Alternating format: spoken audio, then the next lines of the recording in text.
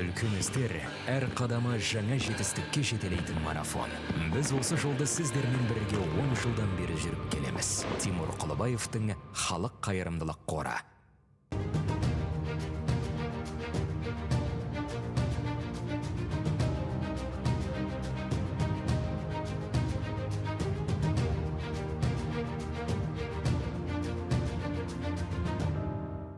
Центр кредит банкымен сіз қарапайым және заманауи шешімдердің ортасындасыз.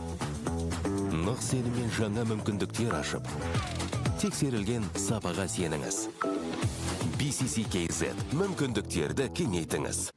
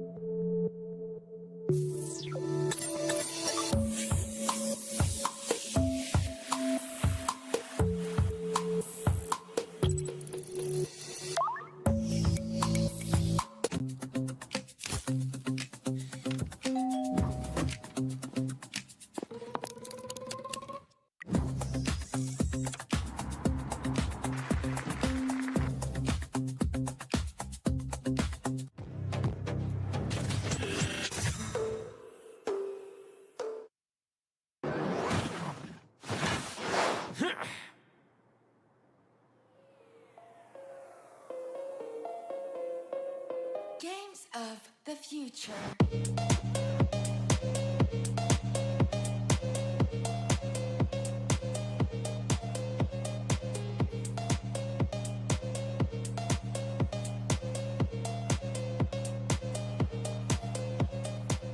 Good morning, good morning, good morning. Welcome to our live broadcast. Second last day today. We're bringing you all the action and everything you need to know on the go here at the Phygital Games of the Future Astana 2026 as we fly over our magnificent digital creation of what our city looks like, not necessarily in the future because it's a city that's already in the future. We want to welcome you back to our live transmission. We'll be bringing you everything that you need to know throughout the course of the day as we welcome you to our broadcast facilities here in Astana. Good morning once again. I am David Bloch. Good morning, everybody, and I am Chopin. We only have 2 days left. How exciting. Today is a lot of deciding matches as we're moving quickly into the finals tomorrow. Absolutely. Yesterday was a jam-packed day. We're going to touch on that very shortly. Great to be back in studio with you, Chopin. It's great to have you back, David. We had a little bit of a both upset both ways. We did. Dancing yesterday. We did. So I have to admit, our playful banter seemed to get quite a bit of traction on socials there. It was all fun and games and in the spirit of what the Phygital Games of the Future are all about. But yes, neither Kazakhstan nor South Africa made it to the final, but we do want to congratulate Franco Vitali for taking that well-deserved top spot in the Phygital dancing category for 2026. And we also want to congratulate the second runner-up, Lena. But with that, don't take our words for it. Take a look yourself with the amazing highlights video from the entire tournament. Again, I'm telling you, as males against females, as always, the basic thing that we always go for. Who's going to win it after all? I think it's going to be Lena, mate.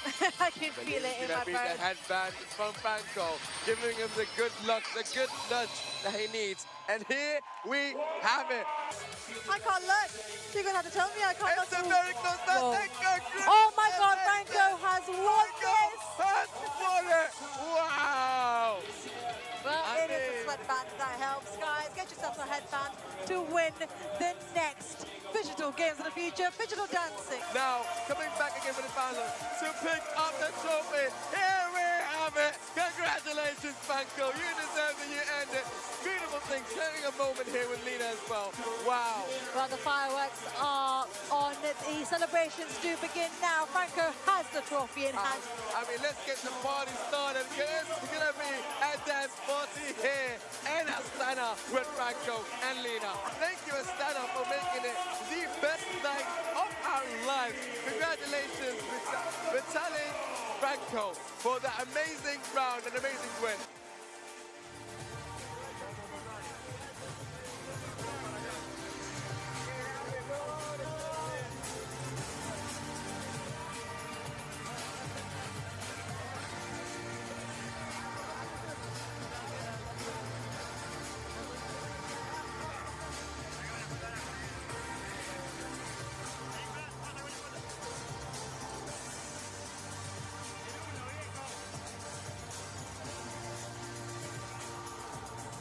All around the world, here in Astana and at the Game of the Future. Meanwhile, let's look at the highlights. Like as we were saying earlier, Yangfeng, Yao Gai, they definitely were owning this game. Let's put it that way, because they were up on a 5 to 6K gold, and they were just dominating the first early game. But unfortunately, they couldn't make it to the victory. Yeah, I think we are looking at around 9 to 10 minutes mark, and that was a huge lead for DFYZ, like 9 to 4. And then I think the Onyx completely turned it around towards the end, and they actually pushed the game time as well to because they finished it pretty quick in the first one. But the second game they took both the loads, and I mean the first one was really cool where Kyrie had the load steal and then moved to the second load as well. I mean. Second load, I don't think DFYZ had a good fight right there with the second load. So, but the first load was really tricky. But I mean, good play by Kyrie and of course the whole team as well. Great team play for Onyx, right? Speaking of Kyrie, now he's making a highlight here again, killing Lord. Meanwhile, I would like to mention again.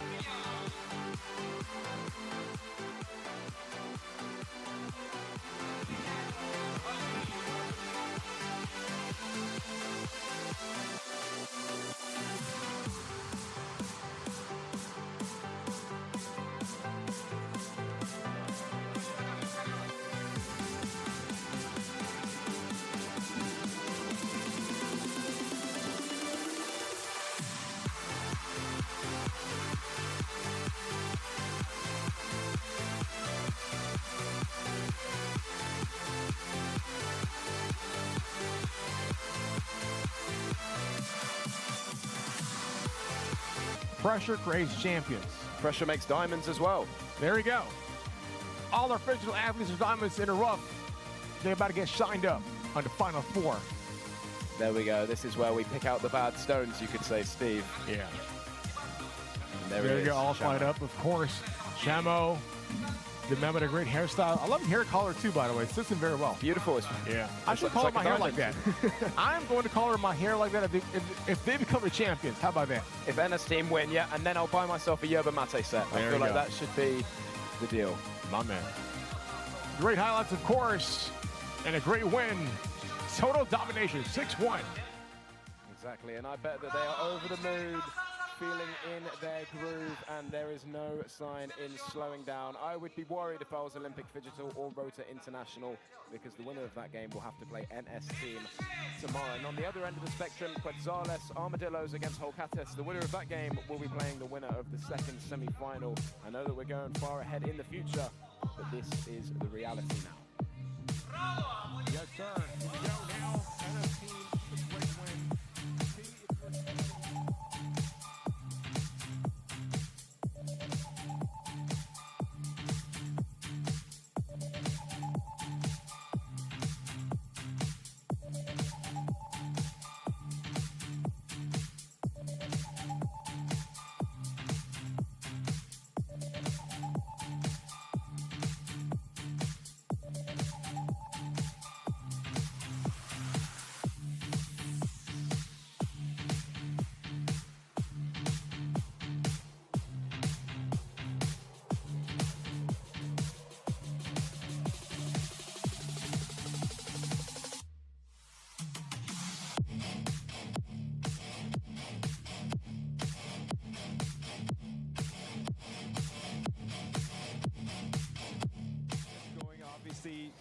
Team KZ just kept on holding them off. It became 9-8.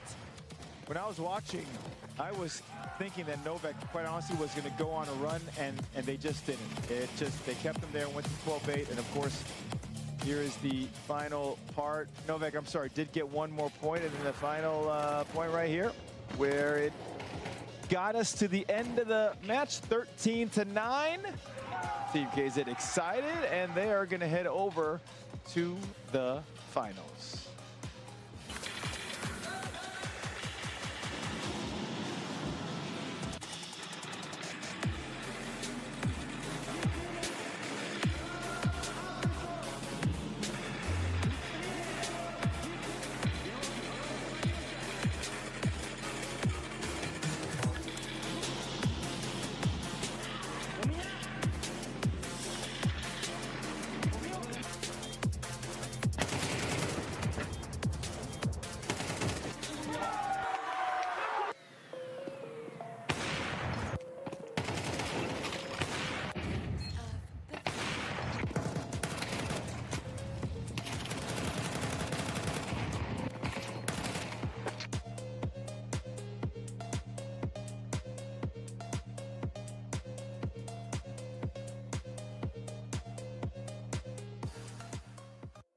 Yeah, love seeing all the excitement there. You must be happy because Team KZ are in the finals. I am extremely happy. Kazakhstan has been really well represented across all disciplines. Yeah. Even though we have not won anything yet, I'm not losing any shred of hope because we are in the finals. Absolutely. And the locals will also be represented in Digital Fighting, which we're going to be introducing to you a little bit later on. All that action starting this afternoon. Some exciting contenders that we'll be introducing you to. And as we have with a lot of our other videos, you'll be getting an insight, behind-the-scenes peek into who the teams are, what their preparation is, and what it took to get to the Digital Games of the Future, Astana 2026. Looking at our leaderboards, you can see what went down as we headed from quarterfinals through into the semi-finals. And now we are looking at Digital Shooter. That's an And important those are the homegrown teams you were speaking about. Yeah. So we have a shot to take the third place and to potentially take the first. So will we be seeing two homegrown teams on that pedestal? That remains to be seen. Similarly, we could be heading into an all-South American final, potentially, in the Digital Football. So it'll be interesting to see how these all play out. Lots to look forward to. And that's just for today. That's just for today, ladies and gentlemen. We have swiftly moved along 7 of our out of 8 of our disciplines. And today we will be introducing our final but not least of our disciplines, Digital Fighting. Yep. Well, let's remind what we have gone through thus far. We began the tournament strong with our Battle Royale, and as you like to call it, the PUBG. PUBG! I know, there's no getting around that one. 17 Gaming taking that one, Shulban. Absolutely, with Digital Basketball, Wilder's team lifting that trophy. And in Dota 2, one of our bigger esports, Playtime taking that $1 million home. And then yesterday, our 4th winner taking the top prize, Franco Vitali in Digital Dancing. Part of that $75,000 pool, but we still have 4 more podium spots on the go. Digital Shooter began on August 4th and is culminating today. Digital Fighting beginning today, and Digital Football going up until tomorrow. And finishing off with our MLBB, which also ran across the span of 5 days. So, lots to look forward to. If you look at the schedule, we'll be kicking off very shortly with Digital Football.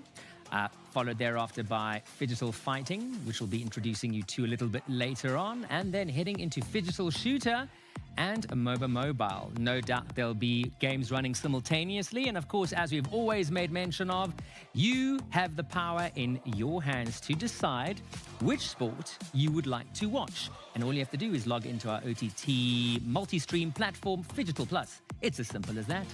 And that's the beauty of it. Every sport represents and also resonates with different types of audiences. So you can always check the one that you want to see the most. Exactly. Now, we would be nowhere without our incredible sponsors, and we would always like to take a moment where we can to acknowledge them. First and foremost, we'd like to remind you that the Phygital football discipline is coming up and will keep us busy until tomorrow, presented by Samruk-Kazyna.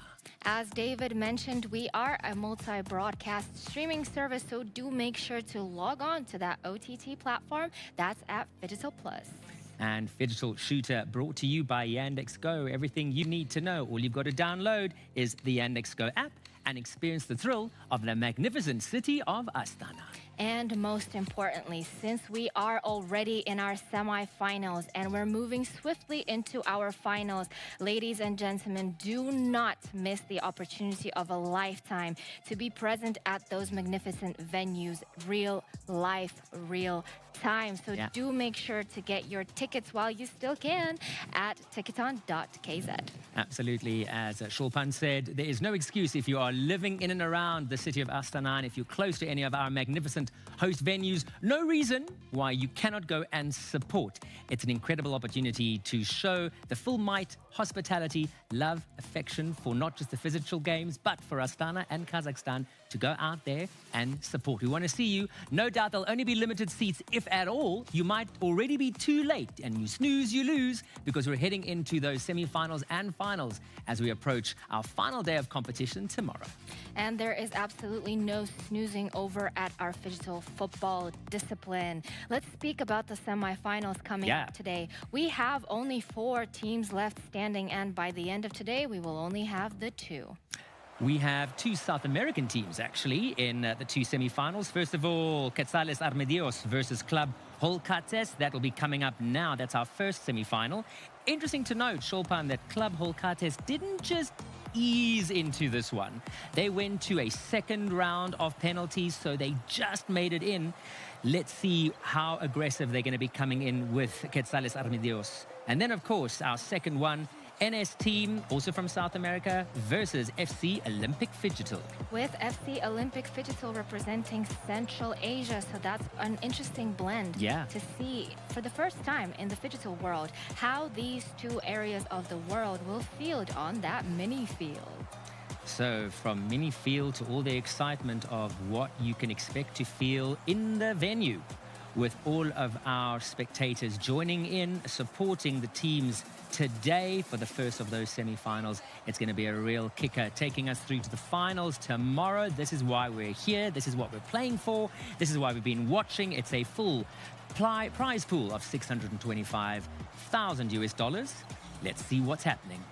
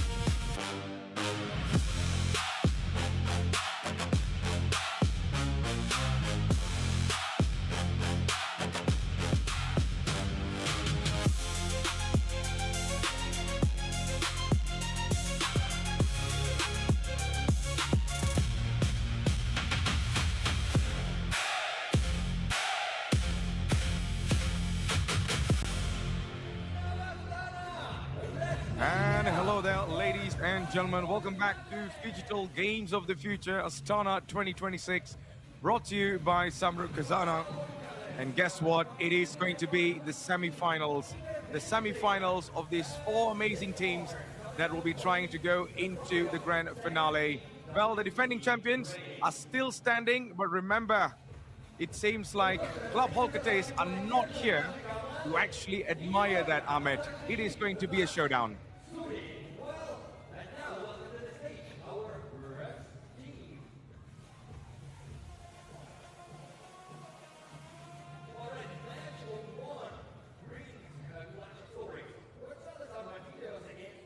Well, it seems like they're all getting prepared and stuff. So let's see what will be happening in this match. Because remember, two of the very great teams are now doing their very best to get into the grand finals. Gonzalez Armadillos are just one win away from getting into a back-to-back grand finale. Meanwhile, Club Holketes are ready to challenge that. It is going to be an absolute banger of a match. And let's see how things unfold in this match.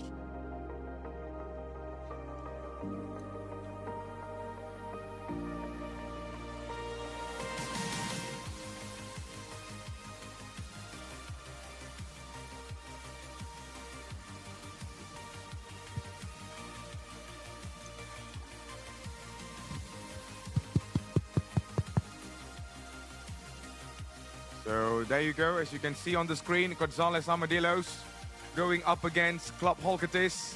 May the best team win there, Ahmed. Absolutely. It's going to be Ulibari, Divine, Joxen and Alda who will be taking to the digital stage for Gonzalez. Watch out for Divine and Alda respectively. They are the real creative forces. And on the other side for Holketes, it's a very reliable team as well. It will be interesting to see who will take the first combination. Yes, Radford and Alvi, and you've got Batres and Samurai. So they're not changing their combination a lot, Matthews. Yeah, nothing much to change, to be honest. And two teams right now will be going on a top performance, which they would love to play in this game. And I just can't wait to see how things unfold between these two. Ladies and gentlemen, if you just tune in, this is the Phygital Games of the Future, Astana 2026. Brought to you by Samruk-Kazyna, and we are here for another semi-finals, because last year it was totally different, but today it is the same team that won the finals previous year are now back to challenge for the title or keep the title again in their hands. Right, then it's going to be Gonzalez in the dark blue strip, playing from left to right of your screen with the early possession. We've got Rudiger on the ball. The Real Madrid defender is very versatile. We've seen him playing at left back, in the middle, right back. All of the teams have really used him as a top option. Nice looking entry pass to Vinicius in a much more central role at the moment. And we were saying congratulations to him yesterday until we got interrupted by a goal for his extension with Real Madrid till 2032. So he's getting the big bucks from Los Blancos. Meanwhile, Erling Haaland, he will get big bucks wherever he goes, Matthews. Absolutely, and I think it's already quite inevitable that maybe Erling Haaland might be leaving City as well, because most of his top teammates are all on the verge of going out, and Enzo Maresca wants to build a whole different team. Of course, he would love to keep Erling Haaland, but in my personal opinion, Haaland deserves to play for a much bigger club. And now, talking about that, here he comes. Erling Haaland now on the ball for Gonzalez Armadillos. Meanwhile, for Club Holketes, trying to defend this. This looks good. Haaland now. And Haaland could not roll it in there, Ahmed. Beautiful play there. Last-ditch slide. Made it into a very dangerous cross, but good block coming in the end from Holketes. Now they're clearing their lines down the left flank. And it's going to be Mohamed Salah. Valverde. It's Alexander Isak in that right wing position. He has been banging in the goals for the last couple of days, and he will continue that. Lovely ball played to the right flank, but slightly offside. That was a lovely idea from Valverde, just to chip over the top, and just 1 foot forward was Isak, and the linesman raises the flag. Yeah, that was almost pitch perfect in there, but seems like it just didn't go to plan. And now ball is with the likes of Gonzalez Armadillos, the current defending champions. Well, meanwhile, it is going to be something special if they go into the grand finale again. They got the experience. They know how to do it in the big stage. They have what it takes as well. But the challenger, Club Holketes, are here to rewrite history. They would love to snatch the pen away from Gonzalez Armadillos. Now they're moving forward. Some sort of vengeance in there, but Club Holketes got the ball back, and they are trying to get a goal in there, Ahmed. Yeah, it's just getting a bit difficult to break down in the center of the pitch. They need to use their width, use your wingers, and that is perhaps the better idea to look to create an attacking opportunity. Messi bursting forward, chipping the ball towards Haaland. It was a good header, but from way, way out, and an easy save for Courtois. Yeah, that's a really wonderful save in there for Thibaut Courtois to get the ball done. And here he comes again. This could be a chance. Gonzalez Armadillos looking much more better and brighter on the ball, especially holding possession now. Klopp Holcates, I still yet to find the rhythm in the game. Messi with a cross, but there's nobody in that. Easy catch for the Belgian goalkeeper. You have to say, Gonzalez have had the lion's share of the possession, but no real chances being created at either end. Very tactical affair at the moment. Meanwhile, Messi, wonderful reverse ball to Alexander Isak. Haaland in the box, calling for the cross, and it does go towards him. And Vinicius was ghosting in there at the back post, but good game awareness from Courtois once again. Yeah, Thibaut Courtois trying to put on the very best performance in this match. Because right now, remember, it is the semi-finals. If you are out, you are absolutely out. There's no chances anymore. You'll be playing in the third or fourth placement match. But nobody wants to be third or fourth. So right now, it's going to be a throw-in. Haaland just waiting in there to receive the ball. That looks good. Messi not get there in time. An immediate clearance with 1 more minute to play there, man.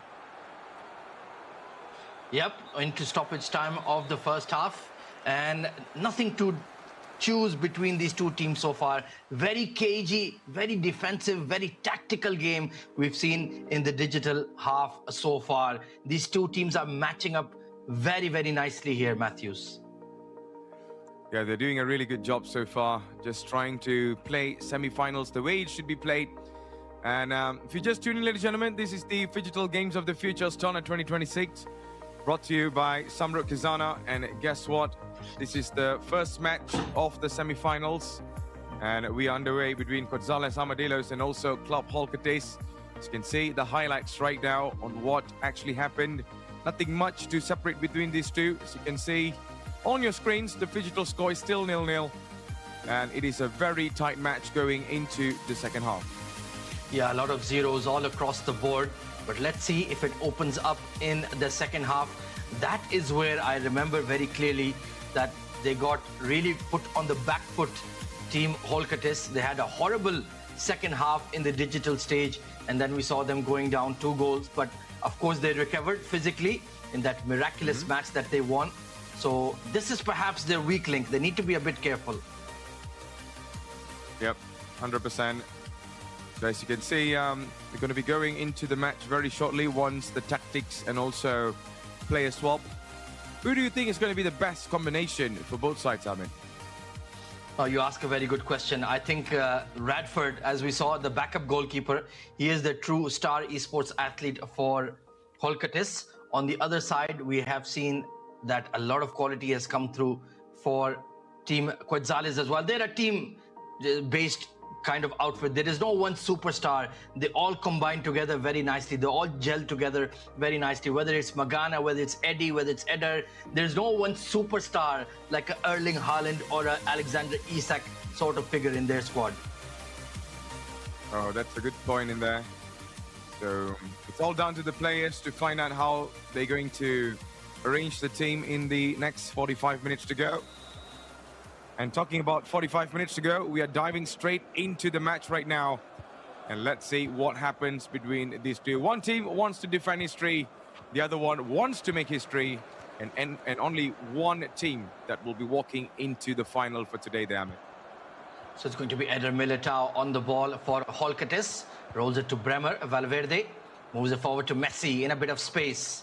Lovely ball to Salah. Nice interchange. Haaland playing it to Messi, but it's all very central. Ruben Neves. And that is the problem, Matthews. When you try to play everything down the middle, eventually there will be a defender who will stick a leg in and win possession back for the opposing team. Oh, absolutely. I think the defenders, especially when you're trying to go in the middle, there's too many traffic But maybe you can try from the flanks, like what you're seeing right now. Haaland's pass is just a bit very weird, but that's a shot coming through. And Gonzalez Armadillos nearly had it there. But it is going to be a throw-in. The attack did not end there with Messi. Makes the cross. Haaland, despite being the top scorer throughout this entire tournament, is trying to add more goals today, Ahmed. Well, there you can see what worked there for Quetzales, using the flanks, using the wingers, using Vinicius. That is the key to prying open the defense of Holcates. Great save by Courtois. Mohamed Salah on his right foot. As we have Lionel Messi progressing forward once again, cautiously. Valverde giving support. Messi, lovely through ball to Isak. Can he get a shot off? Oh, brilliant defense by Virgil van Dijk. The value of experience and class. Yeah, Van Dijk. In his Liverpool days, he was absolutely a shot stopper there. No way to get past him. Was once in the debate among the greats like John Terry, Nemanja Vidic and all these Premier League greats. But talking about that, it's an offside in the end there, Ahmed. I think there was a handball involved. Oh yeah, offside. Haaland just drifting a bit ahead of the final defender. Lucky escape. As here comes Holcates once again. They've been put under tremendous pressure, you have to say, but they have not broken. That is a good sign. They're showing that steely defense. Meanwhile, Messi looking for Haaland, who's looking to make that forward run, has to hang on to the ball. Turns it to Ruben Neves. Will go all the way to his right back, Rudiger. Trying to chip the ball forward, but nicely intercepted by Quetzales. And here come the men in blue. Chip forward for Salah.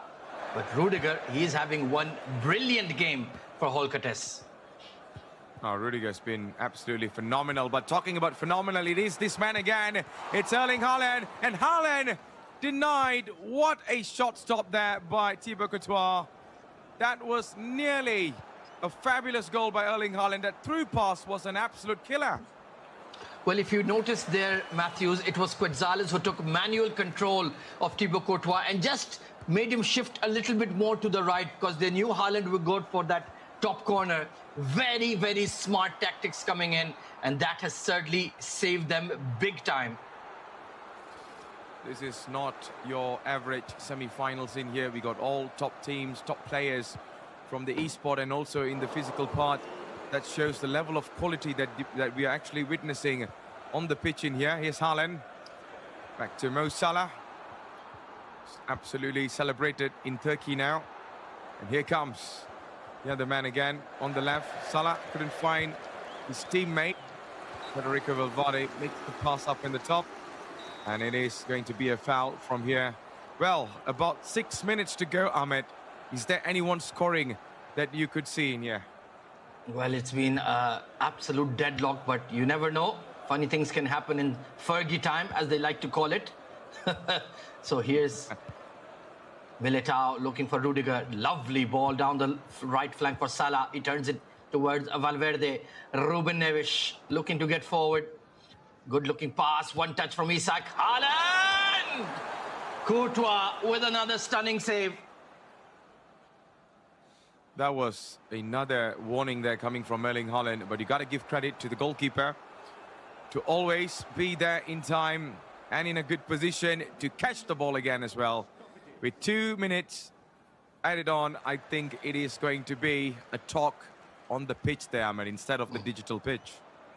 Yeah, absolutely. As the referee's whistle will blow, and you can see on the team cam, Team Holcates look the happier side with this goalless draw, and it will be honors even as we go into the physical stage. A fascinating first semi-final in progress, Matthews. 100%. So that was some amazing match that we just saw. The very 50-50, low-risk kind of a match. But we do see a couple of attempts coming from Erling Haaland. But you have to give credit to how the keeper was moved. That was, there you go, this was the one. Beautiful through pass, but the keeper was moved towards the right. Because you can actually know that Haaland is definitely going to go for the top corner. That's what Ahmed was telling. So I think that was a really good plan there, man. Absolutely, that shows the elite level of digital football that is on display. That was another stunning save from Courtois, diving across his body to that top left-hand corner. So 0-0 it is as we go into the 5v5. All to play for both teams. I think Holketis will be pretty satisfied they did not concede any goals in the digital stage. Quetzales will be a bit disappointed they did not take a slight advantage. 100%. So it is going to be another walk in the park. Not just any park, it's Jurassic Park once we go into the actual pitch. Ladies and gentlemen, we're going to go for a short commercial break. Once we are back, it's showtime.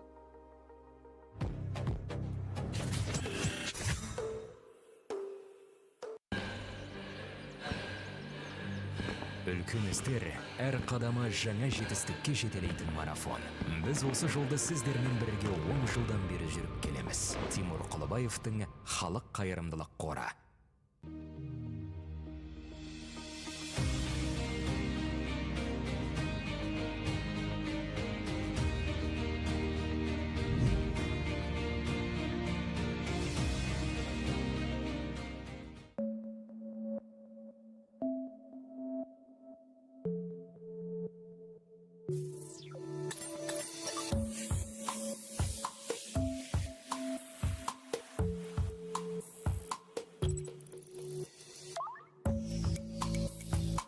Центр кредит банкымен сіз қарапайым және заманауи шешімдердің ортасындасыз.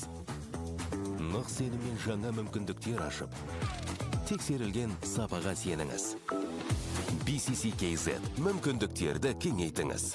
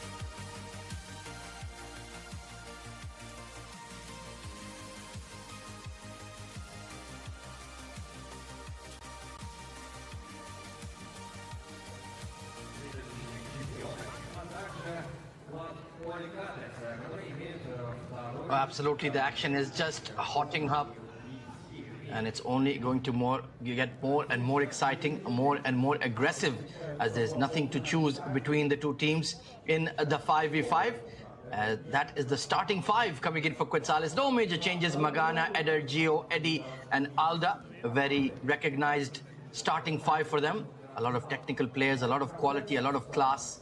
And of course, you can download the Bank Center Credit online banking app and manage your finances. This is the starting five for Team Holketis. Brian Albi Luizda, the hero of the quarterfinal. Watch out for number 30, the beautiful feet of Santana, the dribbling skills, and of course, Samurai. Yeah, Samurai has put on some great defensive duties yesterday. But Gonzalez, Armadillos, they have the experience. They've made it before. They're going to try to do it again. Same sets of players we saw in the previous years as well. So it is going to be an absolute epic showdown in here in Kazakhstan Athletic Sports Complex. We are live here, Yolimi, Matthews Isaac, and also Ahmed, to bring you all the action that happens on the pitch. And now it is going to be absolute beautiful football performance from these two, which I'm expecting. Absolutely. Just a reminder to all our fans of digital football, download the Bank Center Credit online banking app and manage your finances. Of course, we had the fantastic action in MOBA PC Dota 2 live at the Martial Arts Palace from the 2nd to the 5th of August, and that was presented by Center Credit. And all details about the teams, results, and schedule can be found on the official website of the Digital Games of the Future, Astana 2026.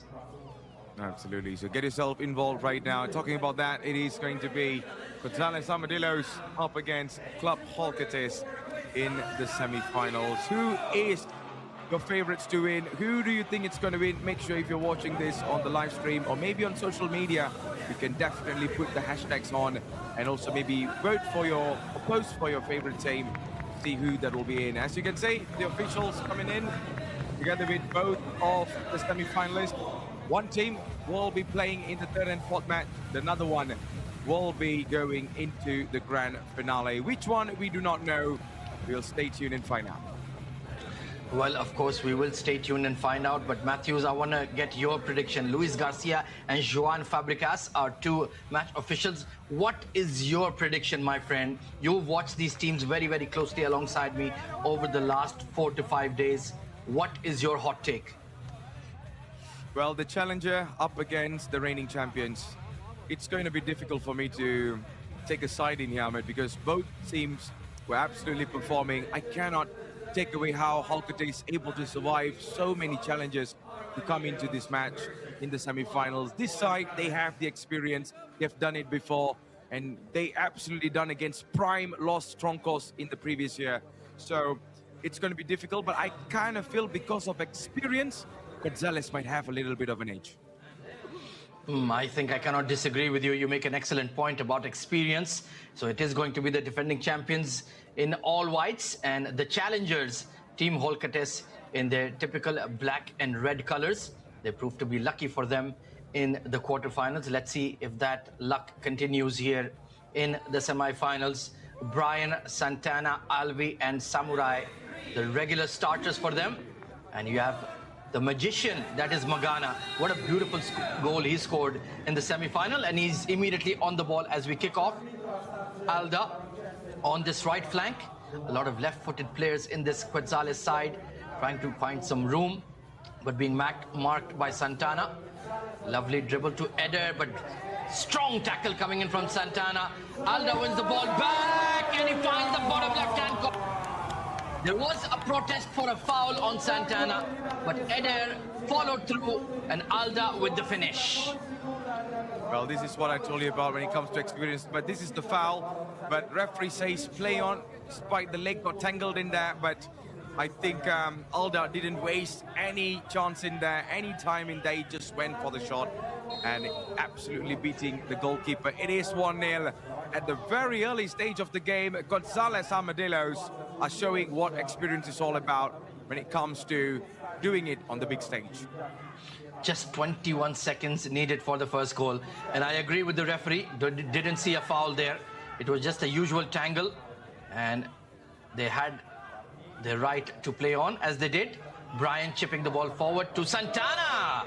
And Giovanni, a bit unorthodox, not using his hands, but it worked for Quetzales.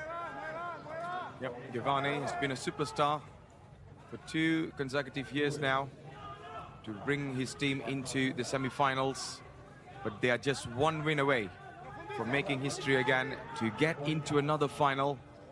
I just recall what Toby said, maybe in the opening part of the entire campaign during the group stages. He did say, you know, Gonzalez Armadillos, if they perform this way, they are going to go for another grand finale. And I think what he said might be coming true in here. As you can see how much they are well positioned, and also the way they play just is a joy to watch, to be honest. But now Club Holkates needs to find something to challenge the reigning champions now. Let's see what they are able to do. Seems like Santana, also Alvi on the top, just waiting for those killer passes, Ahmed. Look at that very high press coming in from Quetzales. Poor sloppy pass from Santana. You can see it's Alda and Eder standing in the box. In fact, Magana, Alda and Eddie, all 3 standing in the half of Holkates and putting that pressure on Samurai, Santana and Brian at the back, strangling them and denying them any space. Here comes Santana though to Alvi. Remember that goal he scored to equalize, that wonderful side pass into the net in the quarterfinal that got them on equal footing. But they are being suffocated at the moment, Matthews. Yeah, they got no way to go in here, no space to run as well. Santana, brilliant pass. Just slipped and fell in there. Seems like Samurai could not get a hold of it. Here's Alvi, beautiful feet, still Alvi. Santana to the rescue. needs to find space. There's no way to go through. Magana gets the ball back.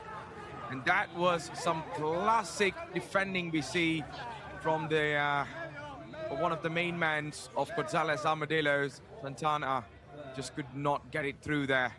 Seems like Magana said, nope, I got the ball.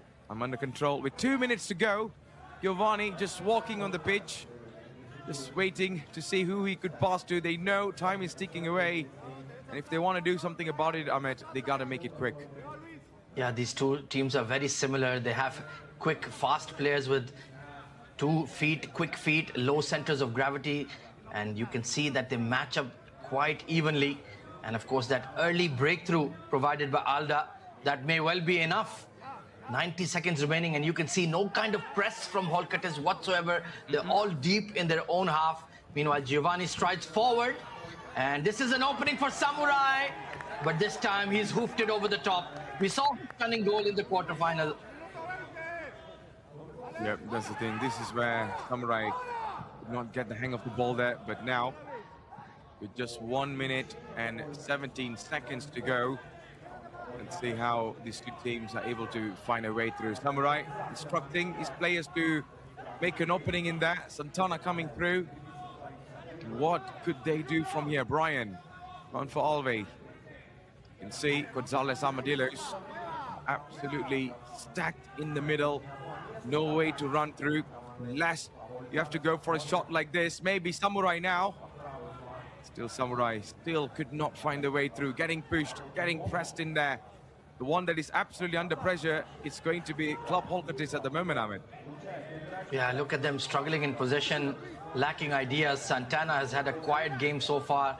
The star man has not been able to have any time on the ball whatsoever. Meanwhile, a burst forward from Alvi, going in the wrong direction though. Alda wins possession back heel to Magana. Alda, and what a lovely pass, but just squeezed it onto the upright. Eder off his wrong foot. Lucky escape for Holcates. That was very lucky indeed, and Samurai could not stretch his legs in time in that. And it's Magana!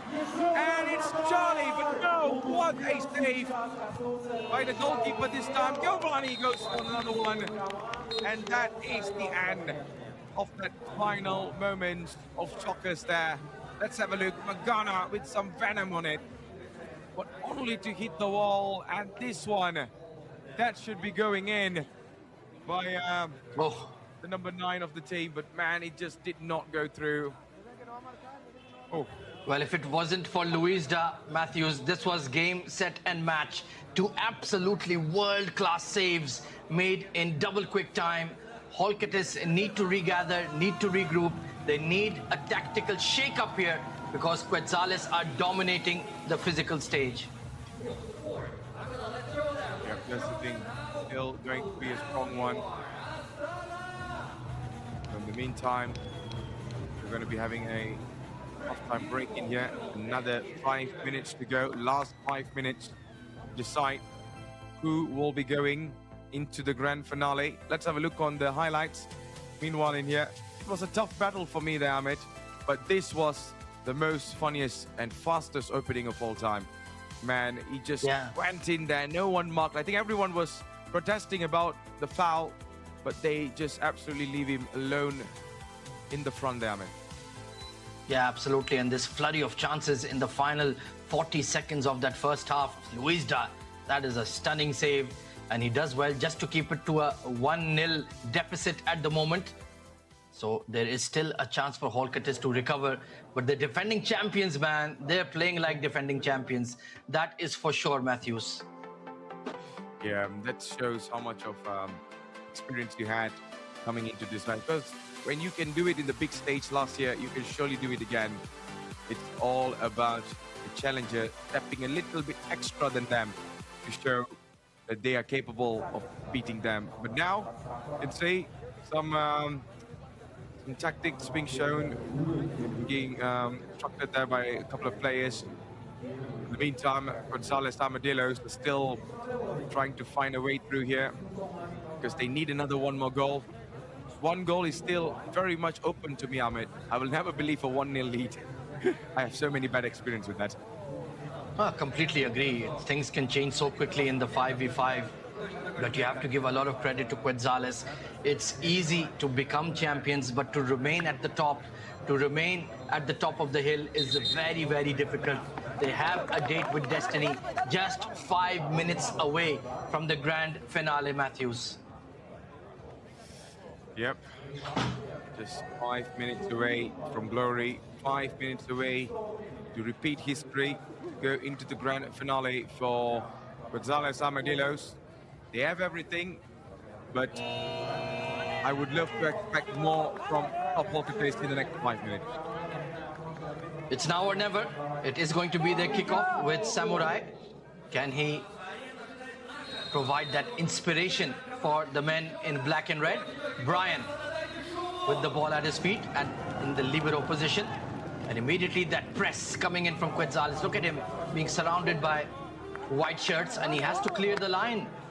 Just simple sort of pressure, but he had to respond, and possession easily won back by Quetzales.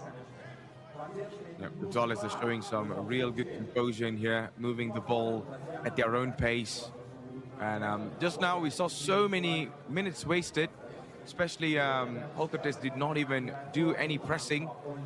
They are the one that should be trying to get a goal at the moment, not the other way around. But let's see, Giovanni. There's Addy. Addy needs to be careful not to make mistakes. Giovanni to the rescue. Giovanni goes for a long pass towards the top. Easy catch for this man in here, Luis Da. Here comes main man Santana. Those dancing feet. Can it somehow find a way through in the defense that looks absolute rock solid, which is Gonzalez Armadillos right now. Less than 3 minutes, 50 seconds to go. And we are still yet to see any sorts of hunger and determination from Club Holkertes. And look at that, they're playing man-to-man defense. They have one man marking each, and that is why it's making it very difficult. But they've gotten out of the hole here. Santana has a bit of space, but all he can do is turn back, and he does get possession somehow. Samurai, that was a good opportunity, but Alvi, great block from Giovanni. That was a half chance that they needed to maximize, and Alda desperately trying to clear the lines, but it's been a good battle in there. Samurai in that top left-hand corner, and finally the release ball coming through from Alda for Eder, trying to turn his marker, and Brian aggressively defending, wins the ball back. Now this game is opening up a bit, Matthews. Yeah, very much. The shot in here getting blocked. And Holkertes looking much better than what we saw here. Santana!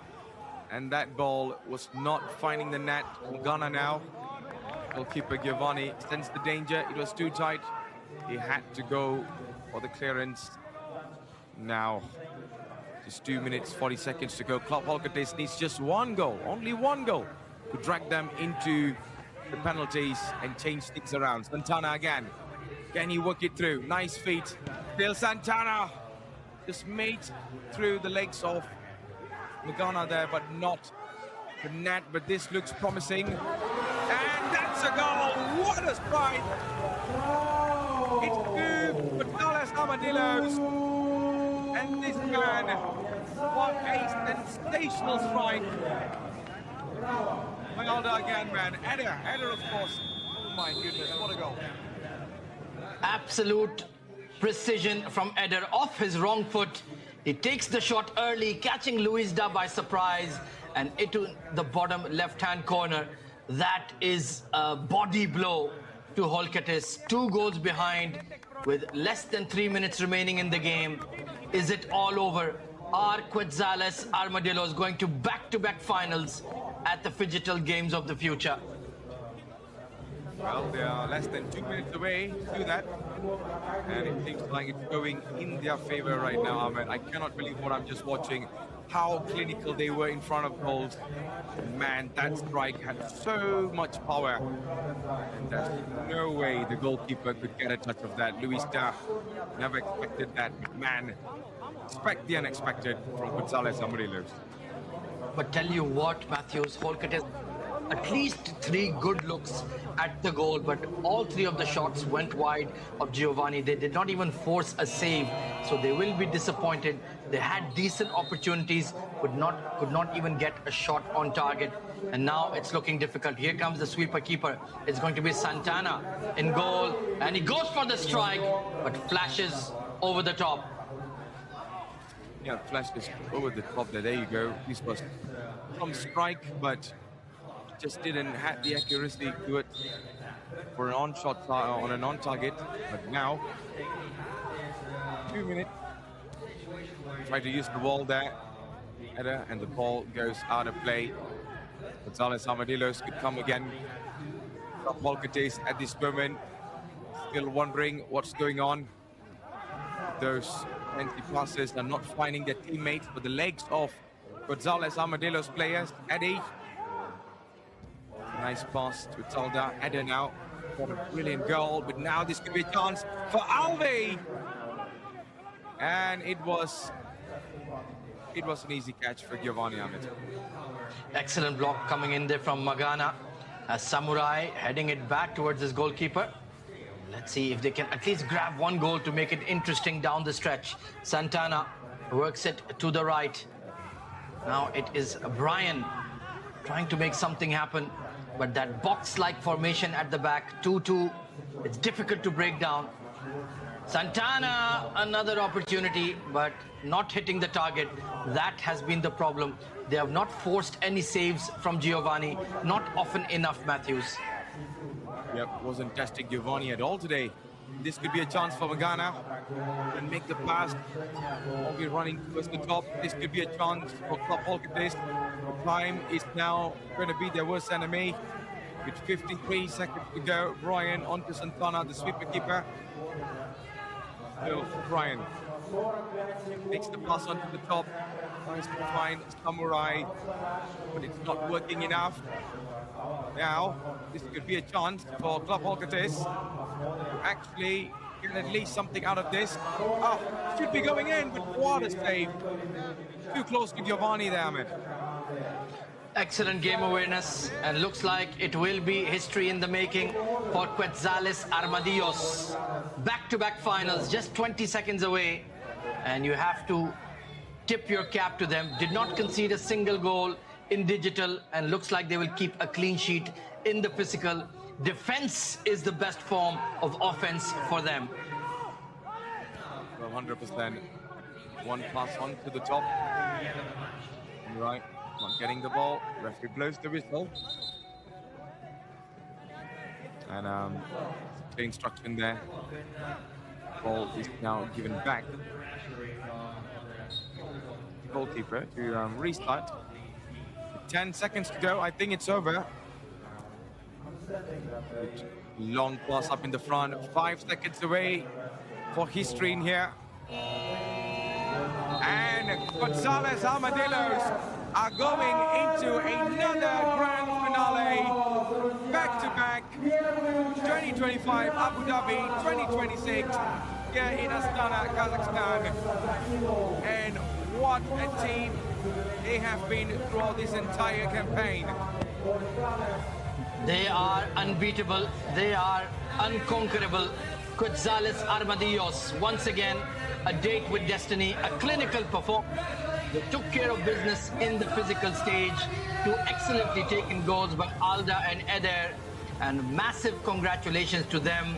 It is never easy to go back-to-back, but they are 1 game away from being champions once again, and commiserations to Volcates, one of the most exciting, one of the most fun teams to watch in Astana, but their journey has come to an end. They can still play for a bronze medal, but the grand finale, well, that is for the one and only Quetzales Armadillos. Alda played a massive role with that early strike that put a lot of pressure, and after that it was Eder with a superb finish in the second half that made sure the result was in their favor.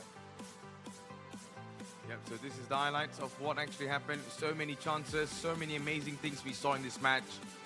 And remember, there's only one team that could walk into the final, and it is the same team that was back in 2025, damn it.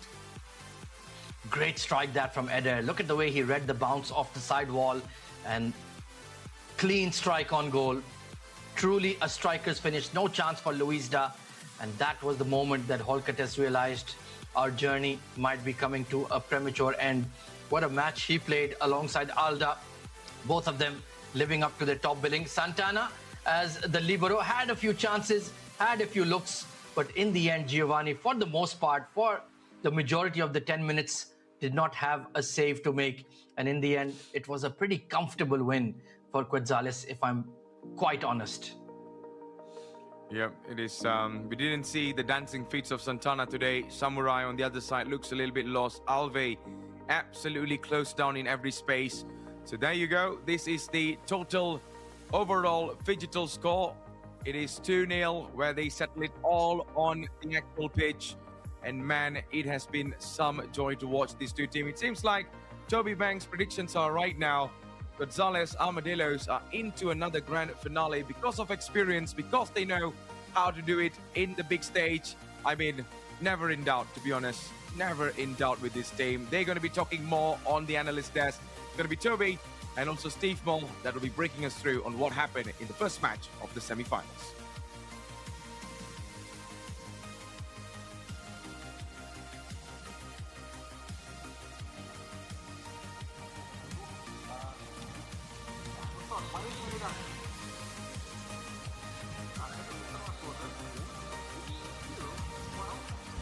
And we're back live from the Kazakhstan Athletic Sports Complex. It's Steve and Toby. Semifinals match number 1 is done. Moving on to the finals is Quetzales with a win 2-0. Absolutely. What a win for Quetzales Armadillos. As I said, it would happen before. Thank you, Matthew. I hear you and praising my predictions. Yeah, correct. You know, Quetzales, they've been really phenomenal, very aggressive. I mean, it was a great back and forth action. We've seen a lot of great defense plays in there. However, as we always say, there can only be one. Exactly. Yeah, a goal in the first half and a goal in the second half. And when I say halves, I mean of the physical aspect, because the digital aspect was extremely close, being 0-0, and that's why it came down to the wire. Quetzales looked really strong physically.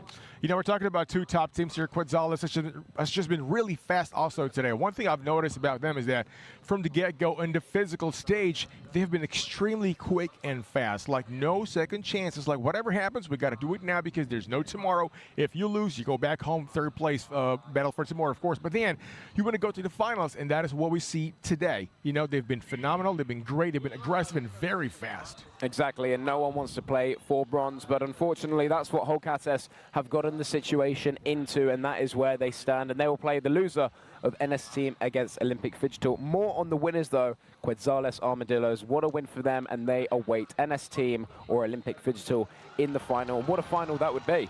Exactly. No, number 3, Eddie, for Quetzales is a great defender on the court. I mean, on the pitch. And also a big shout. As we noticed, Giovanni, number 9, goalkeeper for Quetzales, has been just really doing a great job this afternoon. Meantime, for Holkates, I feel like they just went up short. Yeah, you know, for me, in their battle. I mean, they've been really good, but then it is what it is. Yeah. As I was going to say, for me, this game came down to the digital aspect. If Holkates won the digital, I feel like they could have won the entire game because that is their weakest aspect. We understand that they're a very strong physical team. They just couldn't prove it on the pitch today to compare with Quetzales Armadillos, who are probably, arguably, in my opinion, the strongest physical team here. However, that's the most I've seen them struggle this entire tournament on the physical aspect. However, digitally, I was expecting a little bit more from Quetzales Armadillos. To be honest, you know, if they play like that in the final, I don't think that they'll be bringing home gold, but still a very good game. You know, it's a very good game, but, you know, going into what you said, I will disagree just a little bit in terms of we never really know what they're going to be doing tomorrow, right? Because they're going to go back to the drawing board, talk to the team amongst themselves and say, you know what, we did this pretty bad today. We got to improve this tomorrow. Same thing with recovery. Now, Quetzales has a little bit of advantage, like maybe 1 or 2 hours, you know, compared to the next game later on, because now they can go back to the hotel, get some recovery done, get a massage, cold tub, hot tub, and whatnot. So we're going to find out what happens tomorrow. I think they would show us something we've never seen before. Maybe tomorrow Quetzales will be making 5 or 6 goals. I mean, yeah, and if we're talking about the rest and the recovery situation, as you say, you know, 1 or 2 hours, in the grand scheme of things, it doesn't make that much of a difference. Yeah. Now, if we are going off of that, Holcates are the weakest team here. Because they lost on day 2, they've had to play every single day. I agree. Quetzales, NS Team, and Olympic Digital won on the first 2 days, so they've only had to play 3 games. It would have been their 4th today. That was Holcates' 5th game. I feel like that could have cost them a little bit. You know, they could have given a little bit more in the physical aspect, but there is no excuses in the next game. Both teams only playing 3 games. You know, that we can't talk about rest, we can't talk about recovery or days off. You know, they both had the same day off, so this next game is going to be a really important one. Exactly. No, we got game number 2 for your semifinals. Ladies and gentlemen, this is your final 4 of your Digital Football Live at the Kazakhstan Athletic Sports Complex. Take a look behind me now. Me and Toby, look at this place, man. This is just absolutely gorgeous. I mean, if I was a Digital football player, I would have scored a lot of goals. But you know what's scoring a lot of things today is, of course, our title sponsor. Thank you very much to Samruk-Kazyna. One Love, title sponsor for Digital Games of the Future Astana 2026. Now, don't go away. Sit back, relax, and enjoy, because we got some nice highlights for you. Here you go.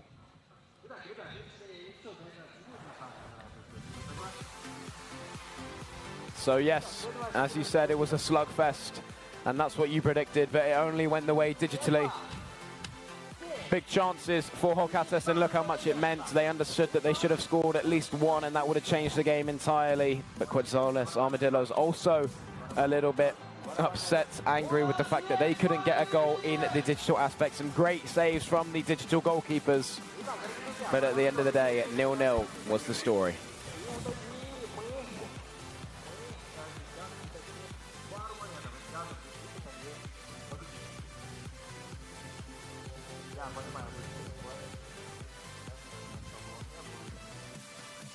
And this was at the very end, and a good save. But it was a good shot from Erling Haaland. Of course, Steve's favourite. And now we move into the physical. Haaland. You know, I'm not going to get tired saying that, chanting that, because it's pretty catchy. It is very catchy. You know, you should have seen it in the World Cup. As an England fan myself, I was happy to not be hearing that song anymore.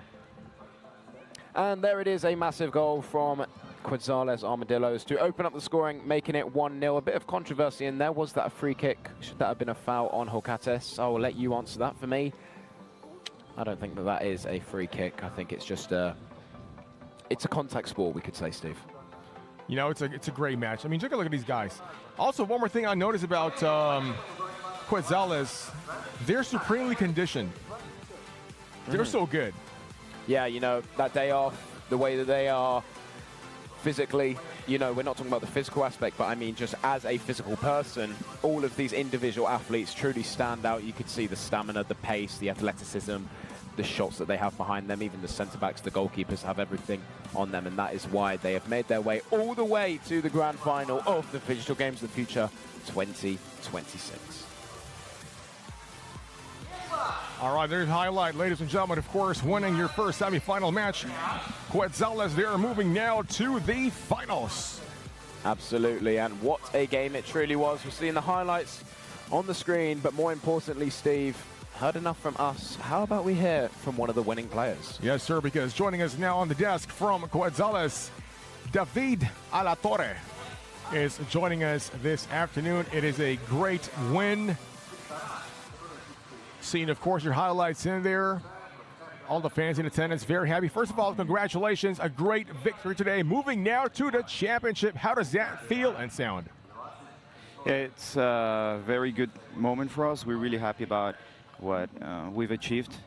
Being the champions, we know that that there's prizes on our heads, no? But at the same time, the team, as you could see, is very smart on all of the plays. You know, even from yesterday, at the point when we were on the even score and we were close to going to penalties, the team was very smart about every play, about holding on the game, and knowing that with the slower pace or changes in rhythms, they're able to score.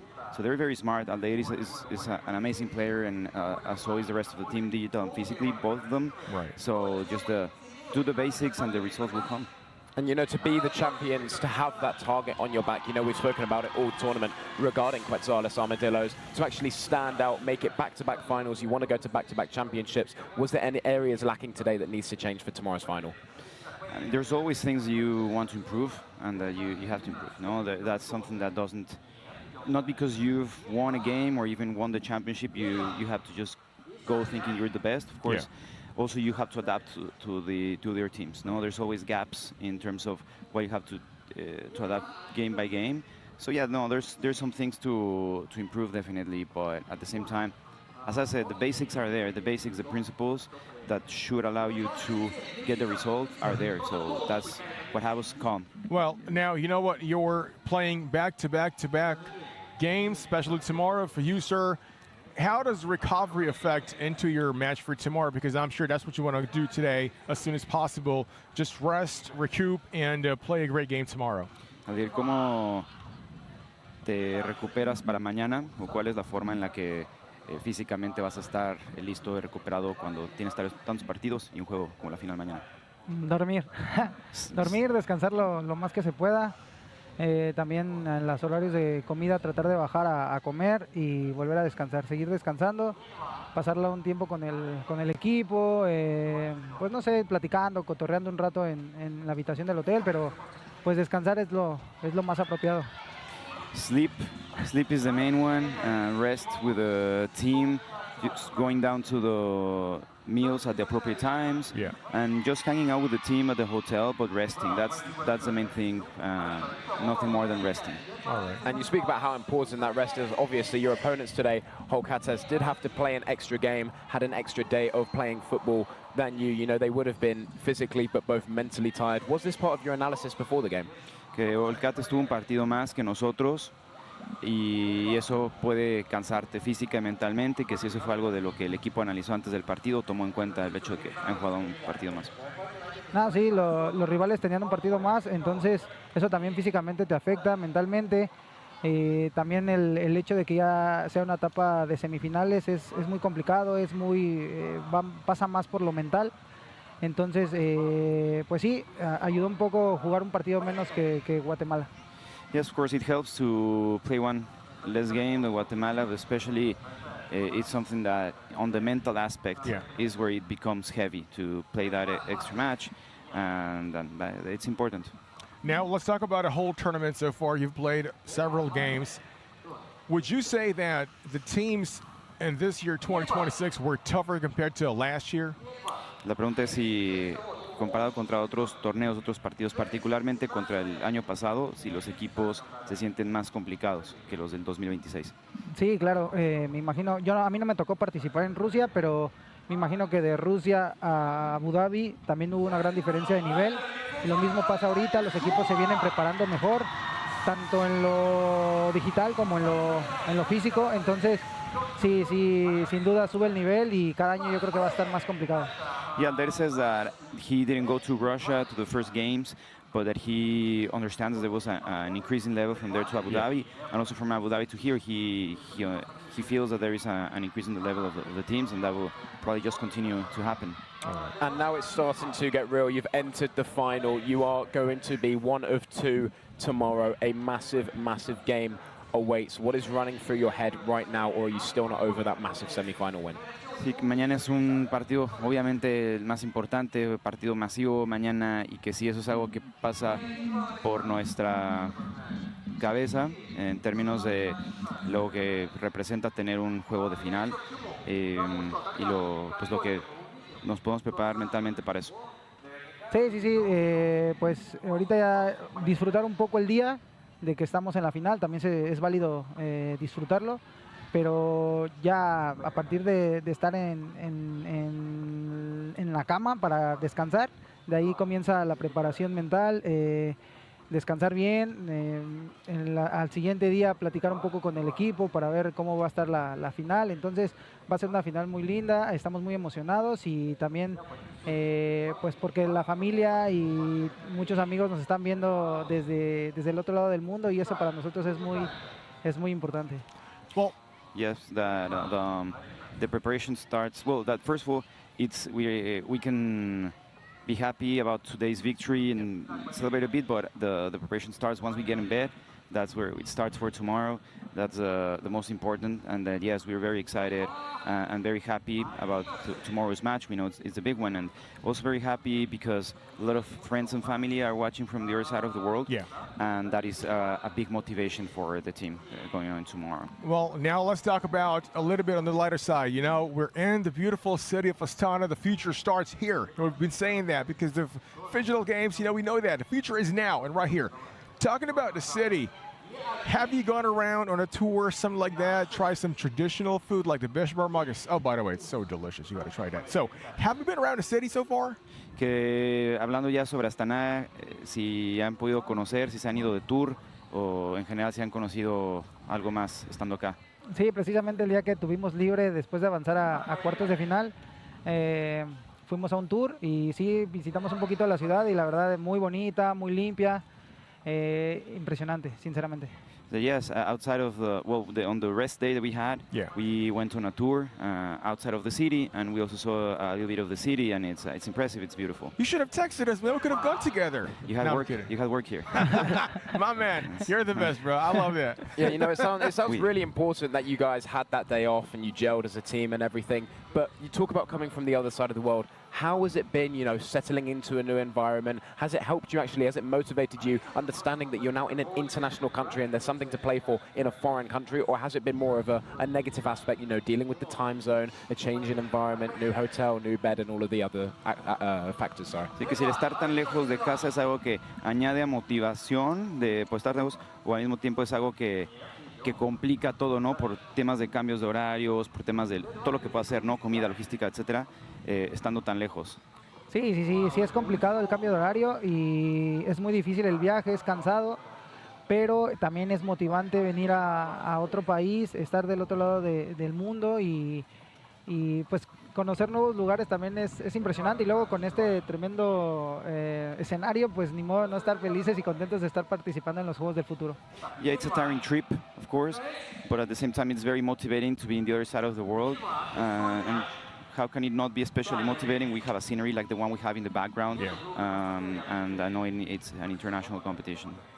Hermano, felicidades, muchas gracias. Now, before I let you go, I'm going to give you a couple of seconds to just say hello to your friends and family, because I'm sure they're watching now live on phygital-plus.com. Saludos. Saludos a mi familia, a mis hijos, los amo con toda mi alma. All right, te quiero mucho. Please don't go away because we got a break coming up.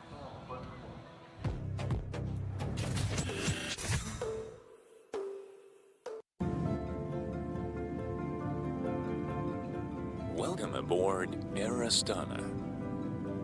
Our airplane flies into the realm of dreams. Relax as if at home, with satisfied reflection throughout your flight. You will rest and regain curiosity for new discoveries and encounters. After all, dreams are also part of the journey.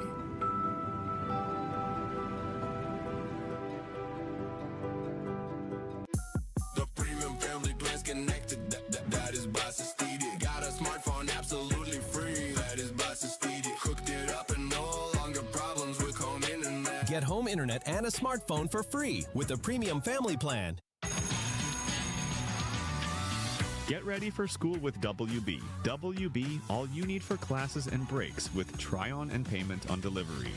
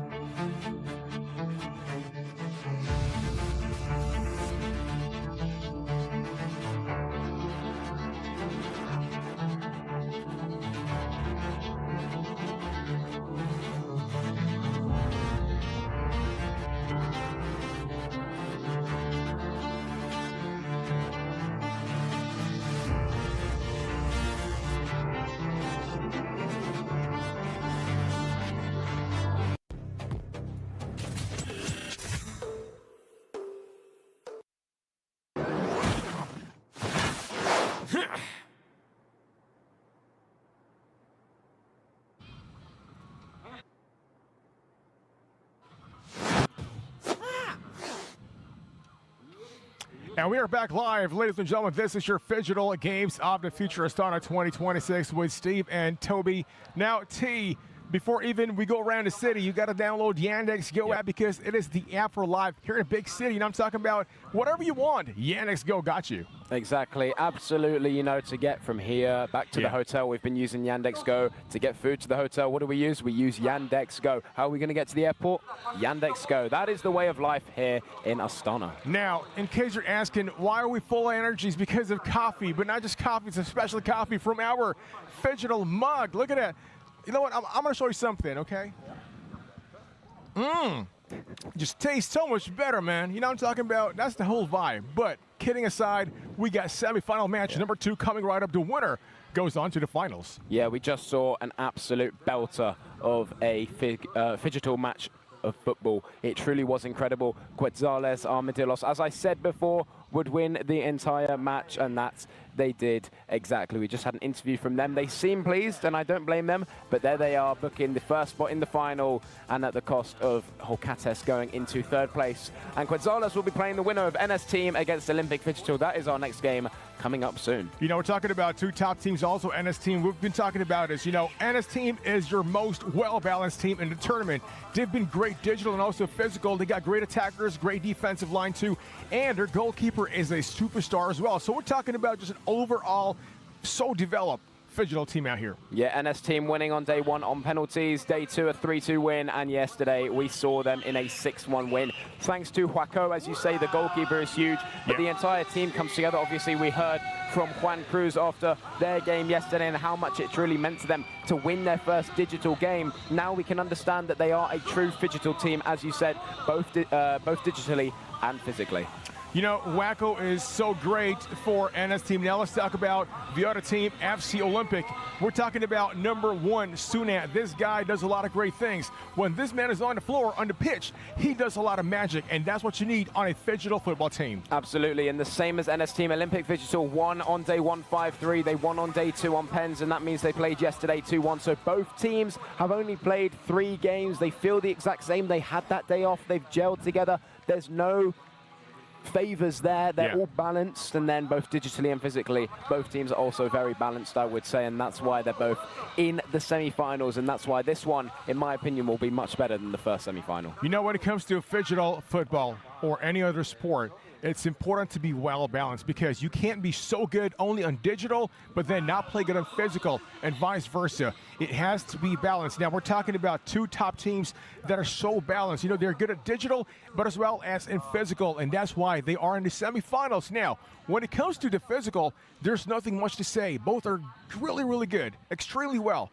but the big difference will be like our digital stage. So whoever scores more on the first half will probably get the W today. Exactly. You know, walking into the physical aspect, after such a strong digital performance will really change this game today, and that's why last game being 0-0, nothing to separate either side. That's where Quetzales countered. That's where they struck, and that's where they booked their spot in the final. I don't think that this one will be as smooth sailing for either of the teams. I think it will be a little bit more of a struggle for Olympic Phygital. I think mainly in the digital aspect. I'm predicting 1-0 NS Team after the digital, which will allow them to go into the physical with a heavy heart. Yes, sir, but of course, as always, only time can tell. Now, T, we've got a great match coming up. But before we talk about the actual game, let's take a look behind us, man.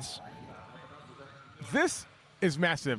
This is beautiful. You know, if I was a Phygital player, we've said it time and time again, I'll probably score 10 goals because it's just inspiring. Exactly. You know, when you step out, even onto the digital aspect, we already talk about the physical. When you get there, beautiful setup, you know, comfortable chairs, comfortable bean bags behind you, you're feeling calm, you're feeling composed, you're feeling great, and that's all that matters. You want to be in the best mindset possible to allow your body to do the rest. Now, speaking of body to do the rest, let's talk about recovery, T.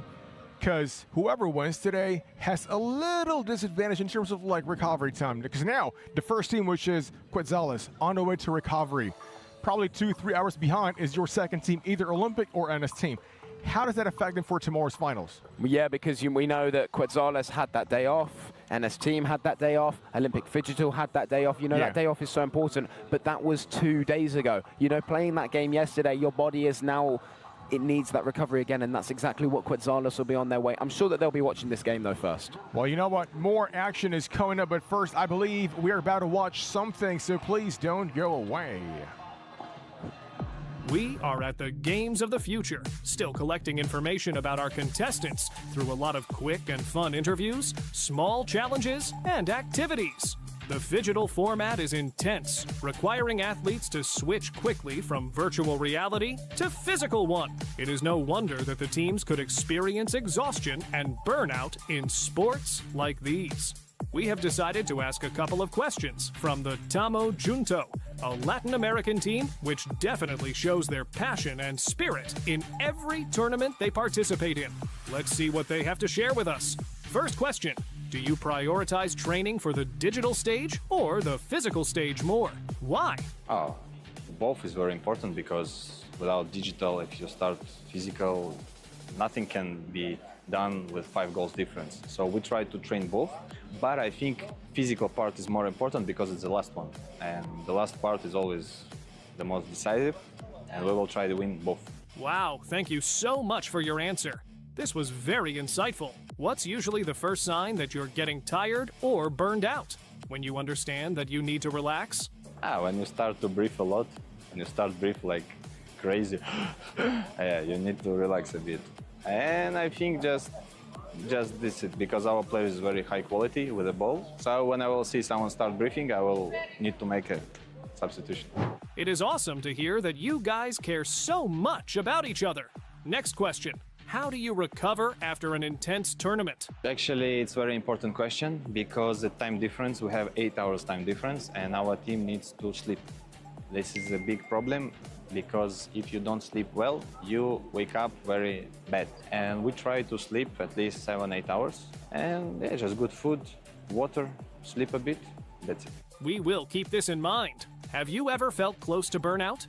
What helped you get through it? Actually not, because we're a team from Brazil and our team is always have positive vibes. Bad energy can be removed by good music, good conversation and great jokes. So mentally our team may be a bit stronger than others in terms of always guys can find some good jokes and negative atmosphere will go away. Which part is more exhausting, playing on the screen or playing on the pitch? Once again, it's a great question because on the digital part, it's more exhausting training. You just sit on the chair and it's more mental exhausting. On the pitch, it's more physically exhausting. Our players, I think, more hard to play digital because Brazilians guys sit on the chair for hours, it's hard. Start lose attention and yeah, I think for our team, it's digital, a bit more complicated. We never would have thought of that. Thank you for sharing this with us. Final question. What's your best tip for avoiding burnout in phygital football? First tip, Brazilian music. Good energy, you forget about any burnout. Second tip, jokes. You need to make fun. If you're very serious, it's bad. You need to make fun. And the third tip, enjoy the moment. Enjoy the process of the game because, yes, game can be hard, we can lose, but we need to enjoy the moment. Enjoy the Astana, enjoy the Kazakhstan. That's it. That's, I think, the 3 most important tips. Thank you so much for telling us all of this, Tamo Junto. We wish you all the luck on the tournament. And we are back live, ladies and gentlemen. This is your Phygital Games of the Future, Astana 2026. Now, T, you know what happening tonight? It is time for Phygital Fighting, brought to you by our general partner, Kaz Zinc. Thank you so much. That is going to be huge. And I'll tell you what, Steve, I'm going to go check that out later after this. That is going to be amazing. But more importantly, what else is going to be amazing is this second semi-final between NS Team and Olympic Phygital. Let's dive deeper and talk about Joaquao and Juan Cruz. Now, what I've just mentioned there is 2 digital players. Yes, Joaquao, the #1 goalkeeper for NS Team, but he also plays on the digital aspect. Yeah. You know, it's really important to have digital and physical players. Now, we know Quetzales is in the finals. They're now waiting, relaxing, chilling for tomorrow's big game. But the bigger question is, who's going to win now? You got NS Team and Olympic Phygital. Only one goes up, one is out, pretty much, for the finals contention. Who's winning, T? NS Team, simple as that. We're going to find out what happens because here we go. Ladies and gentlemen, it's time for some Phygital football action. It's game time.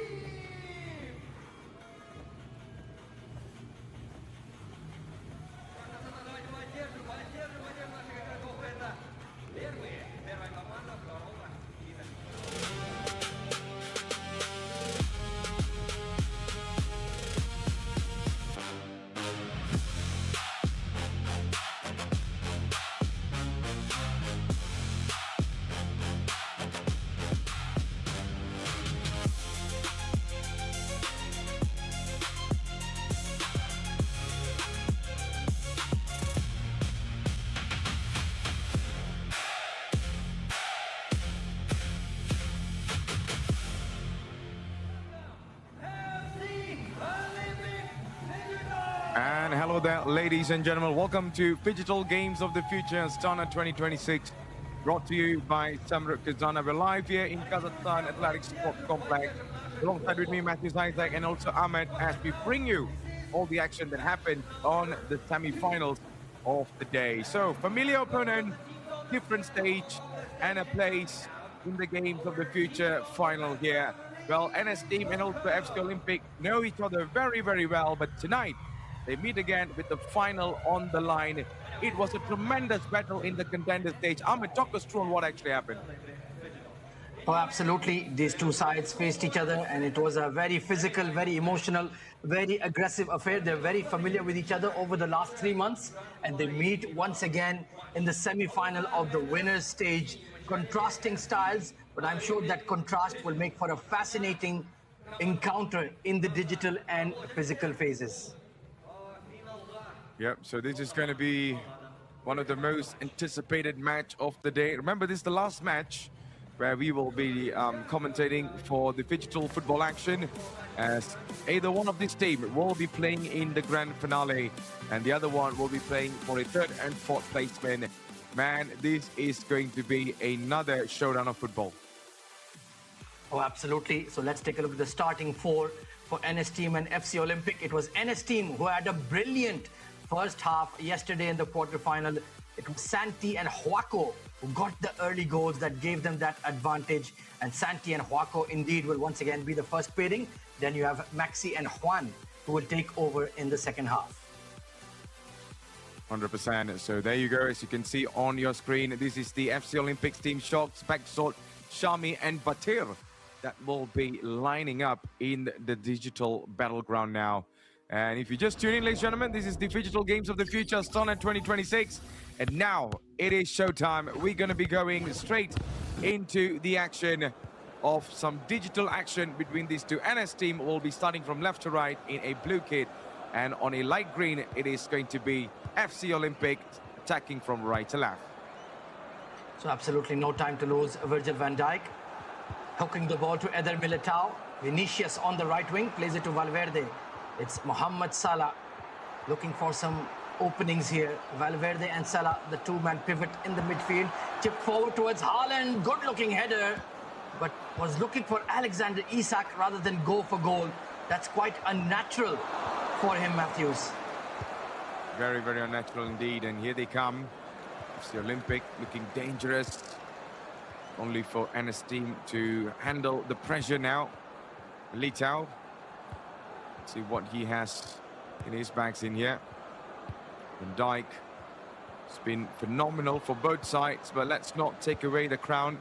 Erling Haaland, the top scorer of this entire digital platform, next to Alexander Isak.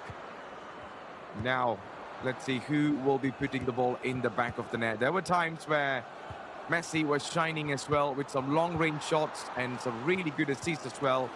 I mean, that's what he does. And here is Haaland. Oh, Isak! And Isak! What a goal! And who you should call, not the Ghostbusters, but Alexander Isak when you need the goal. A magical combination of Huaco and Santi once again. Look at the interplay between Haaland and Alexander Isak. Shifts the ball onto his right foot and smashed into the back of the net. Early pressure on FC Olympic. And this pair has really been carrying NS team in the digital stage.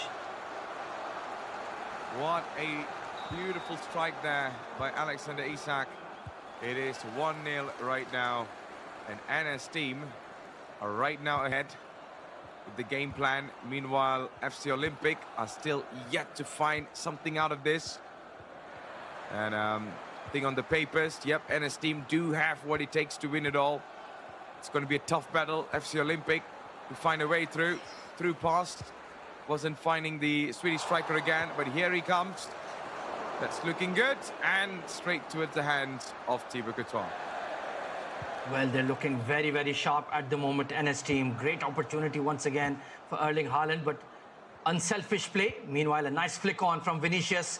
Through ball to Isak. 1v1. What's he going to do? Oh, it's blocked. Why did he take that extra dribble? And that has cost them the chance. That has surely cost them a huge pot in there, Ahmed. And here they come. Messi. Messi goes for the shot. Thibaut Courtois with the very steady hands there, denying Messi Safid. And here comes FC Olympic trying to do something about this. They need to come up with some ideas.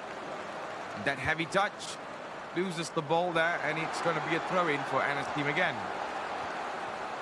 Yeah, poor ball control there from Shocks and Bexod. Here comes Messi, ever the inspiration. Isak, already a goal to his name today. Valverde in a bit of space. Salah marking him tightly. And Salah for NS team this time goes backwards towards Rudiger, who is just looking to maintain possession. This is very smart digital football coming in from NS team. Valverde, Salah in a bit of space. Messi drifting out to his left, onto his favorite left foot, but an excellent tackle by Valverde to win possession back. Here comes FC Olympic playing the ball early. Lovely flick on from Haaland to Vinicius. A bit of space down the left flank. Isak is standing in close, and Vinicius will go past his marker.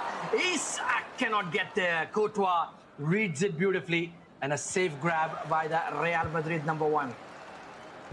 It was a splendid move in there to deny the opportunity, and here they come. It's Mo Salah. Still Mo Salah with some incredible record in the Premier League and for Liverpool as well. He once played for Chelsea. Back then the competition was way too high, could not fit in the team, but he definitely found his way through in these red shirts, of course. But here's Erling Haaland. Might be putting more problems in here with just 1 minute to go. It's a nice pass in the box, only to be taken away, and that is it. Anna's team with this 1-goal lead. What does Olympic needs to do, Ahmed? Well, they certainly need to get more possession. They've just been ball-watching spectators for the most part, but I think they've done relatively well just to keep it to a 1-goal deficit. What a fabulous goal that was from Alexander Isak to give NS team that early lead, and they certainly played a fantastic first half of digital football. Let's take a look at the highlights now, Matthews. Yep, so these are the highlights on what actually happened throughout this entire match. It's just very early in the game. So we are just underway with those 45 minutes of digital action in here. But this goal, what a strike by Alexander Isak. When you give him the chance in those kind of situations, he's definitely bearing it. And he has done it again. He's trying to be on the race for the golden boot in the digital platform against Erling Haaland here, Ahmed. Oh, certainly he's challenging the big Norwegian Viking, and the celebrations in the team cam were brilliant as well from Huako. He did the Jokeres celebration, his Swedish teammate. Take a look here. Watch out for Huako. Look at the passion. You have to love it. Look how much it means to these athletes. Yeah, absolutely. Sense an Arsenal fan might be on the cameras as well. But so there you go. The other team, the Olympic, puzzled on what just happened. So there you go. This is the overall digital score so far. And in the digital aspect, we can see NS team with just 1 goal to lead ahead there, comparing to FC Olympic, where they need to find a way, need to be more creative on the ball and take a couple of risks. Because no risk, then no reward. That's a classic saying. Absolutely. Anyway, there, Ahmed. No risk it, no biscuit. That's what I love to say. So you have to go after it. Meanwhile, it's going to be Batir coming in with the controller in hand. He is a very skillful esports athlete. He is their main attacking threat for FC Olympic. They usually save him for the second half. So let's see if he can turn things around for FC Olympic Phygital from Uzbekistan, from the city of Chirchik. And certainly plenty on the line as we kick off in the second half of the digital. It is going to be FC Olympic in the light green with possession. Valverde working the ball to Rudiger. There is Erling Haaland who's drifting out to the left, but he chooses to go backwards towards Bremer. Salah with his right foot. Bad pass, but given away once again cheaply. Possession is the name of the game. You have the ball, you can make things happen. So far, a slow build-up coming in from FC Olympic, but they work it towards Militao on the right back position. It's going to be Vinicius looking for, dangerous ball to Salah. Trying to chip it forward, but easily cleared NS team looking quite unbothered at the moment, looking quite relaxed, Matthews. Yeah, very much with the way that they're moving the ball around. They need to wake up here, Amit, because you cannot be quite the entire digital battle here. Because you know you are in a semi-final, you got to put on the best quality of football that you have. Because this is no more a group stage, no more a normal knockout stage or something. This is an absolute semi-final. They're just one win away from making it into the grand finale. But this is a huge path to the top, only to find the legs of the opponent. Yeah, a bit of a difficult ball there for Erling Haaland to control. Here comes FC Olympic with the Militao. Now to Vinicius, good-looking ball to Alexander Isak. Lovely touch and turn. And looking for Haaland in the box, but trying to volley it. Salah with a bit of space. Courtois saves NS team once again. Well, Courtois has been fundamental so far in this game. Now with a huge corner, nobody there in the box. This could be some for difference in here. Here comes Alexander Isak. It's not Isak there, that's definitely Vinicius Jr., but here comes Salah. Mo Salah. Nicely done. What could Vinicius Jr. could do from here? Back to Salah again. Just needs to make those 1-2 passes only to lose the ball. And here comes Haaland again. Brilliant pass to find Messi. Messi running forward. Messi needs a little bit of a support. He can do it himself alone and straight towards Thibaut Courtois again, damn it. Lovely play there from NS team. That was a very dangerous looking counter. Just couldn't find the head of Erling Haaland. Meanwhile, Militao bursting forward. He's seen a lot of the ball so far for FC Olympic, but they go back centrally towards Salah. Nice shimmy past the defender. And Lionel Messi somehow emerges with the ball as only he can. Salah looking for Vinicius, but beautifully read there by Vinicius, working hard in defense for NS team. Yeah, he's definitely putting on some show in here just to see how things would unfold. Let's see how things goes in here. Nicely done. Haaland on for Alexander Isak. Oh, Isak with some incredible pace. Isak now could be a problem. And still Alexander Isak. The move was there, but he couldn't find anyone in the end there, Ahmed. Yeah, he was just trying to perhaps shift the ball onto his right foot and delayed that extra split second. And that allowed FC Olympic to recover. Isak rolls it back to Salah. Looking towards the left flank, will turn away. And Valverde being pressed by Vinicius, but they're maintaining possession very, very smoothly. Very calm on the ball, our NS team. Vinicius all the way back to Rudiger. Messi in a pocket of space. He turns his marker. Messi! Oh, so close. Very, very close. Lionel Messi. In a couple of 2 or 3 days ago, we have seen some incredible goals by the Argentine. But today, something is just not ticking for him. That shows he's not on target as well. That looks good. Here comes a couple of other players trying to get in the line. Ah, there's a mistake. Oh! And it is in the back of the net. It's Mo Salah, the Egyptian king, made the magic happen. And that iconic celebration rolls in the physical stage of football right now. Man, that mistake is going to come to hunt them down, damn it. How unlucky. At one end, you had Messi missing by millimeters, and then a horrible deflection into their own goal. Final few seconds, it's Messi on the ball on the right flank, but he will be overpowered, and that is the full-time whistle. And look at the celebrations on the team camp for FC Olympic. A big, big slice of luck goes their way near the final whistle, and they equalize. What a goal indeed. That is the end of the entire digital battle we just saw between these two teams. The last two teams for today, of course, NS team and also FC Olympic. 1-1, nothing to separate these two at the moment. But let's have a look on a couple of moments that what happened in this match where, you know, FC Olympic, they were a little bit quiet, Amit. A little bit silent. They were quite conservative, but once they found their way through the likes of Mo Salah, I think suddenly they were alive. There you go, this one. Unbelievable. What was Courtois doing? Just came out of absolutely nowhere. But Mo Salah, he's such an inspirational talisman. And you can see the reactions on the team cam. It's going to be feisty. It's going to be fiery in the 5 versus 5. Let me tell you, Matthews. This is going to be a joy to watch in the semi-finals of the physical match right now. As you can see on the screen, ladies and gentlemen, this is the phygital score of the overall match that we just finished with the digital part. We're going to go for a short commercial break, and once we are back, it is going to be NS Team versus FC Olympic showdown.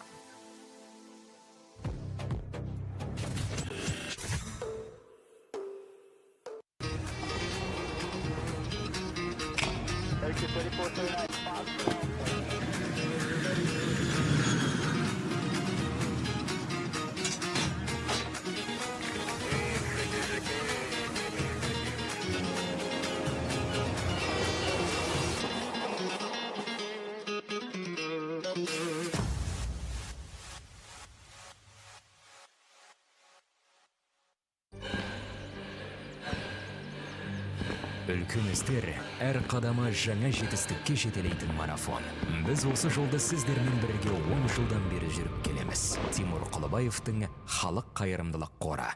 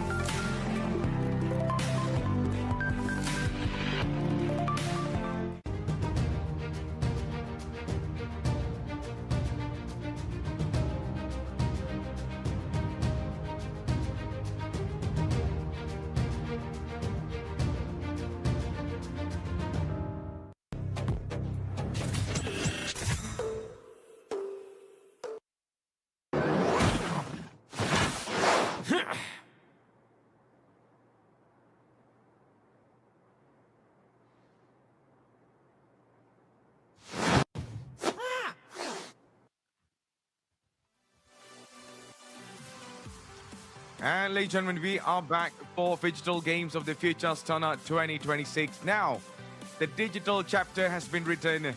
We are going to be going into the physical chapter, and this is where the semi-final gets real. It's going to be NS Team up against FC Olympic. 1-1. It's going to be a showdown, Ahmed. Oh, absolutely. The excitement is at fever pitch at the moment. And of course, a big shout out to our title sponsor of the Digital Football stage, Samruk-Kazyna, our presenting sponsor. Thank you so much for being with us right from day one. And we would not be here without their incredible support. Well, it's going to be something to look forward to. We got some incredible sets of players, but who is going to be your man to watch in this game there, Ahmed? Oh, you ask a brilliant question. I think it has to be Chamo. He's been in red-hot goal-scoring form for NS Team. He scored a couple of goals in the quarterfinal as well. He was the decider, and he'll be expected to deliver today as well. The number 13 there you can see on the right of your screen. On the other side, let's talk about the starting five for NS Team first. Chamo, of course, the superstar, Jonathan Herrera. Gaston, he played a really good match in the quarterfinal. Huaco, and of course, Juanma Comensoli. And for the digital team, physical team of FC Olympic, you got Sunat, the superstar keeper, Tima Turakulo, Beksod Botirbek, and Doston Bobojonov. So this is a lot of star power on either side of the center circle. Well, certainly there. It's going to be a very challenging match between these two. And I tell you what, two teams got really good quality players, but it's all down to them. There you go. This is the NS team that's about to come out. Same goes to FC Olympic. It's more like Argentina versus Uzbekistan for me. Oh, absolutely. Proudly representing the national team colors, as you would expect. And plenty of pressure. A long, long journey for both these teams. We began way back in June. And now here we are in August from the contender stage to the winners pavilion, and it is down to only 3 teams. Fahad Al-Husseini and Yaqub Al-Hamadi are 2 match referees. Best of luck to them, because there will be a lot of tackles, a lot of emotions in this match, Matthews. I can guarantee that. 100%. Well, the digital arena demanded so much of precision, but the physical arena demands personality. Of course, you can be the best player behind a controller, but you have to prove that you can do it with the ball at your feet as well. That is why we are here for the showdown between NS Team and also FC Olympic. You're watching Digital Games of the Future Astana 2026. This is the semi-final, and it is the last match of the day with the first strike, and what a save! First early warning coming from NS Team. Oh, brilliant strike from Juanma, immediately challenging Sona John. He started off the match really well, and another brilliant save from Sona John. This man is an absolute machine. Absolute machine indeed, but he's down now. Oh God, is it the unmentionables again? I think so. Yes, it is. Oh God, I'm cringing just sitting in my caster seat. That's definitely a C4 thrown towards the unmentionables. Oh dear me.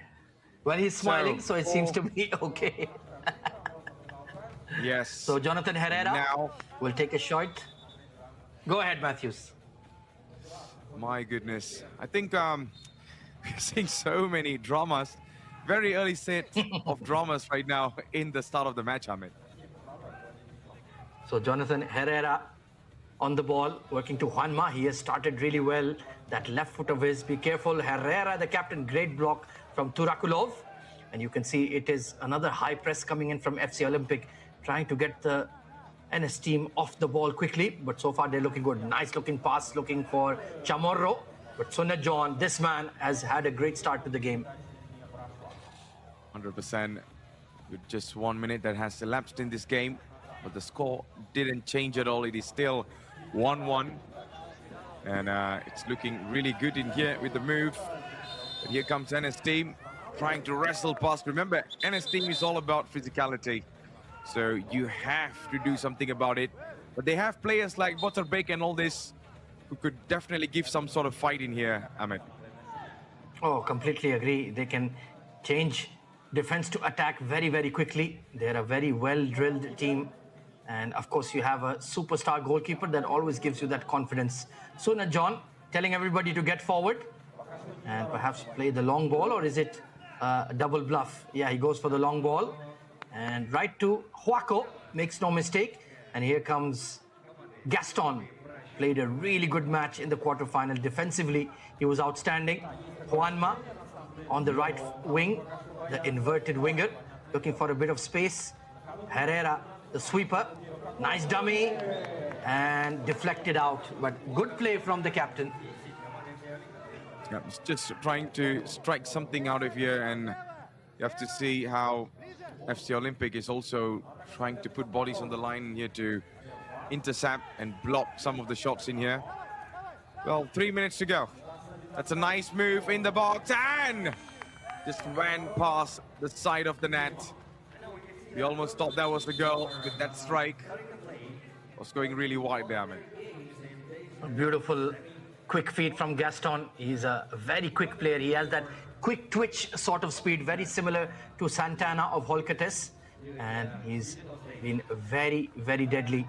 Meanwhile, and he seems to be everywhere. Look, he was at that left wing, now at that right back position, winning that header. Great energy levels. Absolutely. So with 2 minutes and 51 seconds to go, it's going to be a long ball up in the top, trying to find the man. They are trying to see something in here, but a couple of clearance from both sides. Juanma has been brilliant so far. He's trying to get the attack going and stuff. But FC Olympic are now doing something about it.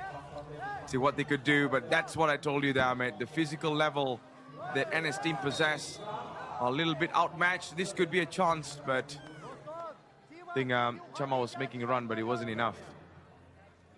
Yeah, I thought the referee was going to allow them to play on, but a late whistle. They've kept Chamorro quiet so far, FC Olympic. That has been a good thing. But this man, Juanma Comensole, he's had 2 or 3 chances. Not quite found the back of the net because Sunna John, as per usual, has been a world class. Meanwhile, the keeper on the ball, looking for an option. Long ball played forward, looking for Botirbek, but they certainly have the height advantage to NS team. Another deflection will go to, Beksod almost getting a shot off, but great goalkeeping. Very good goalkeeping indeed. Now here they come, NS team still trying to find the space in this match because both sides are defending excellently.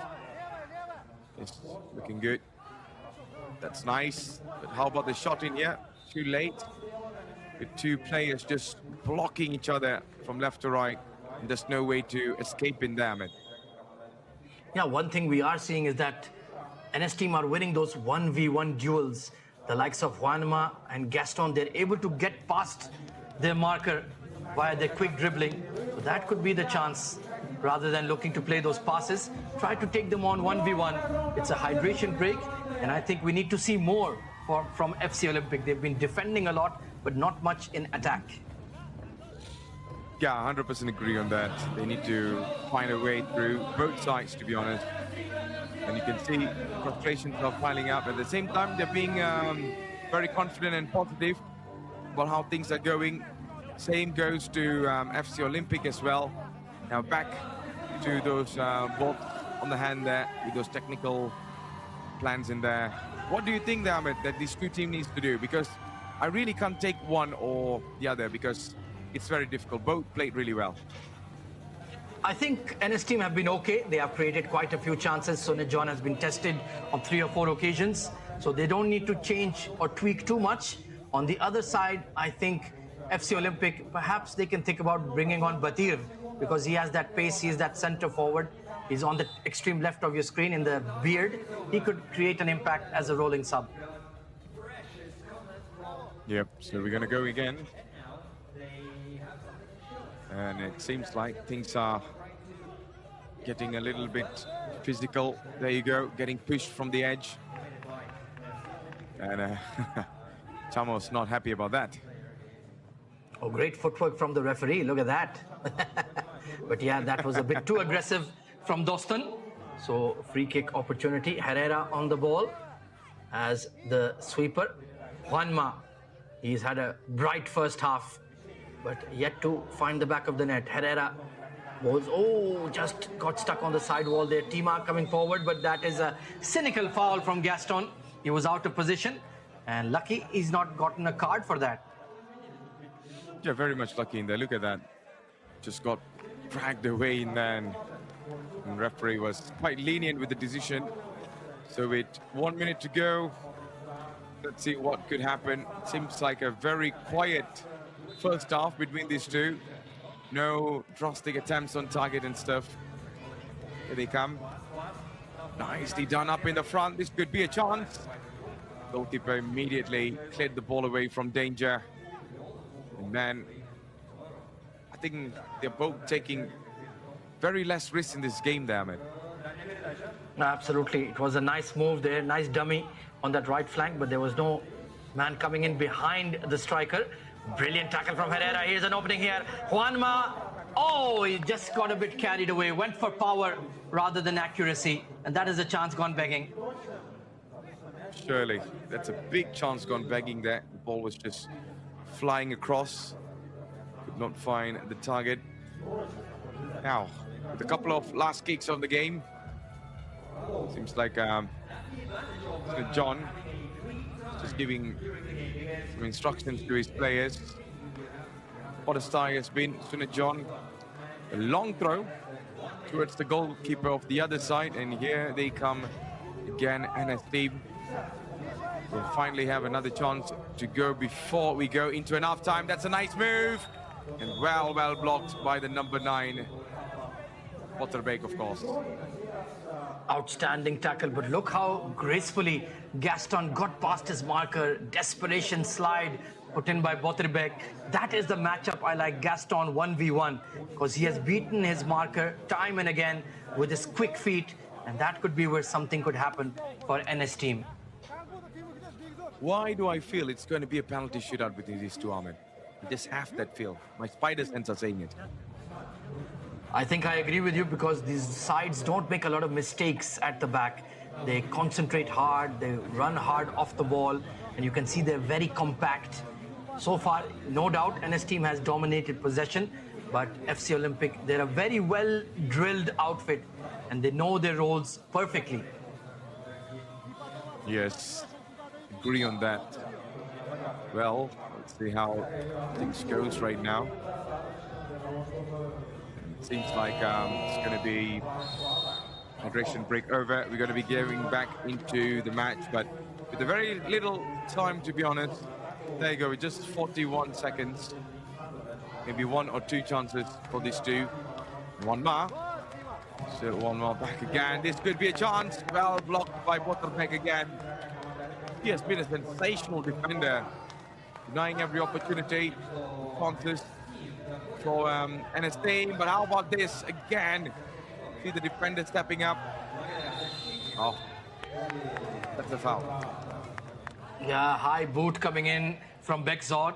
Asking for a booking. Gaston, you don't want to do that. But Chamorro certainly took a boot to the chest. Hopefully he's okay. He needs to realize they got the free kick. He can get up now. And yeah, just a bit of a stamp. Thankfully, no metal spikes. So he'll be all right. Yep, he'll be fine. Yeah, there you go. That was way too high. He went down in installments, Matthews. Exactly. But he has a free kick to defend. This could be a chance, and what a goal!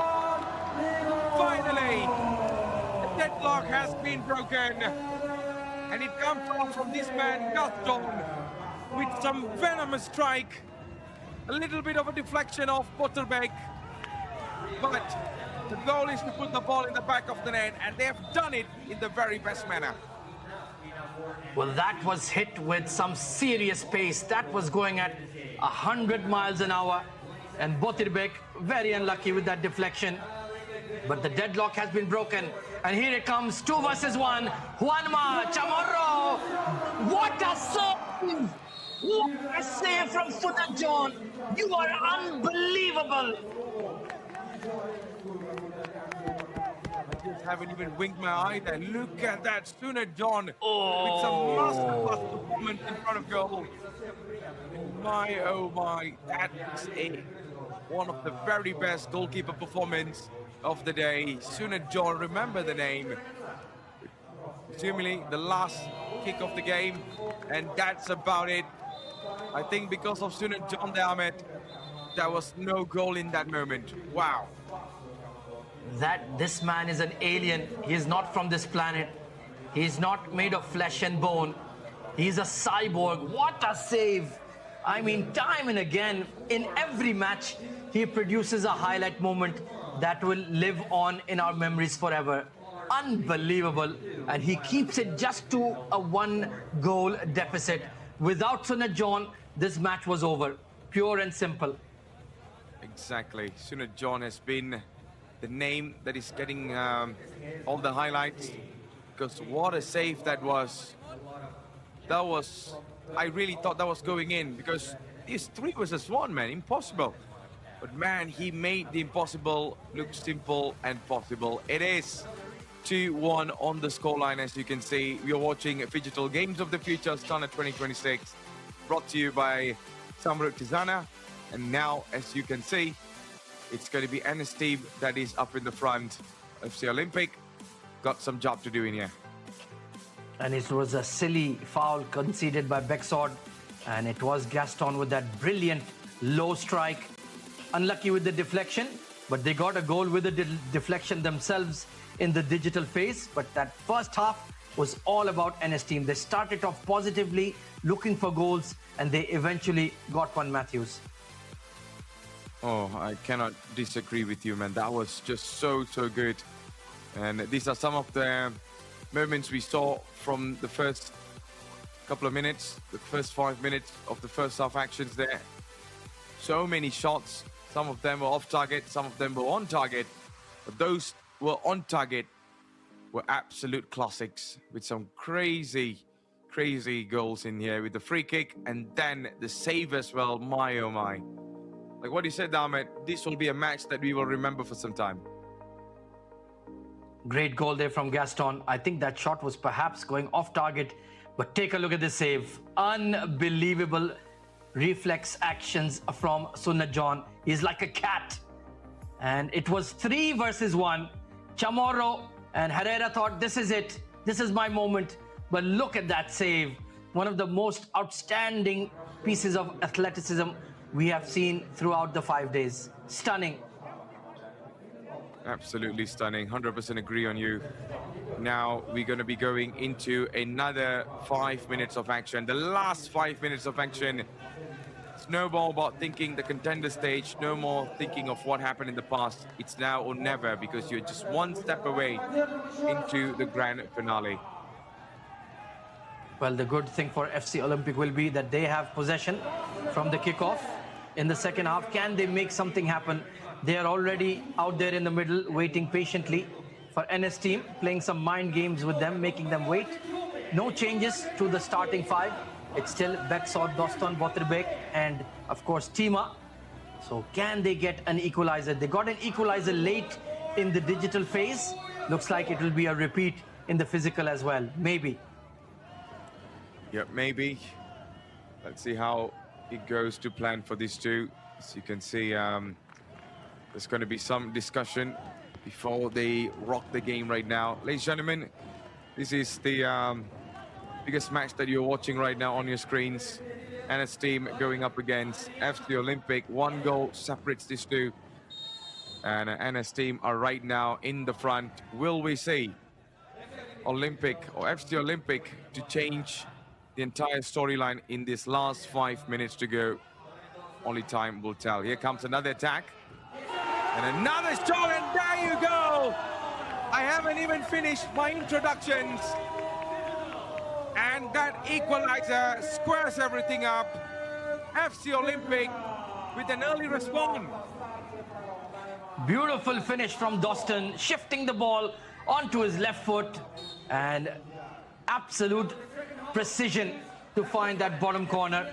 And we're all even once again. What a thrilling semi-final in progress. Gaston on the left flank. Works it to Herrera. Looking for an opening. It's a low shot, but easy save for Sunnatjon. And wow, this match is set up beautifully now, Matthews. It's just giving me some really good grand finale vibes in here between these two, because both teams are fighting toe-to-toe in here. And this looks good for NS team. NS team, break tire, it's going to be a foul. Referee calls it back. And down goes Chamo again. He has been on the floor for a couple of times today, Ahmed. Yeah, I think they were lucky to get this call. He ran into Tima. I don't think Tima meant to barge into him. It was more Chamo falling into the number 10. But this is another set-piece opportunity in a very, very dangerous position. Yeah, and we saw how the other player was able to score just now, Gaston, but he's not going to be taking this one. He's going to be the man to wait up in the front. This could be a good chance if he's able to strike with a lot of power and accuracy. Here he goes. Now it's going to be Gaston, and this time he skied it, Ahmed. Well, Gaston with the blast off, that went into space, and it's not coming back. Long throw from Sunnatjon, looking for Beksod, but easily collected by Huaco. And it's, a bit of a risk taken by Jonathan Herrera. But the captain, beautiful pass. Chamo on the left flank. And he gets the ball back. Oh, that's a kick on Sunnatjon. That might be a booking for Chamorro. He apologizes, but that could be painful. And he has got a yellow card. I think the pressure just got in the way there. There you go. He really thought he had the ball, but it was the keeper who got there first. And Chamo, don't think so he actually meant to injure him, but yeah, he just got in the way of the hit. But yeah, immediately apologized. But yellow card is yellow card. You are now one card away from red card, but I think he's definitely need to be careful and control himself not to do another silly challenge like this again. Yeah, he's had a very quiet game so far, Chamorro. Sunat John, you need to speak to the physio rather than the referee. But he seems to be a warrior. He'll be fine because he is not going to miss even a second of this semi-final clash, come what may. He is an absolute leader of men. He was unbelievable in the contender stage as well, Matthews, let me tell you. And he's continuing that world-class display in the winner's stage. And that is very brave. It's never easy for a goalkeeper going in head first when the striker is trying to kick the ball hard. Yeah, I think he's all back up in his feet with some smiles. All good to go for Sunat John, goalkeeper for NST. So Olympic, and now this could be a chance for FC Olympic to get the third goal, and too much move in the box, just couldn't find a way through. And now, oh, that chance, where was the shot, Ahmed? Yeah, Doston, he overcooked it, trying to shift on the left foot again. He should have gone for the strike first time when he had space. Meanwhile, snapping at his heels, oh, that's a blow taken to Botirbek. He's hobbling a little bit, but Gaston and Huaco, plenty of space at the back for NS team. And Gaston will be the playmaker now. Jonathan Herrera has taken that position on the right. Captain receives the ball. Juanma to his right as they look for Gaston. He has that ability to open up the space. Good block coming in from Bexod, and they have to reset once again. You surely have to do that again, and here they come. NS team, can they test Sunat John of FC Olympic? See the ball just smashing past the walls in here. Escaped the tight angle. This could be another chance. Well defended by the number 10. At this moment, FC Olympic are putting on a wall, not just any wall. This looks like more of a Berlin Wall in here, trying to deny all the opportunities coming, all the chances and options coming from NS team, who are relentless on attack so far. Gaston, what could he do from this angle? And again, getting blocked, damn it. Oh, this has ricocheted for Botirbek! Doston, pardon me. Very brave from Huaco. Burst out of the box. And if he did not get there, it could have been 2-1. That was another chance. Look at that. If the goalkeeper, both were clashing at the same time. And goalkeeper still down for NS team in here. Needs to call the physio immediately and the medical team. But with 2 minutes to go, Ahmed, I can already see the penalty shootouts are brewing on the other side, unless either one of these two teams scores the next goal and seals the deal. Yeah, completely agree. And two world-class goalkeepers as well. Look at the bravery from Huaco. Yeah, took a nasty hit to the toe there. Thankfully, the magic spray, it works quite quickly. And certainly could be Sunat John versus Huaco. And the pressure will well and truly be on NS team. They have won a penalty shootout already in the tournament, and so have FC Olympic. So it's going to be brilliant to watch. Yeah, I think brilliant display of digital football, brilliant display of physical football, and now could be another brilliant performance on the penalties. If it goes to penalties, we're not sure about that. We're not scripting this for those who are watching, trust me. We don't know, but with just 2 minutes left, anything can happen in football. Right then, it seems like Huaco is good to go. 2 minutes and 17 seconds. Who will get the winner? Will there be a winner in regulation time? Herrera on the ball, the stabilizer, the leader, Gaston, the young electric winger, Juanma on the ball now. 1v1 versus Bexod. Good looking pass, but Gaston could not control it first time. And here comes FC Olympic. Doston, brilliant tackle made by Juanma. And there's a tumble in the box, but the referee says, get on with it. Yeah, referee says just play on, go on onto the top. It's a nice pass. Gaston now Gaston goes for the shot. Not find a way through. This could be another chance. And it hits the post! Oh, Sunat John!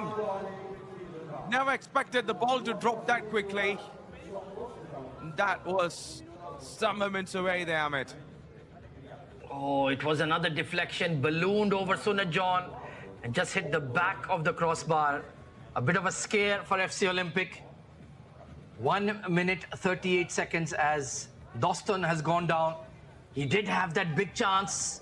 He scored a goal already, but FC Olympic are just trying to hang on here till penalties because they know they have the X factor with Sunat John in goal. Juanma, oh, it's fallen to Chamorro. He has a bit of space, but nice defending, good marking coming in from Boterbek. And oh, he's already on a yellow card, Chamorro. Don't want to get sent off. Already told you just now, Ahmed, you know, he needs to be careful. I understand he's in the verge of getting a goal, but here's the thing, you know, you cannot be putting too much of pressure like this on the opposition, especially when you're on yellow. So you need to be careful. I think referee's not going to give any cards in here for the replay. Yeah, I think it's okay. Deliberate. He lost his boot actually, Chamorro. So Boterbek defending well. 1 minute and 20 seconds, 80 seconds remaining. Easy catch for Huaco. Jonathan Herrera, can they create that one chance? Can they capitalize on that one moment? Gaston has a bit of space. Doston defending deep. Juanma, back to Gaston. Will he go for that dribble down the left? Yes, he will. Gaston! Oh, he had a bit of space there, Matthews. He had a chance. He surely had a chance. The movement, the dribble was so good, but he could not find the space to shoot there. That was a little bit disappointing from him. But he tried because, you know, NST, they were just driving some force in here, but FC Olympic were putting on a crazy wall. They are defending for their lives in here. Ahmed, I think it is going to be a penalty shootout between these two. That's what I can see from here, unless in these 40 seconds, there's going to be some miraculous goal from either one side. Tell you what, Matthews, it's only been 2 matches, but I am absolutely mentally drained at the moment because of the sheer drama and suspense we have been witnessing. Oh, this is quite phenomenal. This is Phygital Games of the Future at its absolute best. Oh, I have to certainly agree with you there, because I remember you were telling me that, you know, the more we go towards the knockout stage and the semi-finals, the quality of football will definitely go up, and so does our heartbeats and tension as well. But now this could be a chance and a clearance, and a steamer coming back only for Sunat John to hold that tight. And with probably the last 10 seconds, I think we can all gear up for the penalty shootout, unless the ball hits the target. It's certainly going to be going down to penal. It's going to be Sunat John versus Huaco, FC Olympic versus NS team. Brilliant acrobatic kick there, but full-time whistle has been blown. And the drama unfolds in Astana. Wow. Hang on to your seats, fasten your seat belts, and be careful. Don't chew through your fingernails. We are going right down to the wire. Absolutely. What a performance by these two. Very intense football we are just seeing here right in Kazakhstan Athletic Sports Complex. And these are some of the brilliant moments where we saw the 2 goals coming from each side. Man, it was an absolute madness. But this clearance and also those early goals by FC Olympic has certainly changed things around, gave them so much of confidence to fight these guys. And this one was towards the crossbar, behind the crossbar, I would say, but there you go.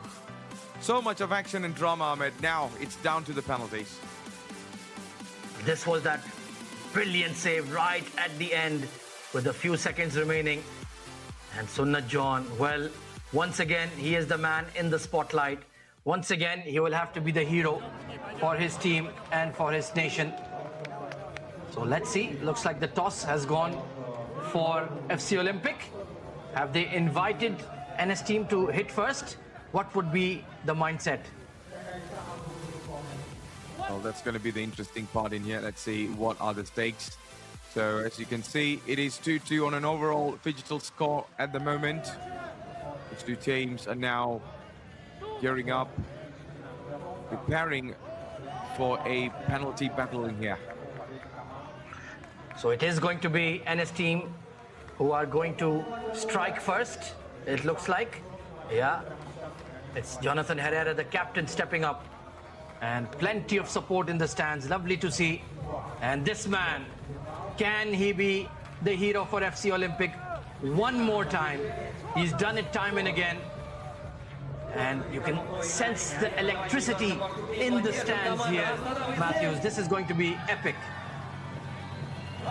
It's surely going to be epic. This is surely going to be a showdown of two world-class goalkeepers, Wako and also Sunit John. I cannot take away each other's attributes and quality. Both will absolutely stand out throughout this entire tournament. And what amazes me is that both have penalty experience and both teams have won. So this is sadly going to be one-way ticket. There's no other way around. Either one of them is going to the finals. The other one is dropping down to third and fourth. Here we go then. Herrera. Beautiful penalty, smashed into the bottom right-hand corner. Sunit John guessed wrong, and the value of experience. Yeah, that was a really good penalty. Taking it with so much of power and precision. Now, how about for this man in here, for FC Olympic? Can he do it or not? It's going to be back shot against Wako. Who will prevail in this moment? Here he comes. And Wako could not make the best out of it. Backshot sends him towards the wrong side. Cool as ice. Brilliant penalty. Wako going to his left and just rolled into the bottom corner.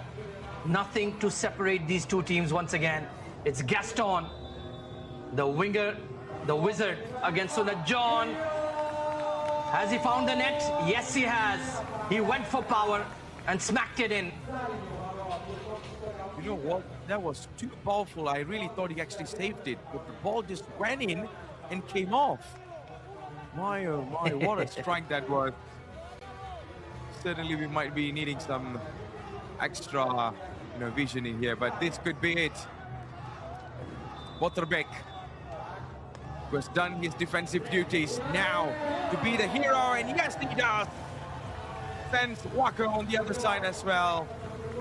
What a penalty. We just cannot split these two teams. Beautifully done from the inside of the boot. Wako guessing wrong, and very similar to the penalty taken by Gaston. Now the pressure is on. Who wants the moment? It's going to be Juanma versus Sunit John. If he misses, it could be over. Brilliant! A rocket! Golasso! Oh, that almost tagged the entire netting there. What a strike by Juanma there. Just brilliant penalty.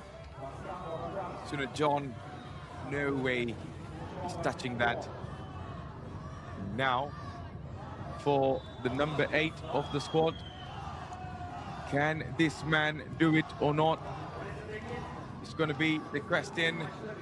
Here he comes, and what a save! And his team are going to be going into the grand finale with that superb save by Wako in the final penalty. Oh, he guessed it right. Dostan went central, and a great save by Wako. He is the hero, he is the star. And NS team prevail. Heartbreak for FC Olympic. In the end, it was just that one penalty kick that was the difference between the two teams. Commiserations to FC Olympic Chirchik, but NS team on to the grand finale against Quetzales tomorrow. What a match. What a day here in Astana, and two stunning semi-finals. Two absolute blockbuster of the semi-finals. And it is the Argentinian side that will be going into a grand finals, of course. But man, it has been some level of football. I mean, heartbreak for Doston. Certainly reminds me of Baggio's penalty, where he just stood there after the penalty. Same thing we saw from Doston just now. Well, that's what football, some things just, you know, hit you back. And I think football is all about, you know, luck and also 50-50s and sometimes moments like this. It's one of the most coolest sport in the world for me. Absolutely. On one side, joy unconfined. On the other side, heartbreak and disappointment. But the party will continue in Buenos Aires as the team that is known as NS team is heading to El Gran Final tomorrow, right here at the Kazakhstan Athletic Sports Complex. It's going to be one heck of a game. And don't remember, we'll have the third, fourth place playoff as well. Exactly, guys. We are not even scripting this, to be honest. Argentina in a final. We saw that in the World Cup, and now here in the Phygital Games of the Future. Ahmed, before we pass on to Steve and also Toby, is there anything you'd love to say shortly? Well, I just want to say thank you to all the 14 teams for giving us such immense entertainment that have been knocked out from the final. Of course, we still have another third, fourth game for Holkates and for FC Olympics, so we'll see them again tomorrow. But it's going to be NS team taking on the defending champions. We could not have asked for a better matchup. Let's head to the analyst desk now, where we have Steve Moore, pardon me, and Toby Banks waiting in anticipation. Over to you, lads.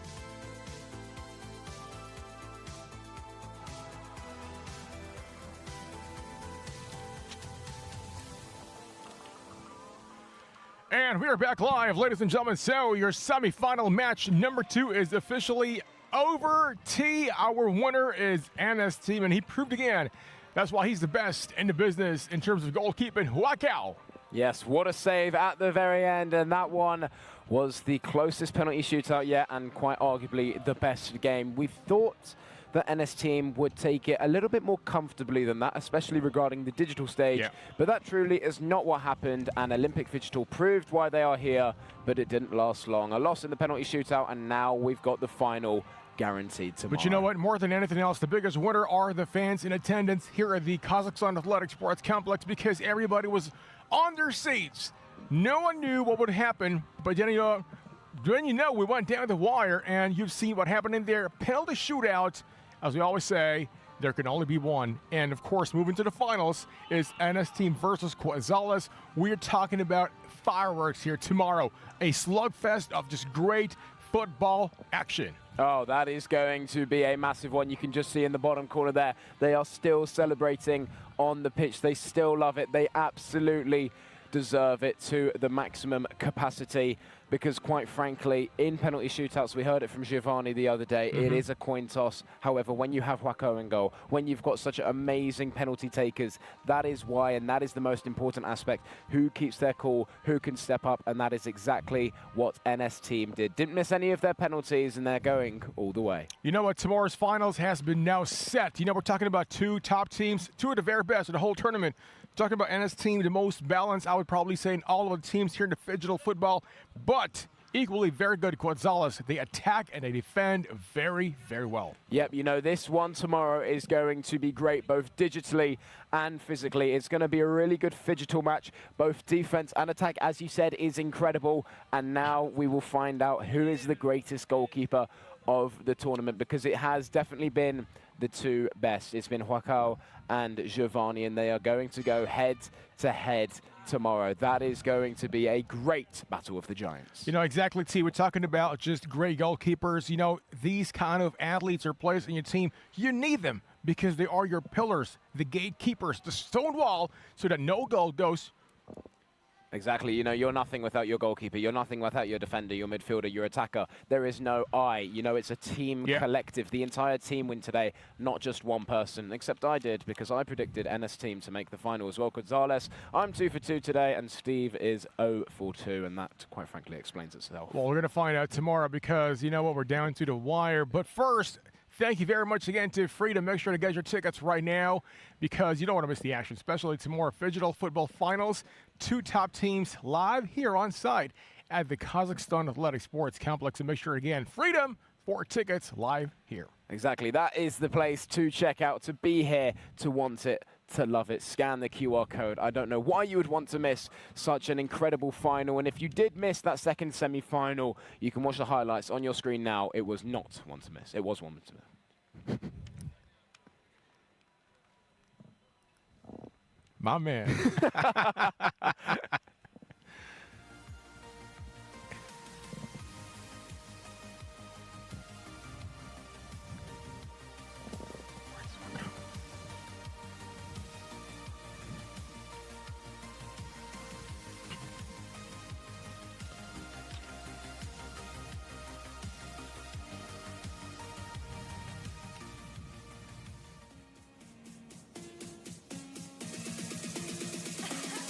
Games of the future.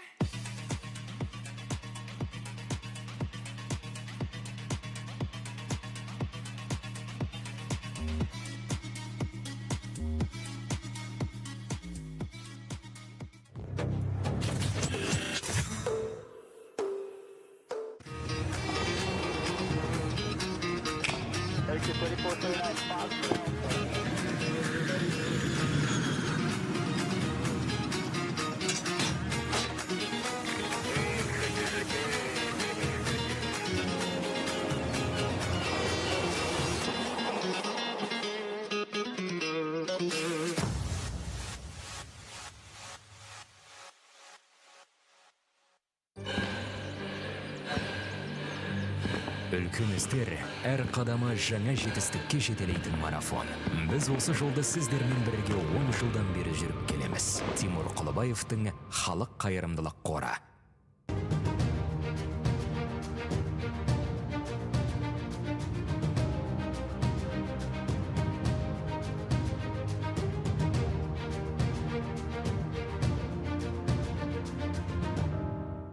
Центр кредит банкымен сіз қарапайым және заманауи шешімдердің ортасындасыз. Нық сеніммен жаңа мүмкіндіктер ашып, тексерілген сапаға сеніңіз. BCC-KZ мүмкіндіктерді кеңейтіңіз.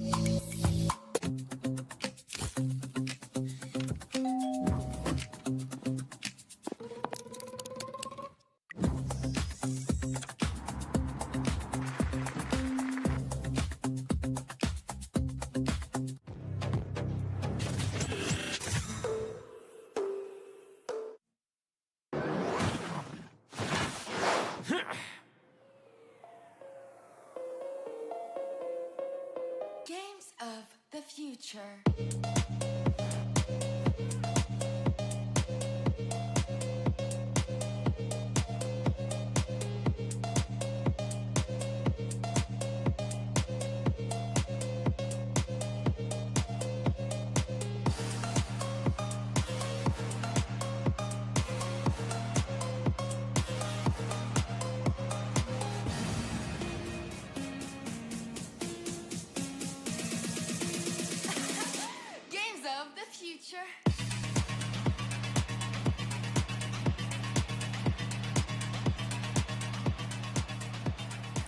A very good afternoon. If you're just joining us, then where have you been the whole day? What an exciting match between NS Team and FC Olympic Phygital. Going straight through to the penalties, a nail-biter, an incredible match. But unfortunately for FC Olympic Phygital, they're out. And it's NS Team taking on Quetzales Armedios, which makes our final an all-out South American one.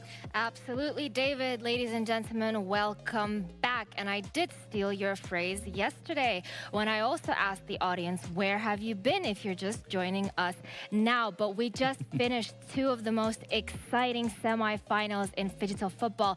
And we would like to tell our both teams, felicidades, Quetzales Armadillos and NS Team. See you at the final. Muchas gracias. Yeah, it's going to be an all-out South American final tomorrow, interestingly enough, featuring representatives from Argentina. Not to say that we want to talk about the World Cup, but it's an interesting one to see whether or not they're going to suffer the same fate as their colleagues or whether they might take the top spot. That will be a really interesting match to watch. And for third place, which will also be playing tomorrow, we have Team Hallcats and now FC Olympic Phygital. Exactly. So we'll see that match coming up tomorrow as well. Exactly, all the excitement with Phygital football culminating in our final day tomorrow, the 9th of August. Still lots to come, yeah, for the rest of the day? Still lots to come. We started with 16 teams in Phygital football, and then we whittled it all the way down to now 2. And tomorrow we'll only have 1 winner. Thus far, we've crowned 4 champions. Tomorrow we'll be crowning 2 more. Yeah. And giving away a lot more in overall cash pool prizes coming up tomorrow. Also today, we're going to be introducing you to our newest Phygital space, which is Phygital Fighting. That's going to be an interesting one. If you don't know much about that, we'll be giving you some insights into what the Phygital Fighting realm is all about to those newbies joining us. Now, with all of the disciplines, we have the most incredible mascots that have been created specifically representing all of our respective disciplines, some overlapping. But there's a particular favorite that I think, Shulpan, you're quite partial to. Yes, we have the Falcon. He represents all of our more physical sports. So we saw him appear in Phygital basketball first, followed in Phygital football, and we will be seeing him fly back in to our studios and our tournament venues today later for Phygital Fighting. Now that's an interesting one because he actually did, like, fun fact, one of our venues, the Ushkimpirov Martial Arts Palace, is actually architected like a soaring gold eagle, the Kazakh Berkut, symbolizing the courage, independence, and freedom. So let's see if that mascot can bring any one of the teams that good luck. It remains to be seen. For now, though, we're going to introduce you to not just our Falcon, but to all of our mascots representing this year's Phygital Games of the Future, Astana 2026. Take a look. Did you know that Games of the Future has symbols representing it? That's right. There are 4 characters, which are called Guardians, whose purpose is to represent the spirit of competition. iBoat, a robot made out of titanium and neon parts who believes in inner strength and power of friendship. iBot has a special ability too.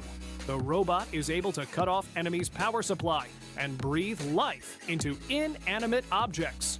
Arlon, a cyber wolf with a rich silver fur and holographic glow, a great mentor and a formidable warrior in the field.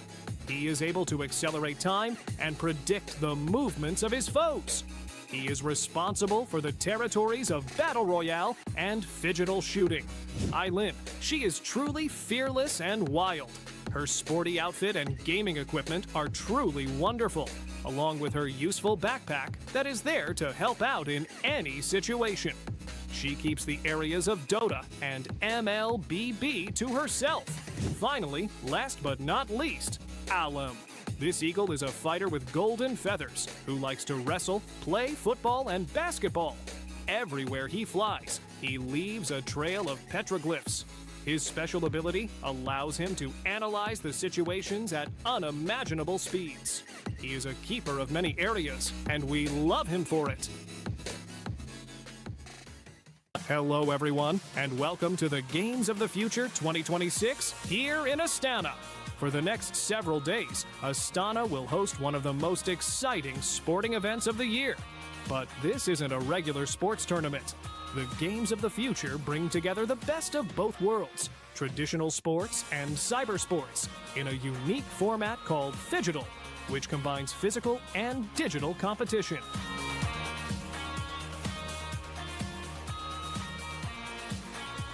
In Phygital sports, athletes have to perform both on the screen and on the field. They need fast reactions, smart decision-making, teamwork, and physical fitness. Winning here takes much more than mastering just one side of the game. This year, the tournament welcomes more than 800 athletes from more than 50 countries, competing across 8 different disciplines. Players, coaches, fans, and technology brands have all come together in Astana to be part of this global event. The competition is fierce, with a prize pool of over $4 million. But the Games of the Future are about more than just winning. They show how sport is changing and how technology is creating new ways to compete. The event has already attracted a huge global audience. The tournaments are watched by hundreds of millions of people, most of them between the ages of 18 and 34. A younger generation who are invested in both sports and digital competitions. It's clear that Phygital sports are becoming one of the fastest growing trends in the world of competition. Over the next few days, we'll take you behind the scenes, meet the athletes, hear their stories, and find out what it takes to succeed in this one-of-a-kind tournament. From quick interviews and fun challenges to exciting matches, we'll show you everything happening at the Games of the Future. So stay with us as we explore the future of sport, right here in Astana. Let's get started.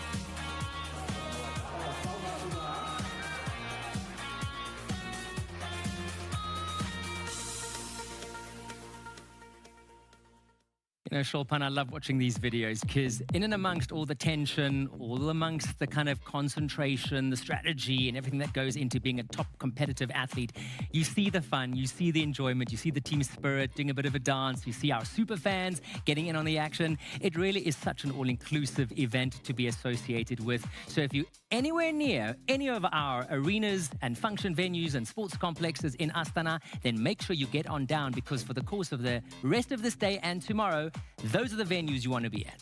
Those are the venues you want to be at. I particularly like that fan video. It's showing the future generation with those little kids looking so hyped. Now, Games of the Future Astana 2026 is not about building the future. It is about being the future. And as you said, the essence of the all-inclusivity of these games, that's what touches my heart every single time.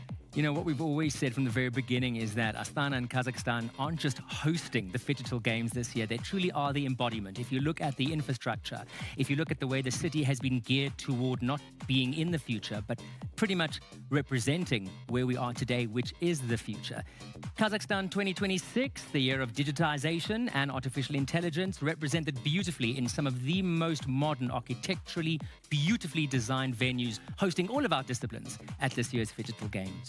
And that ties in really neatly with my next fact that I'd love to share about Kazakhstan. Please go ahead as our trivia queen. 1/3 of our population is actually from 18 to 35, so that's quite a youthful population. And the Games of the Future Astana really found its audience here in Kazakhstan.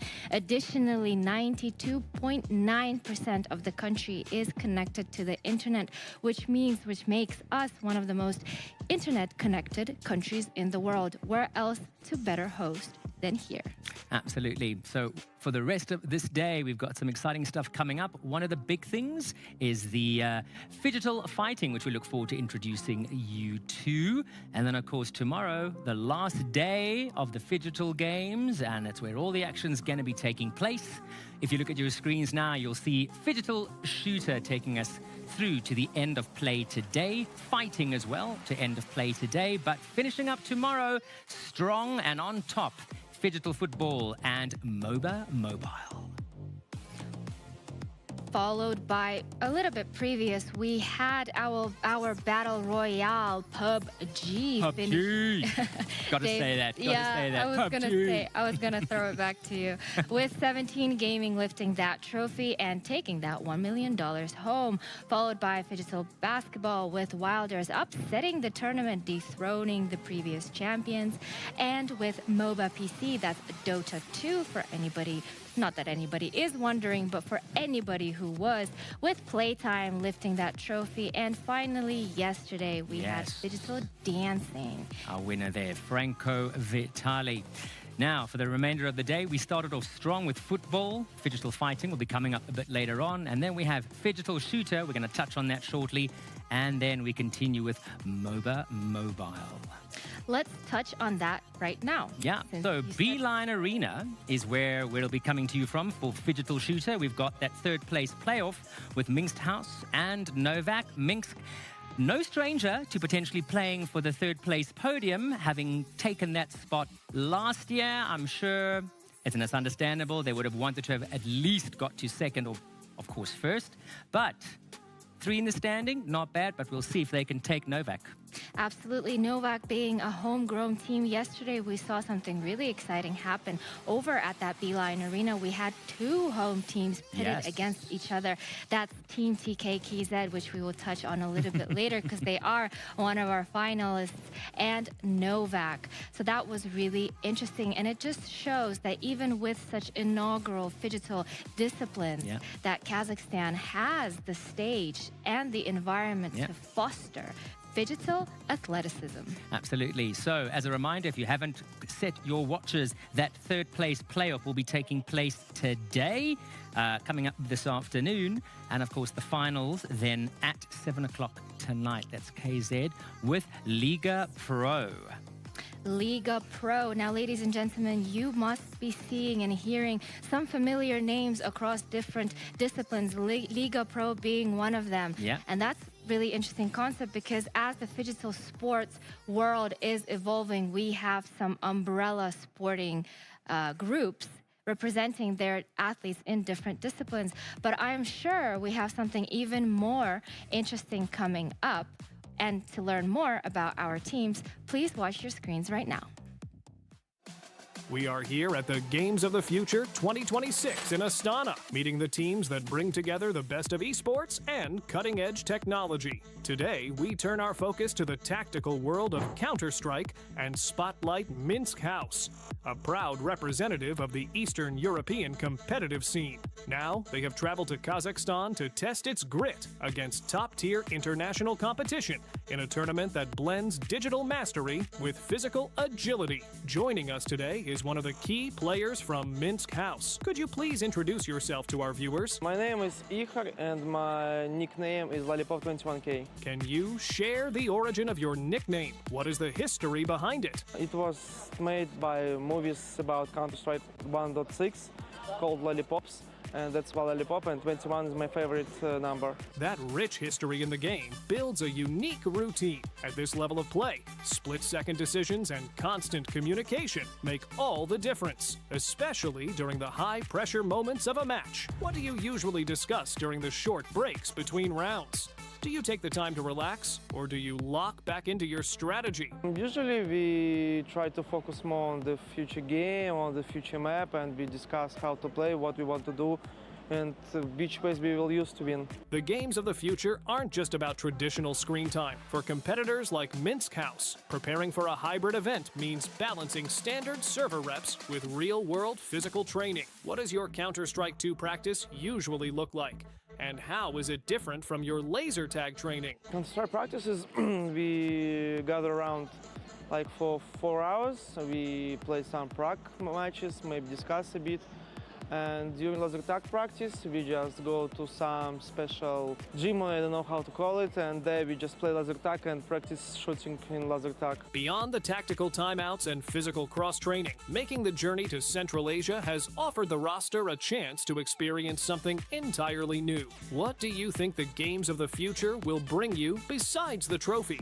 So, first of all, managed to come to Kazakhstan to see the world around, to see the country, the culture and people here, to compete and to take part in the competition of such high level, and of course to try our best to win the tournament. From classic Counter-Strike roots to the cutting-edge phygital arenas of Astana, Minsk House continues to write its chapter on the global stage. Good luck the entire Minsk House squad here at the Games of the Future 2026.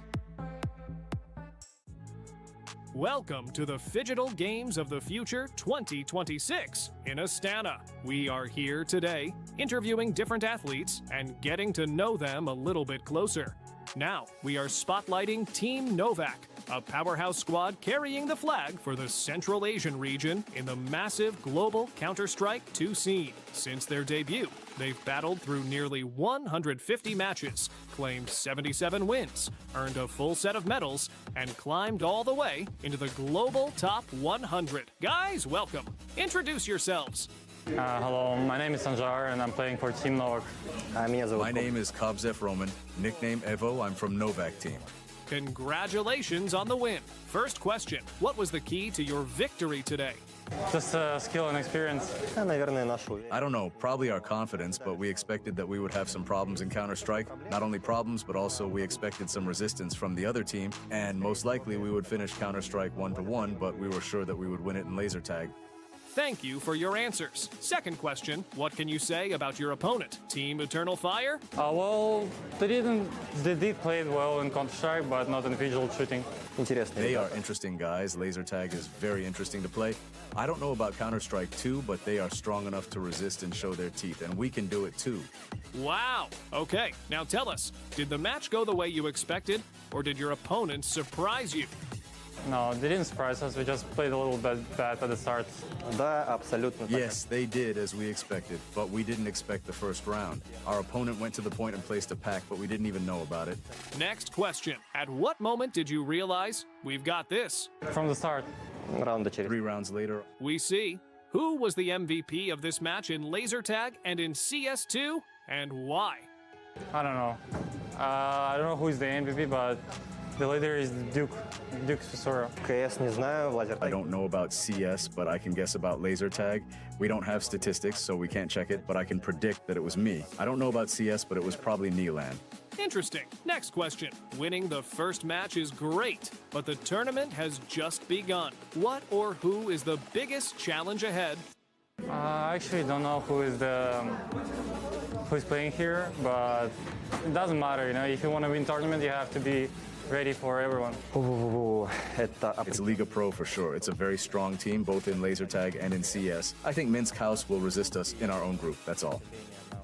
Now, a final question. What would you want to say to your future self? I hope you didn't lose. Thank you so much, Team Novak. Best of luck in your upcoming matches. We believe in you. Love that voiceover. We believe in you. Yes, we do, and we believe in us, because if there's one thing we know I think we would be really good at, although you said maybe on the digital side, is in shooting. I think you said you'd be good on the digital. I think I'd be amazing and very agile, very nimble right there for laser tag. No, I'd die. Really? The first corner. Really? Yeah. I'd be the I one. have horrible aim. Power down. Absolutely. But those prize pools. Oh, yeah. Let me tell you something. We're not playing for small money here. The total prize package is just under $5 million. We've given away quite a chunk of that to some of our winning teams already. Still quite a bit to go. What would these teams and individuals do with all of this money, Shulpan? How would you advise them? I have a suggestion. With all that prize pool money, you need a trusted banking application. Yes. And we have just the one for you. Bank Center Credit. Download the app and manage your finances over there. Indeed. Thank you for that, Shulpan. And if you want to know more about the teams, the schedules, and what's going on, the results, you can find that all on our official website below. And we've seen the highlights videos with those amazing moments. Speaking of moments, make sure to experience every thrilling moment with our partner, Sven. Indeed. And finally, Just Dance, or as we know it as Phygital Dancing, presented by Solid Core Resources, which completed yesterday. And of course, Franco Vitali taking the top spot, that all-overall prize. Congratulations, Franco. Congratulations to Franco. I think it was all in his headband. He did not take that headband off his head for a second. And speaking of which, a little bit later, I'm also dressed for the part. Yeah, I noticed you were wearing pink again. And if anybody saw us the other day, we know that in I think, anticipation of the team winning. And yes, they did beat South Africa, and I shall graciously admit that, you know, as a gentleman, which I am. Shulpan wore pink. So tonight for Team KZ, I think that pink might come into play. Well, fingers crossed. Fingers crossed. Before we go into Phygital Shooter, we have another really important discipline, purely digital, by the way, MLBB, also a really big one with 900,000 USD as the prize pool. Now, MLBB is one of our esports, which means it is played fully on the digital side, and it is played unlike Dota and PUBG. It's played only on our mobile phones, specifically designed for smartphones. And we have two games that will be coming up. We've got the first semi-final between Selangor Red Giants. They're coming up against Onyx, and that is taking place at 4 o'clock, so not long to go now. And then the other semi-final, Aurora Gaming versus Bigatron by Vitality at 6 p.m. So literally, it's a 2-hour block there, 4 o'clock and 6 o'clock. You want to make sure you tune in. Of course, even though we might be running simultaneously with some other sports and disciplines, no reason why you have to miss out. All you have to do is log on to our OTT multi-stream platform. It's as simple as that. Phygital Plus, make your choice. So we will be crowning our third digital champions of our tournament. Coming back to the format of MLBB, it is a little bit more faster paced. That's why it's the 2-hour block and not the longer blocks that we were seeing in Dota 2 or PUBG, because the games run a little bit shorter. They run from 10, you said, to 15 minutes, and they are played really, really quickly. Yeah. Also, one of the fun facts about MLBB is that they have some of the larger audience participation viewership across all of the actual sports as well. Absolutely, I agree with that. And just one last statistic before we look at that video to overall of MLBB is that 1.5 billion users have already downloaded the game and are actively playing it worldwide. But with that, don't take our word for it. Have a look yourself. A video on MLBB. The Mobile Legends Bang Bang Tournament at the Games of the Future 2026 Astana has reached its decisive stage. After several days of intense competition, only 4 teams remain in the race for the championship trophy. The first semi-final will feature Selangor Red Giants against Onyx, 2 teams that have consistently demonstrated discipline, strategic depth, and the ability to deliver under pressure. With a place in the grand final on the line, every draft, every team fight, and every objective will be more important than ever. The second semi-final promises another thrilling showdown as Aurora Gaming takes on Bigatron by Vitality. Both teams have impressed throughout the tournament with confident performances and strong teamwork, earning their place among the Final 4. Aurora Gaming enters the semi-finals with a particularly compelling story. Of all the remaining teams, they are the only squad that has suffered a defeat during the tournament, and it came in their very first match against Selangor Red Giants. Since then, Aurora has responded with resilience, putting together a series of convincing victories to secure a place in the Final 4. Their journey has become one of determination and adaptation, proving that an early setback does not define a championship campaign. At this stage of the tournament, there is no room for mistakes. Success will depend not only on individual skill, but also on teamwork, communication, drafting strategy, and the ability to adapt in real time against world-class opponents. The semi-finals taking place today.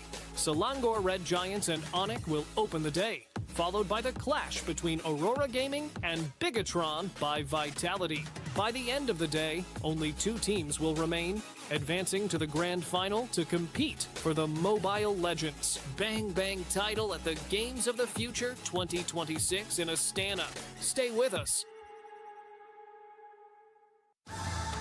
We're still at the Games of the Future, and now it's time to meet a team that's become one of the biggest names in the cyber sports field over the past few years. Aurora Gaming is known for their aggressive playstyle, insane team fights, and the ability to turn even the toughest games around. The roster brings together experienced players from Southeast Asia, and they've already proved they can compete with the best teams in the world. Whether it's a regional league or an international stage, Aurora always comes ready to fight. Today, we've got a chance to ask the guys a couple of questions and find out what's going on behind the screens. Let's see what they have to say. I'm Lunar from Aurora Gaming. Welcome to the Games of the Future. How would you describe Aurora Gaming in one word? Aggressive. That's impressive. Next, the hero that represents you? Benedetta. She's like solo. She's like solo. Yeah. Interesting. That teammate you would trust in a 1v5 situation? In a 1v5 situation, I would trust Pago for sure. So, we have a shoulder to rely on. That's awesome! What is your biggest strength as a player? Aggressiveness. That's so cool. Name one team you always want to beat. Right, currently Onyx Indonesia, because they beat us last MSC. They better be aware. And when you face a strong opponent, do you focus more on their weaknesses or on improving your own game? No, when we are facing good enemy, we're just playing normal. We don't care who the enemy is.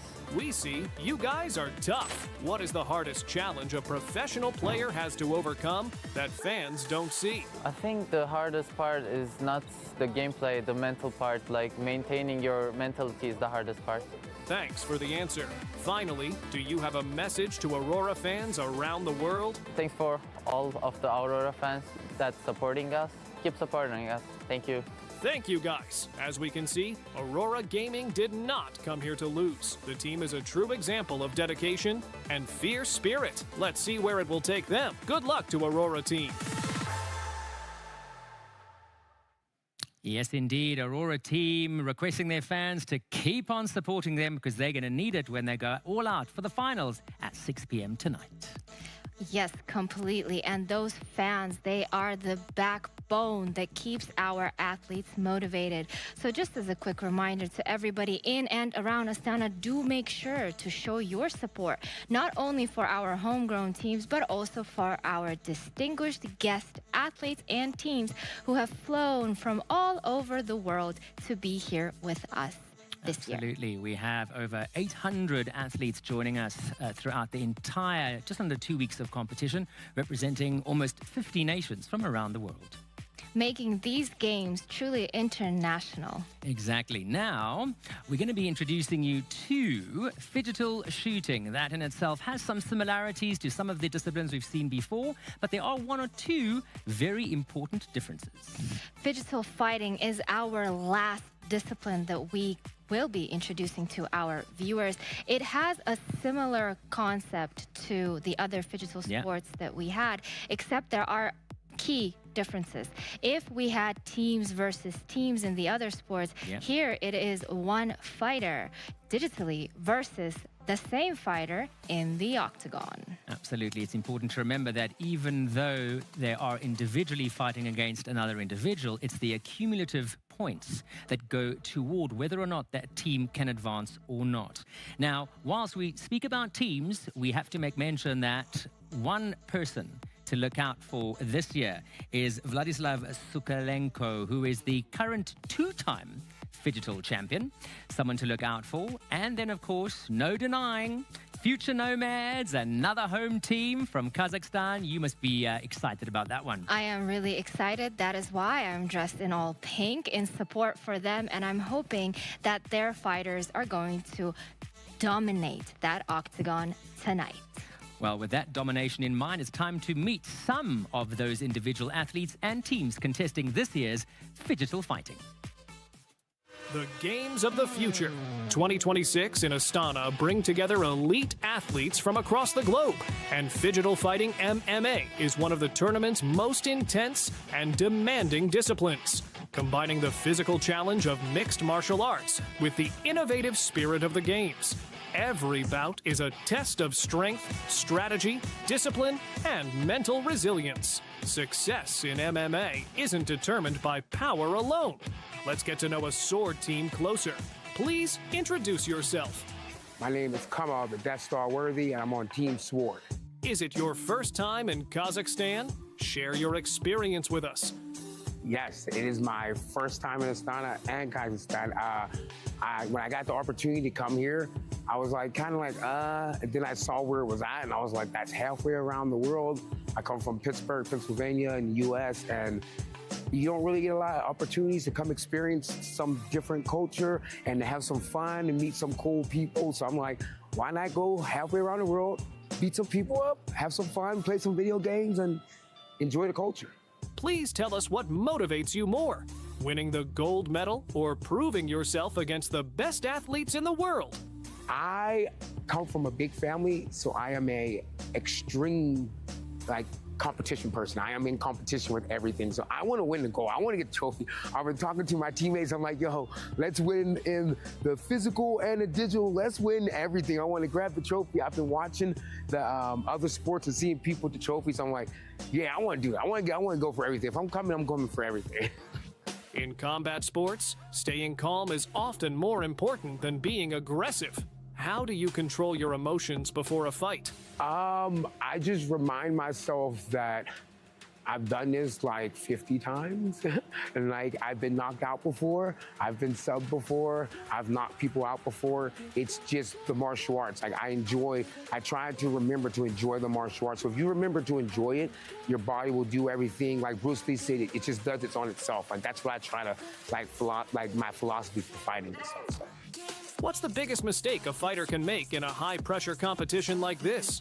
I call it paralysis by over-analysis, meaning you try to overly control a situation. You try to overly look at your opponent and figure out what's next with them. Sometimes you just have to feel the moment, like not living in the essence. Because when it's over, you watch the video and you're like, oh, I should have done that better. But for me personally, I just think over-analyzing things can be the worst thing for a fighter. If you had to describe your fighting style in just 3 words, what would they be? Oh, snap. Look. Tell us, what moment are you looking forward to the most? The walkout, the first exchange, or having your hand raised after the fight? Having my hand raised. So, you know that Astana is hosting athletes from all over the world. What does it mean to represent your region on this stage? It's great, man. It's in fact, I don't know if I am, but I think I'm the only American in the fighting competitions and stuff. So it's cool. I have a Brazilian teammate, a Mexican teammate. So there's people from all over. And I like it to represent my country and to show respect and come in and be one with everybody. I enjoy it. I love it. It's awesome. Behind every fight is a story of sacrifice, discipline, and relentless preparation. As the Games of the Future continue in Astana, fans can expect unforgettable moments inside the cage, where courage, skill, and determination will decide who rises to the top. Gaming skills, fighting instincts, and split-second decisions. In Phygital Fighting, athletes have to master both the controller and the octagon. We put competitors from Archangel Michael, Sword, RCC, and Cage winner Phygital Fighting through a quick-fire challenge to find out what drives them, what they fear most, and what it takes to become a champion. Let us begin. Controller or gloves? Controllers. Gloves. Controls. Gloves. Knockout on screen or knockout in the octagon? Knockout in the octagon. Octagon. Knockout is octagon. Knockout in the octagon. Speed or power? Power. Speed. Power. Speed. Plan or improvisation? Improvisation. Plan. Improvisation. Improvisation. Take the initiative or react to your opponent? React your opponent. Take the initiative. Reactive opponent. Take the initiative. The most difficult type of opponent? Taller guys. Wrestler. Wrestler? Favorite character? Gato. Grappler. My. Gato. What gets tired faster? Your hands or your legs? Legs. My legs. Legs. My brain? The most dangerous athlete? Gato. Me. Me. I think Ryan. The most underrated person in the tournament? Billy. Kama. Me. Me. Should a Phygital fighting champion be more a gamer or a fighter? Fighter. Fighter. Fighter. Both of them. Describe Phygital fighting in one word? Future. Amazing. Cool. Awesome. What do you feel 1 minute before the start? Energized. I'm feel doing my best. Great. Before the fight? Excited. A message for your future opponents? I am going to smash you all. Man, let's enjoy it. Good luck. I wish he's prepared well so we can give the people what they want to see. Thank you so much to our MMA athletes for answering all of our questions. We wish them all the luck in the tournament. Shulpan, I don't know about you, watching that video there, it was almost like a schizophrenic batch of answers, because I don't know if I'd put like cool and awesome, enjoy. Those words in the same bracket when it comes to my interpretation of what we've just seen, which is Phygital fighting. I love that one. Athlete. Who's the underdog? Me. Yeah. But Me. oh, snap. Look. But that's exactly the confidence these athletes will be requiring later tonight in that octagon. Because as Kama Worthy said, it could go down to paralysis by over-analysis, because we do go back to our primitive instincts on that octagon. So we quite literally go into our fight mode, and our brain, in essence, does shut off, and our concentration becomes tunnel visioned and only on winning our opponent. It was interesting what Kama actually said, because he spoke about not over-analyzing. And when we look at so much of the Phygital disciplines, when we look at both the physical and we look at the digital space specifically, we look at how everything needs to be planned, it's coordinated, it's about that teamwork, it's about the strategy. And in this one, it's just like all gloves off, go in, and you said primal instinct, it's all for one and one for everyone. Absolutely, David, I agree with you. We've seen it in the other disciplines. I mean, except the Phygital dancing, that is quite literally one-on-one. But we do still have the coaches, obviously, there. Sure. But in Dota, for example, that strategy was hitting very hard with the drafting picks. With basketball, we had so strategic. Exactly. So here, it is really about, as the fighter said, it is more important, perhaps even to be a fighter. But I did like that one response. What's more important, digital or physical? And he said both. And he's not wrong, because he's not. We are in the Phygital world after all. But interesting to note that many of the fighters actually use the word fighter. So it'll be interesting to see how they match up in the digital, because it is, as we mentioned before, the same athlete that is in digital is the same athlete that then has to progress into the octagon.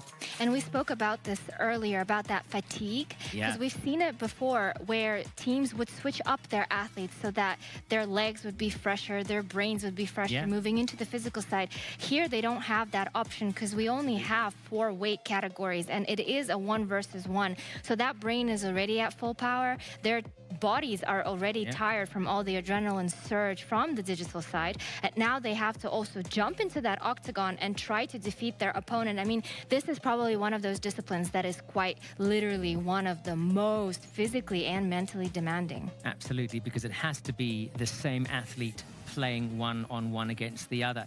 As we've mentioned, each player plays their digital bout and their MMA bout against the same opponent. So as a team, it's not like we can shift the best players between digital and physical. But let's see what's happening now as we cut live to the action.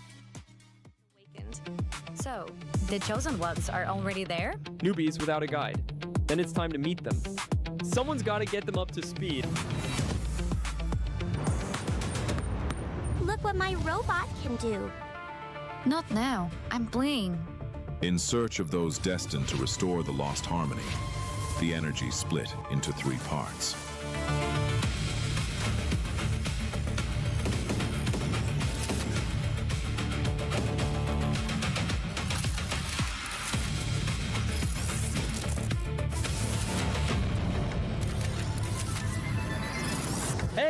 I'm one of the guardians of balance between the worlds. When the ancient power awakened in Kazakhstan, it chose you. You're the ones who can restore the sun-headed man's power and bring the worlds back into harmony. Guess even ancient powers can surprise you. Looks like the squad's finally complete. But until the sun-headed man is fully charged, the two worlds will keep drifting apart. So no pressure, but we're counting on you. And so began the story of the new heroes. Ahead of them lay the greatest challenge of all, the games of the future in Astana.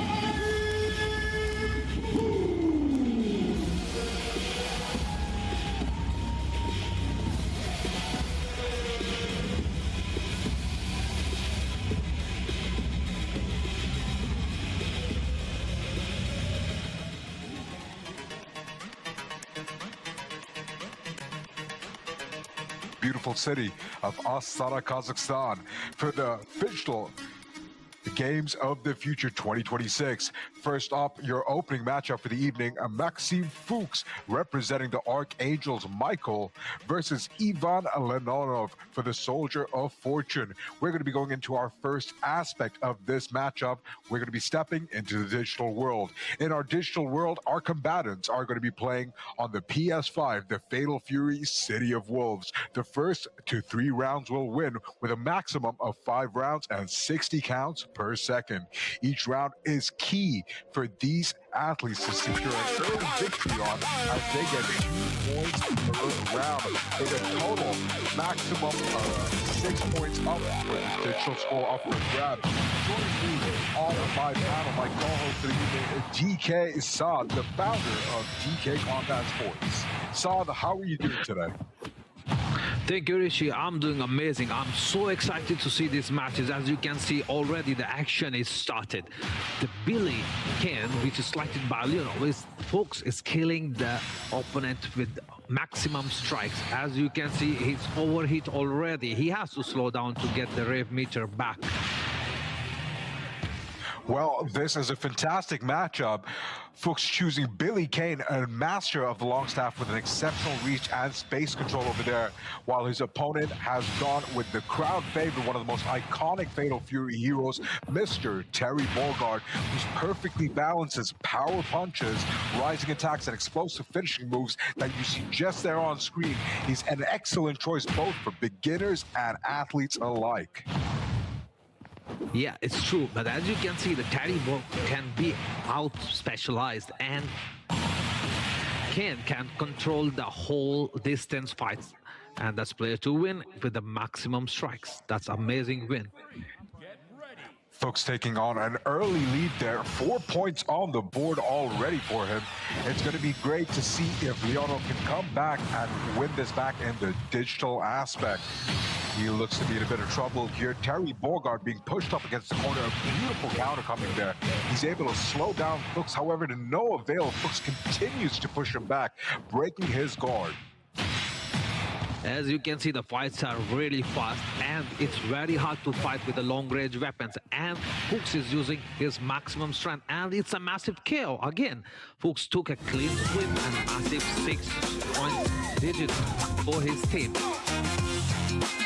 Well, it was a great strategy there. Billy dominating from the distance, forcing his opponent to fight on his terms, not even giving him a second, unrelenting in his pressure. A great 6 points secured for his team there on the digital aspect. We'll be back very soon as we see both of these athletes join us in the center of the octagon as we look forward to facing each other for the physical matchup.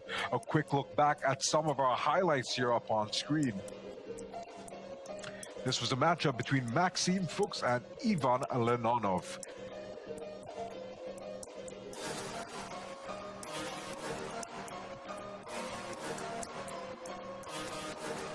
As you can see, Maxime Fuchs just dominated the whole digital tournaments. Let's see if he can do the same for physical one.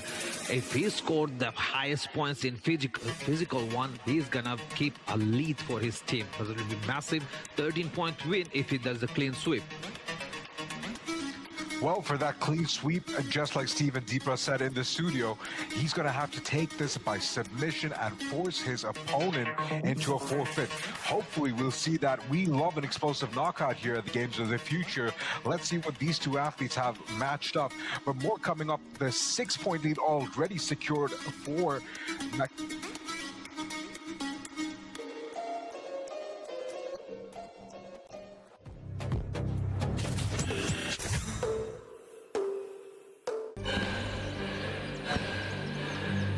Үлкен істер әр қадамы жаңа жетістікке жетелейтін марафон.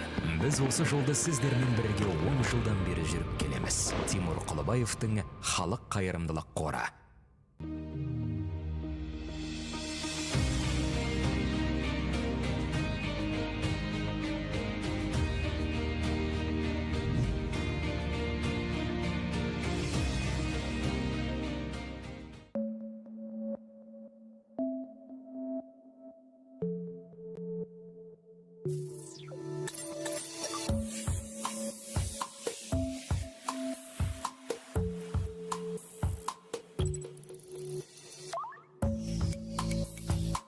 Центр кредит банкымен сіз қарапайым және заманауи шешімдердің ортасындасыз.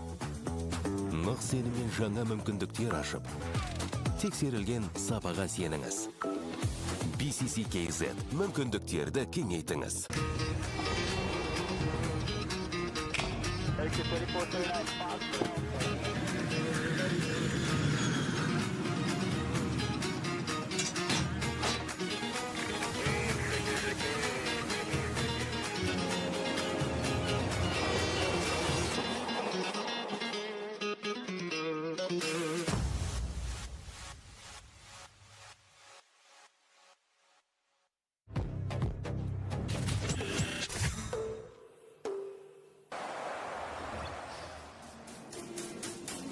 And ladies and gentlemen, once again, welcome back to the Games of the Future here, where we are coming to you live today from the beautiful city of Astana, Kazakhstan, for the Games of the Future 2026. Just moments ago, we saw these two athletes clash in our digital aspect on the Fatal Fury City of Wolves game. However, these two are now stepping into the octagon, putting on their gloves, and they're about to throw down. Up for on the red corner, we got Maxime Fuchs representing his home team of the Archangels, Michael, versus opponent Ivan Lenonov for the Soldiers. Maxim Fuchs taking an early 6-point lead in that digital aspect, putting Lenonov on the back foot. However, the physical aspect is up for 7 points to grab. Hopefully, he should be able to score this up. And let's take it away, Saad. What do we have to say on these two athletes? Give us a bit of background on them. I would say Maxim Fuchs has a very massive and impressive record. He has already 6 wins and 4 of them was by KO. So Maxim Fuchs brings proven finishing power into the physical phase. So most of his recorded win has always come by technical knockout or knockout. So let's see if he can manage to knock his opponent out today. That will give him the total number of 7 points. That will make the team overall score 13 massive points. Well, that's if he can secure it. However, Ivan Lenonov coming with a slightly bigger advantage in the stance. He comes in at 185 centimeters. Hopefully that should give him a longer reach advantage, may be able to push him over just the edge and secure that victory against Maxim Fuchs. But the thing with fight sports is you never know what's about to happen. 1 second, what seems like the opponent could be winning could just be shattered and changed with a defining blow. All of this could close out just before we know it. So make sure you stay tuned with us here at the Games of the Future as we're about to get things underway. Here we see for the blue corner, the soldier of fortune himself, Mr. Ivan Lenonov joining here, as well as his opponent, Maxim Fuchs, coming in after a beautiful 6-point lead in the digital aspect there. I will say, Rishi, yes, height matters, reach matters, but you never know. If someone is really good as Maxim, he can enter and destroy the reach and still has a higher chance of winning. We're gonna see the action in a short while. Stay tuned, guys. Well, we can see this is early on in Astana, Kazakhstan, but we can see our stadium slowly filling up for what seems to be one of the most exciting segments here at the Games of the Future 2026. All of the action being brought to you by Kaz Inc. Fighting out of the blue corner. His stand, 185 centimeters tall. Official weighing 65.8 kilogram. Representing Soldier of Fortune team, Kazakhstan, Ivan Lenonov.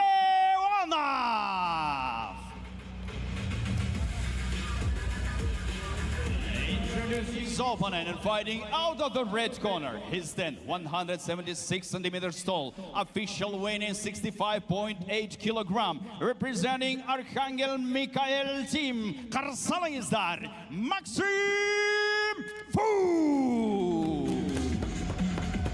Well, with the introductions out of the way, we're just seconds away from kicking things off for 3-minute rounds of action right here to settle up the score. Maxim Fuchs once again with a 6-point lead on the digital aspect, hoping to secure another 7 points, hopefully, if he can lock it down in the physical matchup. As you can see, the fights here are 4 minutes long and 3 rounds each. So I'm very excited because it's going to be really amazing and quick fights. Urgency here is the key. Whoever finishes faster is going to have the chance to lead. Well, with the cage doors closing, that's 4 minutes on the clock. With round number 1, both men starting off in the middle of the octagon. A beautiful outside kick being landed by Fuchs there, setting the pace early on. Lenonov looking to feel out his opponent here in the opening seconds of round number 1. As you can see, both of them are just feeling it, keeping the distance, and that was a nice deep kick by Maxim Fuchs, but none of them is landing right now. They are just gauging each other's distance and trying to jump in. None of them wants to go rush into things and have a face counter. Well, there's no point rushing into this. They have a few minutes to try and figure each other out, because as we know, he could just as well shut out his lights here in the opening seconds. So both men being very cautious with their opening jabs, looking to gauge out their distance, trying to set the pace as they both square off in the center of the octagon, looking to establish a dominant position early on in round number 1. I completely agree with you. Both of the fighters are trying to look for the finisher move. I think they want to finish it in one shot. But of course, it's MMA. It's not going to happen unless they are really quick. That's why they have to make no mistakes going in and out quickly. Both men still standing upright. We hope to see that they'll bring it to the ground. Maxime Fuchs, known for his legendary grappling abilities. However, he's chosen to meet Leonov right on his feet there. A beautiful exchange. Leonov slightly wobbled, but making his way back steady on his feet. As you can see, that was a textbook 1-2, and it's amazing. As you can see, they are trying to get the distance, and Maxime Fuchs are putting constant pressure on A1. And displaying a high fight IQ here in the opening round. 1 minute 56 on the clock. Fuchs second, an early pace here, looking to look more aggressive. A couple of stats up on the screen here, landing both those punches. He seems to be targeting quite early on with those legs, really keeping the pressure on Leonov. Nice spin kick landing there to the midsection. Leonov answering back with a beautifully chained punch.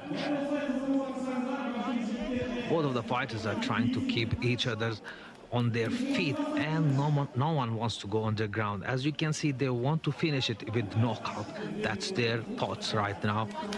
But as you can see, Maxim is putting forward pressure constantly and forcing A1 backwards. Amazing tip kick. He just managed to sneak this shot through there. The clock is becoming their enemy right now because it's only 1 minute remaining, and oh, that was a beautiful attempt to take down Maxim. He's looking to hook his arms underneath his arms there, pressed up against the cage. Both men being able to maintain a relentless pace here with only 45 seconds left on the clock to go. We'll see who's gonna take the takedown now. Maxim is in a dominant position right now. He's punching crisp. That was a fury of strikes on Ivan's face. Maxim is going for submission. He's doing a guillotine. Leonov is trying to get out, but it's in vain. And Maxi seemed to be locking in his neck deep over there. Referee paying close attention to this one as the seconds tick away in round number 1. Leonov holding on for dear life, unable to answer or break that choke, saved by the bell, and that's the end of round number 1 here.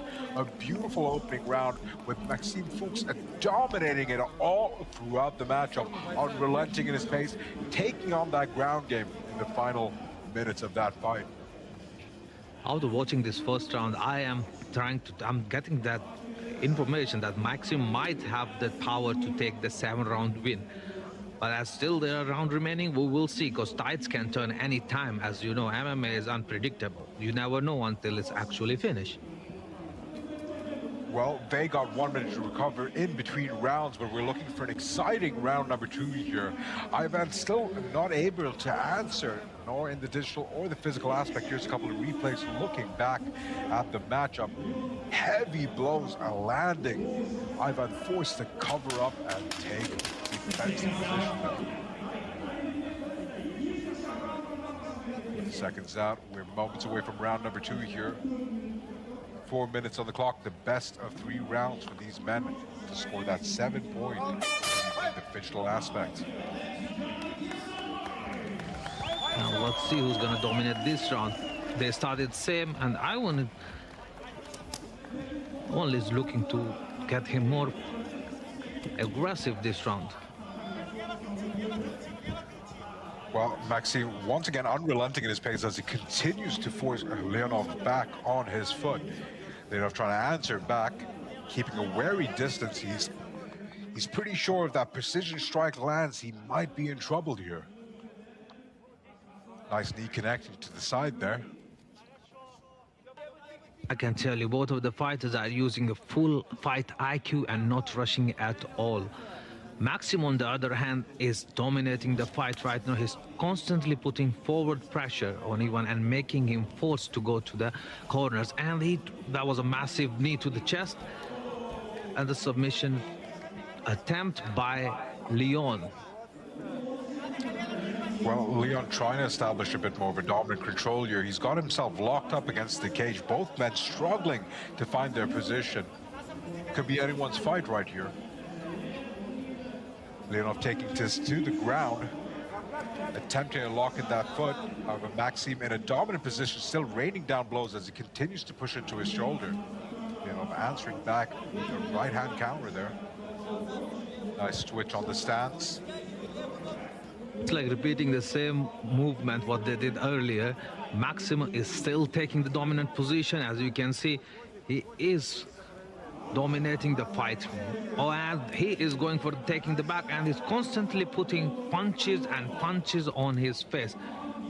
Leonov, on the other hand, is trying to cover his temple, but Fuchs is not stopping. This can be the end of the fight. As fights continue, Fuchs is constantly at the dominant position. He is dominating digital round and now the physical round as well. There's a rain of punches on Leon.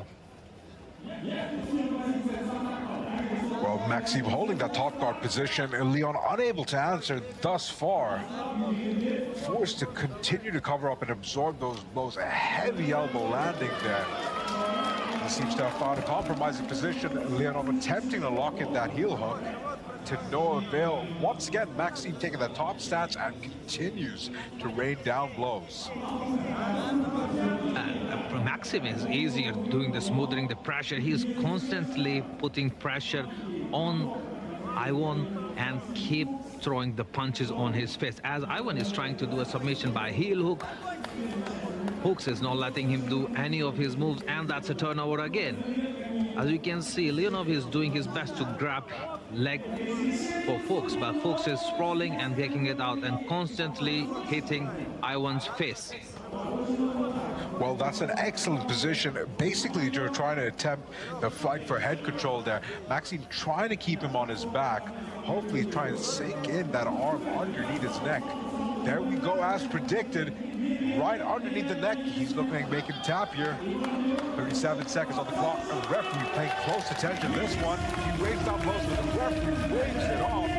A beautiful submission takedown from Maxim Fuchs. He is now securing a 7-point victory because of that forfeit, bringing up Archangel's total to 13 points, a defiant lead in the opening matchup here at the Digital Games of the Future Astana 2026.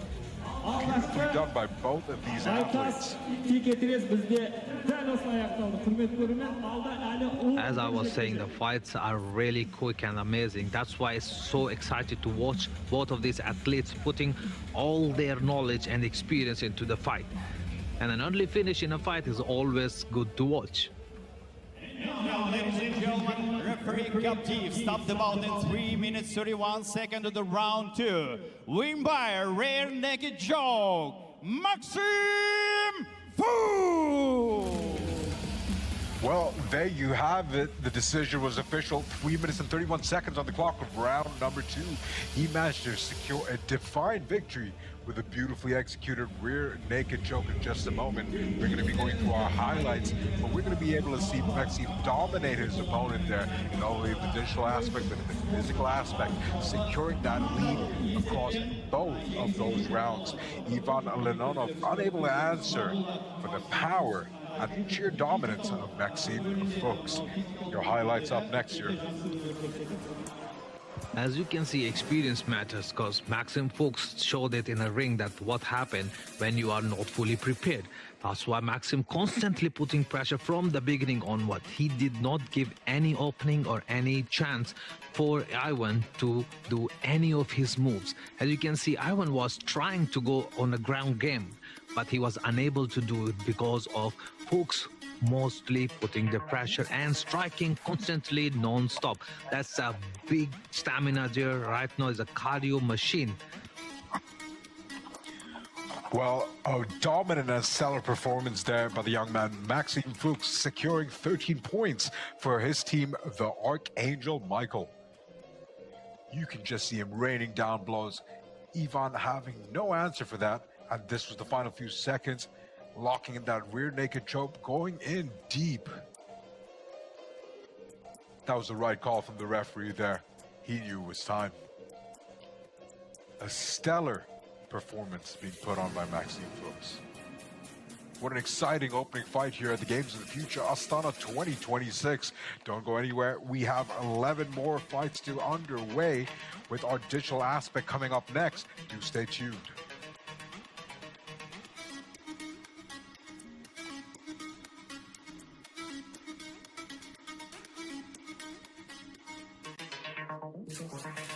A quick look back at the stats board.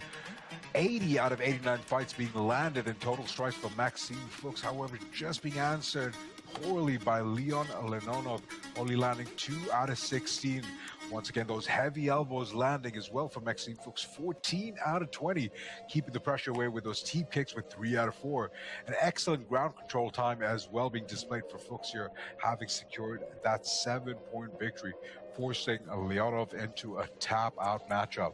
Well, we can see his expert jiu-jitsu skills being applied. He took it to the ground and he continued to apply pressure.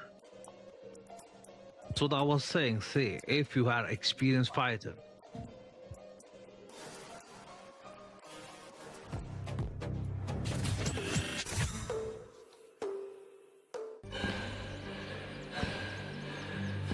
Өлкөмүздөр әр кадамы жаңа жетістікке жетелейтін марафон. Біз осы жолды сіздермен бірге 10 жылдан бері жүріп келеміз. Тимур Құлыбаевтың халық қайырымдылық қоры.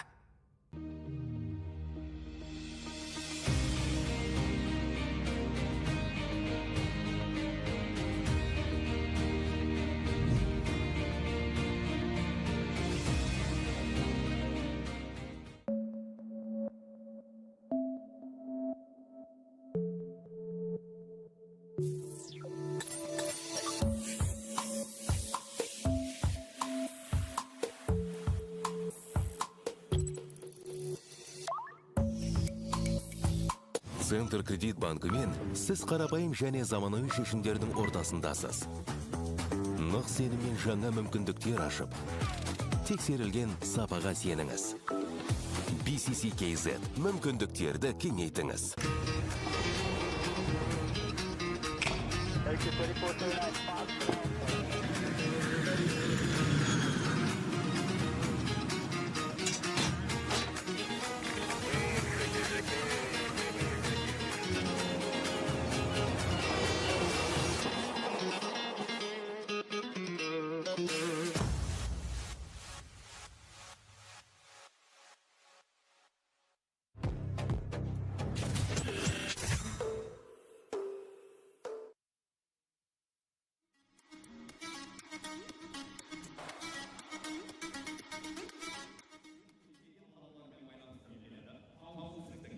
Сенімділіктің жоғары стандарттары үшін әуе компаниясына алғысымызды айтамыз. Банк Центр кредит 37 жылдан астам уақыт бойы заманауи қаржылық шешімдер мен цифрлық сервистерді дамытып келеді. Технологияны But our fighters for the evening going to be representing the cage winner of the official fight versus the Net4 team. Атақтаған келесі жекпе-жекті бастауға біз дайынбыз. An exciting early matchup there where we just seen Maxime Fuchs versus Ivan Lenonov.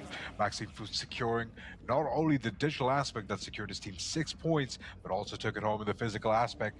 Managed to hit his opponent by a rear naked choke. Bring up his total team score for the Archangels to 13 points. Joining me on the desk, my co-host for the evening is DK Saad, the founder of DK Combat Systems. Saad, how are you doing today, buddy? amazing. As you can see, the next fight is gonna be between Mohamed Basim and Artem Jokov. From digital to physical aspect, we're gonna see who's gonna compete in both and who's gonna dominate the both sides of the event. As you know that Mohamed Basim has shown he can win in different ways, which makes him difficult to read once the fight turns physical.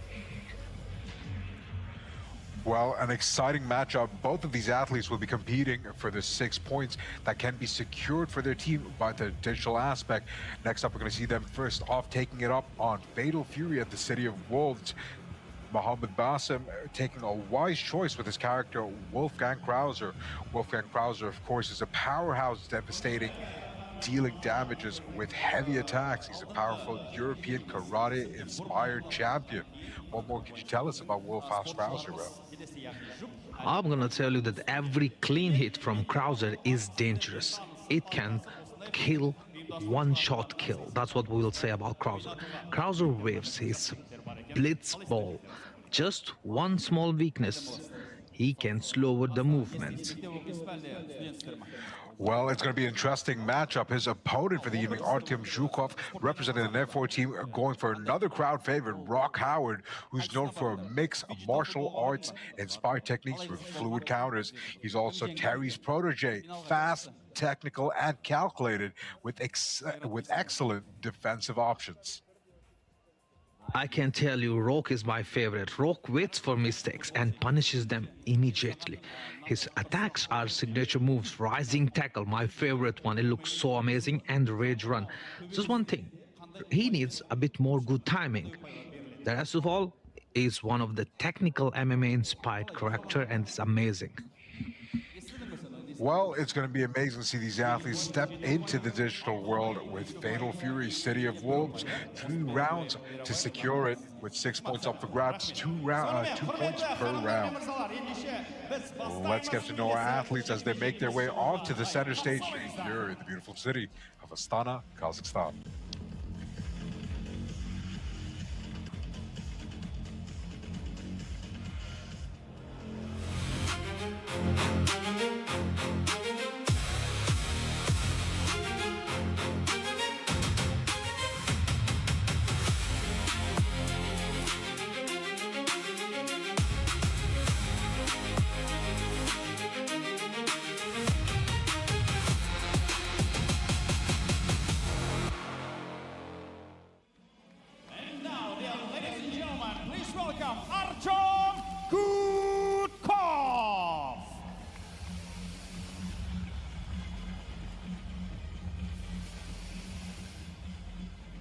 Please welcome, give some noise, and Artyom Gudkov.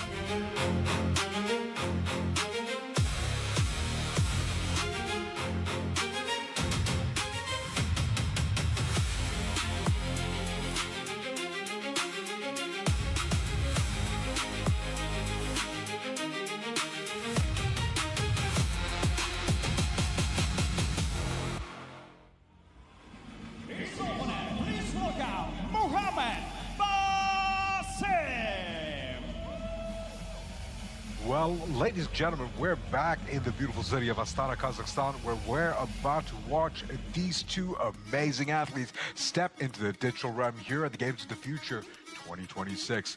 Next up, 6 points up for grabs, all the way in the Fatal Fury, City of Wolves. 3 rounds to secure this lead. What can we expect from these 2 athletes, Yirsad? Physical side, both of them are amazing athletes, but we're gonna see in digital side Wolfgang in action, and we're gonna see how Rock Howard perform. It depends on their athletes. We're gonna have an interesting match of fight IQ in digital side. Well, Rock Howard, of course, known for his big defensive options. Let's see if he's going to be able to take advantage of that. But coming into Wolfgang, he's got some heavy attacks, man. He's got to be able to keep that distance. But if he manages to use his rev meter early on in the fight, we should be able to see a significant lead being established here in the opening rounds. All that and more up next in the Fatal Fury, City of Wolves.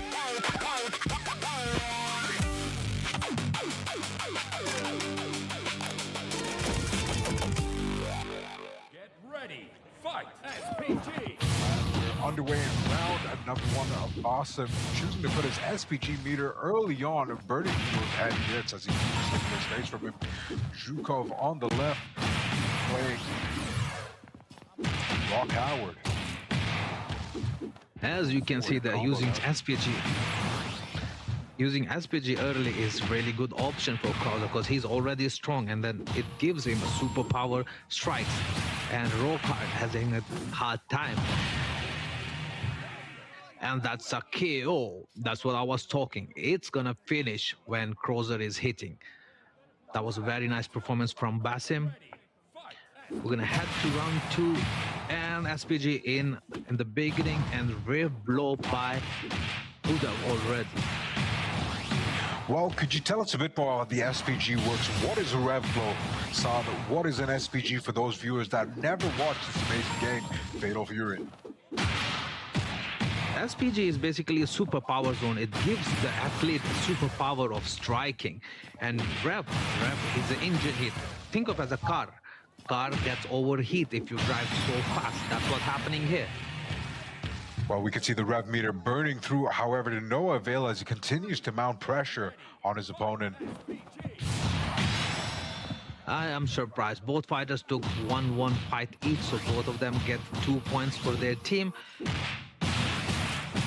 Well, that's an important tie right here as they push in round number 3. 5 rounds, a possibility that can be seen as we push into round number 3 here. Neither men relenting. Beautiful combination with a 6-point rush and counter hit being deployed here by Boston. The way these two are fighting, it's like they know what they are doing, and that was a KO for Basim again. That's 4 points for the team. Beautiful high knee to secure that third round. 4 points to 2 points. Basim looking to take this home in a clean sweep, going 6-2 hopefully, but let's just see if Zhukov is able to answer. Krauser keeping his distance, raining down with the fire blows. Beautiful spin to try and initiate this fight, being grabbed out of the air. Team is already at overheat. He needs to slow down to get his meter back. But what I do love about fight games, sometimes running and mashing does work. Yeah, so what if you end up overheating? As long as you keep pushing forward. Isn't that what Rocky said? Man, you can see Rock Hard is going hard. Zhukov is winning this round as usual, and that's a KO. Oh, that was a close victory for Basim. Well, a defining victory there for the man. He's taken a 6-point lead in the digital aspect. Mohamed Basim securing a 6-point definitive lead already for his team. The cage winner Fischl fighting. A beautiful matchup. Artem Zhukov was coming over. He had 2 points to set things up. However, Basim was unrelenting. Yeah, that's true, but still, remember, we have physical expect. If he can take 7 points there, it's still good. We're gonna see now who's gonna perform well in physical fights now. As a highlights there, as you can see, that was a really close match. I think both of them played this game really well. Oh, that's amazing to see. Here was the early push from Zhukov, securing his 2-point there. And a nice high knee there to secure point number 4. This was your final matchup. Basim continuing with his unrelenting pressure, securing that 6-point lead. We'll be back in the next few moments as these athletes come back in to the octagon for their physical matchup at the Games of the Future, Astana 2026.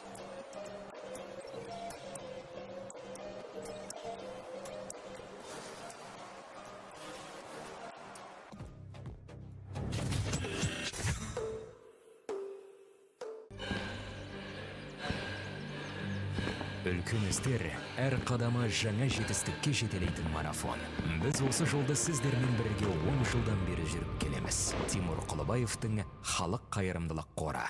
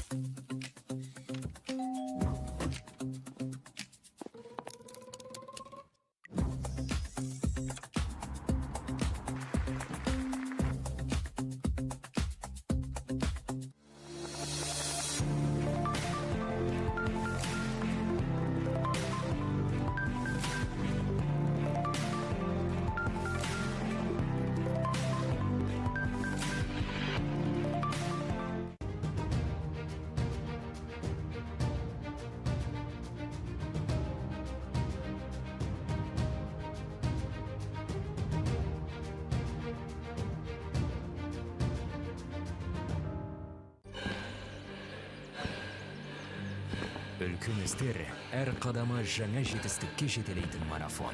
Біз осы жолды сіздермен бірге 10 жылдан бері жүріп келеміз. Тимур Құлыбаевтың халық қайырымдылық қоры.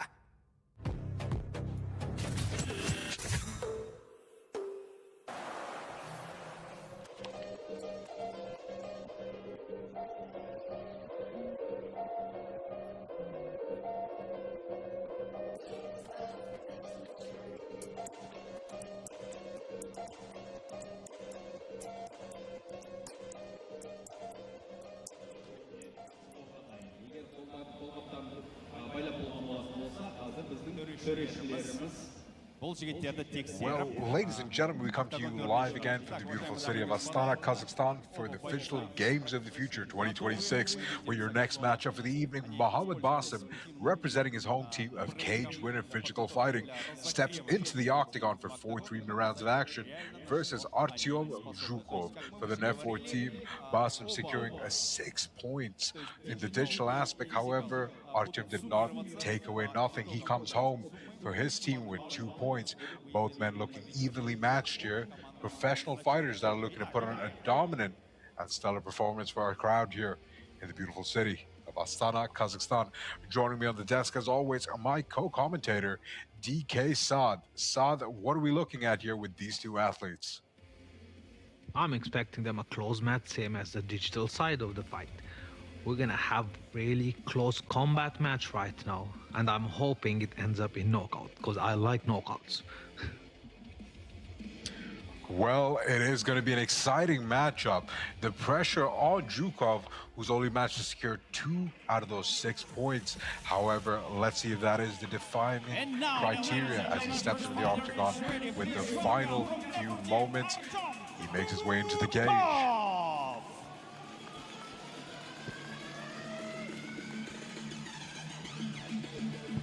Here we see his opponent, Mohamed Basim, representing the cage winner Physical Fighting. He must be feeling pretty confident coming into this one, having won the digital aspect. He looks to perform another dominant performance here with the physical matchup. Well, that's what happened when you already secure a massive 6-point lead. He is very confident he can take a 7-point lead. And the moment of the truth is gonna come now, as they're both gonna engage in actual fighting.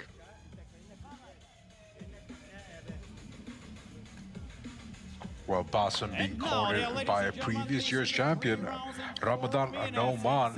Years of experience on his team. He looks to be able to take this away with a high fight IQ. He's then 180 centimeters tall. Official weight in 70.3 kilogram. From Net4 team, please welcome Artyom Gutkov. Introducing his opponent and fighting out of the red corner. He's then 174 centimeters tall. Official weight in 70.3 kilogram. From cage winner Physical Fighting Wolfgang Drauser. Please welcome Mohamed Basim. Well, with the introductions out of the way, we're just a few moments away from the cage doors closing. 4 3-minute rounds on the clock to decide this matchup, with the referee giving his final instructions to these fighters. Don't touch the game, don't touch equipment, okay? Listen to my comments. Okay. Good luck. Well, here we go. 4 3-minute rounds of action. Let's see what happens. We're hoping for a knockout. It might happen. I think we're excited for this one, Saad. I am always excited to see a good fight. Let's see how much they put an effort in it and who's gonna run out of gas before the other person. Nice job being thrown out by Zhukov here. Early on in round number 1, he's looking to establish a dominant pace, targeting that outside lead leg of Basim. Basim sprawls in, attempting to bring him up against the cage there, trying to drag him down to the canvas. Zhukov using that upper body strength to keep himself on his feet.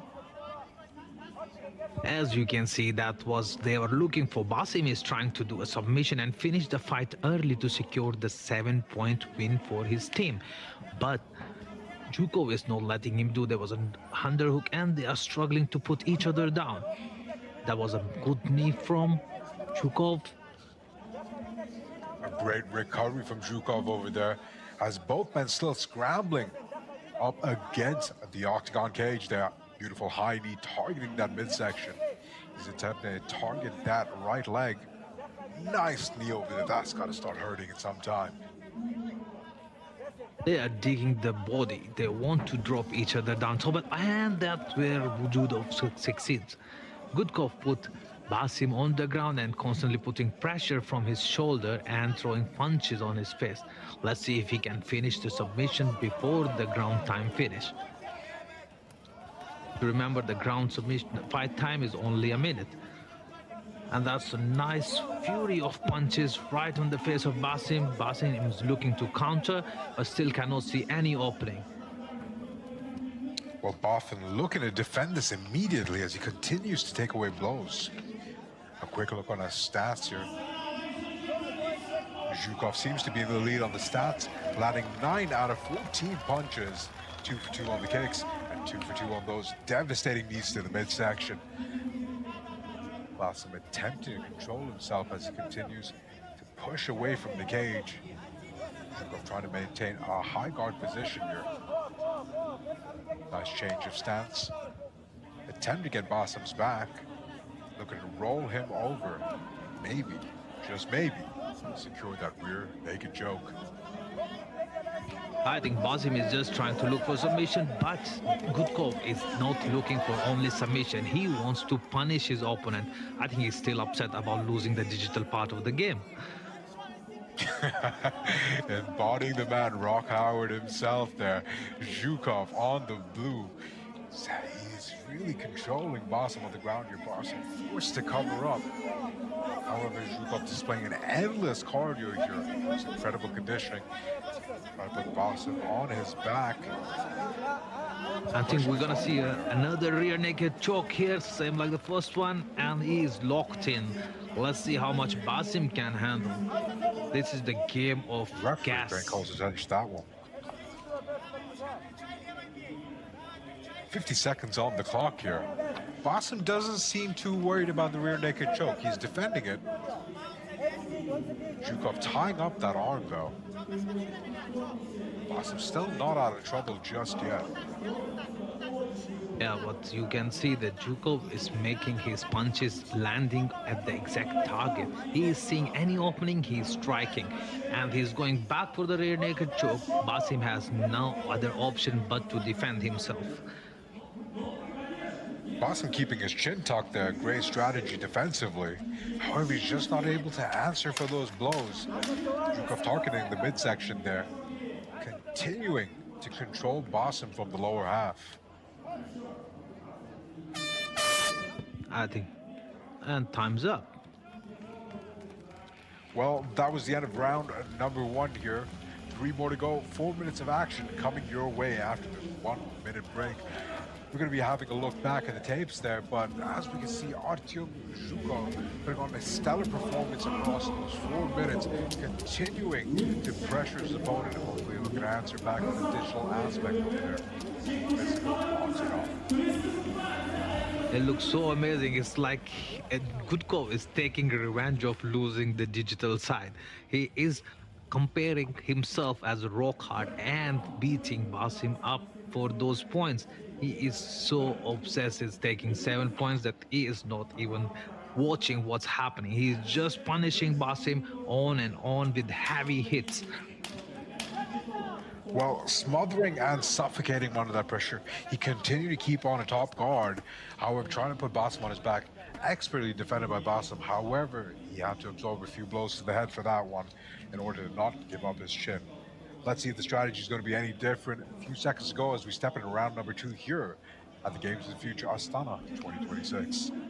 All the action, of course, will be brought to you by our friends here at Kaz Inc. As you can see, Basim looks under pressure already because of the first round. Let's see if he can make his comeback and turn the tides to his favor. An amazing high kick by Gudkov. Basim is trying to do a knockout, so he's swinging really wide right now. There was a nice calf kick. And Basim is running forward, putting pressure, and he pinned Gutkov to the cage again. Well, he's really digging in deep here. Trying to bring his opponent crash into the canvas. Zhukov still keeping on his feet as he continues to defend that sweep. Basim successful in that one, pinning him up against the canvas. Digging in deep with that shoulder. Looking to mount on the pressure here in the early seconds of round number 2. I think Basim realized that he has to do something else and put more pressure and will take the win for the team. That's why he is putting more effort. As you can see, he is forcing him backwards and he's dictating the pace of the fight. Well, putting on pressure with that shoulder, pressing up against the diaphragm really does take the breath away. However, Zhukov still answering back, looking to soften up the kidneys of Basim there, targeting the liver as well. I will say he is really calm under pressure and he is not caring about what Basim is doing, but he is looking for that precise movements where he can land strikes. As you can see, he's still punching constantly, and we can see the stats. He landed 36 punches out of 42, whereas Basim only managed to land 3 punches out of 10. That's what the big difference there is. And Well, he might appear to be the aggressor here. However, he's not landing much, just like you said. Both men back up against the cage. Basim seems to got Zhukov in a hold here. Bringing him to his corner and beautifully slams him down in front of his coach. That was beautiful. That was beautiful. That was showing dominance. He showed Gutkov that how strong he is, and he carried him for one corner to another. That was amazing display of pure wild power. Well, if that doesn't say domination, I don't know what does. He keeps him pressed against the cage right next to his corner, keeping a close attention for their advice. Sprawling to make it back onto the ground. Basim attempting to take Zhukov's back right now as he flips him over, looking to reverse his position and maybe, just maybe sink in that rear naked choke. Basim switching stances here. Zhukov locking in his leg, rendering him unable to move. That's what they are saying. They are in the half guard position. Hey, he's trying to stop him to mount him fully, because if he wants, he's gonna have a fury of punches. And again, Gutkov push him back and start punching again on his face.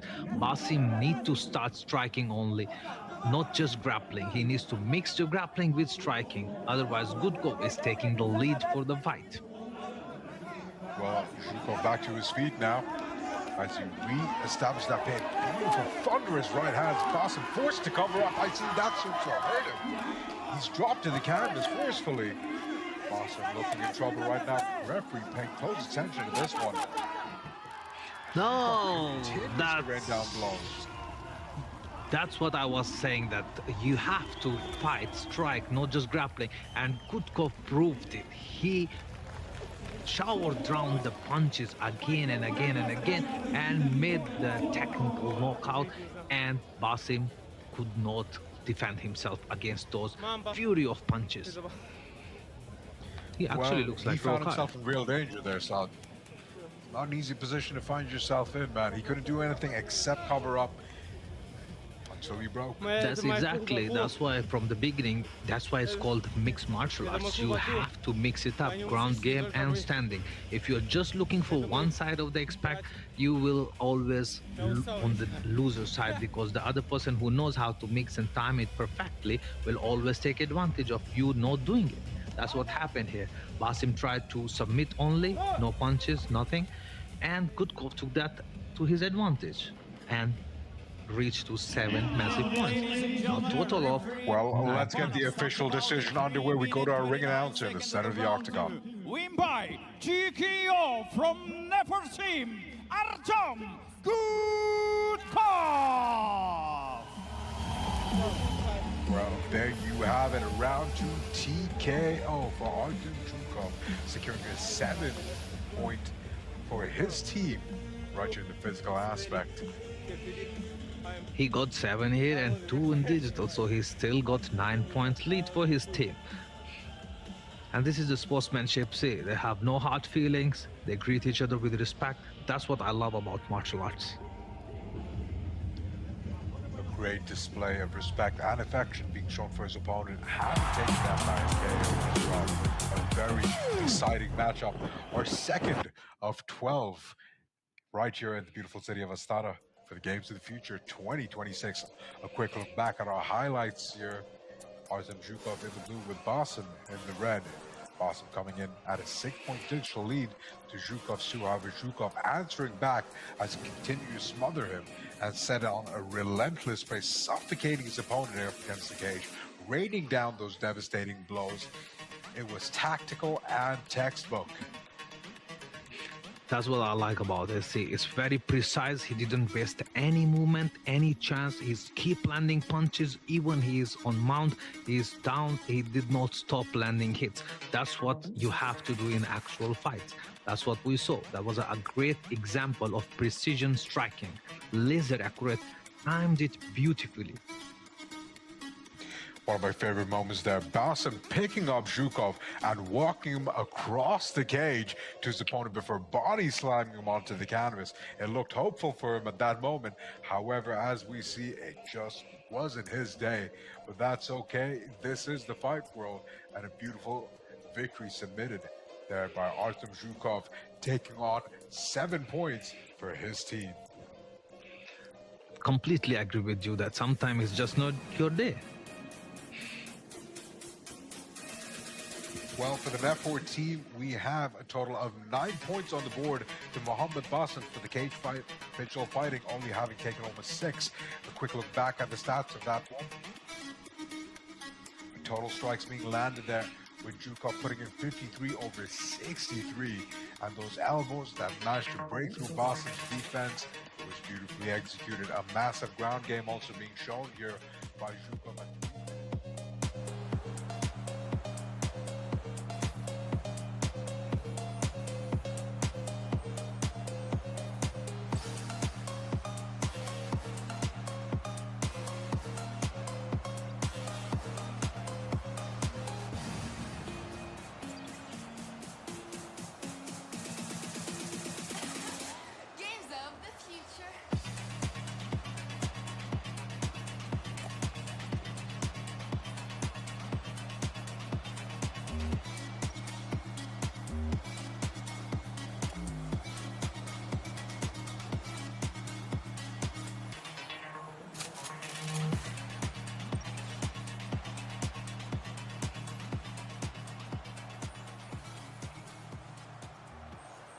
Best of 7 here. It's just gonna be a best of 5 tomorrow. Actually, as I push my glasses up close to my face, we haven't experienced everything, Joseph.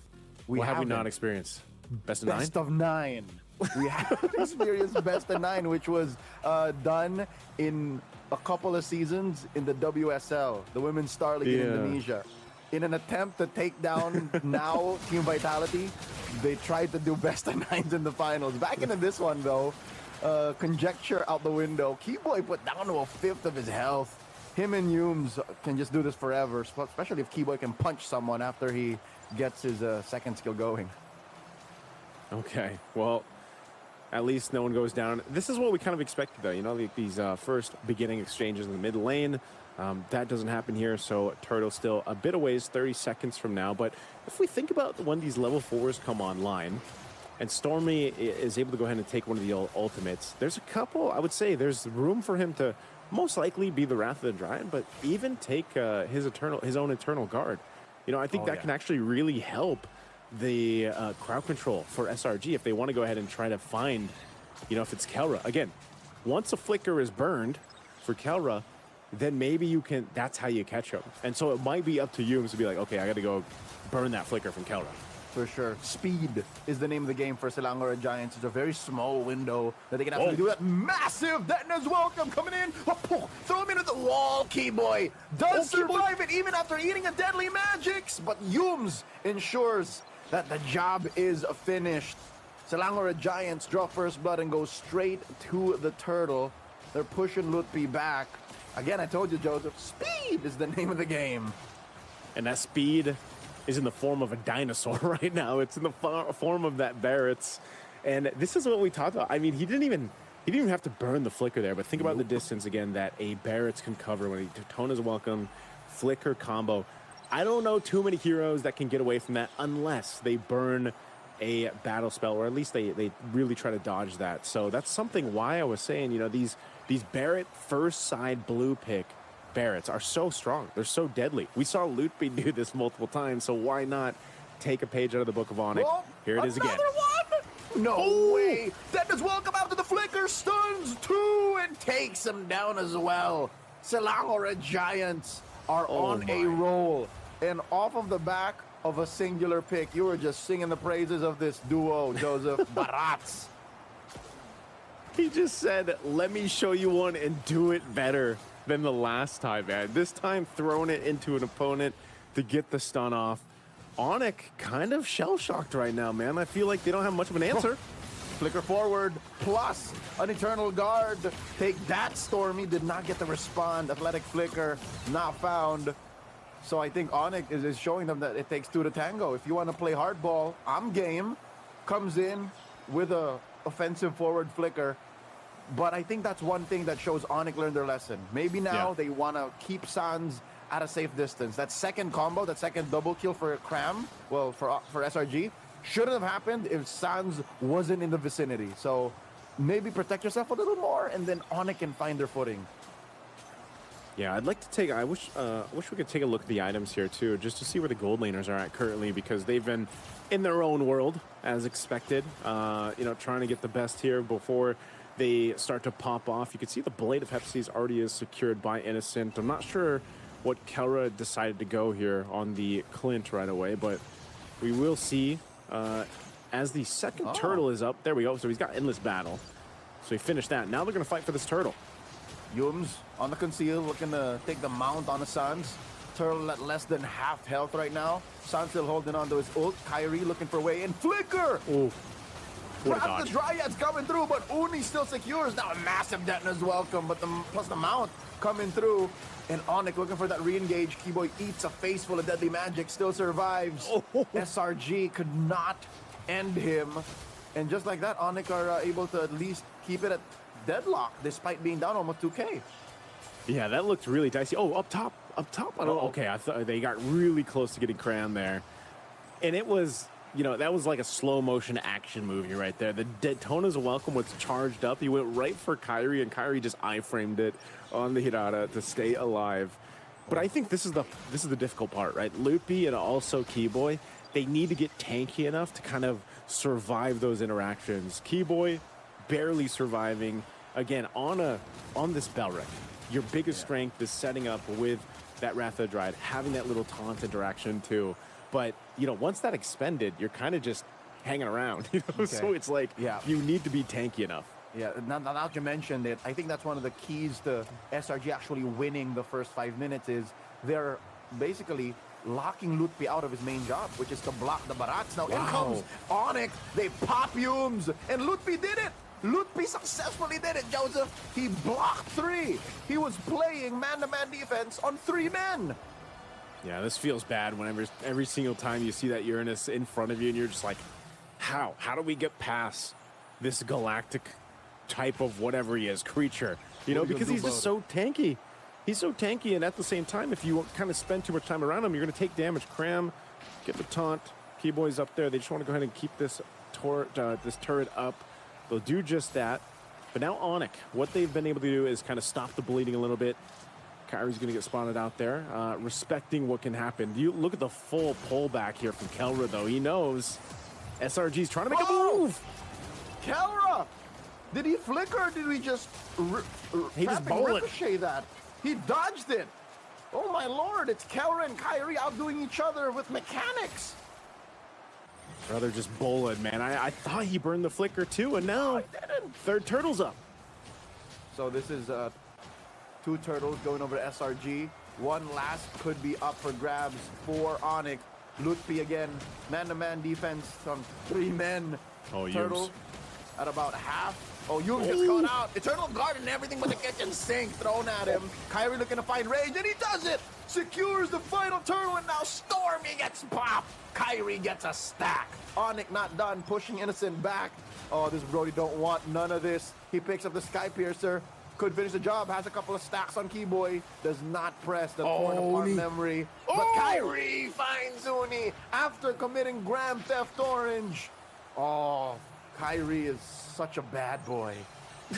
Such a dangerous man. I can already see the crowd waving their 2-0 signs right now for Onic. Again, there's so many fans out there for Kyrie, and they're seeing him put on a show on the Sirada. Oh, up top though, Kelra. Kelra gets mounted and hit with a torn apart memory, but off camera, we barely catch a couple of kills on SRG, the punish. Usually when a gold laner dies, it's no bueno, but this time, as they say in Kazakhstan, Rahmet, I'll take that deal any day, twice on Saturdays. Purple, secured at least by Yums. It went from worse to bad. It did.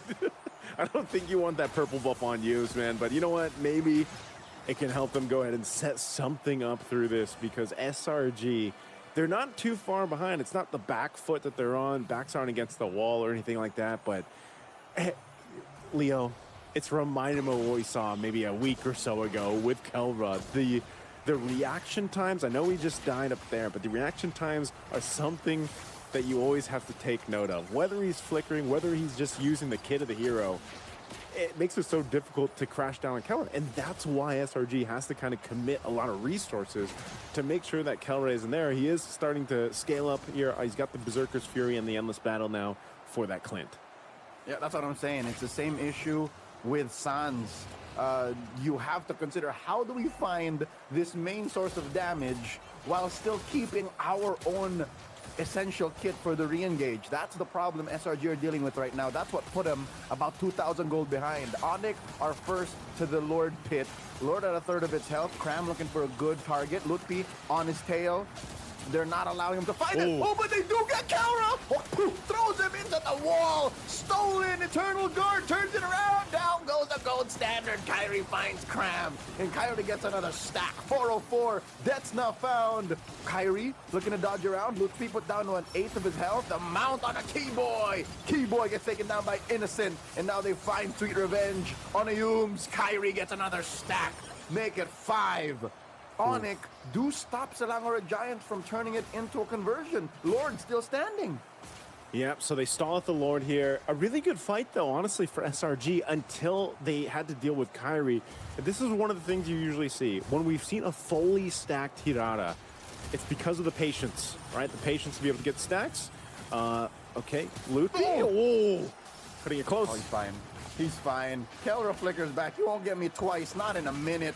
And Kyrie looking to take down Cram with the kind of burst that Kelra has, and those stats should be possible, but yeah, they turn over to the Lord.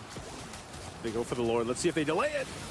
Massive combo from Onic. They take down 2. Yums and Cram take a nap as Kyrie is 1 away from the max Skypiercer stacks. Oh, he's really bad now. Oh, man, Leo. He's looking to be as bad as he can be, almost fully stacked. This is going to be a Lord take here, but this is the problem, man. Look at this again. Items fall in place. Lord secured.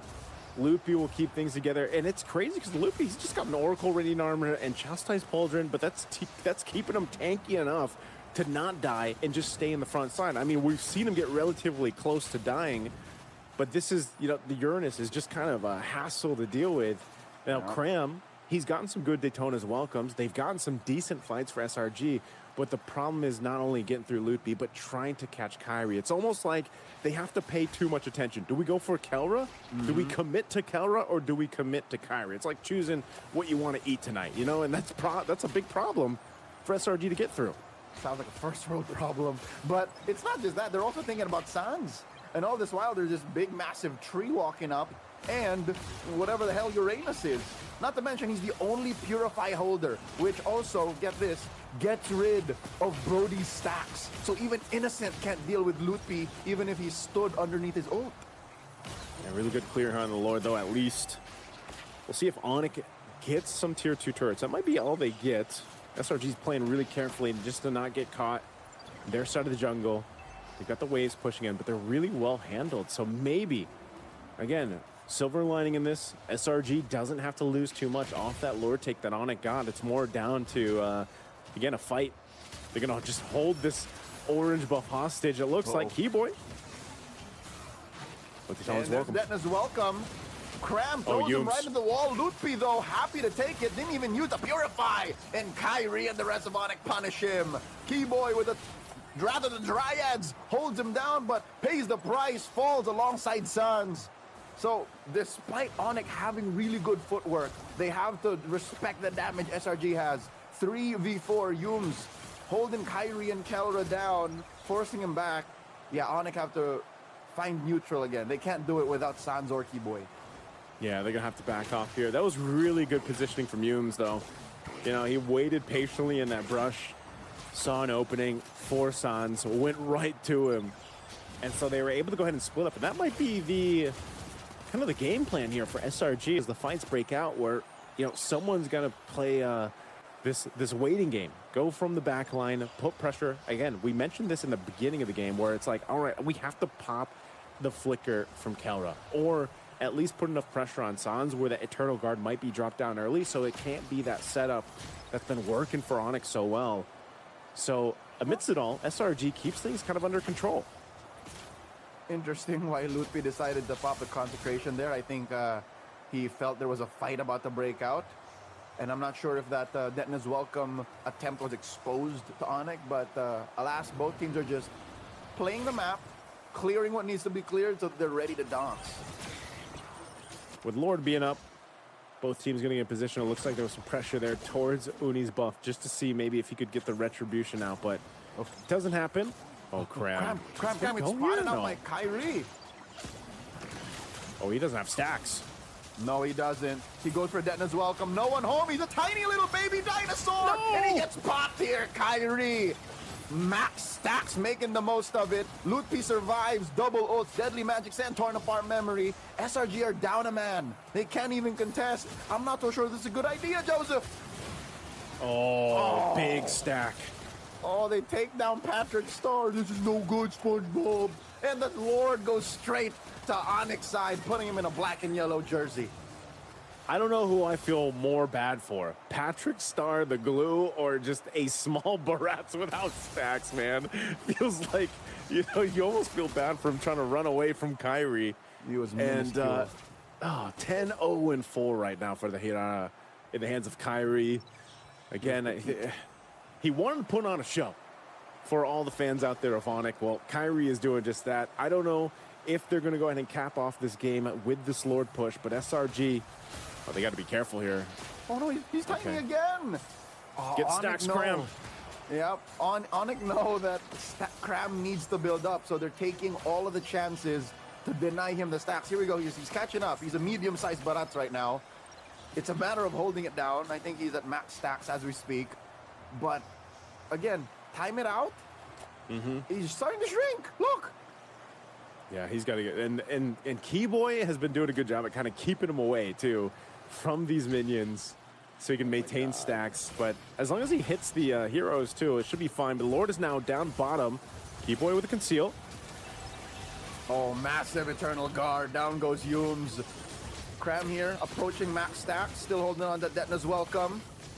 Turret down bottom has already been cracked, so there's pressure on their base. Lord still standing. Wails away at the mid lane inhibitor a couple times. Sans forcing Uni back. Point blank card trick. Onyx are taking it slow here. Stolen EG. Help him push back, but Kelra takes it down quick. I think they just want to get this turret, so another wave needs to be pushing in here. So right now, SRG does a pretty good job, I'd say. Now that they've dealt with 2 Lords being secured by Onyx, they only lose 1 base turret, so that's not bad. It's just the main thing of, again, not getting caught in this position where it converts to a couple kills to Onyx. They still don't have an answer for this fully stacked Kyrie Hirata.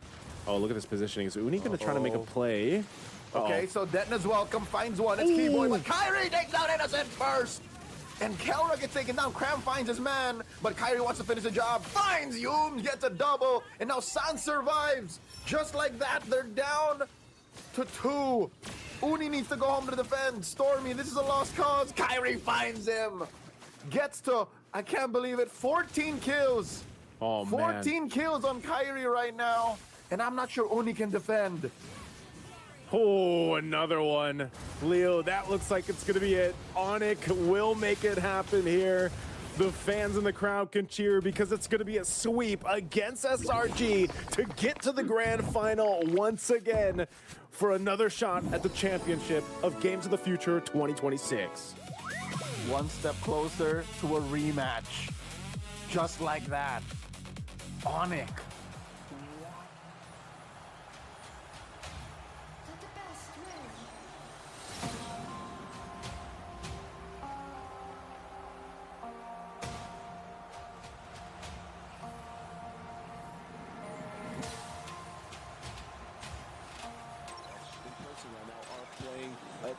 As part of the Games of the Future.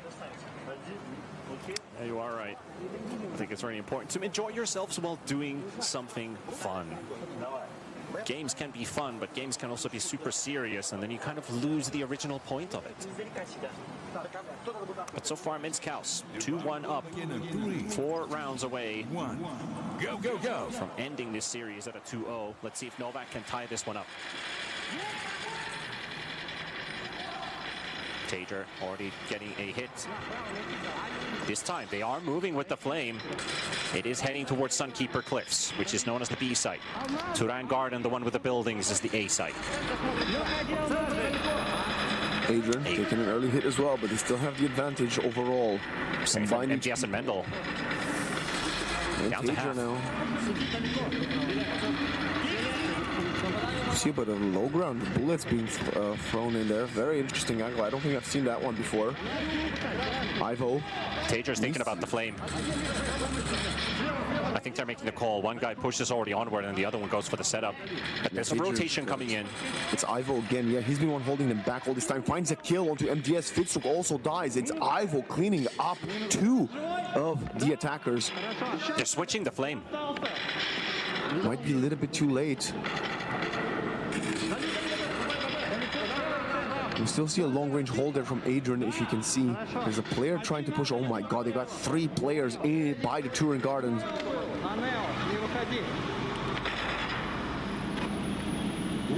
Okay. Sneak attack. Oh, he's in between. Oh, he got hit in the back. Middle is being called. And he manages to retreat. No, he doesn't. He does not. Last player alive is Tager. Takes a bullet down to 25. I think this might be no back to an even 2-2. Fighting for it. He needs an ace. A lot of weak bullets. He's trying to use the cover for his advantage that he can advance. Round 1. I wonder if they see him coming. He's got the angle open. Flip the second. And he gets hit. Defense team wins. It was a valiant effort there, but with 25 HP, there's not much more you can hope for. You can find one, you can find a couple bullets onto the other. But now I gotta ask you, T-Panda, even with a 3-2 on either side, do you think Minsk-House will regret not going for the digital flame plant a lot more times? Because throughout the tournament, we have seen the meta favoring the teams going on the attack side for the early plant. That is true. A question to ask, and especially now that they have only been playing the B site. They have not really looked for Turan Garden anytime they've moved the flame onward. Sometimes they just left it straight into their spawn. Maybe you're not using the strongest weapon. This one I had to really highlight. This is classic Counter-Strike timing. This is timing at its best and actually at its worst for the black shirt player.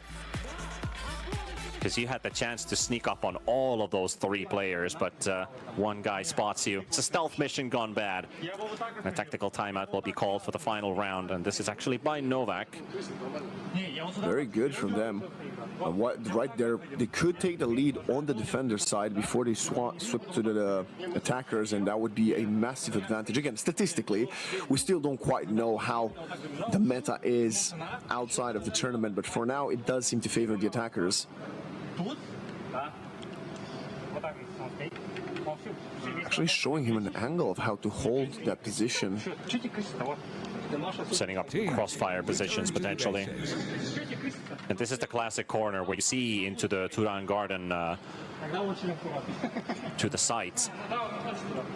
But you're kind of stuck in that corner, right? So if the attacker slips through with the flame and gets the plant down, the player in the corner can only hold and prevent the planter from escaping. But you also can't really escape because you're going to get shot if you move. Very dangerous corner to be in. Players ready. We see a lot of focus here. I think this is Fitzrook. Of course, reminding everybody, if Novak does manage to win 6 rounds on Neo Dalla of Laser Tag, we will be going back to Counter-Strike for deciding game 3. But now it's round number 5 of Laser Tag, and the action is underway. They got the digital flame, moving it forward just slightly. Big thing to highlight is that when these two teams played against each other, it was a 6-0 for Minsk House in the group stage. But Novak was able to win Team KZ in laser tag yesterday. So they're coming fresh off of a win. They're really putting up a fight this time around. Is Adrian truly the specialist here? Has found a couple frags, if we saw correct. You also highlighted that Adrian probably got a kill. Yeah. Who knows, he might have been a difference Vegas. maker. Dangerously low Vegas, but they got Tagers the first. Flame has not moved. We see a reposition from, I believe, CNX. Adrian is going to slowly make his way forward, spots the body of Vegas. They're doing it together, 2 of them advancing towards this Turan Garden area. The problem is, Minsk House has completely abandoned this portion of the map, going towards the cliffs. Yeah, they have a nice 2-player split covering both sides. Advancing down the middle area. I think this is a good moment to call if there's any information to be grabbed. Calling for middle. You can hear that a lot, that it's been notified. That's 1 player down. Adrian taking hits. Adrian down. 4v2. Minsk House wants to convert this round. They cannot let it slip out of their fingers. And looking at the advancements, I think they will succeed in doing that. Fishura and Ivo, they need to find some kills, but they're only getting baited outside of the cover. The urn props have been tumbled over. Pager does fall. Oh, he got Second one. kill going there. No, he doesn't get the second. It's a 1v1. This was a 2v4. Duke Fishura was good for 2. Ivo needs to make it the clutch happen. He also just survived for 50 seconds and he wins the round. Oh, yeah. Got caught in the open. Wins. Yeah, ZNX rushing the info point, as can see, have a better overview of the map, will shoot him out. Great attempt there for that 2v4 Ivo and Duke Fishura, but Minsk House does at least manage to take the lead at the half. Oh, that was so close. I mean, I was about to say, I'm going to ask you a question as well. Do you fully agree with me that when the other team has an advantage of at least 2 players, I don't think a single comeback has been made from that point? Because they seem to get the map control. They also have better angles to shoot from. The possibility of a crossfire is much higher. But this was almost a 2v4 comeback. It went all the way to the last player.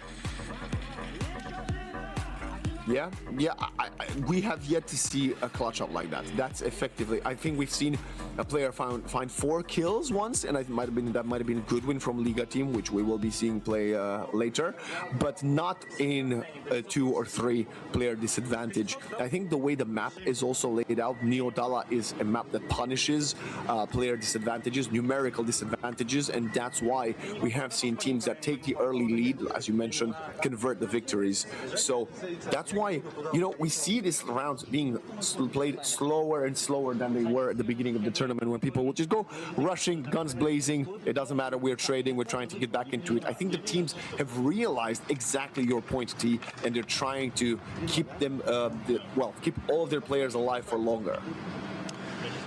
But so far, this has been maybe 1 or 2 or 3 laser tags throughout this entire tournament have been this tight coming out from the first half. It's 3-2, so Minsk House needs 3 points to win. Novak needs 4 points to win and force a decider and go to Mirage, which is Minsk's map pick.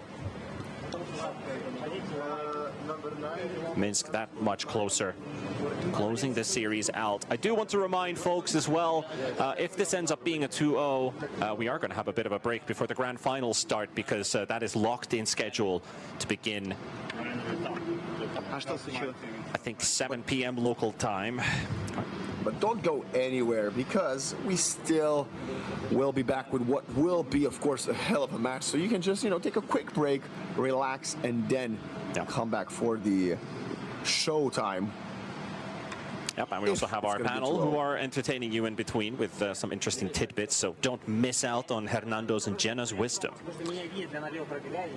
I couldn't miss that for anything in the world. The guys have been great all week long. They did 3 long days. You also did some long days casting in the group stage, but they have been here since the start to finish. They've been with every single series, so really kudos and shout out to our amazing hosts throughout this Phygital tournament. Doing some calibration shots. We haven't really heard any pieces of information on either side. No penalties either, which I'm positively surprised about. We want to watch action. We don't want downtime. Of course, and it's not just the downtime. Then, you come into the next round with its advantage, and you're kind of really wondering if you are losing because the opponents are better than you, or you're losing because you just have an HP disadvantage, right? Yeah. Nobody likes to see that. I have to say, that was a pretty weird way to shoot a gun with the stock not covered on your shoulder. If that was a real gun, that recoil would kill your fingers. Just saying. These guns don't have the same type of pushback, though.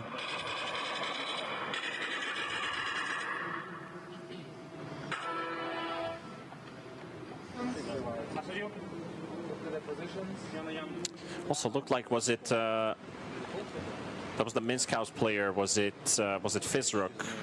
I think he's left-handed. I think it's the same for Adrian as well. Ooh, yeah, I'm not sure. We have some CS players who are also left-handed, but mainly they just flip the screen so that the gun shows on the other side. You can do that with the config setting, but laser tag continues. And as mentioned, Minsk House, they need 3 points. Novak, they need 4. Early damage being taken. Again, no digital flame rush for the plant. Very surprising that this early damage comes in the first 3 seconds. There are those small gaps from spawn, which is the reason why players quickly turn around and go for the early sprint, because you have a line of sight to spawn. Yeah, they might have learned what the pre-fire spots are. That's why we see so much damage being taken early. Ivo down to 25. And they're holding that long-range right side of the map, right behind the cliffs. MDS slowly creeping forward. Adrian is trying to provide cover for him, but Vegas dies elsewhere. A bit of a quiet moment here, T-Panda. Pager actually, laser down to 0. Adrian takes 25, down to 25. I was listening into the comms there for a moment. Someone was talking to Adrian. Other than middle. This is what I picked up. Very interesting here from Novak. They took early control of the low ground info point, and now they've kind of fallen back from that position, and now Minsk House is trying to infiltrate. You saw the digital flame on your screen. We looked at Adrian's POV, and we didn't see a player there, but he got killed. Now again, the man advantage does allow them to take control of the map, and the flame has not moved towards a site yet. Still moving around in middle.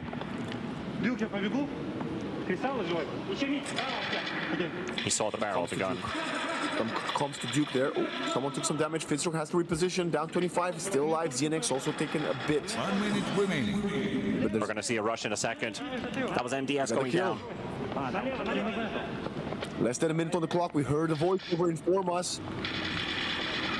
The digital flame has still yet to be activated. They were down a player, but they are advancing pretty well. Now he's got info on a player in mid. ZNX trying to find, where is he? Where did he go? He missed him completely. Look at the flame And now he runs into him.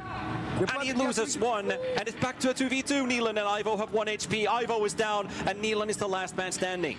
He's struggling with the code. Now he activates it. He needs to watch his back. ZNX is coming in. And there we go.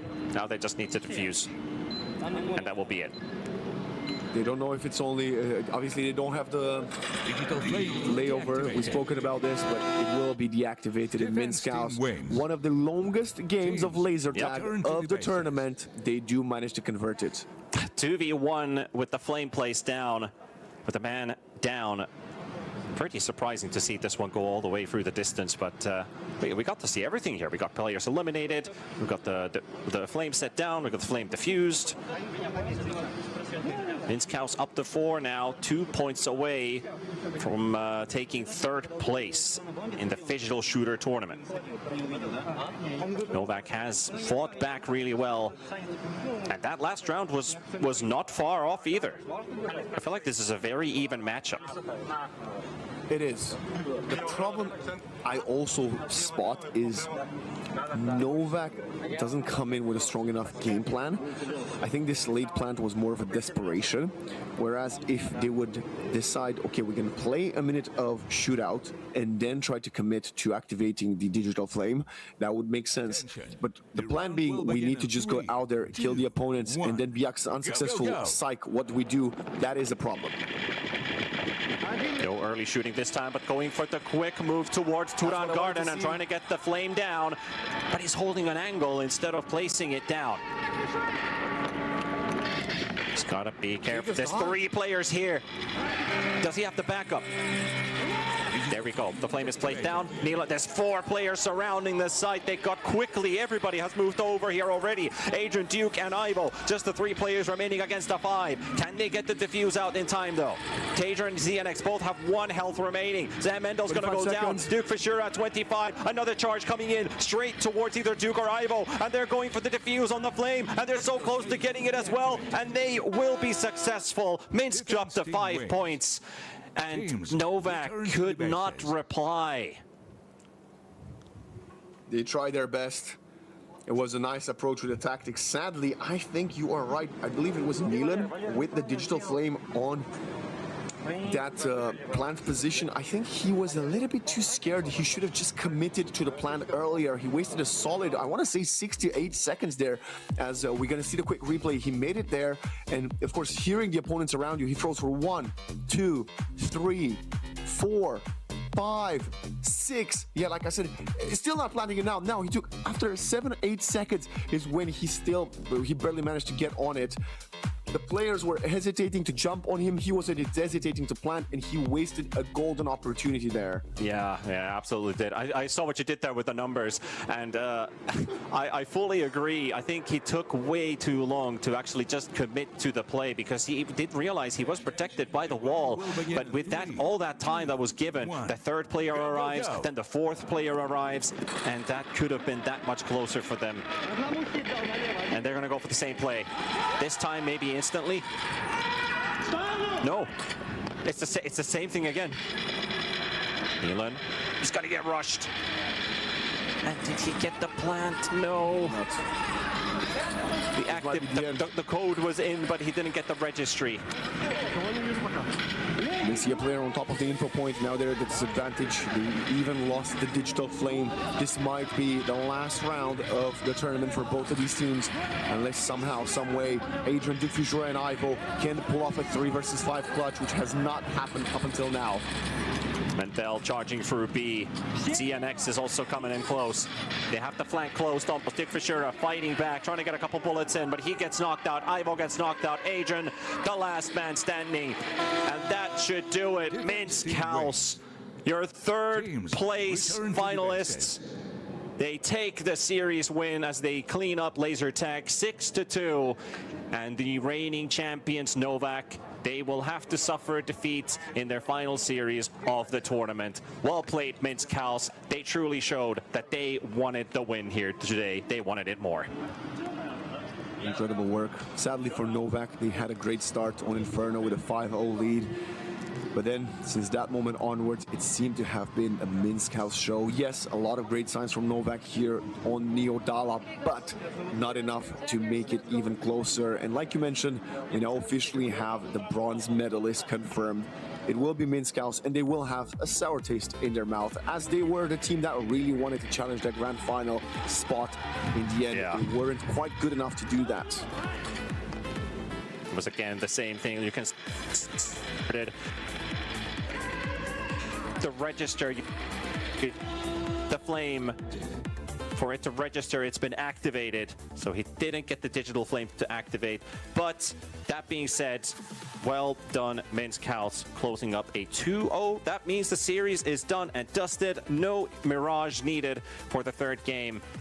And what still remains is, of course, the shiniest cherry on top of the cake, which is the grand finals. But that's going to be in a while. Before that, we're going to be heading over to our analyst desk. So Hernando and Jenna, take over.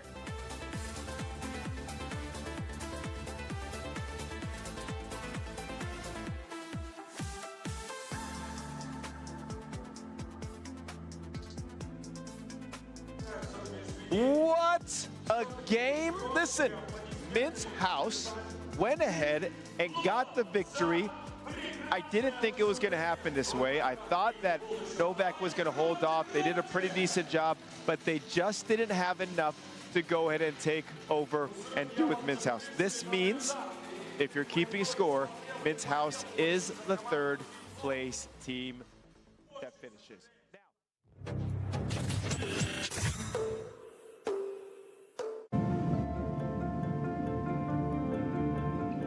Welcome aboard Air Astana.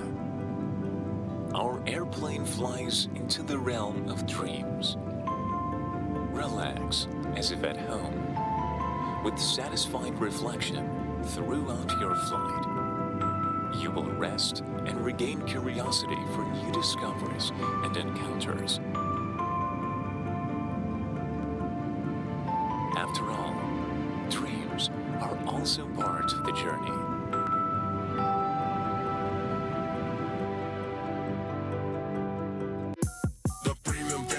Connected, that is Bassistidi. Got a smartphone absolutely free, that is Bassistidi. Hooked it up and no longer problems with home internet. Get home internet and a smartphone for free with the premium family plan. Get ready for school with WB. WB, all you need for classes and breaks with try-on and payment on delivery.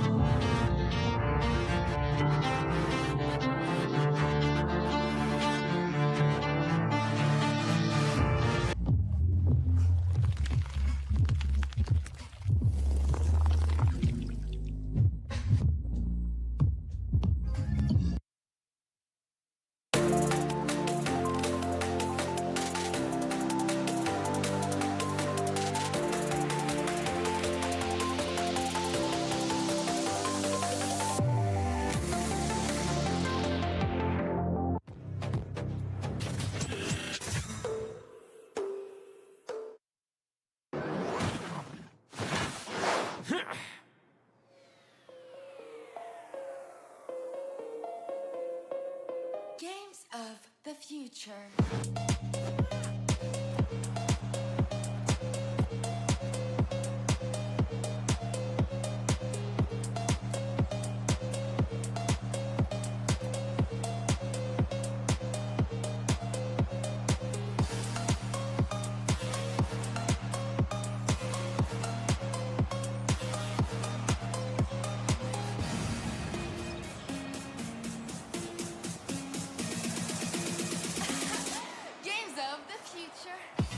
Welcome back, ladies and gentlemen. We had a really exciting day so far. We began strong with our last discipline that we have introduced just today. That's digital fighting. I know our fighters are over there fighting it all out in the octagon. I am joined here at the studio with my distinguished colleague, David.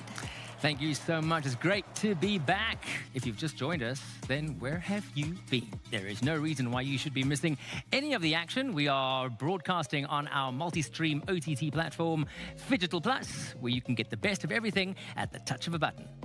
Absolutely, David. We began today with some semi-finals in Phygital football. We are down to 2 teams, and tomorrow we will be deciding who is taking that cash prize home and who will be crowned our football champions of the tournament. A $625,000 US cash pool there, and it is a full South American final with Quetzales Armedios and NS from Argentina. It'll be really interesting hearing them speak Spanish on that mini field. Speaking a little bit about football and the concept of phygital, as we have been reminding our viewers constantly, today, we are celebrating the merging of 2 worlds, the digital side with some legendary games and our physical disciplines like actual football, actual basketball, dancing, and now we even have actual fighting going on in that octagon. And what's interesting to note now as we turn our attention to the screen is exactly what you've been talking about. Over the past just over a week, we've showcased Phygital Shooter, which of course has been taking place, Phygital Fighting, which began its emergence today and will finish today as well, Phygital Football 2 tomorrow, and MOBA Mobile, that's MLBB.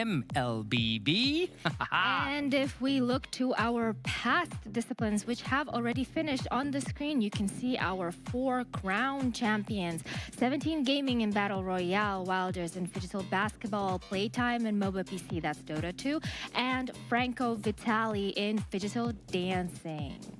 And today, as I mentioned, we started off with Phygital Football. We are done with that. We already have our 2 finals set up for tomorrow. We are still fighting, and we will still be fighting up until the wee hours of the morning. And with Phygital Shooter and MOBA Mobile closing us out either today or the early hours of tomorrow.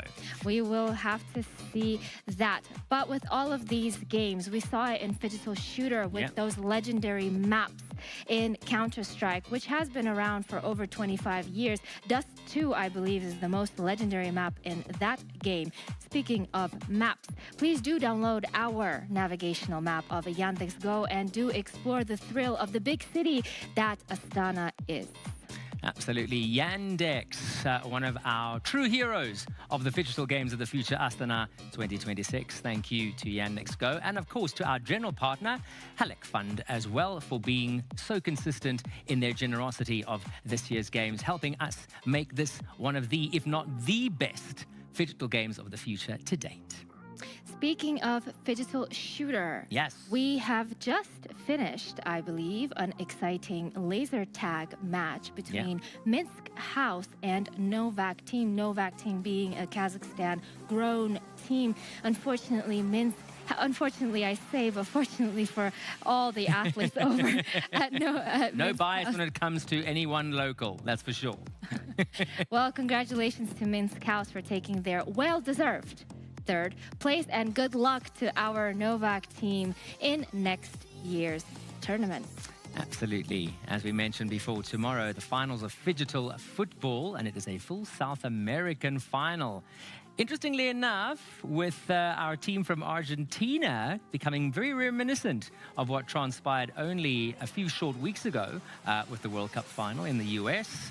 Are we going to see Argentina bow out and taking 2nd spot, or are they going to take that top spot and that prize pool of $625,000 US?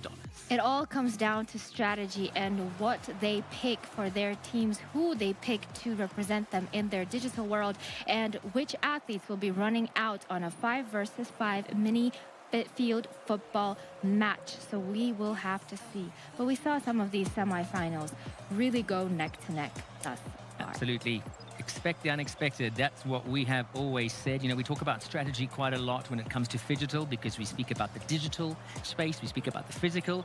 And what's interesting is that all kind of collides when we look at Phygital fighting, because it's almost, and it was one of our players that mentioned it earlier on today, Kama Worthy from Team Sword, who said you almost have to completely throw out the whole idea of over-analyzing. And there was a term that he used, which I know you said, which I thought was brilliant, Shulpan. It was a brilliant term. He said paralysis by over-analysis, because our fighters, you don't have time in the octagon to stand there thinking, what will be my next punch? What my next kick will be? So obviously we do kick into our primitive instincts of flight or fight. In this case, obviously fight. So he said it really well. And he did mention that moving into to get to that stage, a lot of preparation goes into coming to these tournaments. And some of our athletes who we were introduced to in one of our earlier videos mentioned words like awesome and cool. And the first word that came to mind was enjoy. Certainly words that we don't automatically associate with the likes of Phygital fighting. Yes, and on your screens, ladies and gentlemen, we have our famous poly screen, and that's the beauty of our OTT platform at Phygital Plus. You can tune in to any which sport which you adore, which you're excited about. For example, I can see on the top left our fighter getting, what is that? Oiled up for the fight? Feels like he's being patted down, making sure the gloves are correctly put on as well. This comes quite intense. I see he's wearing his mouth guard as well. Yep, let's join that fighter over there right now with Cage Winner Fighting versus Nefor Team. Of course, we've got our little Fidgetron.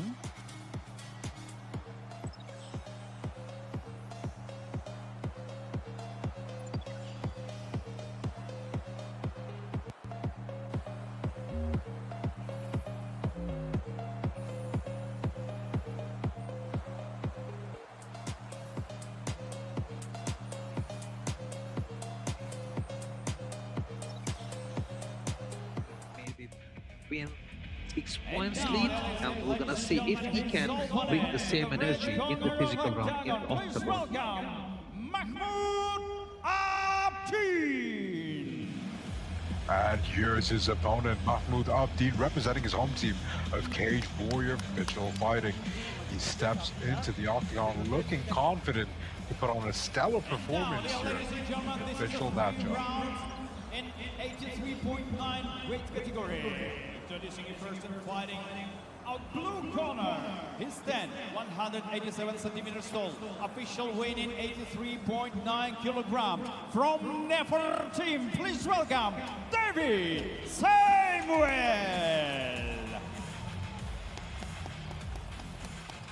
Introducing his opponent, fighting out of the red corner. His 180 centimeters tall. Official weighing in 83.9 kilograms. From Cage Winner Phygital Fighting Team, please welcome Mahmoud Abdi.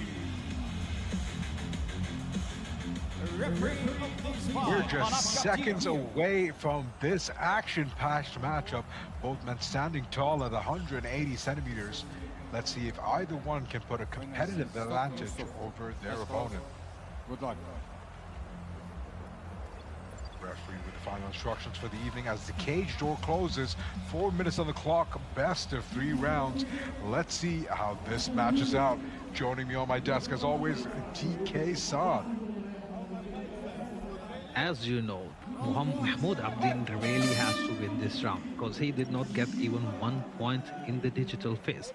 So it's a lot of pressure on him for his team because Samuel already secured the highest number of points in the digital phase, and he is looking so confident to secure another high number here. Well, Abdin looking to set on the pace early on as he continues to take away space from him. Abdin with an outreach there, just missing the chin of Abdin. Nice outer calf kick there for Samuel. Abdin wary of his distance, however, looking to close that gap early on. Attempt at an upper hook, just connecting on the outside, beautifully defended by Abdin. I will say both of them are sizing each other up and looking for the opening to get that precise strike to get a knockout. But both of them are very cautious to jump into without looking or gauging the distance. As you can see, they're creating space by striking left and right, up and down. They keep changing the pace. That was a beautifully executed 1-2 by Abdin. Both are working on a high tempo here, a high fight IQ as neither rushes into anything just yet. Beautiful outer kick there for Samuel. Abdin finding himself backed up against the cage. Ooh, high knee. He seems to have clocked him heavy with that right hand. Abdin smelling blood here. Samuel pushing forward as he takes that home. That was devastating knee, destroyed completely. Then face off Abdin. We're waiting for the decision now.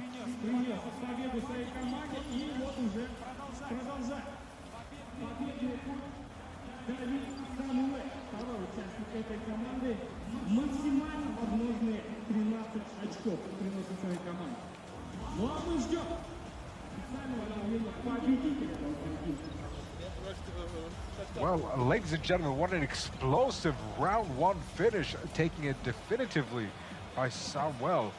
That beautiful right hand smacking him straight across the jaw, dropping him to the canvas with no answer. Abdin forced to cover up and concede defeat.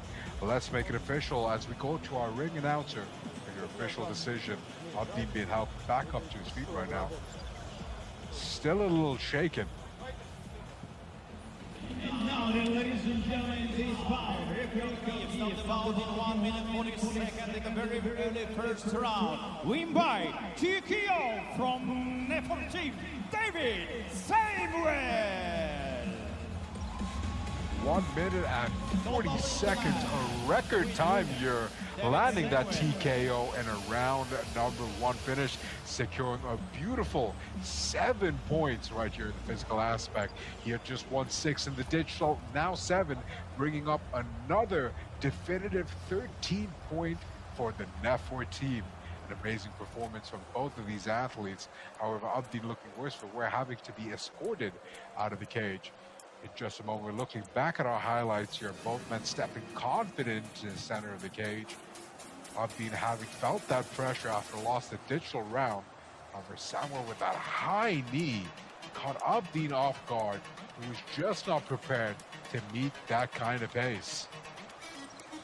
Forced to cover up after that liver shot. He broke through the guard, sinking that right hand flat against the jaw and dropping into the canvas. Referee with a clear decision to wave that one off. At round number one, beautifully done by this athlete. A stellar performance here in Astana, Kazakhstan for your Games of the Future 2026. As I was saying, the crushing knee to the head shook the brain completely. That's why he could not block any other strike. And the stats are in front of us. Samuel landed 6 punches and a devastating knee straight to the face, destroying the confidence in Abdin completely and taking a technical knockout win in his favor. And as I was saying, he is same as Rodriguez in the game. So they both are quite similar in real and digital fights.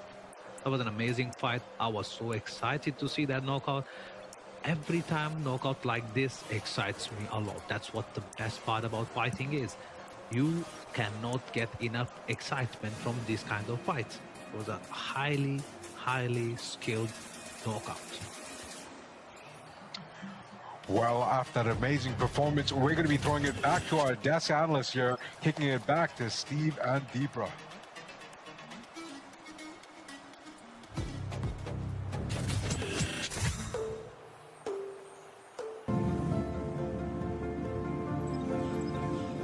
Welcome aboard Air Astana. Our airplane flies into the realm of dreams. Relax as if at home, with satisfied reflection throughout your flight. You will rest and regain curiosity for new discoveries and encounters. After all, dreams are also part of the journey.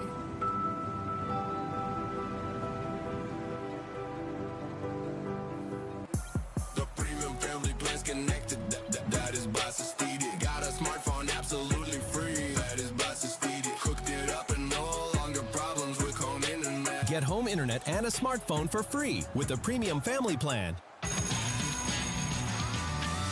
Get ready for school with WB. WB, all you need for classes and breaks with try-on and payment on delivery.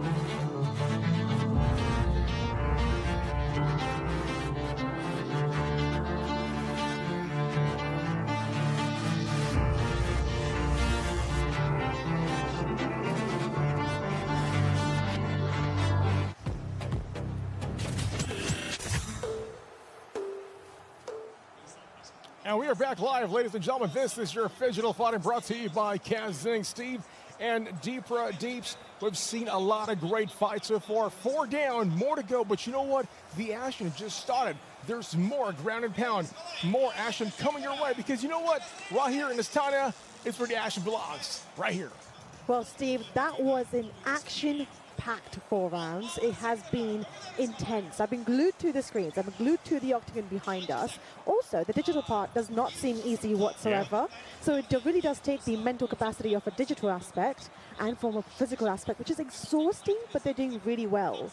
Correct. You know, what I like about our Phygital Fighting is that, first of all, in the digital stage, we're talking about video game, Fatal Fury. Everybody loves it. I love it too, because I play that game. Now, going into the physical side, it gets more interesting because we're talking about here just ground and pound, a lot of action, elbows, strikes, kicks, whatever you want. It's all right here. Well, the pounding persists because I've got my notes, and I will say the first round, Max won with the 13-point lead, and his main goal was strikes. The second round, we had the TKO on the digital, but also the Nefor team has been doing fantastic, coming back from the digital aspect where they did lose, and then making their stage the physical aspect. Now, let me ask you, when it comes to combat sports, what is your favorite discipline? Well, it does come down to boxing. Really? That's striking? Where striking it is. Mine is more ground and pound. You know, you got to make sure you ground him, you pound him, wrestling. That's how it is. Well, you take him out that way, Steve. You'll be next in the octagon. Yes, ma'am. You know what? Great action coming up today. We got more matches all the way tonight. Now, the question is, who are you supporting? And where are you watching from? By the way, it's phygital-plus.com, or get your tickets from Freedom because you don't want to miss the action. Well, for me, it has to be Samuel. That was a TKO. Yeah. 6 punches in. 6 punches in, 7-0, into the octagon. I mean, he did well digitally, but physically, it was straight to the face, and that was the knockout that we have been looking for. Exactly. Now, speaking of knockout power, let's give a big shout out to our superstar commentators, okay, Saad and also Rishi. Amazing job. We love the energy. We love everything. We're so pumped up right here in Astana. Now, D, let's talk about behind us. Take a look at this. Look at our Phygital Fighting arena. How awesome is this, right? You can see the digital side right in front of us, literally on our right. It is fantastic to see how the participants or the fighters come on board. And some of them even costumes inspired by the characters that they pick in Fighting Fury. And moving into the octagon, you have a 5-minute break. And that is where you prepare yourself mentally, but also physically. All the stretches that's needed. Exactly. No, here at Phygital Fighting presented to you by Kazing. You know what? It's all love. It's all sport. But guess what? During the action, they're going to keep grounding and pounding. That's how it is. They try to knock each other out because that's how you win. Not only digital, but also physical.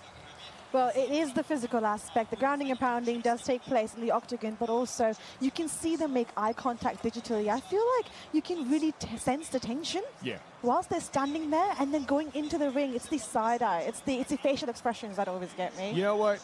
They're so tensed pre-fight, but you got to release that tension when inside a cage. That's why they try to knock at each other. You know, get that jab in, get that hook in, uppercut, you know, submit the person. I mean, that's how you get the win on the physical side of it.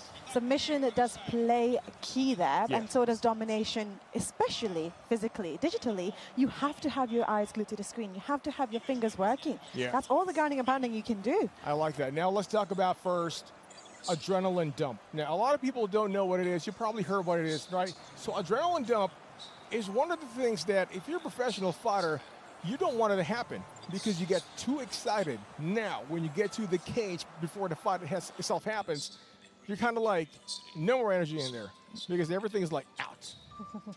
It is all about taking the energy out, right? It is the adrenaline pump that we're speaking about, but that can play a major aspect if you're not prepared for what it takes mentally. Yeah, correct. Now, speaking of mentally, though, you are prepared for your upcoming fight very soon. I am. Let's talk about how does one prepare mentally for an upcoming combat sports fight? Well, I've had my coach stand in the corner of a octagon and throw punches at me. It's all about taking the punches and keep moving forward. Isn't that what Rocky said? Exactly. It's not how hard you get punched, if I believe. It's how bad you want to do it. Like you stand up again and keep on going. Now, speaking of punches, speaking of physicality, let's talk about how does a fighter condition himself? Is it just running? Is it just nutrition? Is it just recovery? Talk to me more about that. 360. As a fighter, I could never run. Well, that changed very efficiently because I joined Track Tuesdays to make sure my cardiovascular activity is on a par to my physical punches. You're able to throw heavy punches by strength and conditioning, and the conditioning aspect also takes care of your running, your strength with the wall walls, weight training, circuit training. Circuit training has been brilliant, and I know most of these fighters also come in very prepared. They've got a team with them that takes care of them. You've got support, you've got fans. It must be really, really nerve-wracking to be in the octagon, but making sure you're calm and composed. That one is one of the key factors, as well as strength and conditioning. You know, perfectly said, because in combat sports, you can be overly excited, you know, you can be super calm, whatever you want, but then it all goes down to composure. When you step inside a cage, we're not joking anymore, you know what I'm saying? Like, it's all business. You're there to smash each other. 3 men inside, of course, fighters, and then a referee. Now, how you prepare for the camp will reflect on how you perform inside a cage. So, typically, you're going to fight now in a couple of weeks, I believe, right? Indeed. What's your training camp like? Is it like 6 weeks or 4 weeks or 8 weeks or what? Well, you can start as early as 8 weeks, but I've started 4 months earlier because I was preparing for what's going on back there as well. So I wanted to understand what actually happens mentally. Well, I will say as much as it is you versus the other person or the other opponent, it's also you versus yourself. When do you give up? And that's what counts. So make sure always stay locked in on Phygital-Plus.com or get your tickets now for freedom. Watch it live right here on Kazakhstan Athletic Sports Complex. Deeper and Steve, Combat Sports, Phygital, fighting right here, of course, presented by Kazink. And a big shout out to Rishi and also to Saad for our superstar commentators all over the world, which is so awesome. Keeping us updated. I am so ready. All right, ladies and gentlemen, here we go. It's fight time. Let's get it.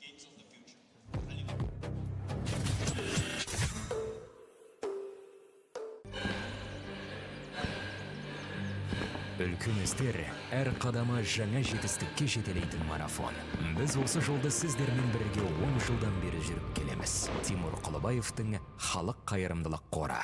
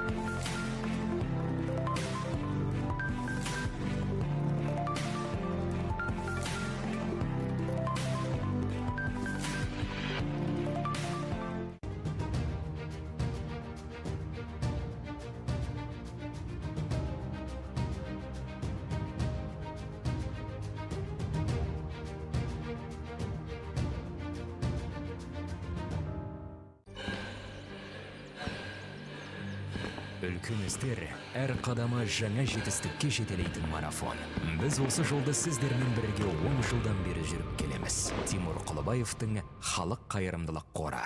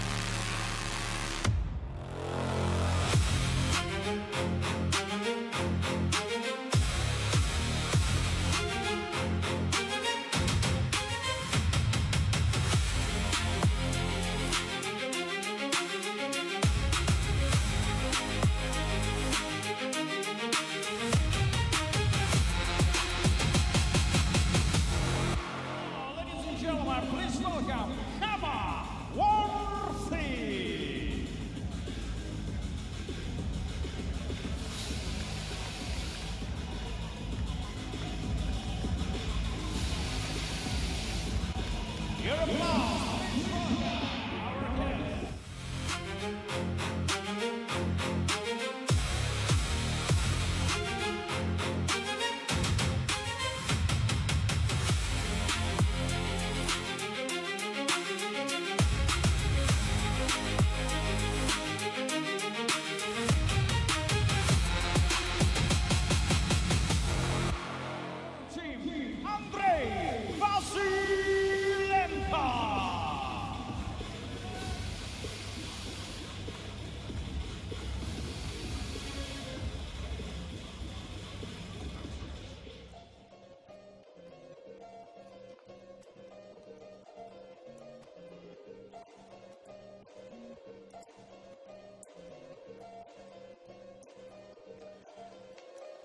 As we know, Terry Bogard is the favorite so far. Everyone likes Terry Bogard because of his all-round street fighting kind of vibe, and it's very complete package of fundament and explosive power. That's why I guess most of these people, the players, they like to play with Terry Bogard, whereas the player Preacher represent Muay Thai. As we know, Muay Thai is one of the most dangerous and effective arts. We're gonna see how Kamaworthy make Preacher works in his favor. Well, an exciting matchup. Terry Bogard versus Preacher. Boxing versus Muay Thai. The age-old debate. Terry Bogard here for Vasilenko and Preacher for Worthy. Bogard on the early attack there. Very cool to see him dressed up as his character. People grab him, drops Preacher to the ground, pushing forward as he's trapped him against the corner. Preacher now answering back, however, a beautiful counter shown by Vasilenko. Ending that with a KO, a stellar performance, and not even really burning through his SPG, neither hitting overeat. You can see Vasilenko has been practicing. As we can see, Vasilenko is same as the character he chose, the more dress up say. It's kind of giving the same vibe we had in the previous match, where they have the similar outfit and they dominate the pitch. Vasilenko can do the same. But as we can see, he already won a round and he is winning the second one as well. And here you have a massive knockout.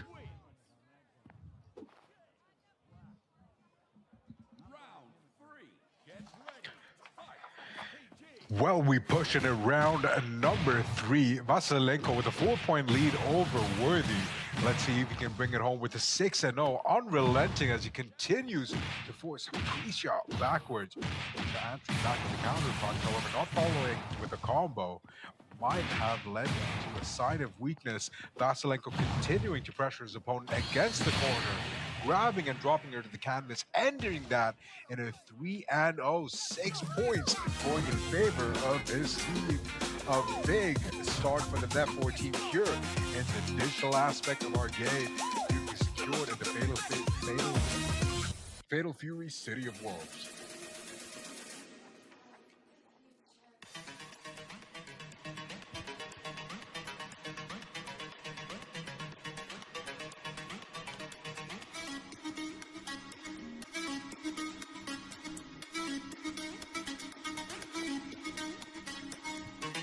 Moments as we just look back at our highlights here.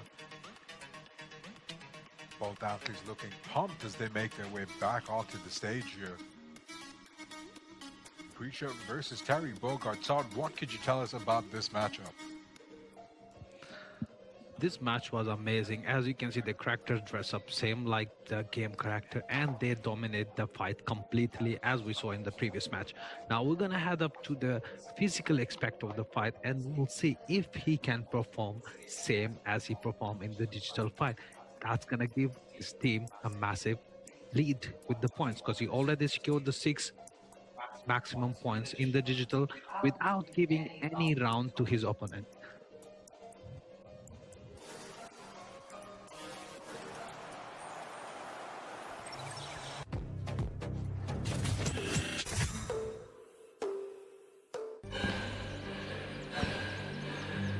Үлкен істер әр қадамы жаңа жетістікке жетелейтін марафон. Біз осы жолды сіздермен бірге 10 жылдан бері жүріп келеміз. Тимур Құлыбаевтың халық қайырымдылық қоры.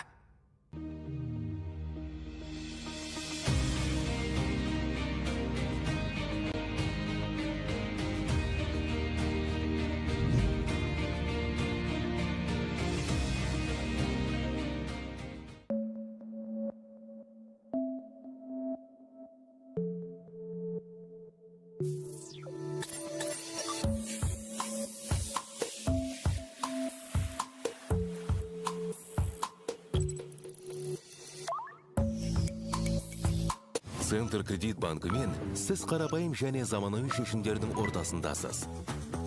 Нық сеніммен жаңа мүмкіндіктер ашып, тексерілген сапаға сеніңіз. BCC-KZ мүмкіндіктерді кеңейтіңіз.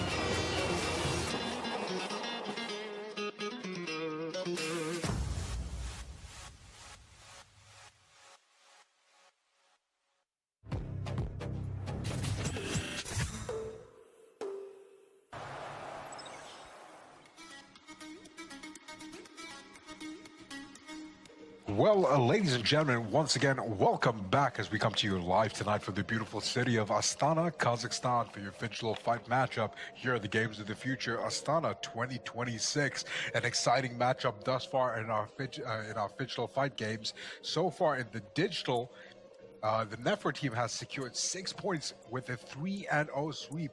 Andrei Vasilenko taking that over his opponent, Karna Worthy putting his team, the Sword team, on the back foot thus far. However, let's see if they can make that up here as we push on to our physical matchup.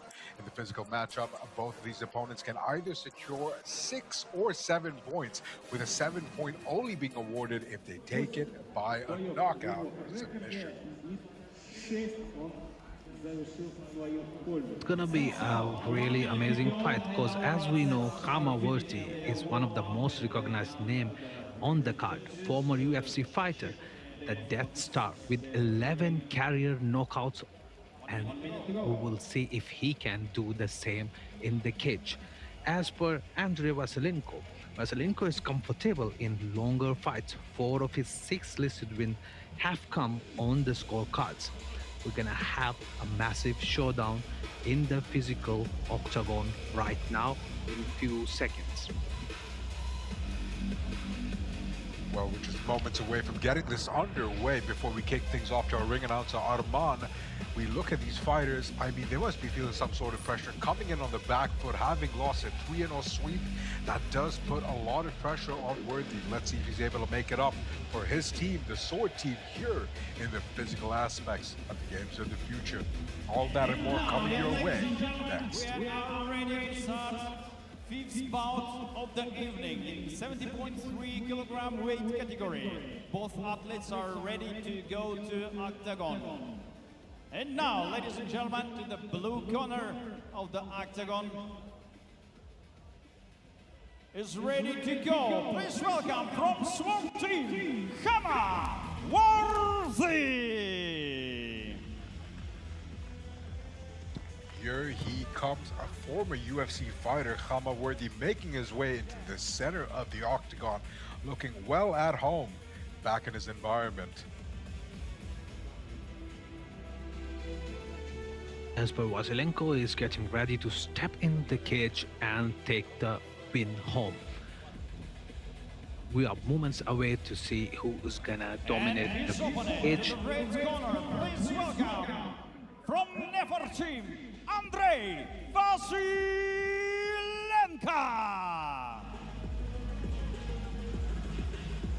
Here he comes right in the cage after winning the digital round and taking 6 points home for his team.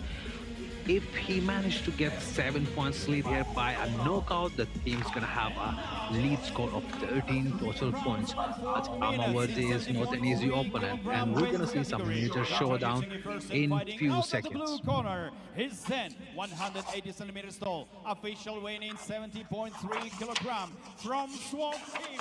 Ladies and gentlemen, please welcome Worthy. Introducing his opponent, fighting out of the red corner.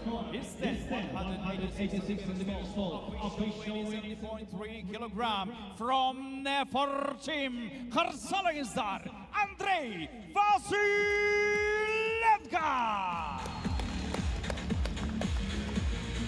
Referee is foul. Kadek Babanov. Well, we're just seconds away from getting underway, but first, the referee's instructions to the fighters.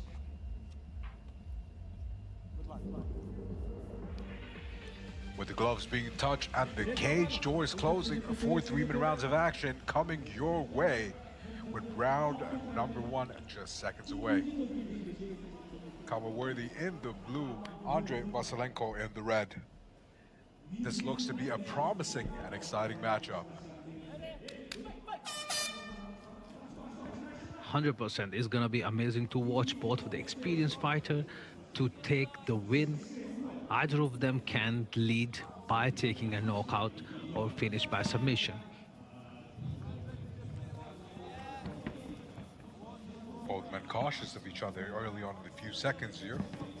Stood dead in the center. Worthy looking to set a fast pace there. Beautiful counter as he targets the body. Targeting the inside lead leg of Vasilenko.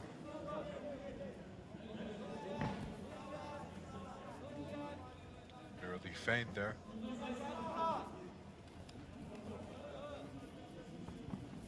Attempt at a sweep counter.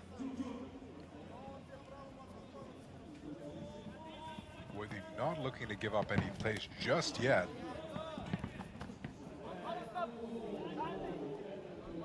Oof, a devastating low blow, unintentional of course. However, we're going to be taking a few minutes to give Vasilenko a chance to get his breath back. Worthy looking a bit disappointed as he attacked his opponent there.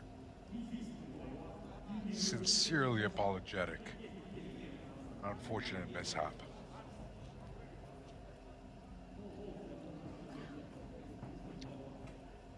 Brief warning being issued by the referee to Vasilenko, to Worthy.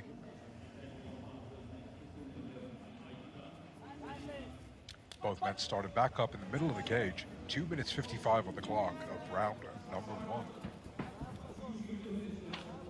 As a fight start, Worthy tried to do a leading jab, which he missed by a few inches. As you can see, oh, that was a hook 1-2. If it landed, it was definitely be devastating. As you can see, both fighters are very cautious, gauging the distance, and low kicks are continuously going to destroy the base. None of them are successful so far, as there was a type of takedown beautifully done by Vasilenko. Let's see if he can finish this fight in submission or constantly pressure by Vasilenko, and Worthy is not giving up. He's doing the underhooks by controlling the shoulders of Vasilenko. As you can see, both of the fighters are pinned next to the cage, and none of them is planning to give up at all. As far as we can see, Vasilenko is still loading the strikes in as small opening. He can see any opening. He is precisionally striking those openings. Those heavy hands landing right on the face of Worthy, and he is trying to control hands of Vasilenko with his grips, and his legs are currently controlling the hips, stopping Vasilenko to take the mount on Worthy. A tight clinch here from Worthy. Looking to lock up Vasilenko, not really giving him that full range of motion like he just said, Saad. It's interesting to see the strategy as he continues to apply pressure from the bottom, trapping Vasilenko's right arm. Both men trading blows back and forth at this point. Worthy still looking in a very dominant position, comfortable on the ground with his back up against the cage. He continues to trap Vasilenko's right hand, rendering it unable to move. Vasilenko now managed to make his way back up to his feet, breaking through that choke. However, still finding that right arm being trapped. A lot of technical grappling being shown here early on in round number 1. Yeah, as you can see, both of the fighters are trying to finish the move by submission, and Worthy is trying to get an armbar and Americano. As you can see, he put his both knee and hand by controlling the right hand of Vasilenko, because he knows if that heavy right hand landed, it might be end of the fight. Vasilenko is not giving up. He's constantly putting pressure by his shoulders and striking at the same time. As we can see, 9 out of 20 strikes landed for Vasilenko, and Worthy is still unable to get back on his feet because of the constant pressure. And that's the end of round number 1. A beautiful display of jiu-jitsu and grappling. Neither men really conceding any ground, however, not being able to make the impact that they just wanted. Now let's see if they can set up a different pace here in round number 2. Saad, what are your thoughts coming into this? As I can see, both of them are experienced, but none of them are giving the clear opening for a knockout. We will see, because Worthy is so far lagging behind by just laying down on the floor, and the pressure is very constant by Vasilenko. If that one heavy hand landed on the face, it can be end of the match. So that's why Worthy has to be really careful, and he needs to finish it early, because as we know, he does not have any points so far for his team. Well, a strong body lock being shown by Worthy over there. He looked calm under pressure, even though he found himself on his back. However, he didn't give Andre any chance to shift that momentum. We're seconds away now from round number 2. 4 minutes on the clock, brought to you by Kazakh.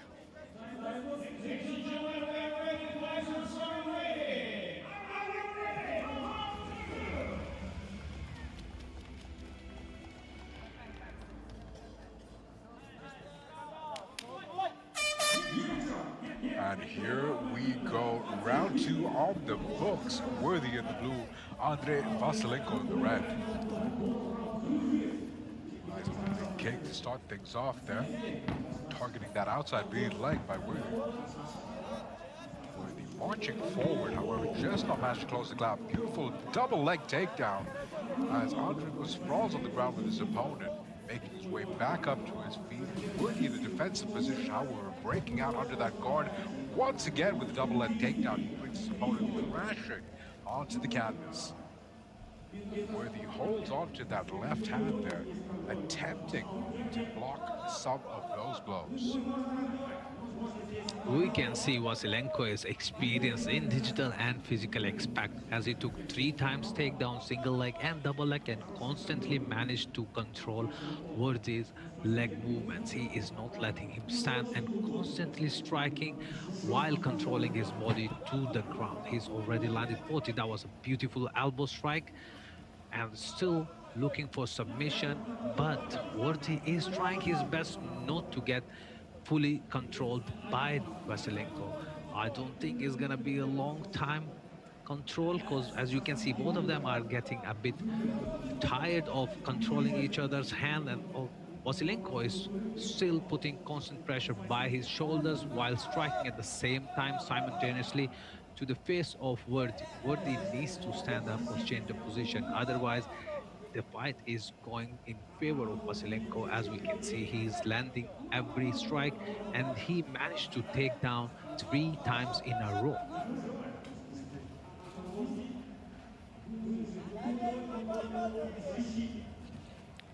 Nice hip control by Worthy. Well, Vasilenko looking to try and free up that right arm. However, Worthy keeping him trapped from the ground, applying a dominant amount of control, not really giving Andre a chance to strike. Andre still unable to free that right hand. A monstrous, a python grip from Worthy. A lot of energy being expended here in round number 2. Referee paying close attention to this one. Big right hand landing for Vasilenko. Worthy still finding himself pressed up against the cage, however looking calm under pressure. Vasilenko seems to have freed that right hand now, however, just to get it trapped once again by Worthy. Really controlling his opponent here in round number 2.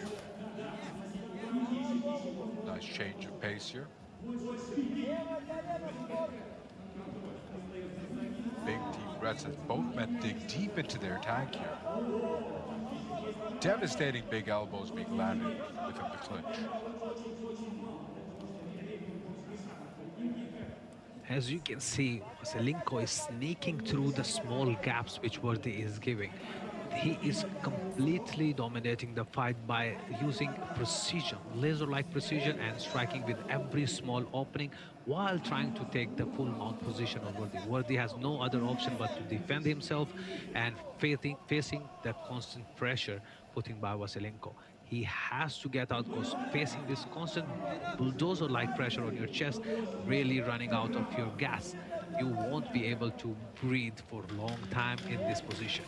Because using a lot of energy, a lot of stamina is being consumed by this constantly. And that's the end of round number 2. Thus far, being held beautifully on a defensive stance from his back, Worthy still maintains control over his opponent. Vasilenko, however, pushing down on the gas pedal, he attempts to constantly swing at Worthy, hopefully landing him up a devastating lead on his scoreboard.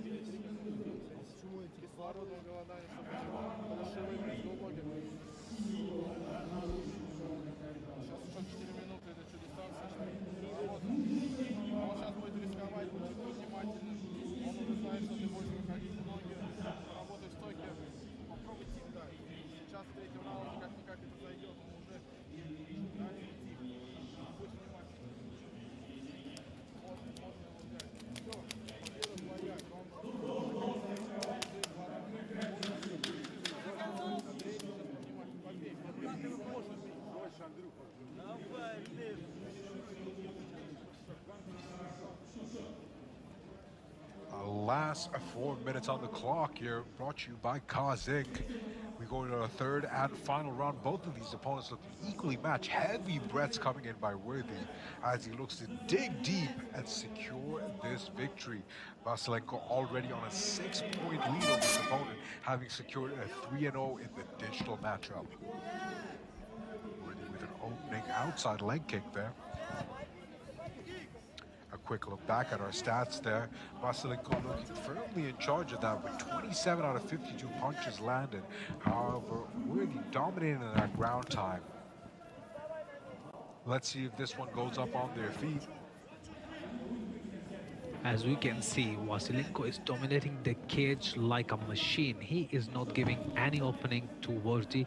As Worthy is trying to do low kicks to get in, Vasilenko is keeping his distance, changing the pace and going in and out at the precision movement. It's like ultra instinct movement. He can see Worthy before he does any move, and he dodges by inches. As you can see, it's few centimeters, and he's dodging every strike. That was a takedown attempt by Vasilenko, and he pinned Worthy again in the same position on the ground, and Vasilenko is again controlling the pace and striking at the same time, constantly with his jab without any wastage movement. Well, what might seem like a dominant position here from Worthy, however, it's not bearing as much fruit as he would like. Vasilenko still taking this definitively, landing those signature left-hand punches, still finding his right hand being trapped by Worthy, who's applied that guard defensively and beautifully thus far across all 3 rounds. Nice tight elbow being landed from Vasilenko. Still attempting to free that right hand, finding some success this time. 2 minutes and 10 seconds on the clock. As you can see, Worthy is really defensive right now. He knows that if he let that hand go, those punches can end the fight immediately. That's why he's doing his best to control his both arms, but Vasylenko is not stopping. Those are fury of elbows right on his face and constantly showering down with the strike on Worthy's face, and he is desperately trying to control Vasylenko's movement by holding his leg in a half guard position and still eating the elbows right to his face. Well, Vasylenko still in a dominant position. 4 out of 4 takedowns being landed. Worthy still attempting to fight him off, however, finding no success. He does manage to trap that right arm. Does seem to be giving Vasylenko a lot of problems. He's not able to find enough room to land those heavy shots that he wants thus far. A strong defensive hold being applied here by Worthy. He continues to take those blows. Opponents rounding on the ground as they attempt to switch stances here. As you can see, all this movement, Vasylenko is taking the gas tank away from Worthy. It's making him tired, punishing him with his left jabs constantly, with his elbows. He is not letting him breathe at all. On the other hand, all Worthy can do is survive. That's a pure survival instinct we can see from Worthy. He is trying his best, but Vasylenko is holding him like a python holds his prey and never let it go. That's what's happening, as we can see constantly. That was an attempt from Worthy to get up, but Vasylenko pulled him back down, and there you have another jab, right hook punch, and there we go. Last couple of seconds here as we take away the final round. The time not looking in Worthy's favor. He seems to be unable to answer for that dominant position being shown by Vasylenko. Looking to maybe secure this by unanimous decision across all 3 rounds. However, before we make it official with our ring announcer, we'll be looking back at the tapes to see what went wrong.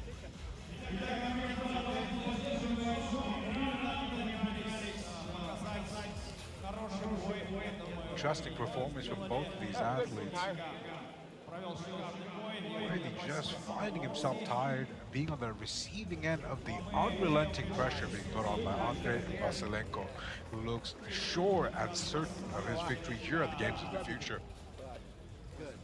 Sorry, Marley. See you soon, baby. That's true. As you can see, that cardio and having that stamina is a must in this fighting. You cannot just rely to wing it off. You have to do the conditioning right in order to win any fight. As you can see, Vasylenko proved that one, that he is not dominating just the digital side, but the physical side as well. We're gonna wait for the official decision in moments.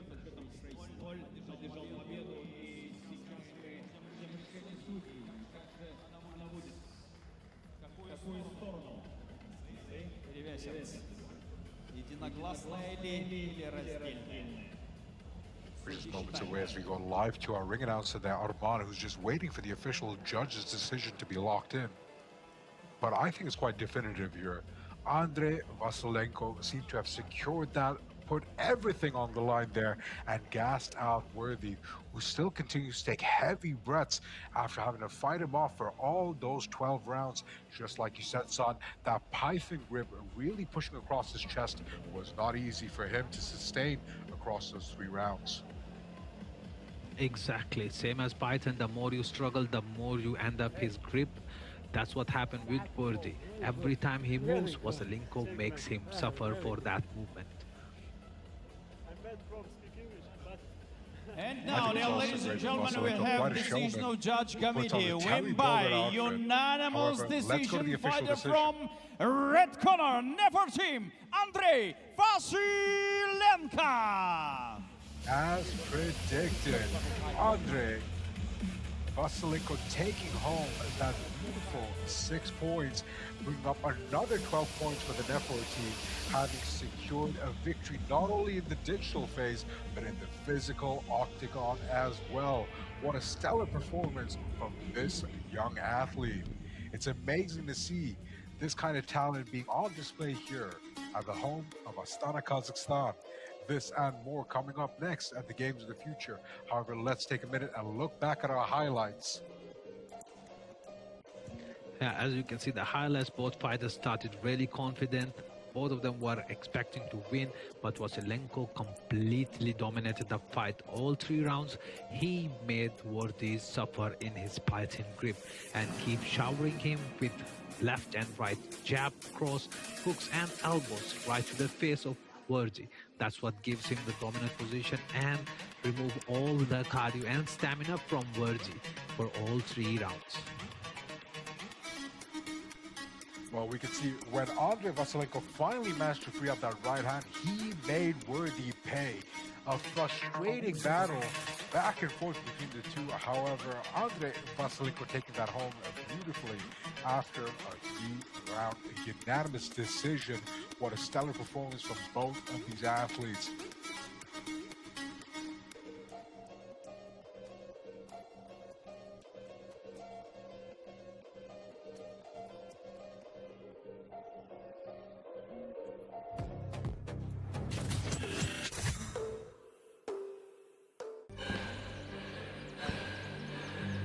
Үлкен істер әр қадамы жаңа жетістікке жетелейтін марафон.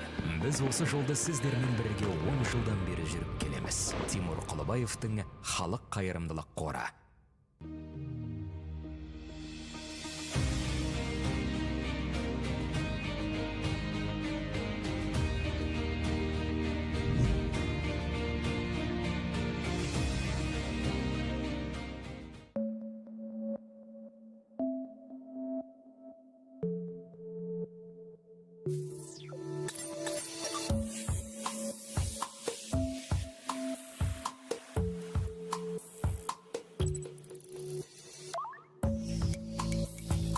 Центр кредит банкымен сіз қарапайым және заманауи шешімдердің ортасындасыз.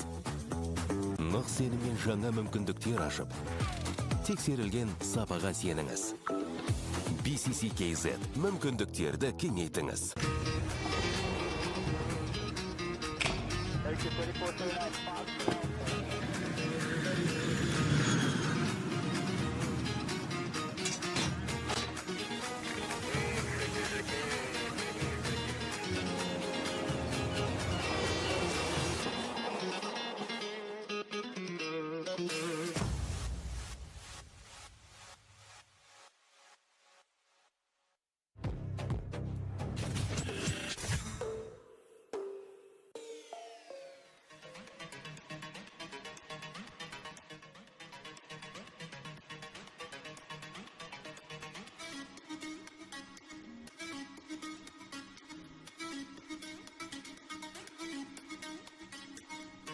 Well, ladies and gentlemen, thank you so much for joining us live as we come to you today from Astana, Kazakhstan for the digital fights in Games of the Future, Astana 2026. We just witnessed a beautifully dominant performance by Andrei Vasilenko, who secured not only the digital aspect, but the physical aspect of this matchup, taking home a 12-point lead for his team. Next up, we move on to a matchup between Ryan Atmani, representing his team of Cage Winners Physical Fighting, versus Ricardo Chavez, representing his sword team. We have a lot to look forward to this. However, we had been informed earlier today of some news on what happened with Chavez. So Chavez missed his official weight, and that gives them -4 points deduction for the team. That's a really serious thing to do, and he has to win both rounds to make his team have some high scores. Well, an unfortunate miss of weight there has led to a -4-point lead, but let's look at the scoreboard here. The Nefer team looking comfortably in the lead with 34 points, followed closely behind with 13 points right there with the Archangels. Michael coming in third, RCC with just a 1-point difference between them. And fourth, we seem to see our next team. 6 points and 4 points across the board. These guys coming in with a -4 points. It doesn't look so good for the sword team. However, let's not rule them out just yet. Anything can happen at the Physical Games Astana 2026.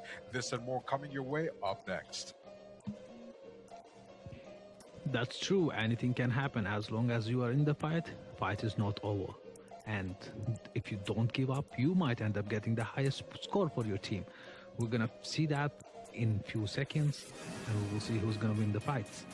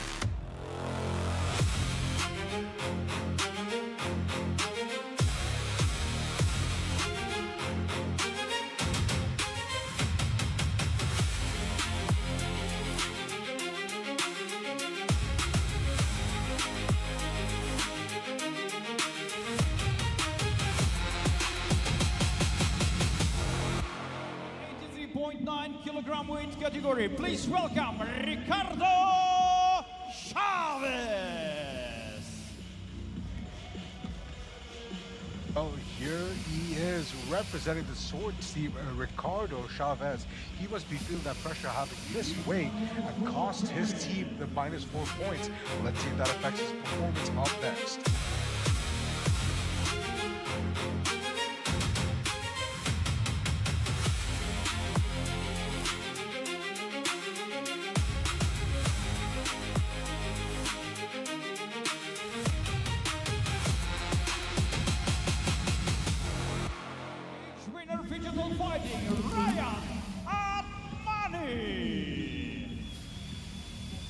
As we can see, next up is Ryan Atmani presenting cage winner digital fighting, weight at 83.9 kilogram.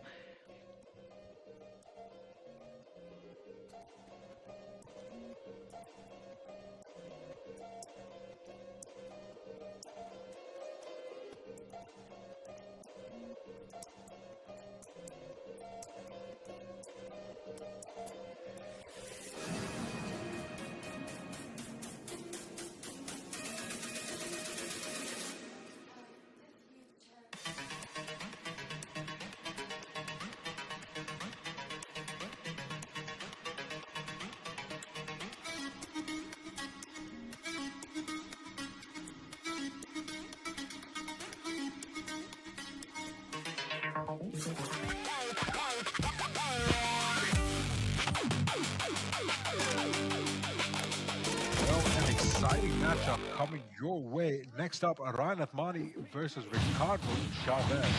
As we go things off with round number 1, Chavez having chosen a crowd favorite, Rock Howard, with Atmani showing his new character, Kane Helen.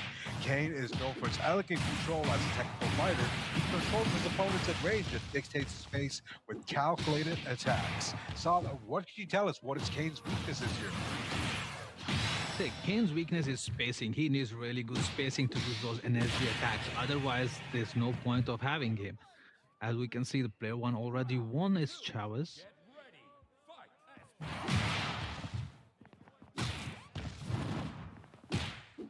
And as round 2 continues, Chavez is trying to win this round for his team, constantly punishing his opponent. Atmani is not letting it happen that easily. So direct 10 hits, wave meter is going up. Atmani is using full on his wave strikes to punish Chavez in the corner without letting him do any counter. That was a beautiful counter done by Chavez. Blocked by Atmani and keeping the strength and rave overheat. Atmani needs to finish the fight as fast as possible, and that's a KO. Both players got 1 round each. We're gonna move to 3rd round to see who's gonna get this 3rd round for their team. SPG is in. As you know, SPG gives you the special powers to increase your attack power. That's what's happening right now, and Uthman is looking for an early finish, trying to hit as much as he can while SPG lost, and he is successfully doing it. waving. Rev meter is going up. Osmani needs to do some distance from Rockhard, and it's almost finishing Chavez completely without getting much of the damage for himself. And there you have it. Another devastating strike and the KO for Atmani. That's 2 rounds and 4 points for his team. Chavez got so far 2 points for his team. This round can be decisive. If Atmani wins, he gets the lead of digital fight. As you can see, he's keeping his distance, not risking at all. And those rev blows just destroyed the power of Chavez. Continues striking non-stop beautifully. 11 hit combo, and that's a knockout within 20 seconds. That's amazing, perfect score. And Usmani took 6 rounds, 6 points lead for his team, whereas Chavez managed to score 2 points. We're gonna move to the physical side of this, and we're gonna see if Usmani can maintain his lead in the cage as well as he did in the digital fight. Well, a 6-point there being scored by Atmani, much needed for his team as he pushes himself forward.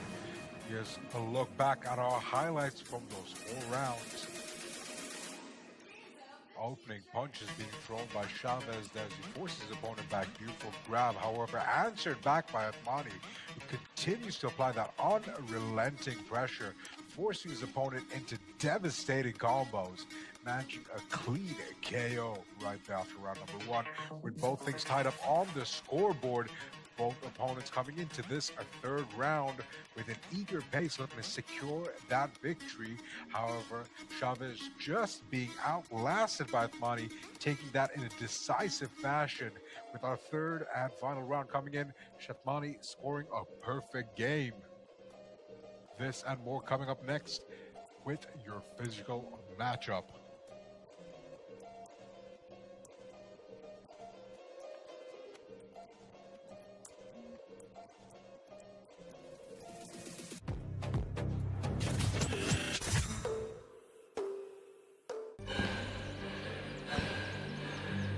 Өлкөмүздөр әр кадамы жаңа жетістікке жетелейтін марафон. Біз осы жолды сіздермен бірге 10 жылдан бері жүріп келеміз. Тимур Құлыбаевтың халық қайырымдылық қоры.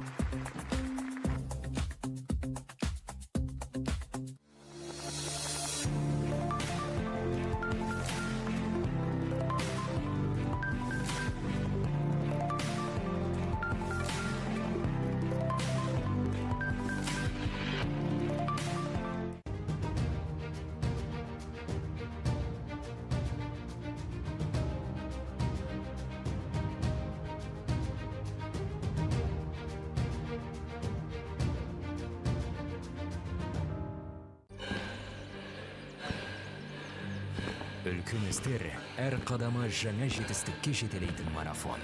Біз осы жолды сіздермен бірге 10 жылдан бері жүріп келеміз. Тимур Құлыбаевтың халық қайырымдылық қоры.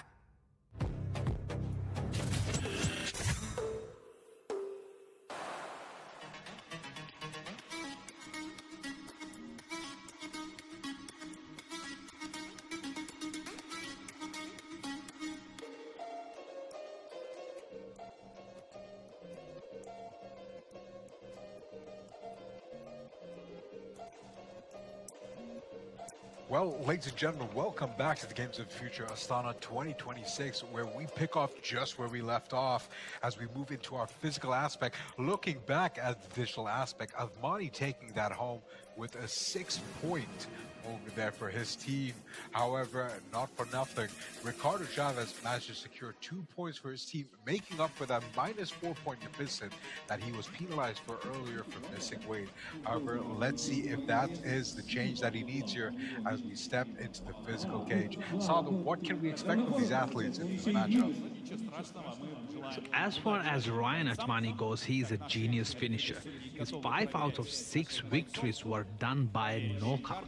He is coming off by a body kick KO in PFL MENA. So we're gonna see some massive knockout power right here in the octagon. Whereas Ricardo Chavez, he really needs to lift his game up and try to win as many points as possible, where that's the only option he has here is knockout or unanimous decision, because he already secured 2 digital points, but those -4 are hitting the team really hard.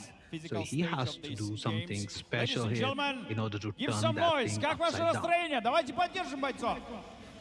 Немножко зарядим их энергией.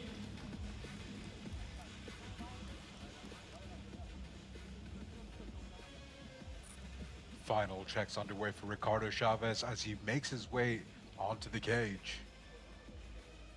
He must be feeling the pressure right now in this moment in Astana. Blue corner. Ladies and gentlemen, they are ready. Please welcome to the blue corner, Ricardo Chavez.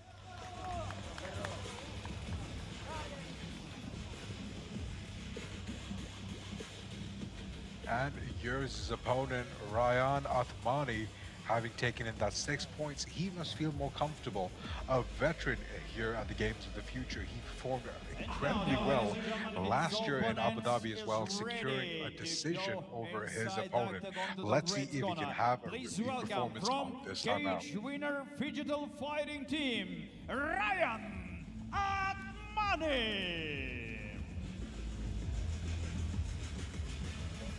And here we go. This promises to be an action-packed matchup, not only in the striking, however, on the grappling as well. Atmani looking to put that BJJ black belt in good use here. 83.9 kilogram weight category. Introducing a person fighting out of the blue corner. His then 184 centimeters tall. Official weighing 84.9 kilogram. From SWORD team, Kırsalanizler, Ricardo Chavez. Ricardo Woody Chavez representing the SWORD team in this fighting out of matchup. the red corner. His stand 182 centimeters tall. Official weighing 83.9 kilogram. From cage winner Digital Fighting Team, Kırsalanizler, Ryan Atmani. And his opponent for this matchup, Ryan Atmani from the cage winner Digital Fighting Team.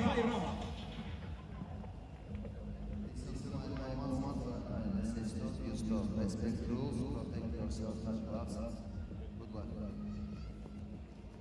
And with the final referee instructions out of the way, 3 rounds to decide this, 4 minutes apiece. Both men looking to secure a highlight reel knockout. However, let's see what happens as we step into round number 1.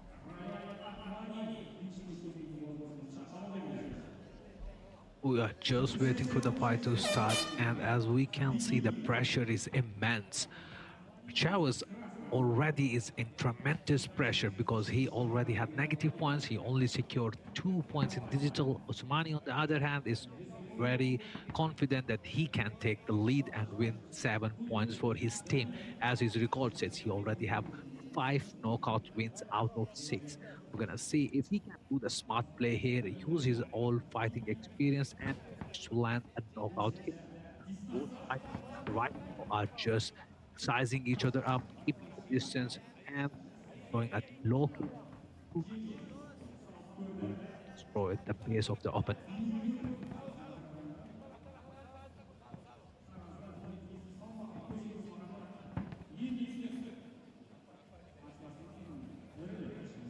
Well, both men squaring off in the middle of the cage, and neither looking to come forward just yet, sizing each other up. A quick engage there. However, Chavez testing the distance with that left hand. Athmani answering back with a kick to the midsection. What goes through a fighter's mind here at these moments, Saad? Both of them doesn't want to do the fast-paced rush into and get a counter punch or a kick on their face. That's why they are taking it slow. They are picking the shot and staying patient to look for that one devastating shot to take a knockout home. But of course, both of them are avoiding big shots from each other. As you can see, left jab and the right hand was about to hit, which, oh, that was a beautifully executed jab right on the face of Othmani, and he managed to get Chavez in double leg takedown, and Chavez reversed it up, and both of them are again, I think, in the middle of the ring.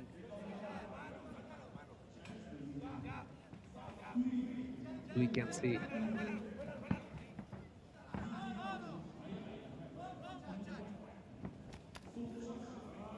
beautiful. Athmani swinging with the right, however missing. Answered back by Chavez, who's looking to set on the relenting pace here. A flurry of blows landing. Athmani sprawling to the ground with a double leg takedown, however making it back up to his feet. Chavez initiating that midsection with that beautiful high knee. Both men fighting it out right now against the cage. Athmani attempting the single leg takedown, successful with it. He brings Chavez onto his back. Beautiful left hands connecting to Chavez. That seems to have rocked him slightly disoriented. Athmani finds the pressure here, pushing Chavez back up against the octagon cage. Open palm slaps landing for Chavez as both men continue to take away position, changing stances as they go along. Athmani now on his back. Chavez looks to be in a compromising position. Athmani trying to sink a rear naked choke. Referee having to change positions to get a better look. 38 seconds on the clock. Referee paying close attention to this one. Athmani using his weight to bring Chavez crashing to the canvas, cranking that rear naked choke. He might be able to sink it with just a bit more pressure. Chavez taking heavy breaths as he taps. Athmani securing a defiant round one submission. Beautifully executed, methodical and precise. That's what I was talking about. Othmani is known for his finishing by KOs. As we saw what he did not let the pressure take over, and he did not let the position go. Once he locked in, he does not let it go. And that's how he managed to secure this win, beautifully securing the 7 points for his team, total of 13 points in total. Well, just like you said, Saad, that was another advantage taken home by Athmani, not only winning those 6 points, much needed in the digital aspect, but taking home a decisive 7 points here by securing that tap out, putting his team 13 points ahead in this matchup. Let's make it official as we look into our ring announcer for your decision. Moments away.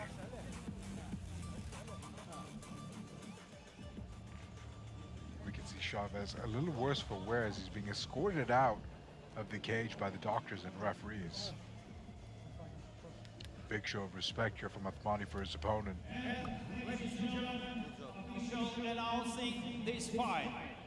Referee Bayram stopped the bout in 3 minutes 44 seconds of the very first round. Win by TKO from red corner, Ryan Athmani.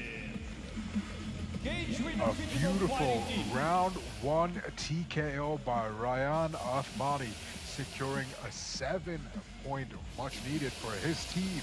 The cage winner, Digital Fighting.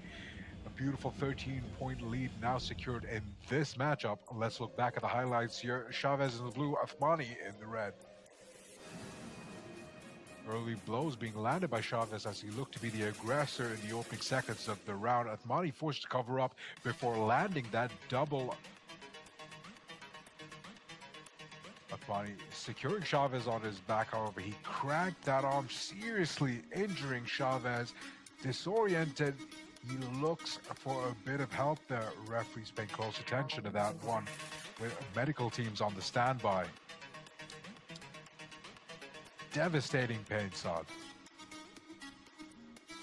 That's true. That's very unfortunate, but yeah, that's what fighting is.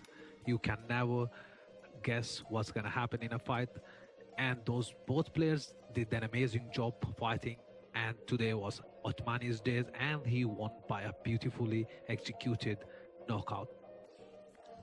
Well, your next matchup coming around. Do not go anywhere. Don't change the channel. We'll be back with more here at the Phygital Fighting Games of the Future Astana 2026. A quick look at our scoreboard once again. A much needed 13 points there being added to his team. Athmani securing a 6-7. Beautifully done. Catching up slightly to the Net4 team, who's still in the lead at 34 points, trailed by the Archangel Michael at 13. Sport team looking worse for wear, still sitting at -2 points there, having only won 2 rounds in the digital aspect, with a -4 being awarded as the penalty to Chavez for missing weight.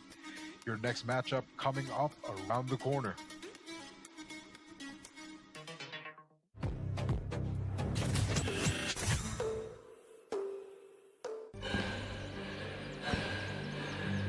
Өлкөмүздөр әр кадамы жаңа жетістікке жетелейтін марафон. Біз осы жолды сіздермен бірге 10 жылдан бері жүріп келеміз. Тимур Құлыбаевтың халық қайырымдылық қоры.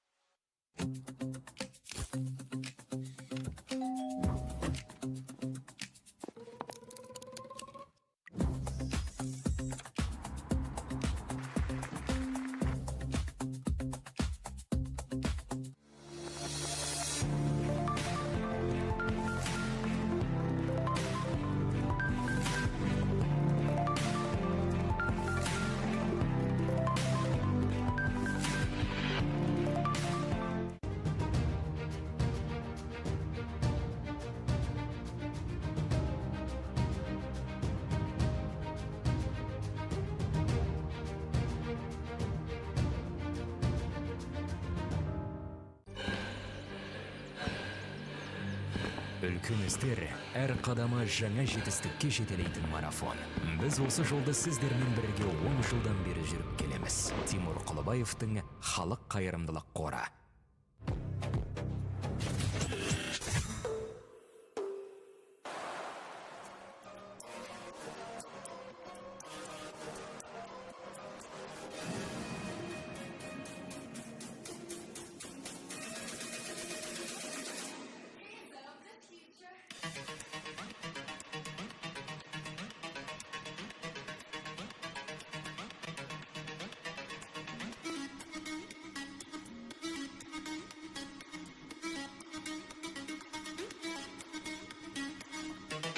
Well, ladies and gentlemen, we're back with the Games of the Future Astana 2026. Your next matchup for the evening, Temirkhanov versus Yevgeny Tabarovsky.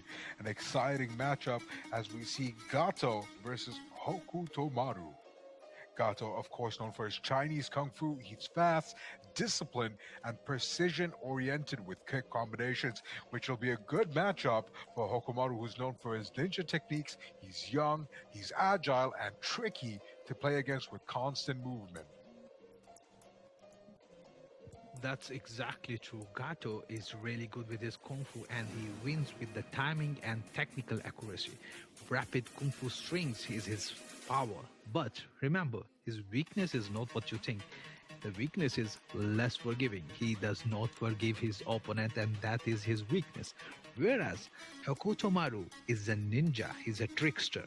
So his weakness is he damages very low, but because he used ninja techniques, it is very difficult to catch Hokutomaru. We're gonna see in few seconds what's gonna happen in digital phase and who's gonna take home those 6 points.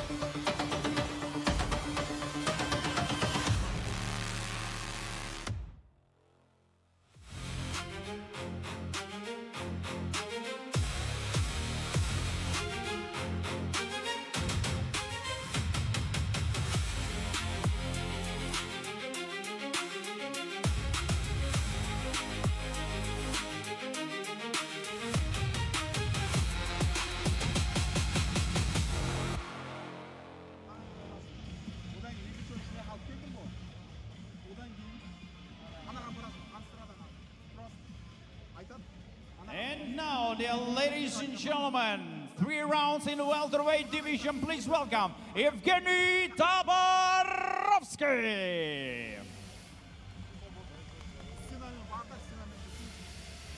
Well, first up onto the stage, Yevgeny Tabarovsky.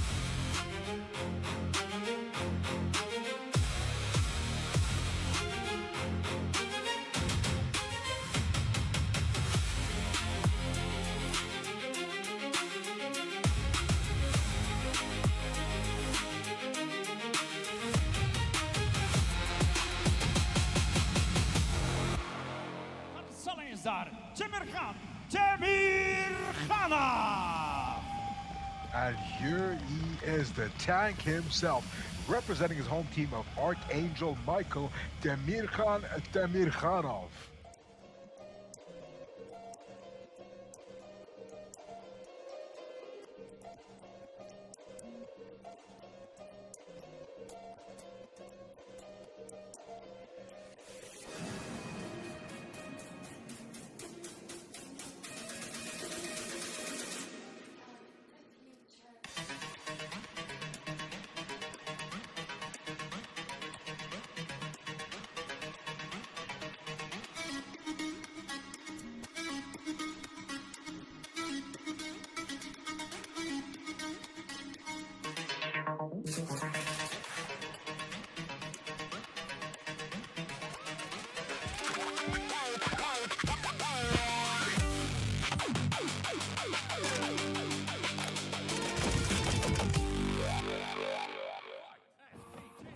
Well, we're underway in a digital arena here at the fatal City of Wolves.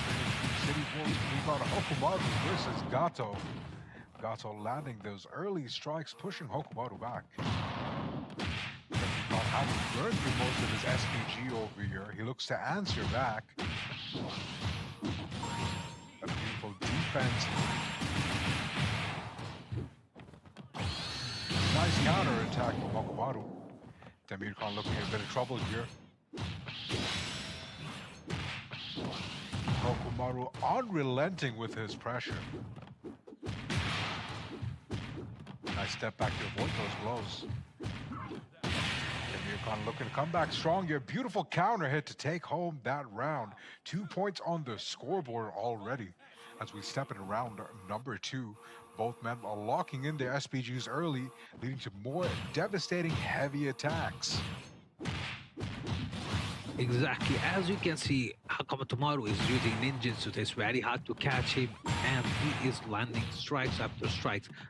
As you see, Gato is on the other hand, it's overheating to strike before he runs out of power. Round 1. Until his finish, because ninja techniques really works in favor of Hokumaru. Nice block, with a shooting game there. Counter hit, beautifully done by Hokumaru. 11 strike combo in a row.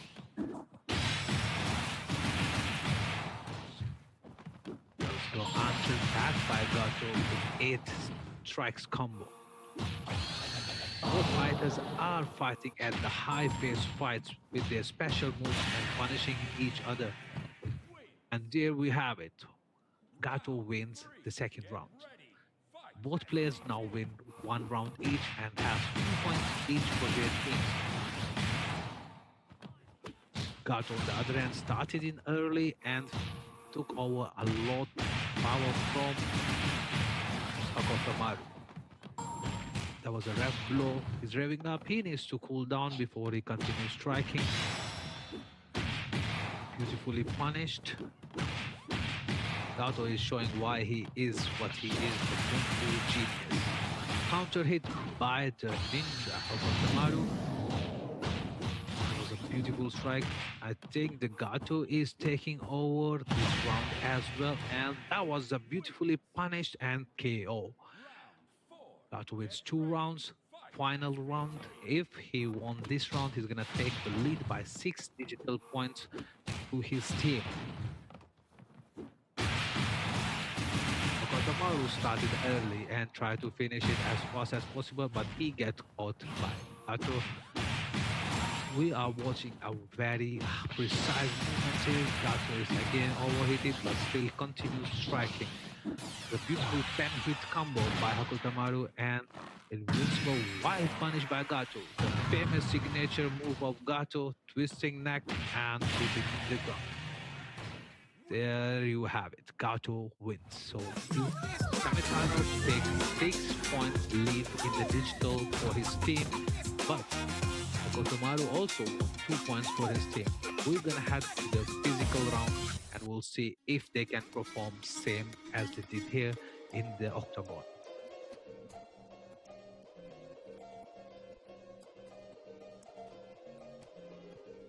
A quick look back at the highlights over here. Temirkhanov securing a 3-1 matchup, securing 6 points for his team. As we look back at the highlights in just a moment.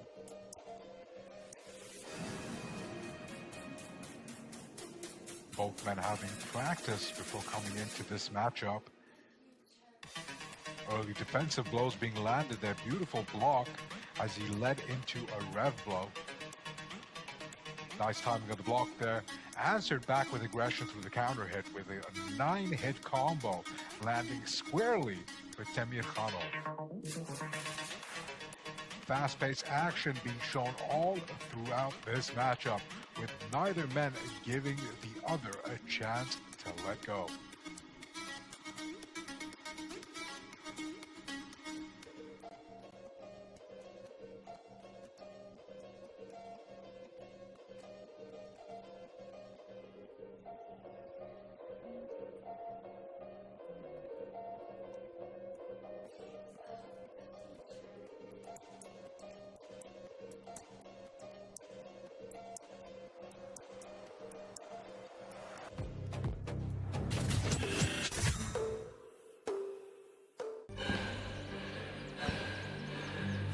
Үлкен істер әр қадамы жаңа жетістікке жетелейтін марафон. Біз осы жолда сіздермен бірге 10 жылдан бері жүріп келеміз. Тимур Құлыбаевтың халық қайырымдылық қоры.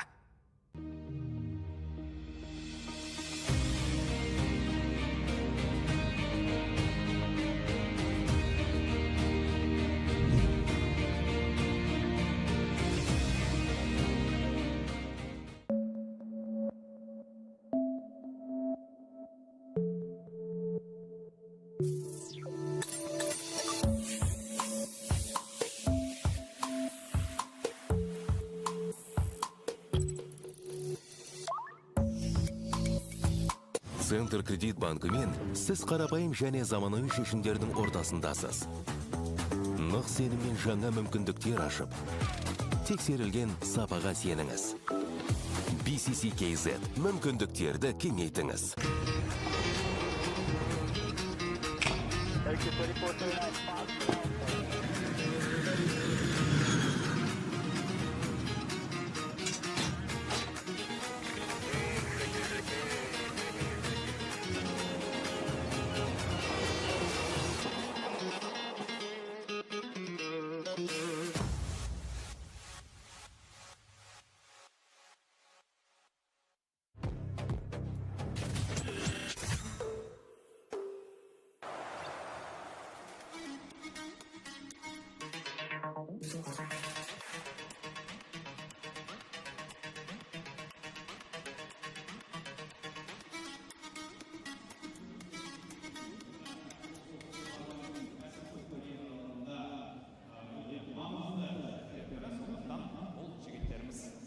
жақсы өнер көрсетті.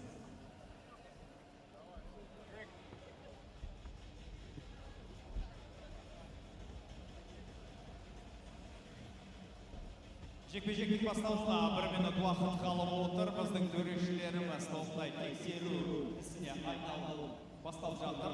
Жігіттер дайын болатын болса, октагон төртінші шығуға олар дайын. Қымбатты көрермен, көңілдеріңіз қалай? Бұл жігіттерге қолдауларыңыз бар ма?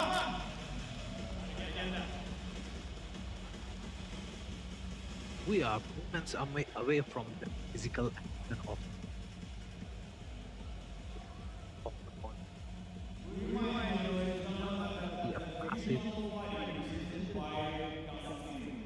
before he goes in.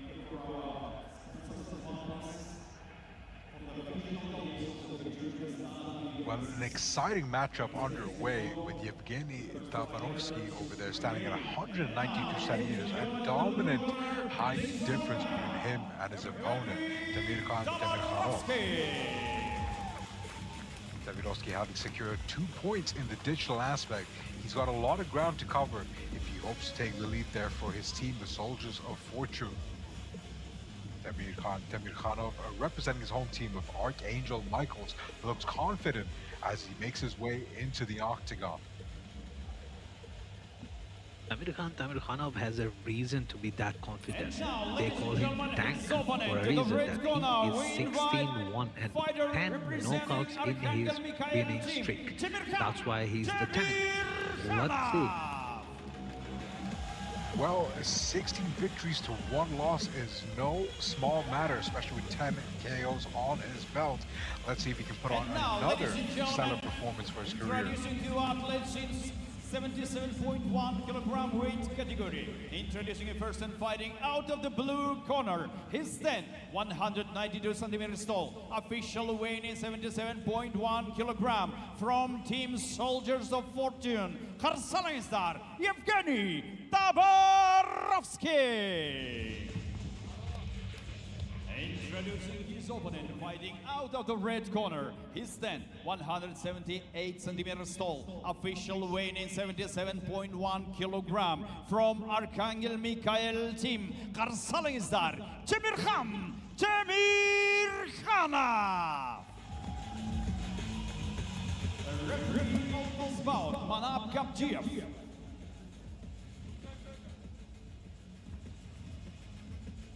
Listen to me comment all time. When I say stop, you stop. Touch close. Good luck. Well, both men looking to make a statement here in the opening round. 4 minutes on the clock, 3 rounds underway. Tank versus Sam Beast. Yevgeny Tabarovsky having to catch up some ground here on his opponent, Tamirkhanov. Let's see how this plays out. With the cage door closing, this is round number 1.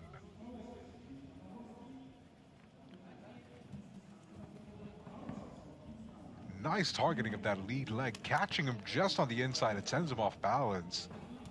Tabarovsky now wary of that pressure. Looks to advance forward, however, the Tank, unrelenting, pushes him back. Beautiful catch over there to the side of the body. Tamirkhanov with a double leg takedown, forcing Tabarovsky up against the cage. Trying to sink that underhook. Let's see if he can continue this pressure. Exactly. Tamirkhan is on hunting mode. He is putting constant pressure from the digital to the physical aspect of the fight. As you can see, that's why they call him Tank. He is putting his shoulder and constantly putting pressure on the neck of Tabarovsky and landing strikes as he sees fit.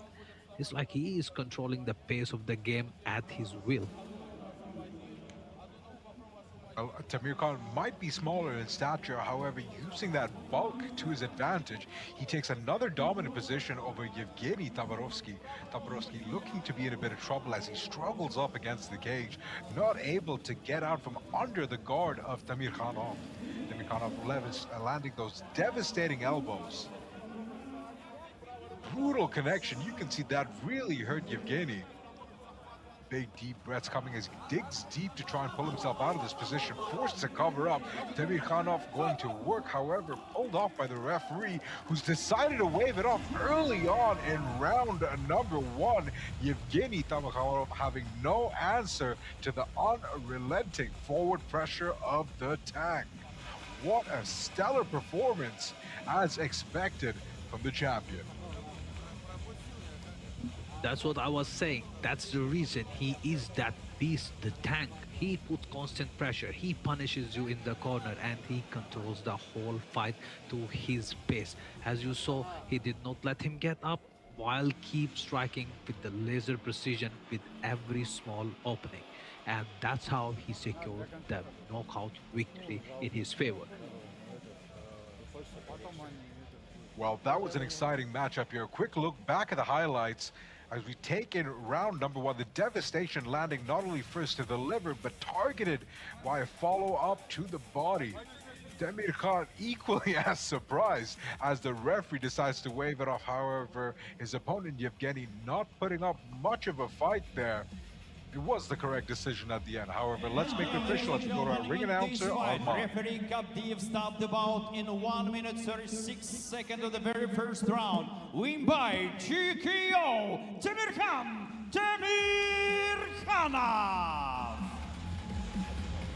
Demirkhanov securing that very decisively here in round number 1, taking that home by TKO.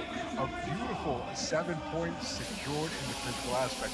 Not only that, he was our winner earlier on in our digital matchup, where he had secured his team 6 points, bringing up their grand total to 13 points. Beautifully matched up. These two opponents have put on quite a stellar performance here. A quick look back at our highlight reel as we take in the action once again. Demirkhanov securing a double leg takedown as he forces Yevgeny up against the cage. Yevgeny not able to answer for that pressure just yet, finding himself trapped against the cage, those heavy elbows landing, forcing himself to be covered up. However, not able to escape, he continued to take away damage. The referee had seen enough by the end of round 1, and he just called it off, which was the right decision as displayed. As you can see, it seems like Tamir Khan wants to punish his opponent more, so he was as surprised as we are that was very quick. He was expecting to beat him a bit more.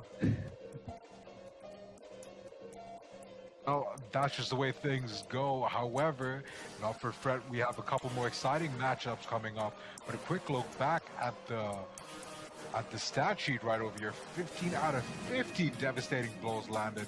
Not a single punch being thrown by Yevgeny Tabarovsky. A very dominant performance and being shown by Demirkhanov. That more coming up next at your Games of the Future Astana 2026.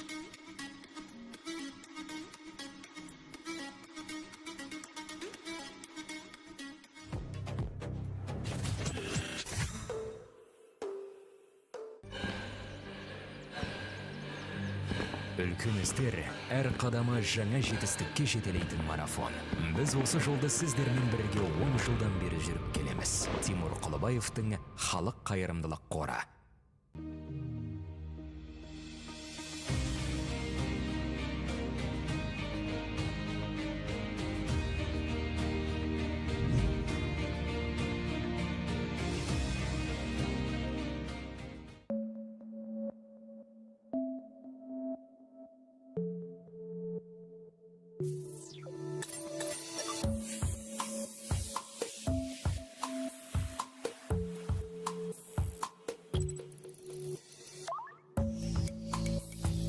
Центр кредит банкымен сіз қарапайым және заманауи шешімдердің ортасындасыз.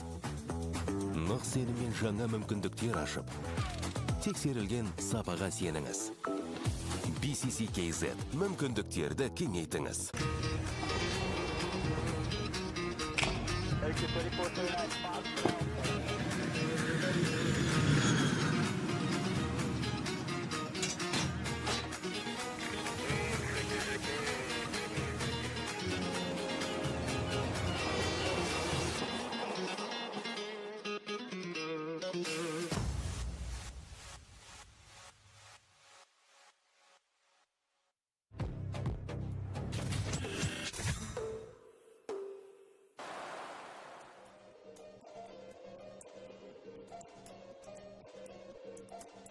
Well, ladies and gentlemen, we're just moments away from another action-packed matchup. Next up in the cage, Bogdan Shelebensky versus Mohammad Asipov. We have the future Nomads versus the RCC team.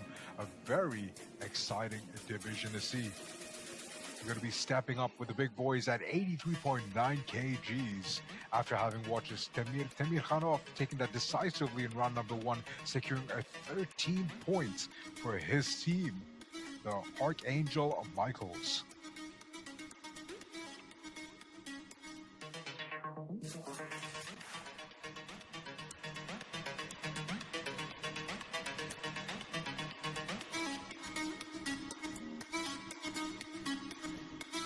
Well, these two fighters are going to be stepping into the Fatal Fury City of Worlds. First up with our digital matchup, Bogdan Shelebensky having selected Terry Bogard. Of course, the iconic matchup that we're looking forward to against a brand new character that we're seeing for the first time on screen, Mai Sharainu.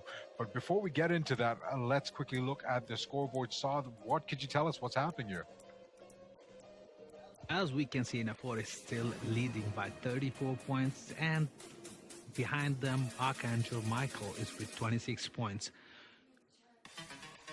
Teams have to do a really good job. We are seeing swords are still in -2. RCC at number 4 and number 5 is...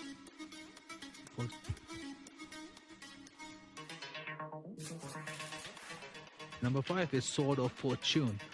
We're gonna head to the digital aspect of the next match in moments away.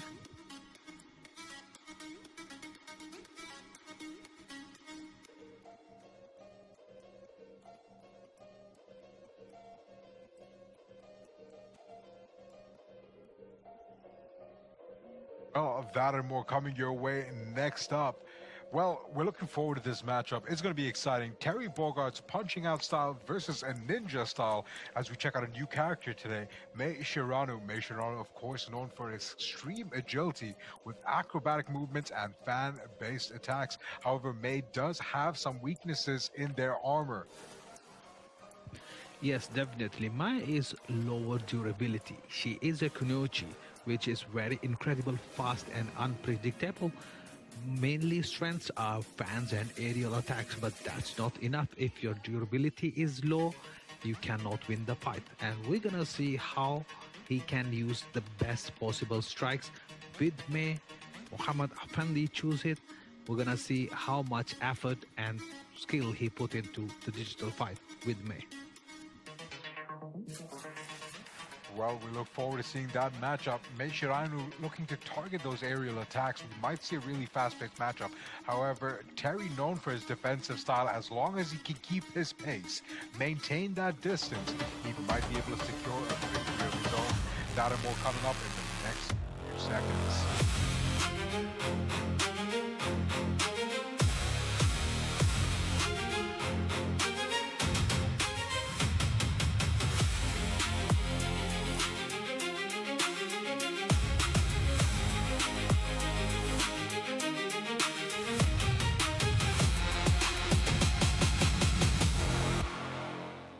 9-kilogram athletes are ready. Please welcome Muhammad Afendi Asipa. Well, first up on the stage, Mohammad Afandi Asipov, representing his home team of RCC.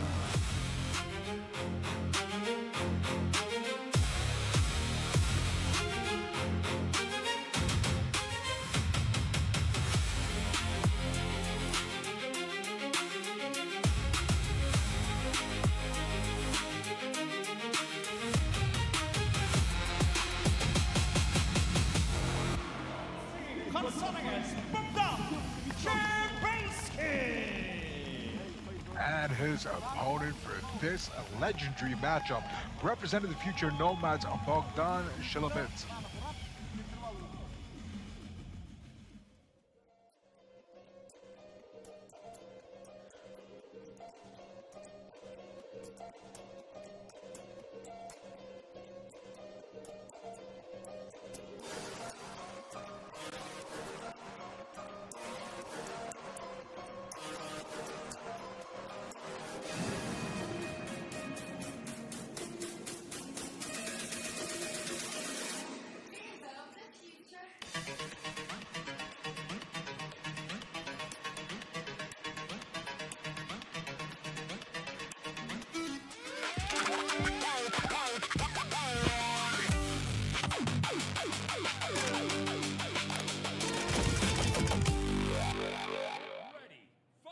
Well, ladies and gentlemen, and we're underway in our digital matchup with our opening round. Terry Howard applying that pressure early on.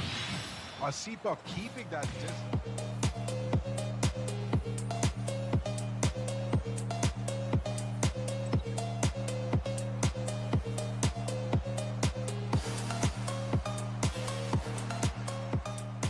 And a very good evening. Welcome to our live broadcast of our second to last day here in Astana for the Phygital Games of the Future 2026. It's been one heck of a day. Certainly, we've introduced you not only to our existing sports disciplines, but also to the newest one to join the family, and that's Phygital Fighting. And let me tell you something, everybody, if you've just joined us, wow. This is the most intense physicality we've seen throughout every day's disciplines, yeah? I almost see why it was left to be the last discipline to be introduced, because we really are finishing with a bang. That octagon, that venue is just sparks. Absolutely, and it sparks everywhere else because it's not all fun and games here. You know, this is some serious sport we've got going on. People are actually getting injured, and so it's not all fun and games. It's not fun play here, guys. This is serious. We've seen some wrist breakages happening over there as well. So, yeah, we're wishing all our athletes good luck and strong bones. Strong bones, absolutely, as we thank our valued sponsors for helping us bring the Phygital Games of the Future, Astana, to you wherever you may be watching and on whatever device. We'd like to remind you that the MOBA mobile discipline, that's MLBB, presented by Center Credit, finishing up on the 9th of August, and it's taking place at the Zhaksuluk Uskemperov Martial Arts Palace. And a none the less exciting discipline, which we will be jumping shortly to, Phygital Shooter, is brought to us by Yandex.Go. Of course, that Phygital Shooter we're going to speak about a little bit later on. Very exciting, and that's already started. We also do want to thank Wildberries, official marketplace partner. Thank you so much, Wildberries, and the team there. And while we have our viewers here, wow, what a last ring we just watched. The Tank, Timirkhanov just beat Tabarovsky. So the Tank is from Archangel Michael team, and Tabarovsky is from Soldiers of Fortune. That was really a match to watch. That was quite a match to watch. Now, you can watch all of that also on our official website, where all the results are being posted live in real time as it happens. So it's easy to check out on the official website if you want to see who has completed their specific round or who is currently in the process of fighting. Absolutely. And one more remark, ladies and gentlemen, because we have such exciting disciplines running in parallel, and we are already somewhere in the semifinals, somewhere in the finals. It is up to you to choose what you want to watch on our OTT Phygital Plus. So if you want to remain on Phygital Fighting, please do so. But if you want to join in on all the action of the grand final of Phygital Shooter between Team KZ and Liga Pro, please do so right now. Absolutely, Shulpan. All the action taking place at Beeline Arena. I'm David Bloch. I'll be seeing you tomorrow, leaving you with Shulpan and Sarah G. Here is the finals. KZ versus Liga Pro. Liga Pro team is lining up a fake short, I think, with Faded, who still has one flash, and then is split onto B, but that late smoke again, 38-second jet ski is deployed in tunnel. Yeah, might have to go through that smoke to have enough time. It's going to be 20 seconds on the clock by the time it dissipates. Might just have to march straight through it. All right, there's the grenade, and here's the utility. They're burning the backside. Aldecon catches the first kill with the off. He gets a second one. This man is annihilating them so far. It's just down to lanes with everybody against him. And that's another round going for Team KZ. And their CT half has been amazingly good. So that's how they're going to end this first half before we switch sides. Waxon, was this going according to plan? I would say so, right? For the most part, we were expecting Team KZ to be the big heavy dogs on Counter-Strike, and so far they have done that, at least score-wise. And yes, we can go back and forth about how even some of the rounds were, but as we go for this beautiful 360 around Dust 2, the history books will only tell you who the winner was, not Absolutely. how narrow it was. Absolutely. That was what Toby was also bringing up on the analyst desk, that nobody remembers the losers. So even if you had 6 or 7 tight rounds, did you get points from them? Well, no. That's where the story ends. Let's see what this pistol round's going to be delivering here. We got Team KZ coming full speed towards the A site. And they're going to get the cross without anybody taking any damage so far. Miner in short. Sees the peek from the first player. And here goes the bomb. There's a mass of players coming in through short. 1 CT, 4 short. And there we go. They're going to be running over. The reverse rolls again. Back to pistols for the first half. Let's see who's going to convert it. It's Miner is Zero, finding first 2. Nice trade coming back from Bot Pie Fade. It does find one as well. Rainy will deliver as well, but it's just down to Rainy now, and he will drop. So Liga Pro team, they start their CT half with a win. It's a 4-9. Needed victory for them now. And the question is, are they going to be able to convert? How many times this tournament have we seen teams force in that second round after they plant the bomb and completely obliterate the CTs?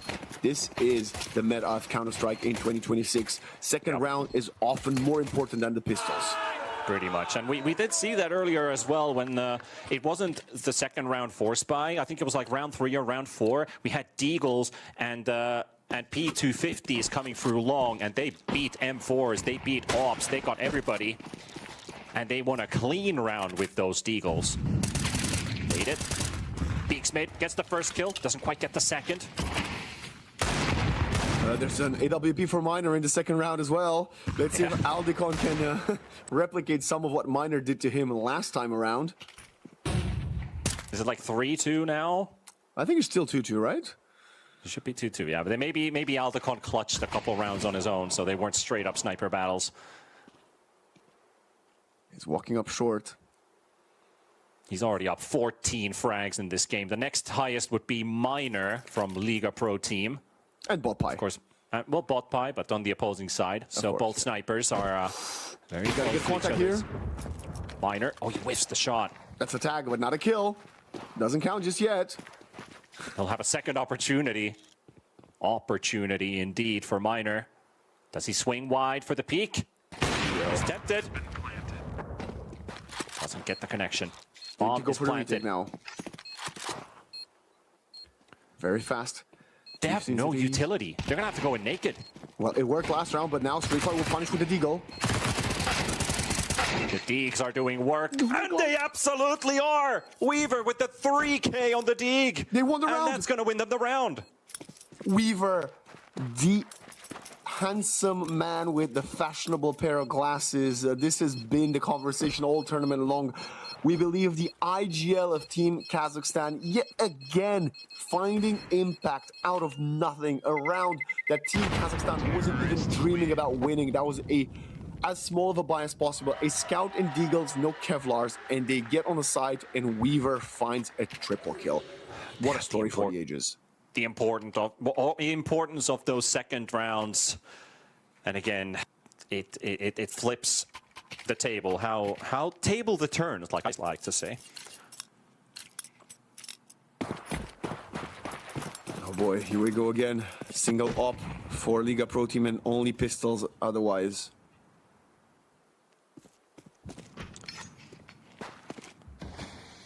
You got faded with an aggressive peek and short. Let's get burnt back. And of course, in lower tunnels, there is Botby who was swinging for info. Nobody spotted there. Slightly different setup here. And now they're returning back to the default 2-3. Of course, you still have faded, watching short, close by. We might be seeing a B execute. It's going to be Zinka in a bit of a mystery position. Zero's job is to just distract them fully. He needs to throw the smoke. They're coming in, hitting fast. Zinka with the first, with the second. They still haven't tagged him. Lanes will also find one, but Aldecon cleans up ZWOW. And now they're coming in through the B ramp. Can they get there in time before the plant goes in? They still haven't got it down. Now they're going for it. Faded. Will not make it through the door. He is given a smoke, though. Miner working with the op. Nobody through tunnels. That's a dangerous peek, Rainy. punished right away, and Aldecon's gonna try to go for the 1v3. Dodges the flash, gets the first, and not good for much more as Lanes and Miner get onto the site and keep the game slightly competitive with that round. Oh man, gotta love it. Faded was not interested in shooting, he was more interested in bunny hopping for information, dodge as many bullets, and allow the AKs and the ops of his teammates to then come in for the trade and find the kill, which they do. Get the defuse out as well. But yeah, Faded just bunny hopping. That's what we usually call it when you're jumping while crouched in quick succession. So you're hard to hit, you're moving fast.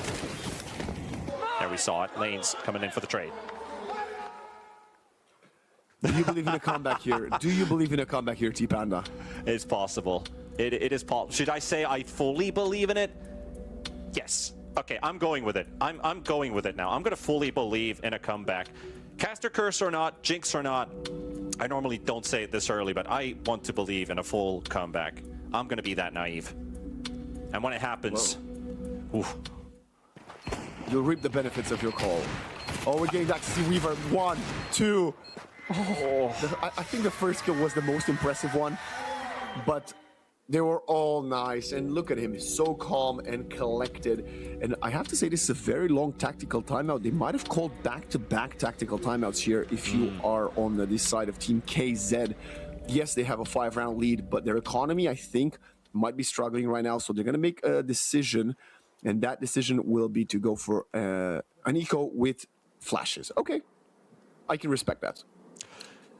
Well, Eco's small pistol buys have worked out so far this tournament, and it's going to be looking similar to that now. 2 Glocks, 2 Tech 9s, and a Deagle. Going again for the grenade, and then crossing over to B. This time we have a mid-hold for Miner. Instead of Aldecon, who plays it from the A sites, he's actually looking straight through the doors. But now, maybe with the grenade, gets a little peek there. They know somebody's in B ramp now with that grenade landing. Gotta be careful. One player in dark, and he catches him off guard. Nice shot. It's Aldecon as well that he grabs, but Aldecon wasn't holding the sniper, so it's your call if that's a sniper duel. Well, yeah, but the guy couldn't see. You know what I mean? I think it kind of evens it out. Hey, we could be going all night long about who's got the upper hand. All I'm saying is that Miner is on the losing side, and he's got 13 kills, right? That's pretty impressive in itself. That's got to count for something, absolutely. You've got 4 players over 2 digits right now for Team KZ, while at the same time, it's CWOW and Miner who've got the majority. Oh, he does get dinked in the head. Faded, gonna get surprised there a bit. But Miner's there to assist Faded, gets the trade going. They did drop 1 gun. It would be very important to get the D to connect, but Miner says no. Yes, we could go again all night long to converse about, oh, he got 4 kills versus Nico. Have you seen all of those shots? My gosh, the first one fully blinded, and the flicks for the other 3, absolutely cinema. Some clinical shots in gameplay, what is required? 6 to 10. The comeback is still alive. If you go to 11 or you go to 12, that's where I think pressure might be amounting them. So as many rounds as Liga can connect now, they have a much higher chance. Not only numerically, but mentally. Different setup, 2 in B, 1 in mid. As opposed to the 2 and 3 split we saw from Team KZ on their CT side. Botpie will take a bit of utility damage, but nothing too significant, although he is now within headshot damage range of the M4, A1, and A4.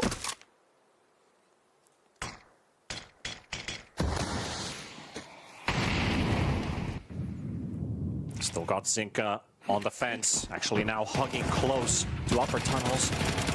And there's the first, he doesn't get the second kill, but he gets assisted by ZWOW, who will also be taken down by Aldecon.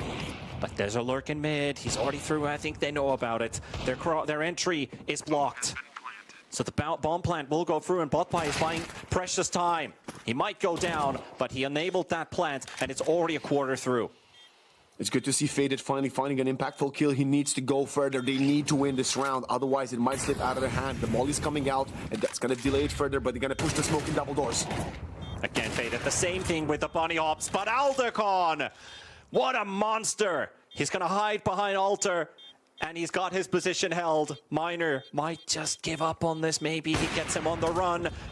What a move again. Aldecon was suspecting that to happen, and that's going to be around for Team KZ. He cannot go for the defuse, and they still might run into each other's, pending if they land anywhere nearby. Rainy dies to the explosion, but that's the 11th round for Team KZ. We spoke about how the op of Aldecon can't have the same impact on the T side because he needs to be more mobile, more aggressive, but not when you take control of the site and you post yourself up, back platform, and holding it to a perfect T. Rainy, fully blinded, was just spraying and praying, but Aldecon had his back, finding the ever needed double kill, and now goes for the cross shot. Let's see. Nobody getting caught on the cross this time around, but Liga are going to need 6 rounds to at least force an overtime. If you get 7, they're done for the first map. Team KZ, minimum of 1 round required. 2 for the map win.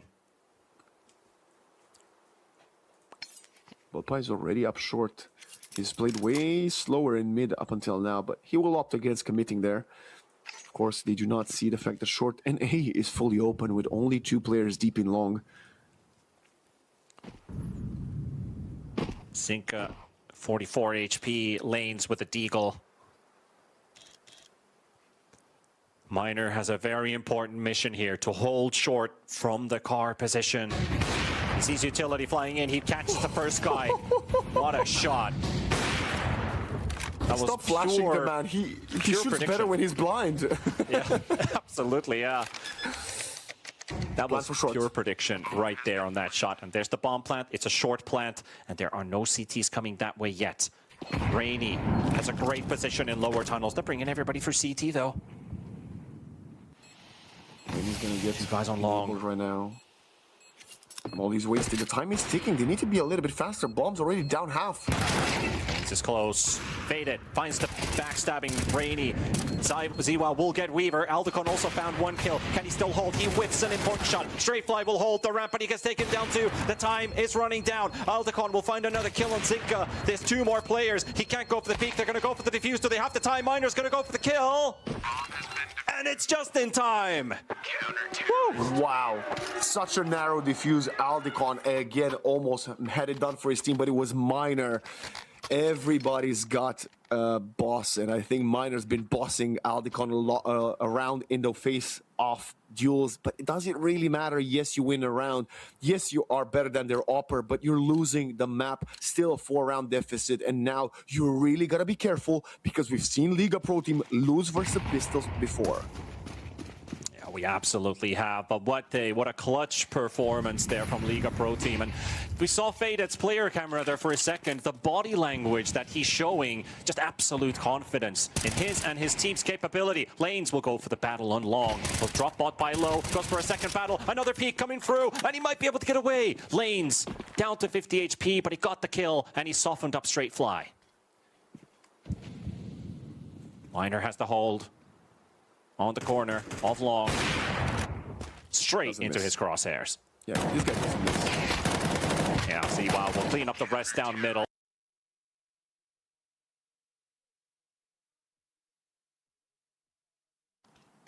And still not a lot of money on Team KZ. You look at Aldecon, he has 3,500, so that's not even worth to get a Kevlar helmet and an AK, maybe something else. Yeah, definitely no AWP, that's for sure.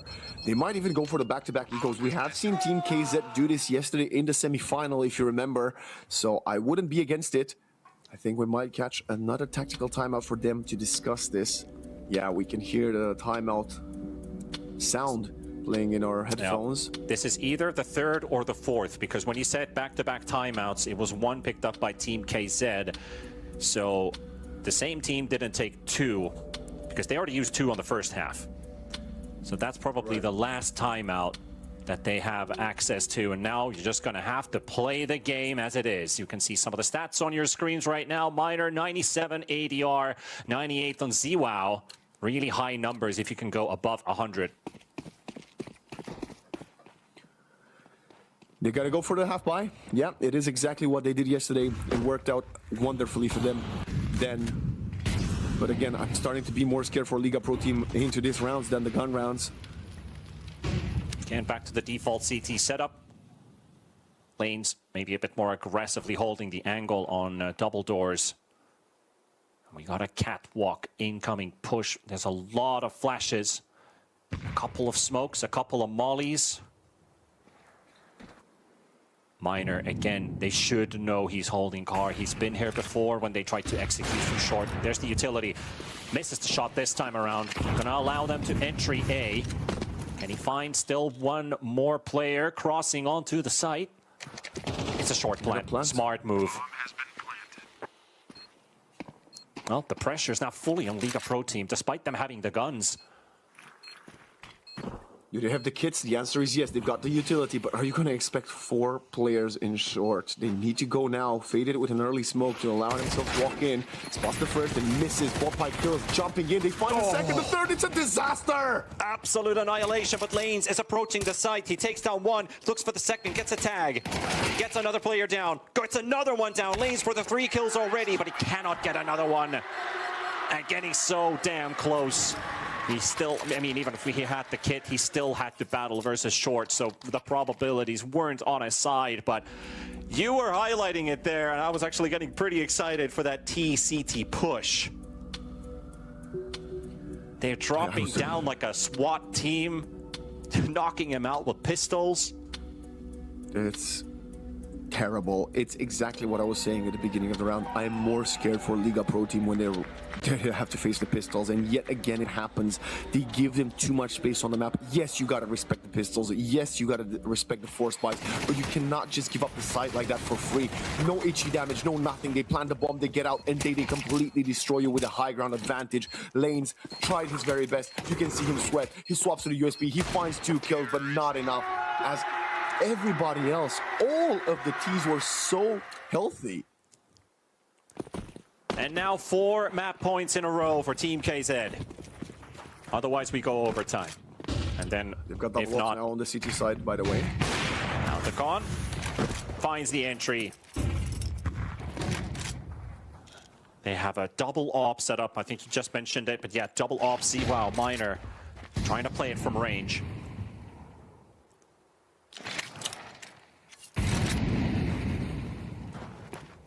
What's the plan here for the CT side when you have double ops? You can't allow for them to take control of the site. That's the problem. If you lose the site, a retake with double op is virtually impossible. And that's why they're getting aggressive in range. They're trying to be proactive. Nice grenade. Weaver getting a bit of spray, but Sinka is lucky to get away. Meanwhile, they've already crossed towards the side, and it's exactly the worst case scenario. 2 players already there. They get the 3rd down, spraying through the smoke, hoping he's going to get another connection there. The grenade only does 10 damage, but they have the sight with the plant down. Team KZ that much closer now to closing out Dust 2.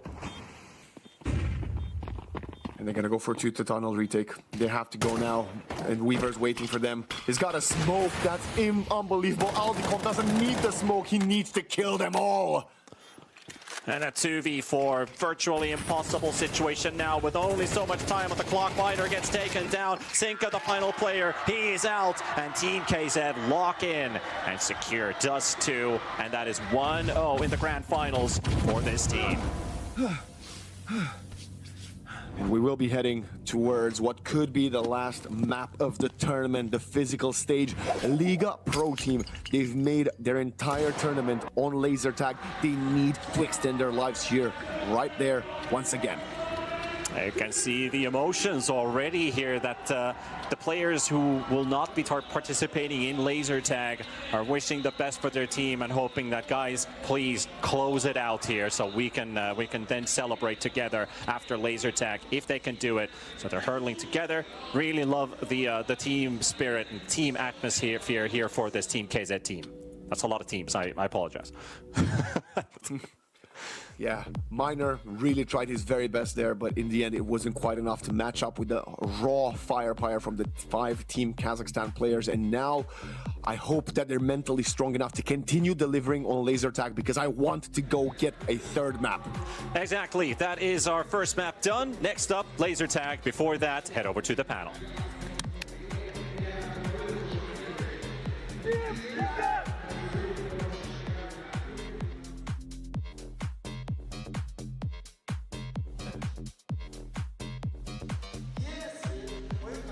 Digital Shooter brought to you by Yandex Go. We have finished the first match of the championship game, and what a tremendous one it was. Now, it was consistent. It wasn't a blowout. It wasn't anything like that. It was slow, methodical. We had a lead, and then Liga Pro came back, and then Team KZ said, you know what? Not today. Absolutely, H. That was a joy to watch. Quite frankly, as you say, Team KZ, they started, they dominated, and we've seen this story before. That's what happened when they played each other earlier this tournament. The only difference was Liga Pro, they came back, they got so close to coming back, and then Team KZ, they locked in again, they kept on going, and that is why they got the victory in the digital stage. They're halfway there onto the physical. I like that Team KZ went on a strong lead. When Liga Pro was coming back, they were calm, cool, collective. They didn't get crazy.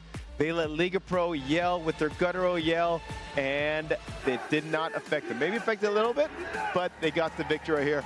As we take a look at some of these highlights where there was precision, there was strategy, and there was everything that you had in such a great game. Of course, everything started with Team KZ getting some points on the board early. And just like in a lot of these games, we thought they were going to run away with it for the first team that scores 4 points. Absolutely, H. Now, my question for you is, what do you think is harder, planting the bomb or defusing the bomb?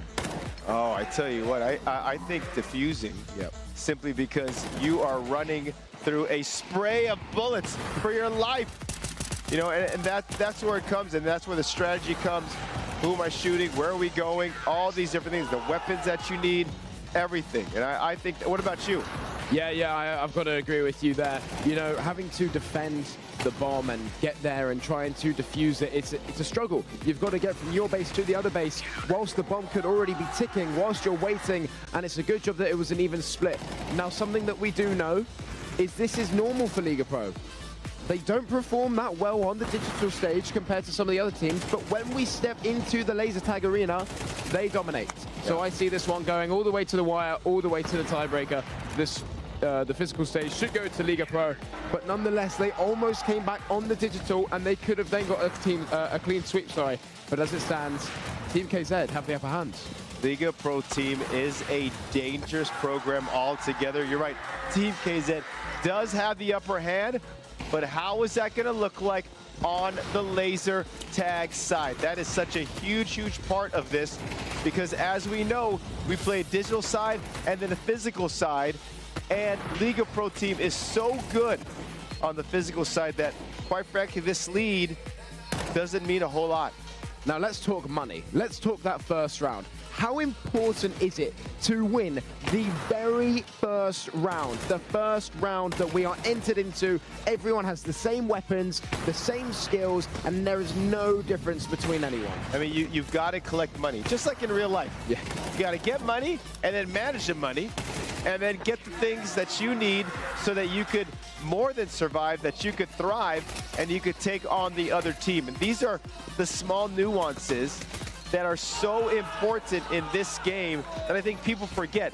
This is almost, well, this is a real life game. You've got to have a team, you've got to strategize, financially you got to be secure, and then at the same time, you're trying to spray everybody with bullets. Yeah, you know, it all adds up and it comes together, and that's what makes the digital part so beautiful. Now for me, the most important part about this Team KZ win is late on in the game, and I mean very late on. Actually, what we're seeing now, when they are up 10-6, we just saw Liga Pro get that round there. Team KZ is struggling with money. Yes, they've got guns. Yes, they can exploit them, and obviously that's how they won the entire digital aspect. But you get to the point where, should Liga Pro have spent some of their money to get that upper hand on Team KZ and stop Team KZ getting all of the rounds, which they ended up doing? I think so. I think at this stage of the championship game, you cannot hold back. There is no savings. We're not investing. We got to spend now, so we get the weapons, so we can just spray everybody. Like, this is such a big part. This is for the championship. There is no tomorrow. There's only today. Exactly, there is no tomorrow, and this, look how much it means to Team KZ. to ultimately go on and win the entire digital aspect, but it's not over yet. For me, when we got to this stage where it was 12-8, I really thought that Liga Pro could have come back, could have done something, but the Brotherhood has been reunited. Team KZ, as you said, when Liga Pro was starting to come back, they look calm, they look composed, and that's what you need in the environment that we're truly in. Now, H, what are we looking at? We are looking at the scorecard. Here we go on Liga Pro team. Remember, K are kills, D is deaths and minor, and ZWOW above 1910, 1750. You always want more kills than deaths. On the other side, Team KZ, who came away with the victory, 24-12 for Aldecan. They kept on saying his name because he's like music to the ears of Team KZ. Bot 5, 15-14 above. And then if you look at this, 14-16, 11-12 for Stratify and Weaver. This means, yes, they had more deaths, but it was a little more even. It wasn't lopsided, as you see with Zinka and Lanes and Faded. And here's the thing, for Liga Pro team, with Lanes and Faded not having stellar games, this is what usually happens. Yeah, you know, it's a really important aspect that we're going to mention now, what we need to mention, the map.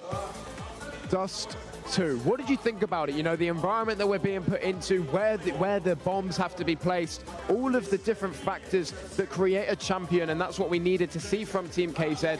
How did it affect Liga Pro? Do you think that it was more of a negative on behalf of the map, or do you think that Fadette and Lanes just didn't live up to the occasion today? Well, I think at this stage of the championship, because we're here in the championship game, all the teams have already played all the different maps. Yep. They have prepared. Don't forget, we have a great partner in Sven. Please visit them at any time.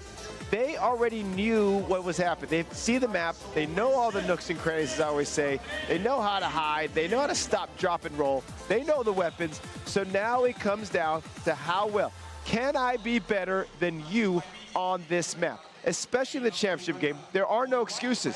If you're not prepared for this map, then what are you doing here? Yeah, and what we just saw on the digital stage was the two teams sitting next to each other. That was it. That is the mental battle now. When you score a round, you get into their heads. You need to give your everything, get into the heads, make the other team feel more worse about themselves, because there's going to be no time to exchange any conversations the way that we just witnessed. You know, when we go into the physical round, it's going to be a shoot and then get back behind the wall. There's no time to celebrate, to cheer, because then it's the next round. The next round, you know, it's 1st to 6 now. It's really, really close. Correct. Let's head to the court for an interview. All right, so congratulations on the first win on your first map. So how was your preparation for the final games? Thank you very much. I'm so happy to win the first map. We prepared like, we knew that it will be Dust today, and we knew that we will win Dust today. Second map will be Nuke if we lose like that. And it will be really harder than Dust. And now my captain and my sniper will prepare for the Nuke because they don't play light attack. Yeah, okay, so the crowd is cheering for you guys. Is that interrupting you, or is it okay for you for your concentration? Yes, it is very nice for us. Public of casting is so good. I don't know. It's my first tournament, like with so much people looking. I'm really happy, and it's just helping us to get emotions more and more. So guys, so happy. I'm so happy. Thank you guys for supporting. Yeah, any message for your fans who's watching us online right now? Guys, I love you all. I will try to win this game, and my team too. So guys, I love you. Thank you guys. Yeah, thank you. Have a good game on laser tag section. Good luck. A lot of love in the visual shooter arena going around. But listen, love won't bring you a championship. You know what will? Shooting people. That's exactly what happens here at the visual shooter. We are in it to win it. We are trying to win a championship. Maybe not Toby and I, but they are Team KZ and Liga Pro team. They are going to head over to the laser tag arena. Toby, how important is this phase? Well, it all comes down to this. Either Team KZ bring it all home, or Liga Pro stay in the tournament for just a moment longer? Let's take a look at our MVP, Aldecon. 24 kills, 12 deaths. What a tremendous game. They needed him to step up, and Aldecon has all week long taken steps up to the stairway to heaven because he is a big part of their success this week. And you know, for me before the game, I said when you die, there needs to be a ratio of 1 death for 2 kills. 24 divided by 2 is 12. He got 24 kills, he died 12 times, a perfect ratio, as I said before the game. And what is he? MVP. Listen, Toby breaking down math. When that happened, I saw numbers in my head. I had no idea what he was doing. All we know is today in the championship game, in the words of a famous movie, if you're not first, you're last. Make sure, if you know that movie, DM me and I'll let you know if you won something, but you don't win anything. Here's the thing, right? We're going to crown a victory here. I don't know, we have both big Liga Pro team. At this part, this means that Liga Pro is going to win the laser tag and then come back. There we go. And win. Exactly. You know, as it stands, you know, I've stepped in, I've given one prediction. I can't lose my only prediction. I think I'd get sacked at that point. So I need Liga Pro to win it for me. But no, on a serious note, I still am confident in Liga Pro. What we saw was not a clear domination that we saw earlier this tournament between Team KZ and Liga Pro. We saw Liga Pro show a little bit more emotion, show a little bit more fight. It got to a point where, you know, they're 4-0 down, 5-0 down. It goes, lads, where are we? Look around us. Who are we? And I think it was that moment that snapped. It took a couple rounds to understand after that, and then they kept on running and running, and then Team KZ done the exact same thing. I think they had a moment to breathe. I overheard the commentator saying a double tactical timeout. I've not seen that in a very long time. No, it was smart by them. I'm a little worried about Team KZ. I'm going to tell you why. After this game that they just played, there was almost like a sigh of relief. There is no relief. We are thriving. We are not surviving. We have to have this mindset that we destroy match 1, and then we head over to go ahead to laser tag and destroy that as well too. We'll talk about more about destroying after the break.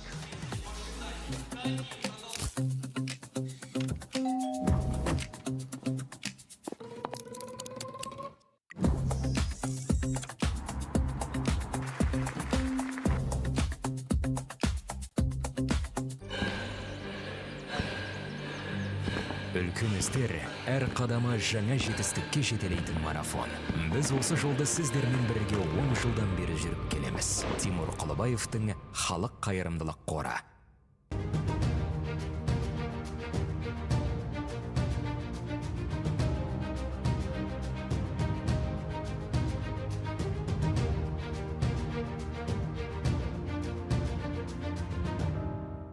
Центр кредит банкымен сіз қарапайым және заманауи шешімдердің ортасындасыз. Нық сеніммен жаңа мүмкіндіктер ашып, тексерілген сапаға сеніңіз. BCC KZ мүмкіндіктерді кеңейтіңіз.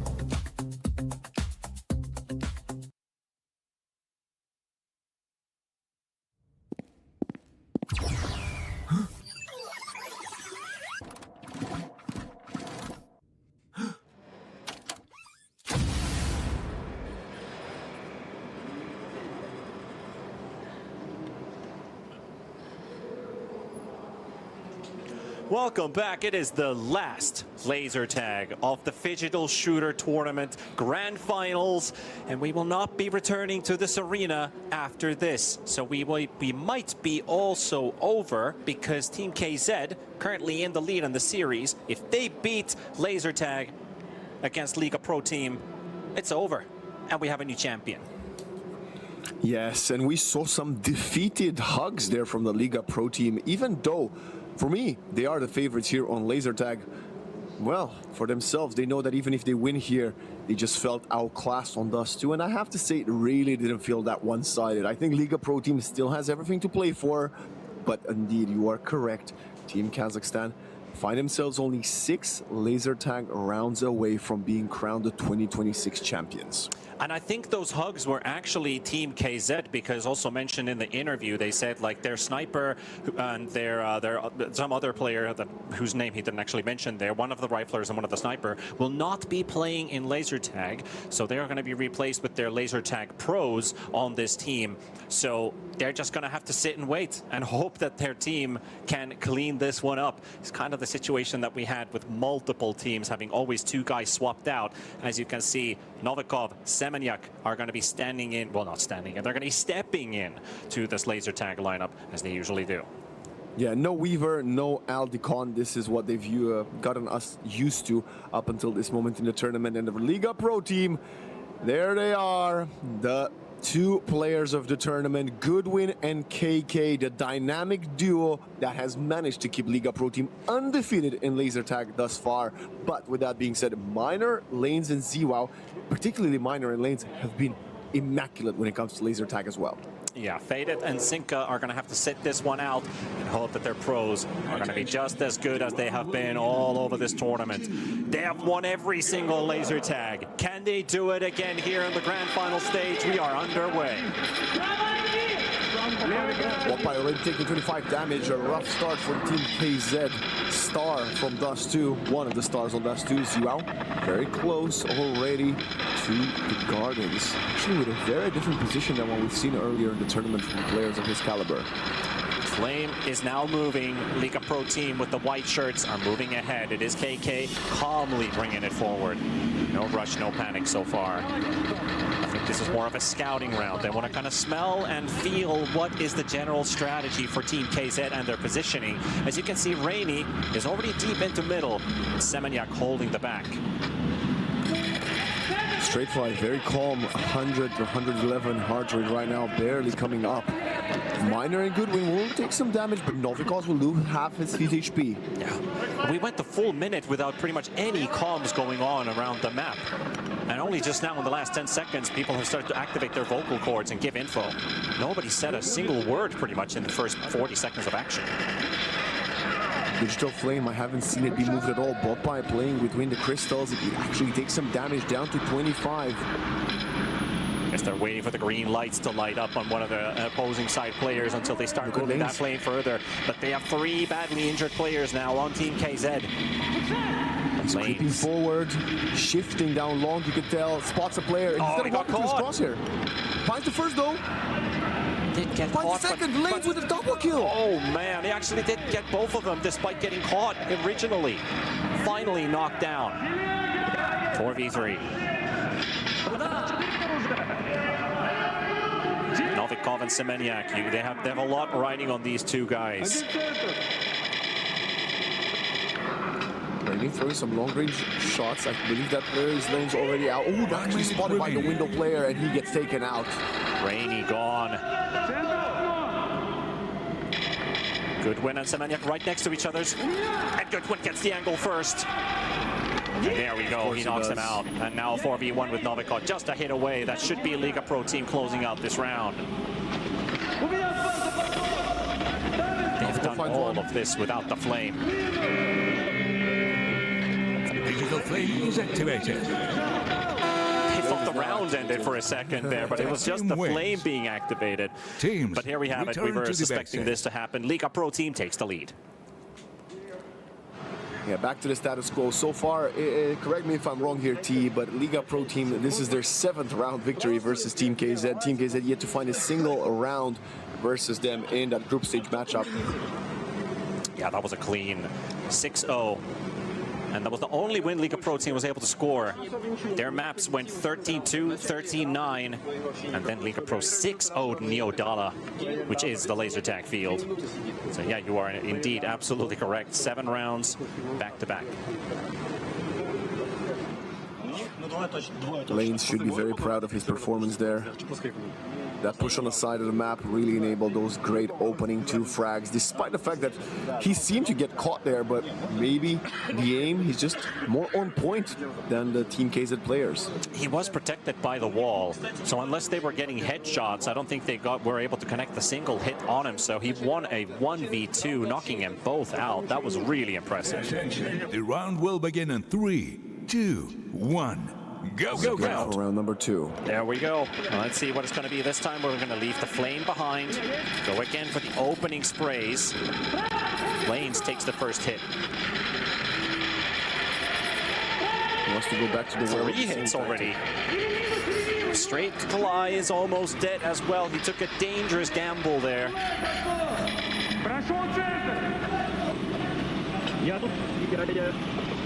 Semeniak playing this low ground stair position, still 100 HP. Popeye is actually getting down to 25 rapidly. But they got the first elimination. It's Lanes who went down again.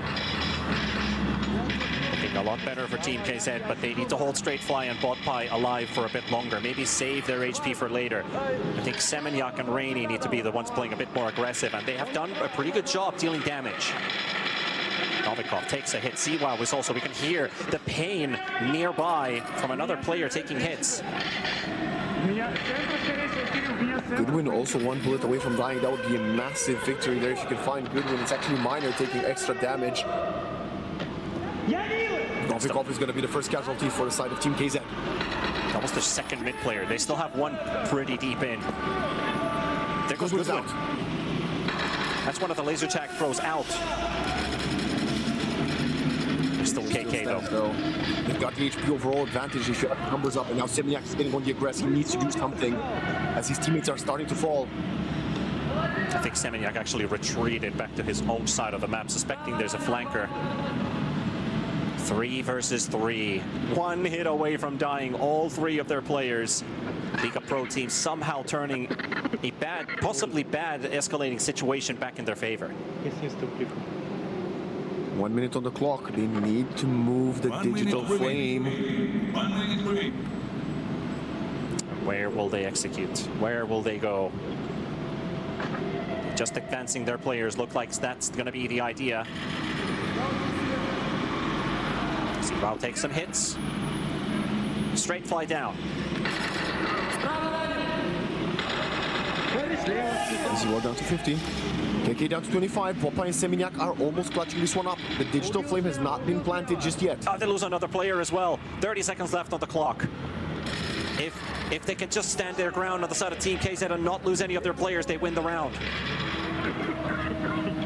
It's a duel on the side of the map. It's Siwa versus Semeniak. Siwa has 25 seconds to find a kill or activate the digital flame. He got to the safety of the base, and Siwa does not know. Now, don't make any peeks here, Semeniak. You should have this round in the books. Just stay safe. He's going to win by survival. This might be unless he peeks. And no, time runs out. That should be the round for Team KZ. Team wins. They have it. Teams return to the bases. This is the first time in the course of this tournament that this happens. Team KZ wins by survival. Wow. And what a round. Back and forth and back again. This is exactly the type of laser tag we want to see in the grand final. Fantastic.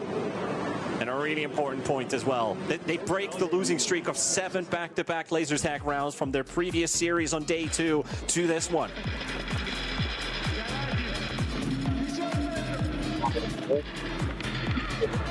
And no digital flame being planted. We spoke about this in the bronze medal match. The teams actually leaving the digital flame might be a bit of a mistake, and it's something I'm not expecting to see from Liga Pro. Granted, they have been the team going for these early plans, and maybe they just thought that the opponents might be ready for it, so they want to change the play style. But why change it if it's been so impeccable throughout the tournament? Well, this next round might be a quick blitz. We've had 2 pretty slow rounds so far.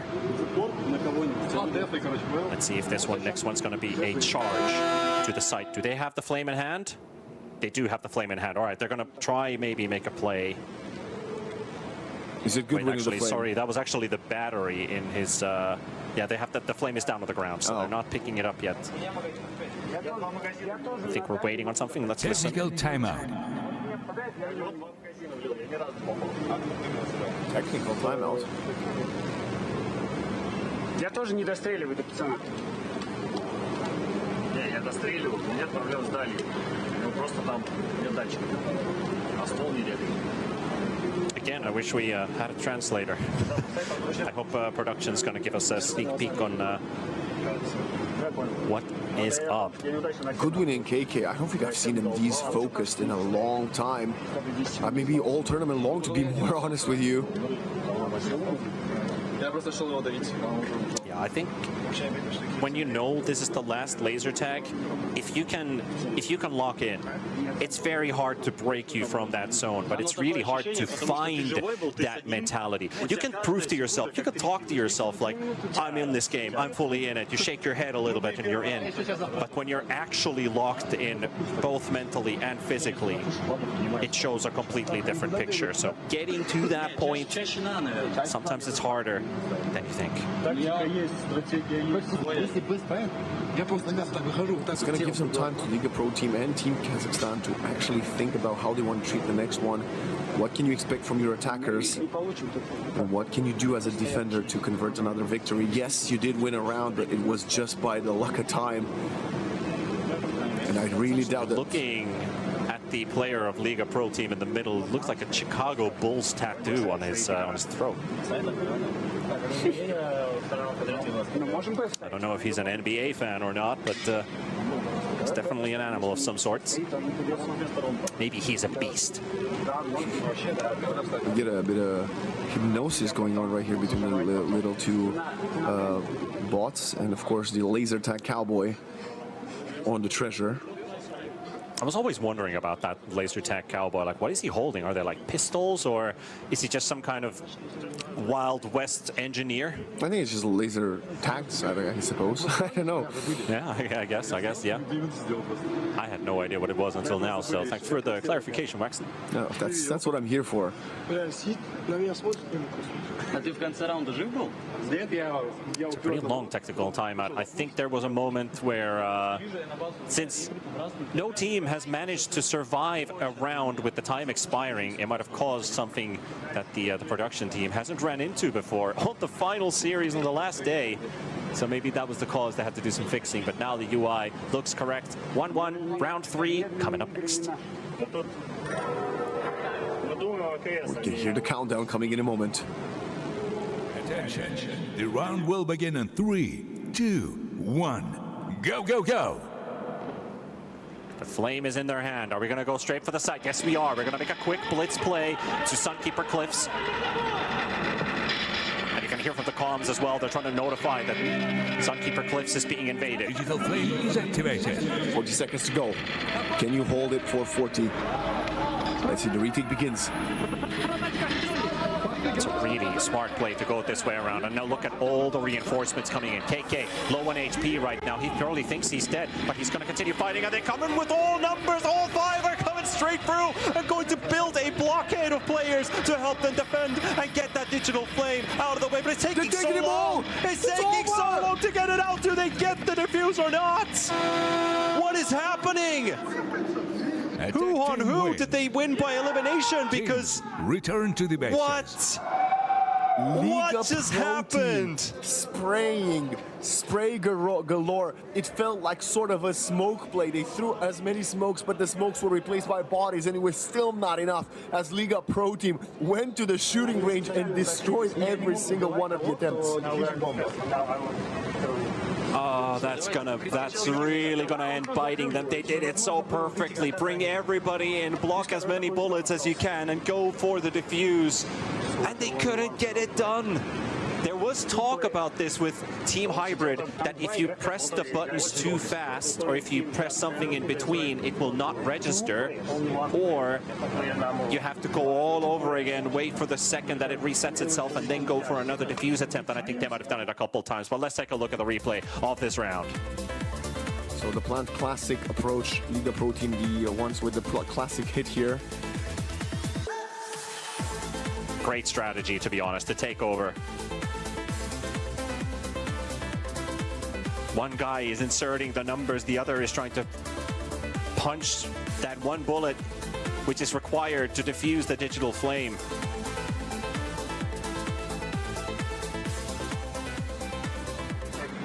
But did they win by defuse or not? I don't think they did. I saw the vest light up as an elimination before the room light up. Of course, it could be a bit technical delay, but the referee. The thing is, they were throwing fist bumps when the light went off of the flame, but they also got eliminated at the same time, so they thought they won the round. Attention, the round will begin in 3, 2, 1. That round is now history. Go. We're going to be going off to round number 4. Street Fighter's out right away. He's been obliterated. Oh my God! Already one player down for Team KZ. He didn't even get to exit the spawn before he was dead. Yeah, spawn camp like. Spawn camp indeed.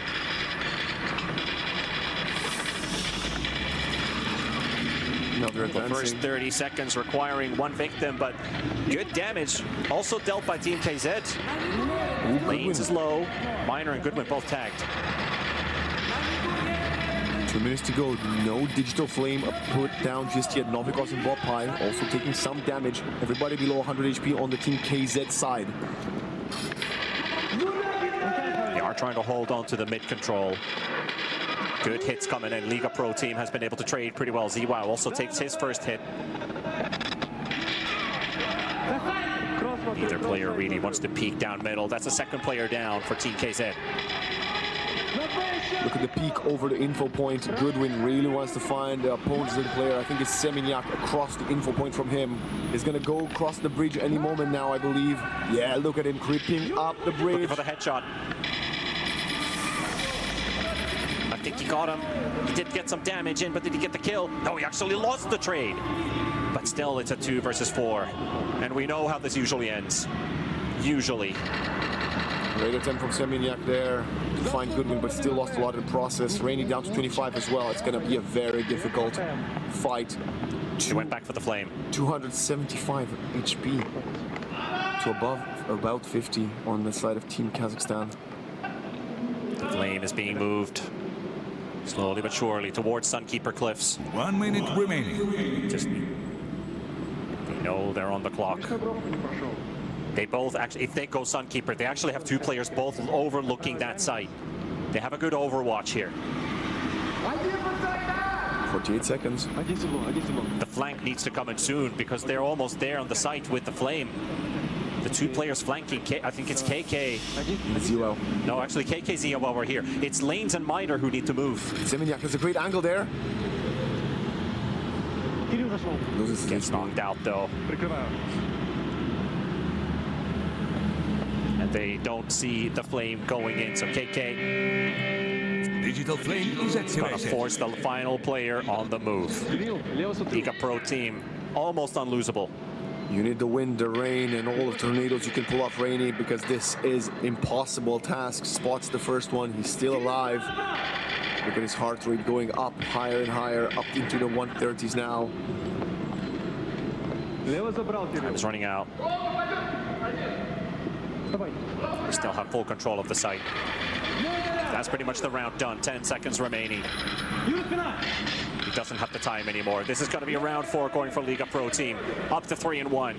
Look at the bait. Look at the bait with the hand. Did you see that? What a bait. I don't think we've seen that this tournament, or at least I might have not seen it. What a play that is. Return to the bases. Solid performance from Liga Pro team here. And especially that opening frag. 2 seconds in. You see Novikov imagine waving being at the that camera. player who got. Imagine that player who got knocked out. He's like, well, I'm already done. I just spawned. Yeah, it was Semignac, I believe, the one that just got obliterated. Look at the shots here that got Semignac. Oh, he stayed in the open to try and trade. I don't think that was a smart move. Definitely not. Not when you play versus the likes of Goodwin and KK. But hey, 3-1. We still got one more round into this half. Is there something specific you'd like to see? Stop taking long-range fights and try to play around Novikov for sure. And yeah, that's basically it. Let's take it easy. Let's enable our pros to do what they can do best without becoming a burden on their shoulders. I think that should be the name of the game.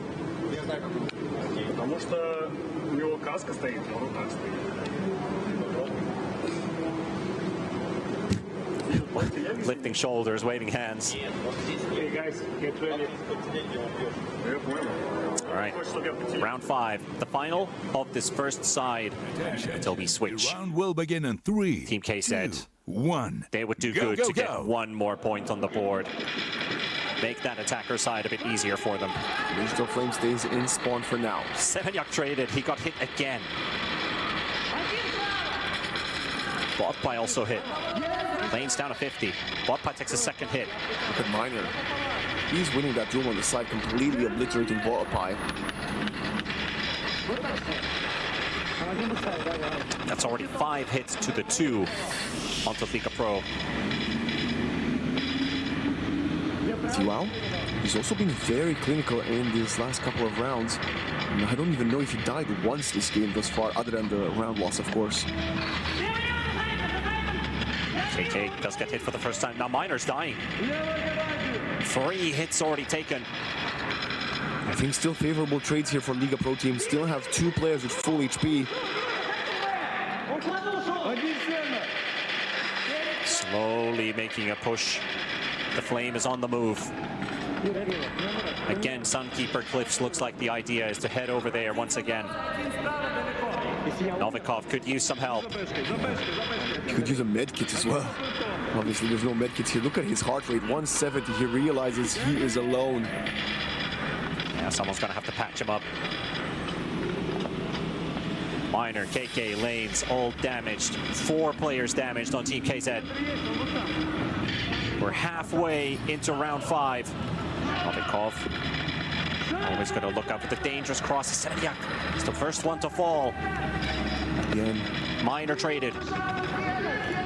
Straight fly dies as well. Novikov is still alive. His teammates are dying instead of coming to assist him. And Zior is going to creep forward. Miner is going to be taken out, like we mentioned, in KK, Lanes, and Goodwin down to 50 HP.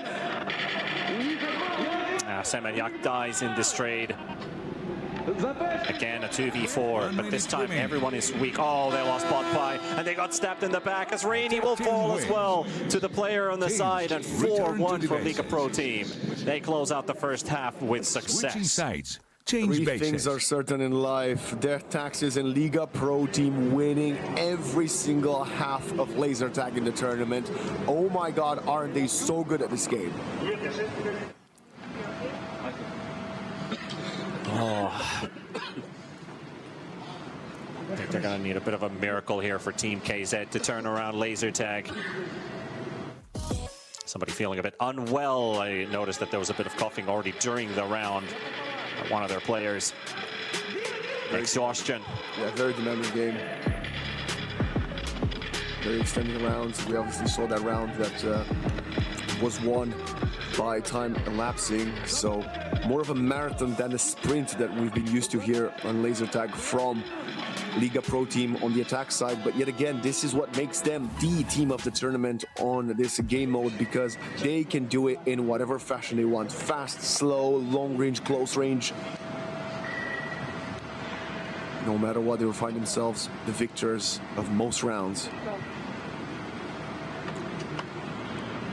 So again, it's going to be the classic bit of discussion, recalibrating guns, maybe a tactical timeout to take a look at the map, but I think both of these 2 teams are very familiar with the environment by now.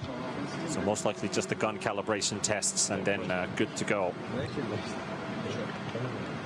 So a hydration break, much needed. Oh, look at Aldecon. He's not kitted up. He's on the sideline smiling, trying to encourage his boys. Yeah, they've just been watching on the sidelines as all the action has been unfolding here on the Neo Dala laser tag field you are watching on your screens right now. We have not seen Turan Garden being used, which is the A site. all of the action has been around Sunkeeper Cliffs. So I think teams have figured out that this is much easier to contest and also leaves out vulnerabilities. I think Turan Garden has always given, if you go for the plant on that digital flame, there's an instant trade coming up right after because you're busy with the flame and you are defenseless from both sides, but at least on Sunkeeper Cliffs you have a rock. You can use to your advantage to protect yourself while you're setting up the flame. I think it was the Turan Garden exploit at the beginning of the tournament that Liga Pro Team kind of set as the meta. And now, once the teams figured out how to counter it, which is what we saw even earlier today, Liga Pro Team realized, oh, okay, well, we've got about 20 more strats we can use. So now that you know how to counter that one, well, it's redundant because we ain't using that one.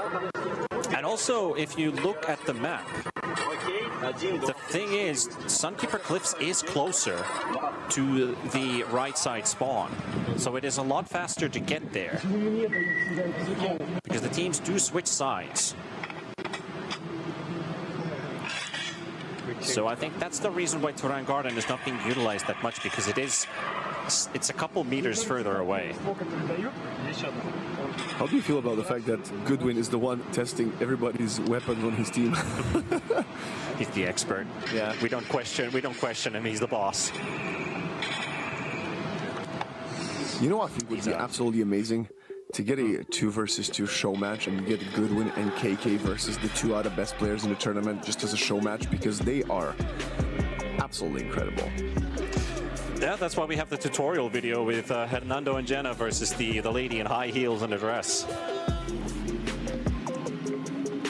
If you play a full tournament day, yeah, like a full tournament match, how many kills do you think you would get in a 5 versus 5 T-Panda? I don't know. Did you look at the stats on the third place match? Let's go. How many kills ZNX had? Did you look at his average? How many did he get? His KDR was 5.5. Oh, wow. What? And then the next player was like 1.8 or 1.5 or something like that. He was 12-3 or 12-2. Or 13-2, something like that. He had insane stats. It was ZNX who got almost every single kill in laser tag. That is okay. So he might be one to throw his name in the hat in that 2v2 show match I want to see. Potentially, yeah. Attention, the round will begin in 3, 2, 1. But we are back to action. Round number 6, and Liga Pro Team, they need 2 rounds to stretch it out into a game 3. Quick push straight towards Sunkeeper Cliffs again. Miner is there, right behind the corner, but he's not going for the challenge yet. He's going to try and go for a sneak attack behind us. Bottai is still trying to get the flame down. He finally gets it. Is activated. But did they lose a player? Yes, they did. So Novikov was the one who fell first, and Botpai is trying to help with the trade. Now they've lost Semenyak. It's a disaster. They did get the flame, but at what cost? Because it might be a little bit too expensive of a move on the map. 24 seconds, though. The time is coming. Good look at Goodwin. He wants to get the kills. Botpai has KK behind him. They're going to jump on top of him. The jump and crouch from KK and Goodwin. And Lane's going forward as we have fuse, and this is how you do it. Team wins. Solid. That is what Team K said we're trying to get done earlier on in the first half, but they failed to defuse the flame. Now the Liga Pro Team, they show how it's done. Beautiful setup. Wait for everybody to be in close range and then blitz the flame site. Great attempt here. This was a very fast rush from the first player. Miner almost intercepting, I believe it was Botpai with the digital flame. And I gotta say, look at the comms. Did you see that hand movement calling where the players are bringing back up? Absolutely unbelievable. And ladies and gentlemen, if you've been enjoying laser tag here at the Digital Shooter of 2026, enjoy it while you can, because we might get the very last round of laser tag of the tournament right up next. Yeah, this could be the very last round, round 7. And we'd have to mount a hell of a comeback. The round will begin in 3, KZ, 2, I mean, you have to start focusing one round at a time now. One round at a time. It's still doable. They go fully 4 mid, and Novikov will follow outside. They did not go with the flame. They're going to go for a quick rush play. One guy has gone already super deep onto their side of the map. Does this play work out? Goodwin at 75. KK is already at 25 HP. That's bot by going to be the first one to fall. Trying to fight with the player inside spawn. That's the second player down. Just 3 more to go. 2 more to go with Rainy and Semeniuk with the final ones remaining. And they can almost taste map 3. Liga Pro team, they are about to do it. Semeniuk, 1 hit away from dying. Same for Rainy. Semeniuk is out. And there we have it. 6-1. Liga Pro team will go and stretch to the decider in the grand finals. A flawless round to finish things off. No better way of you proving once and for all that 2026 you are the best laser tag team in the world. The question is, can you prove you are the best digital shooter team in the world by winning the 3rd map? They tried something different. They tried to make a push through mid. I think the guys were also laughing at the idea like, hey, what the hell? Let's try. Let's see if it works out. If it doesn't, well, we're still pretty good in CS. So at least we get to play some more Counter-Strike. But there we have it. Game 3, Nuke. Are you excited for Nuke? Well, I'm very excited for Nuke, especially as it kind of feels sort of as a best of 1. And we've been talking all tournament long, picking Nuke as a deciding map can always be a difficult thing to overcome because you will start on the T side, the quote-unquote hardest side of Counter-Strike to play. So the more points you get on the first half might just be pushing you closer to victory. It is, after all, a game of winning rounds and eliminations. Just like this laser tag was. The more you knock out, the better your chances to win. But you are absolutely right. It's going to be a tough start playing on the Nuke half. But one good thing about this as well, because we're finishing on the grand stage, means that the trophy is also waiting on the grand stage to be lifted. Who is going to be our champion? Is it going to be Team KZ? Is it going to be Liga Pro team? Throw in your quick prediction. Who wins it? You know what? Underdog story. I'm going Liga Pro team. Why not? Cinderella all the way. You go Liga, I go KZ. Panel, what do you guys think?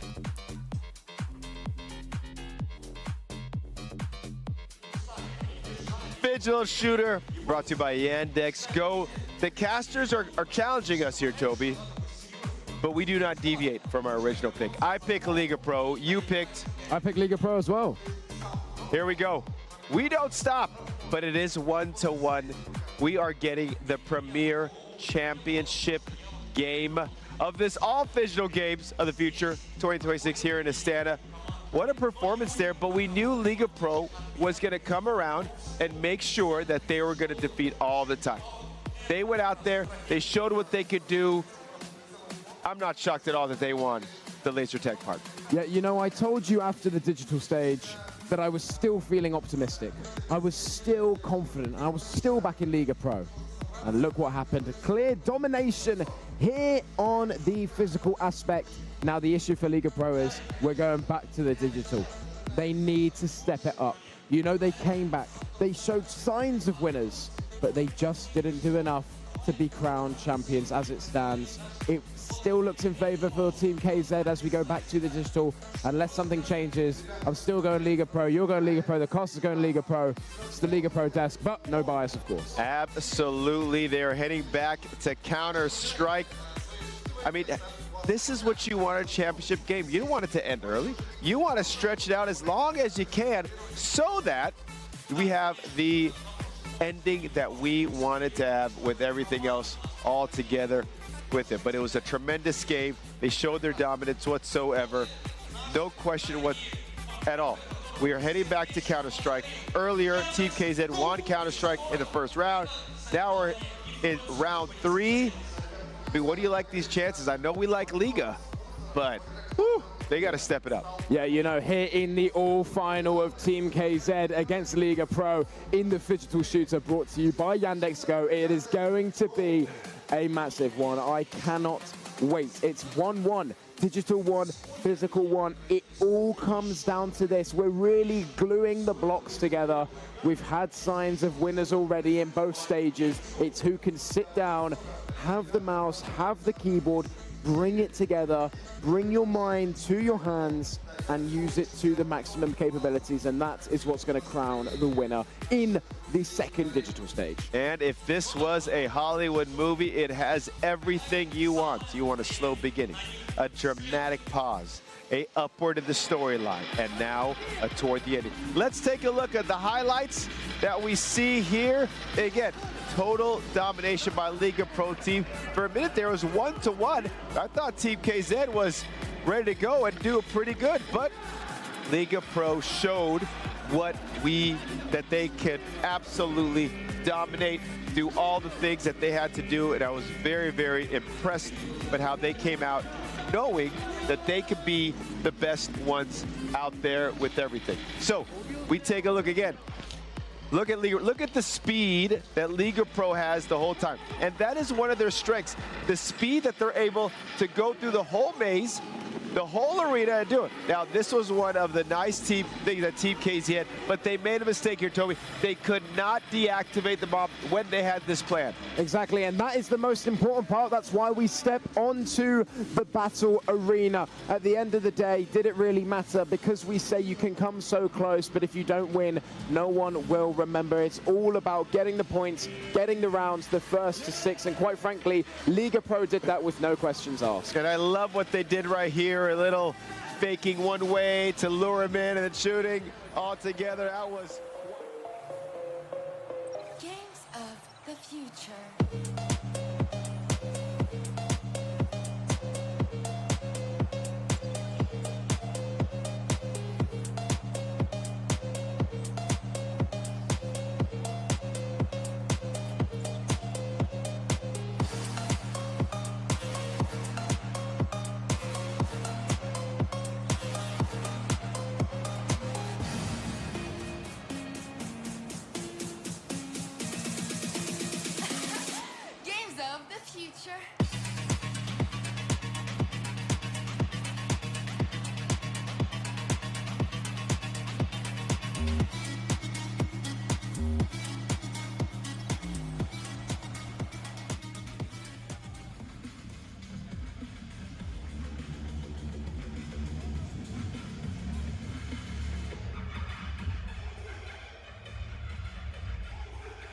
And his opponent for this matchup, Vladislav Sukalenko, representing Team Kuznia, having taken a 6-point digital lead for his team. Vladislav Sukalenko!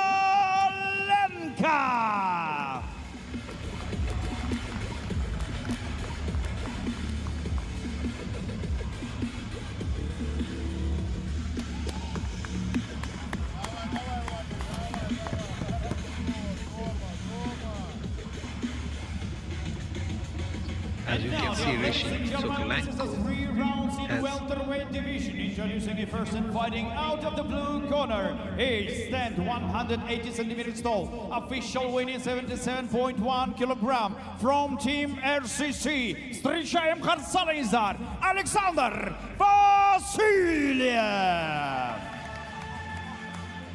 Introducing his opponent and fighting out of the red corner. He stands 175 centimeters tall, official weighing in 77.1 kilogram, representing Kuznia team, Kharsalizar, Vladislav Sukalenko. Well, another exciting matchup here. Team Kuznia versus the RCC team, with the referee now giving his final instruction to both of these athletes. Команда на протяжении всего хода поединка. Действуем согласно правилам. Удачи!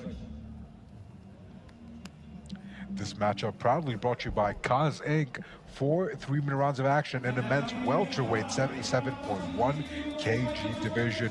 Both men are looking equal in their weight. However, Kuzniev having a 5-inch height advantage. And there's the horn kicking things off in round number 1. Both men starting off square in the middle. However, Vasilyev in blue pushing Sukalenko in the red slightly backwards as he looks to establish a bit of pressure in the opening minutes of this round. Nice inside calf kick caught by Sukalenko. Vladislav keeping that right hand tight and high. Ooh, his head seems to have bounced off the cage there. An attempt to evade Vasilyev. Both men in a clinch now. Hook sunk in deep. Vasilyev spinning around trying to bring his opponent to the canvas. However, beautifully countered by Sukalenko. Nice high knee to the body.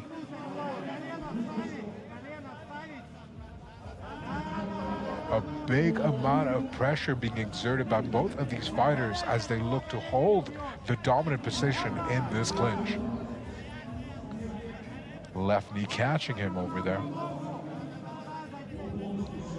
Vasiliev still pressed up against the cage. Sukalenko keeping that pressure on his opponent. Beautiful switch of stance there, trying to go for the single leg takedown. However, finds himself on his back, now being forced to cover up as Vasiliev rains down blows. Sukalenko having to spin around, attempting that heel hook. Beautifully defended by Vasiliev, who managed to change levels on him perfectly. As we can see, the game is on the ground and Sukalenko is supposed to be really dangerous on the ground, but Vasiliev not giving any chance and keep landing strike after strike right on the face, and Sukalenko has no option but to cover his face. He has to turn the tide up or he's gonna end up giving this round away. Vasiliev is really upset, and there you have it. We got that knockout, technically knockout win for Vasiliev. I think he was upset that he did not get to play in the digital fight. So he took the 7-round point win on Sukalenko without giving him any chance to retreat, same like he did with him in the digital fight. No chance for fight. I don't know if you could see it or maybe it was just me, but that was very reminiscent of Khabib versus Conor, where he's smashing Conor in the face, going, talk to me now. You throw a fireball. You throw a fireball. Spam punch. Spam punch. Spam punch. We love to see it there. A stellar performance being put on by Vasiliev as he answers Sukalenko for those 6 points that he lost early on with a definitive 7-point lead, one over his opponent, taking that home with 7 points for the RCC team in this physical matchup. Here you can see him absolutely tearing through his guard, not giving Sukalenko a chance to answer. Vasiliev looking quite happy after that dominant performance. I like that little backflip into the front row. Very reminiscent of his character. However, let's make it official with our decision underway as we wait for our ring announcer, Armand, to announce your official And now, decision. dear ladies and gentlemen, referee Captive stopped the bout in 1 minute 59 seconds of the very first round. Win by TKO, Alexander Vasiliev.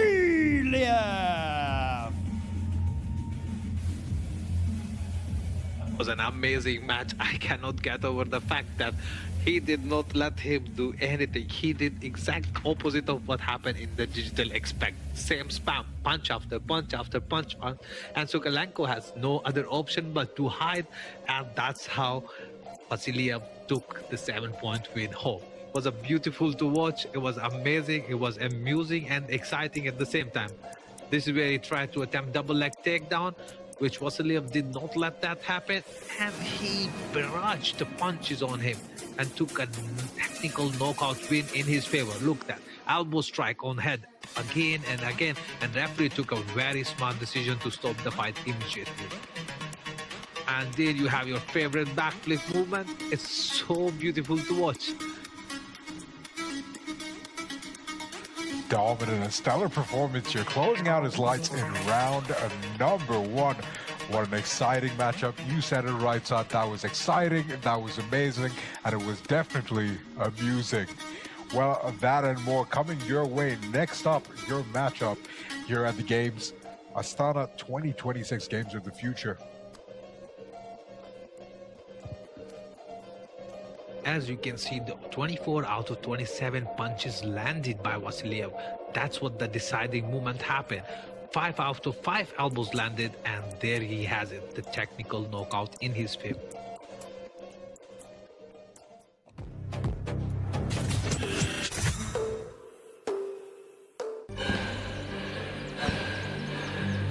Үлкен істер әр қадамы жаңа жетістікке жетелейтін марафон.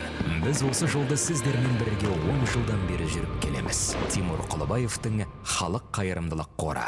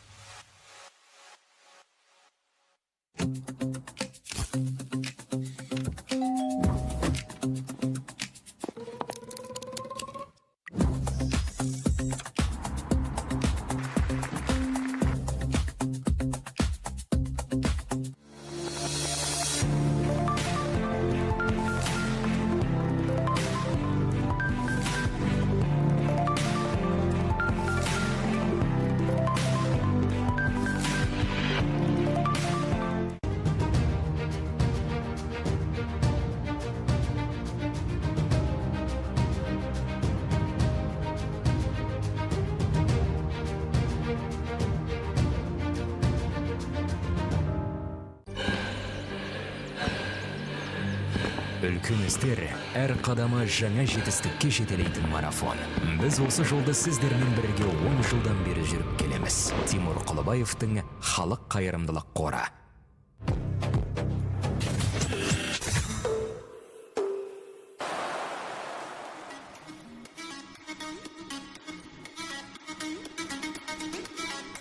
Well, ladies and gentlemen, welcome back to Astana, Kazakhstan, where we're live for your Digital Games, Games of the Future 2026. Your next matchup for the evening. Going to be an awesome one with Nurjigit Bayman for the Future Nomads coming in to face his opponent, the Archangel Michael himself, Khalim Nazurilev.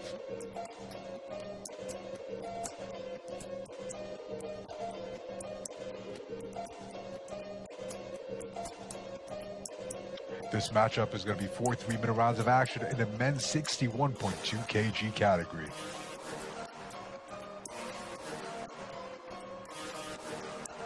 To kick things off, we're going to be stepping into the digital world first, as both these men look to establish an early lead here.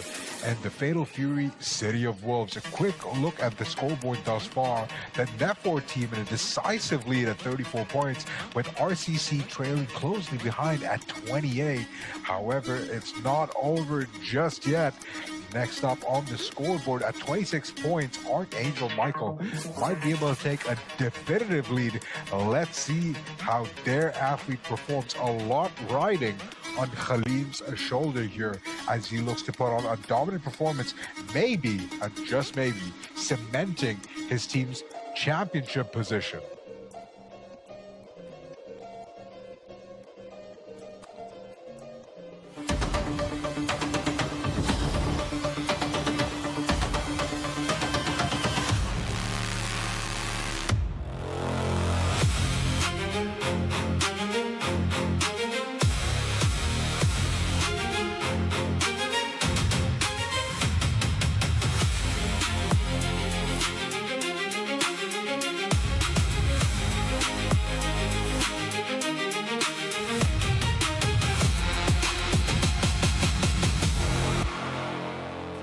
Welcome, Khalim Nazrulayev.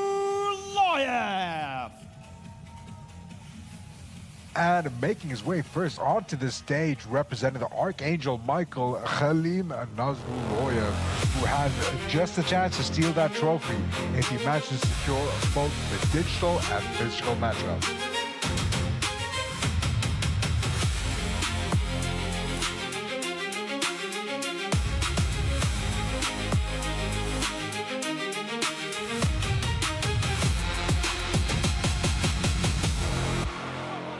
Future Nomads qarşılayınızlar, Nurjigit Bayman. And his up this exciting co-main event representing the Future Nomads, Nurjigit Bayman. Well, an exciting matchup just moments away. We're about to see Rock Howard take on Gato. Both these athletes are looking to establish an early fast-paced combination to secure their team the victory. However, the slightly bigger pressure might be on Khalim's shoulder. This could be his defining moment. He could be aura farming. Saad, what do you think? As we saw, Gato is a Kung Fu expert and Khalim is also an MMA expert. He can make it work with almost no weakness in Gato. Gato wins with precision and timing, and his Kung Fu skill is amazing. While on the other hand, Rock Howard is no unknown to MMA. He's technical, he is very precise, he punishes immediately if you do any small mistakes. So it's going to be a very close and interesting match. And we move to round one. Both players start with their SPG in and trying to establish their lead. Rock Howard is already striking Gato, and Gato is unable to turn back. And there you have it. He did a grab blow of 10 hits. He is punishing Rock Howard for that earlier hits. As I was saying, Gato is unbelievably strong. But Rock Howard is also trying to keep the distance and win this match. Was beautifully countered by Rock Howard. 3-strike combo. And there you have it. by a small margin, Rock Howard win the first round and secure 2 points for their team.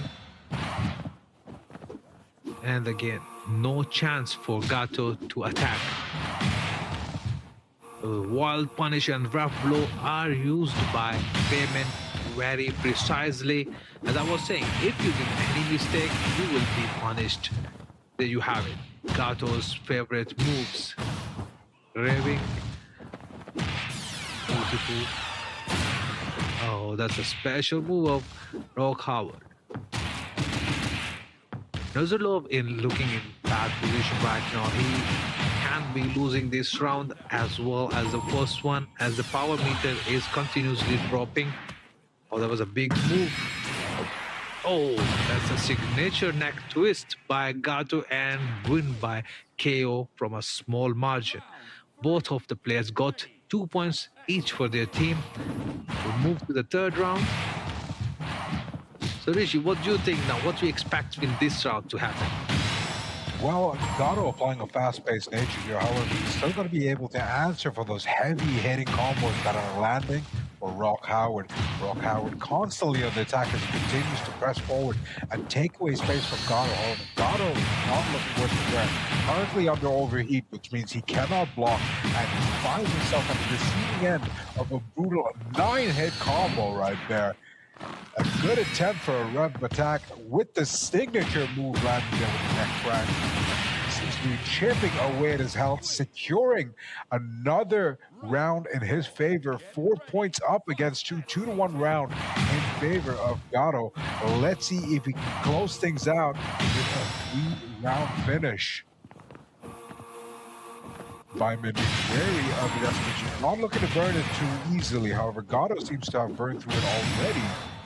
Overheat coming into play now for Vyman. Gato pushing back, heavy strikes being landed, followed by a beautiful combo. Connecting with the chest before leaping him into the air. A punishing 3-hit combo, devastating Gato at the moment. He's not being able to answer this just yet. Finding himself trapped in the corner. He needs to really be able to defend this or push forward. Trying to end this, he brings back a big counter hit, a 3-hit combo, nearly tying it up. However, just losing it as he inches it forward. A beautiful, definitive victory being secured there for that player. 6 points on the board to his opponent's 2 points. Well, son, let's run through the replay. Why don't you take this back play by play? Also, this was the closest match we watched so far. None of them give up till last, and at any point it can be decided in each one's favor. But Gato wins the match and secures 6 points. There's the highlights. We can see the players getting ready, and Gato punishing Rock Howard like a kid. There was rave blows, there was special moves, counter hits, everything landed in an instant, and few seconds in and fight done. As you can see here, but it's impressive. Both fighters are really good in digital side. We're gonna see now if they are as good as this in Octagon in few moments. Oh, he needed those 6 points. He's got those 6 points on the board. However, let's see if he can bring it home and secure the first place for his team. Team Archangel Michael already putting on those 6 points on the board. That and more coming up next as both our athletes make their way into the official arena as they face each other.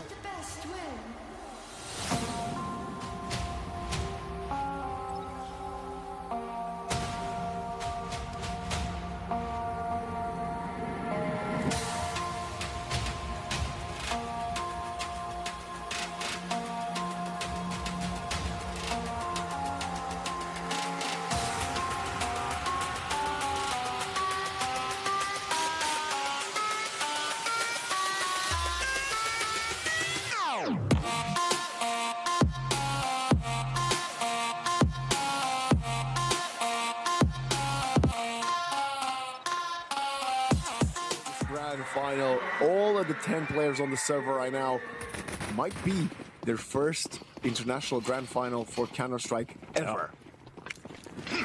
Zinka and Lane's the only ones who haven't picked up a frag. Oh, well, there's CWOW as well. So 3 players on the CT side yet to find their first kill. Lanes will get his first here. And an opening off of Weaver. Coming through the smoke. Zinka gets the info. Nice spray there. Gets two. Aldecon and Botpie both down. Down to 2 players. 1 injured badly. Straight fly and Rainy.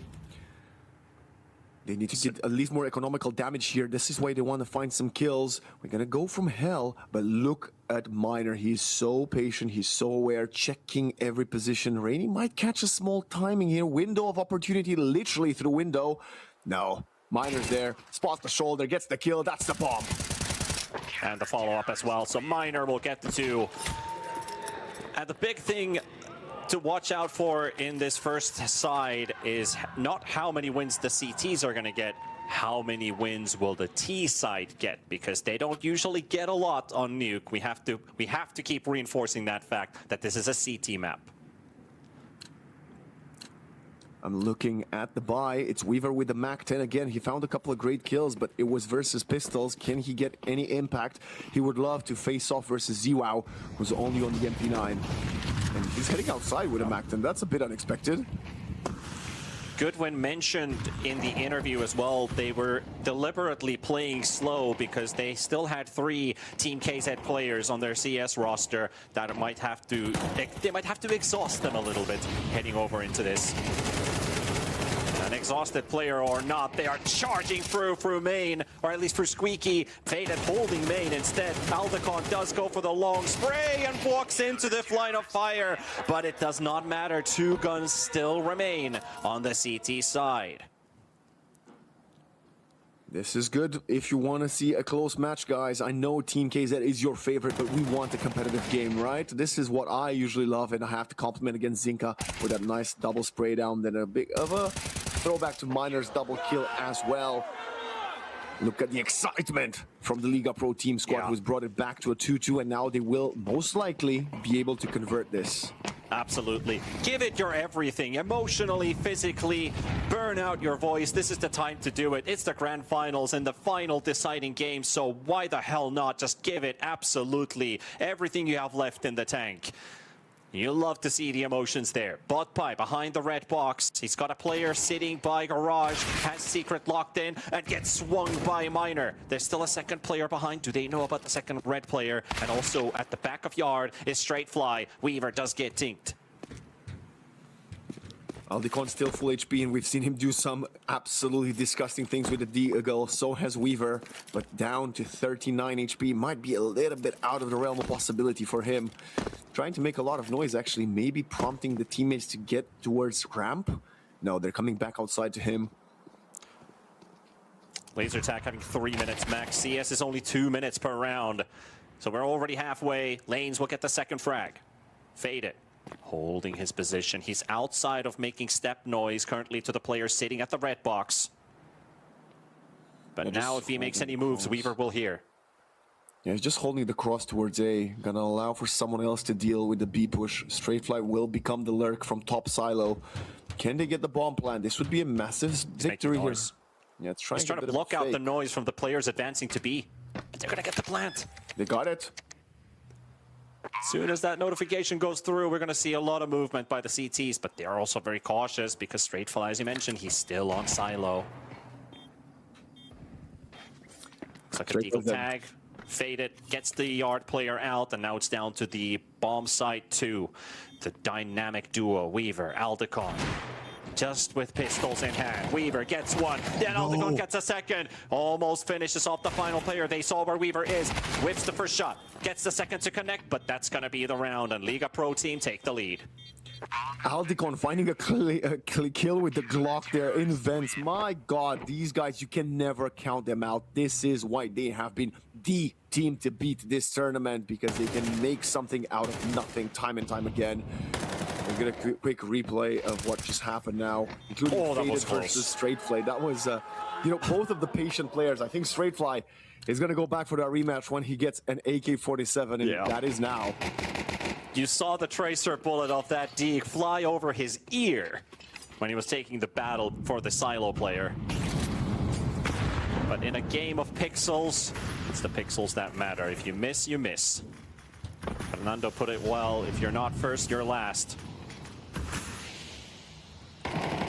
And And that also applies to the championship here. Lurk spot for Faded. I don't think they've seen him yet. No, he's the element of surprise here. It's a good position to be in. 3 Yard players. Yard smokes. Now he's been spotted. Gets the entry on straight flight. He's got to get surrounded from all directions. Tries to go for another duel and tries to spray through the box, but that titanium box doesn't allow those bullets to go through as efficiently.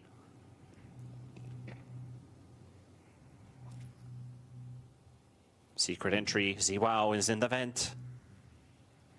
He's the only thing that's stopping them from taking that B site.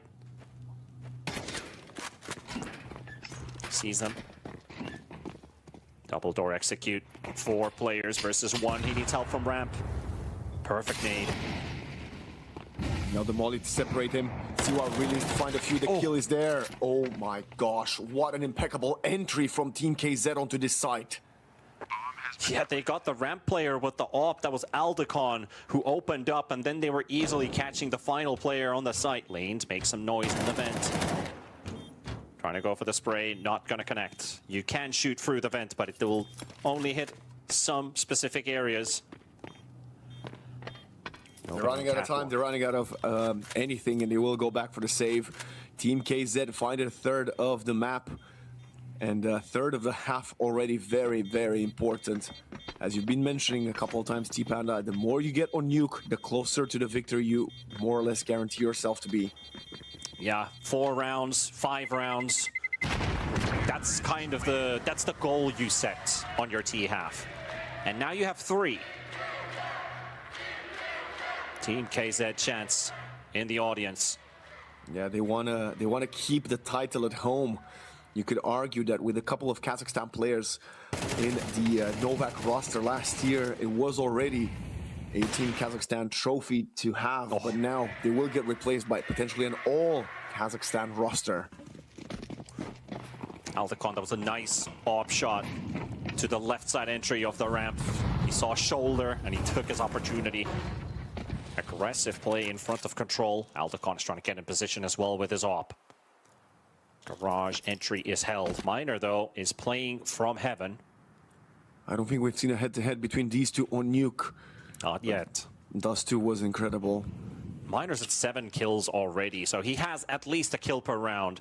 Toby also mentioned if you can get like 2 kills per every 1 death you have, you're doing a great job. So that's the setup you're looking for. Miner is already above that, but he's the only player in his team to do so far. I mean, 2 kills per every death you get, my gosh, who are you, donk?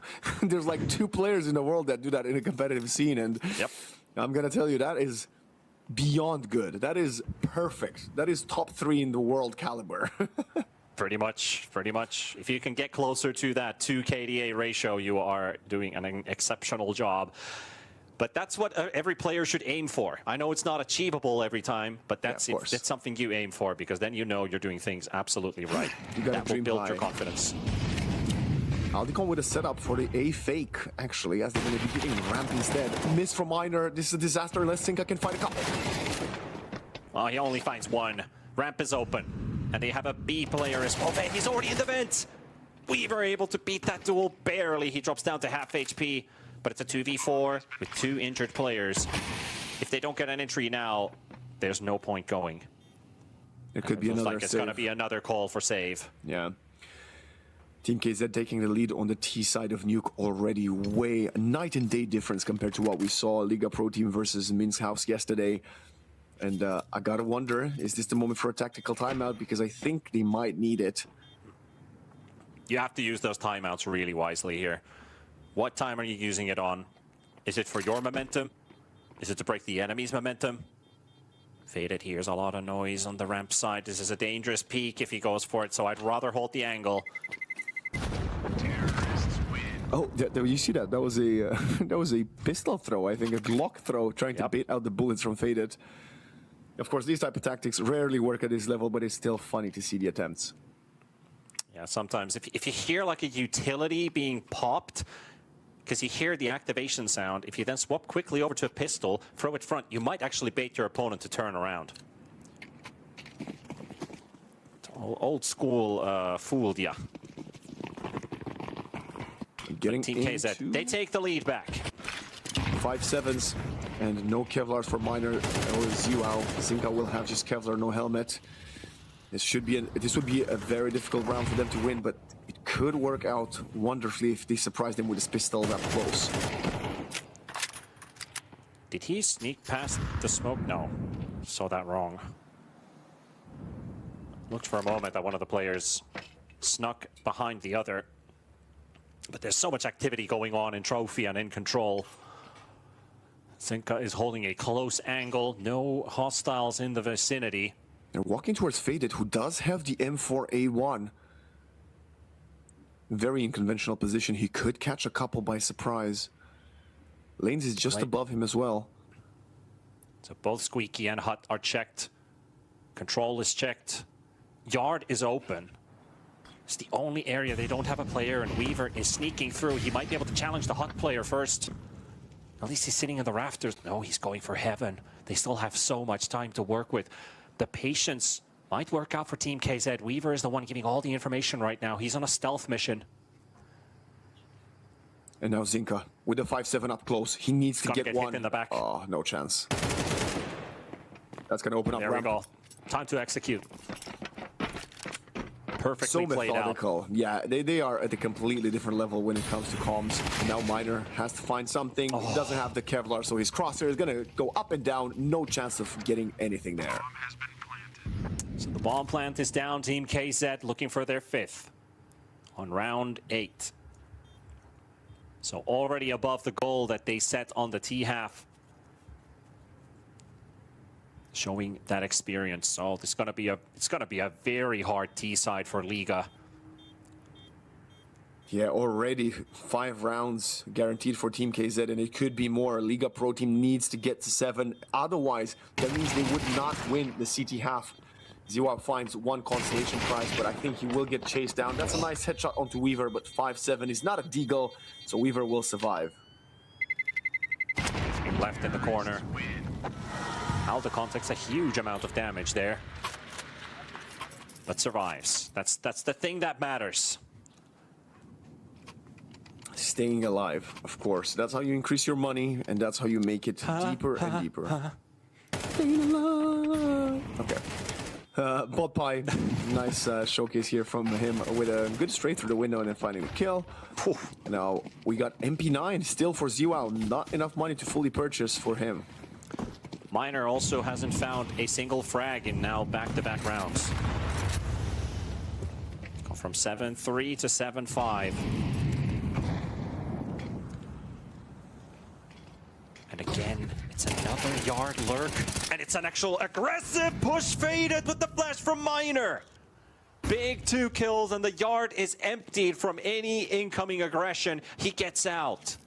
What a play by Miner and Faded. They've done it yesterday. This time, apparently, Team KZ have not done their homework. This is a setup that they like running. I'm glad it worked out for them. Team KZ get punished, and now with 1 minute and 10 seconds on the clock, they need to get it back. We might get our first op-view-op duel of Nuke.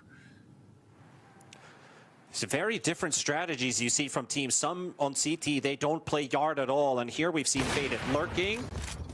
Here we see Aldecon dropping into Miner scope. Bot Pie getting tickled by the bullet, doesn't connect. There's a player in CT event though, it's Lanes. And he swings wide, and he wins the duel. That leaves Rainy alone. 0% AI prediction here for Rainy. And that is correct as Faded comes all the way around finding the kill. By the way, Faded finding that double opening outside and going back to ramp, Trophy pushing and catching the player by surprise.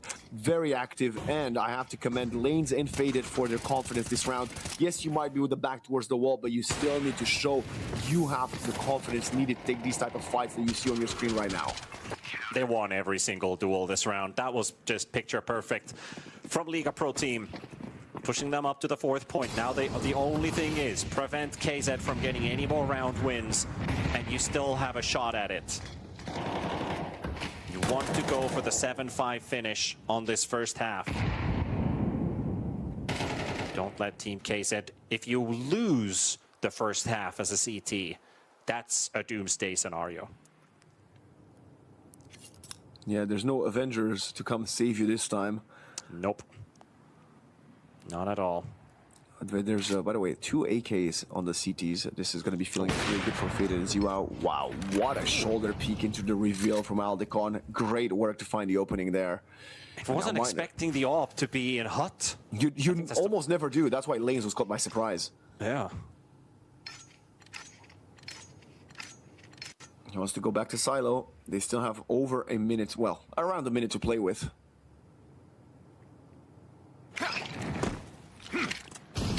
Here's the execute. Fly needs to check to the right.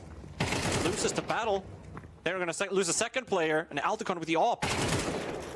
And then Ziwao is cleaning them up. 3 kills, 4 kills, ace! No, doesn't quite get the ace, but he's done his job. It's a 2v1 at the bomb plant, still not down. 30 seconds on the clock. The man, the myth, the legend. He's found it multiple times. We saw so many clutches on side for him, and he is on side, but he's not going to expect the lurk up close from Faded. And let's go back to Ziwao with what might be the best weapon round of the entire tournament. Absolutely. An individual that you probably did not expect to pop off like that, but Ziwao wins the round for the team. Just to take a look at this. There's the first, he gets the second guy swinging wide, the bomb drops down, he manages to catch the main player coming in front of CT Vent, then he gets the squeaky player right after, and Aldecon with the AWP in the hut, which they read earlier on down the road in the round, that it's the AWP that's going to be in the hut, so he was waiting for him to come last, and it went exactly as he expected it to. The 3rd and 4th kill on the main and squeaky player were something out of this world. Ziwao, he was 2 and 8, now 6 and 8, and if you can get individuals to show up like this, the rest of the team will rally up behind them. Now the yard smokes are going to allow a possible entry to Secret. Miner has to change his position, probably climb into heaven. Weaver is already through. Aldecon is also right nearby. They are expecting a hold here in Secret. It's a double hold. Usually expect 1. Do you expect 2? Well, they're not committing just yet. We've seen these very slow rounds. Now Rainy has a chance. He's getting baited, and he will get away with his life. They came out of Secret, and now maybe an A main. 40 seconds, still time, but they need to get in position fast. Lanes back to CT Vent and loses to Bot Pie, who sees a pixel of this man on the edge of that smoke. Maybe a gun barrel or something, but it was enough info. And Zinka, whoa! I'm sure Aldecon was behind a wall, but the game says no. Weaver is up in heaven. He's going to be the element of surprise. His teammates need to stay alive as he will find a double onto the A bomb site. And now it's all open. Faded needs to find one, but he will be found instead. And Miner most likely goes for the save now. 1 versus 4 with the AWP. He's going to get swung. Player on the right side of his scope. He's looking at Trophy.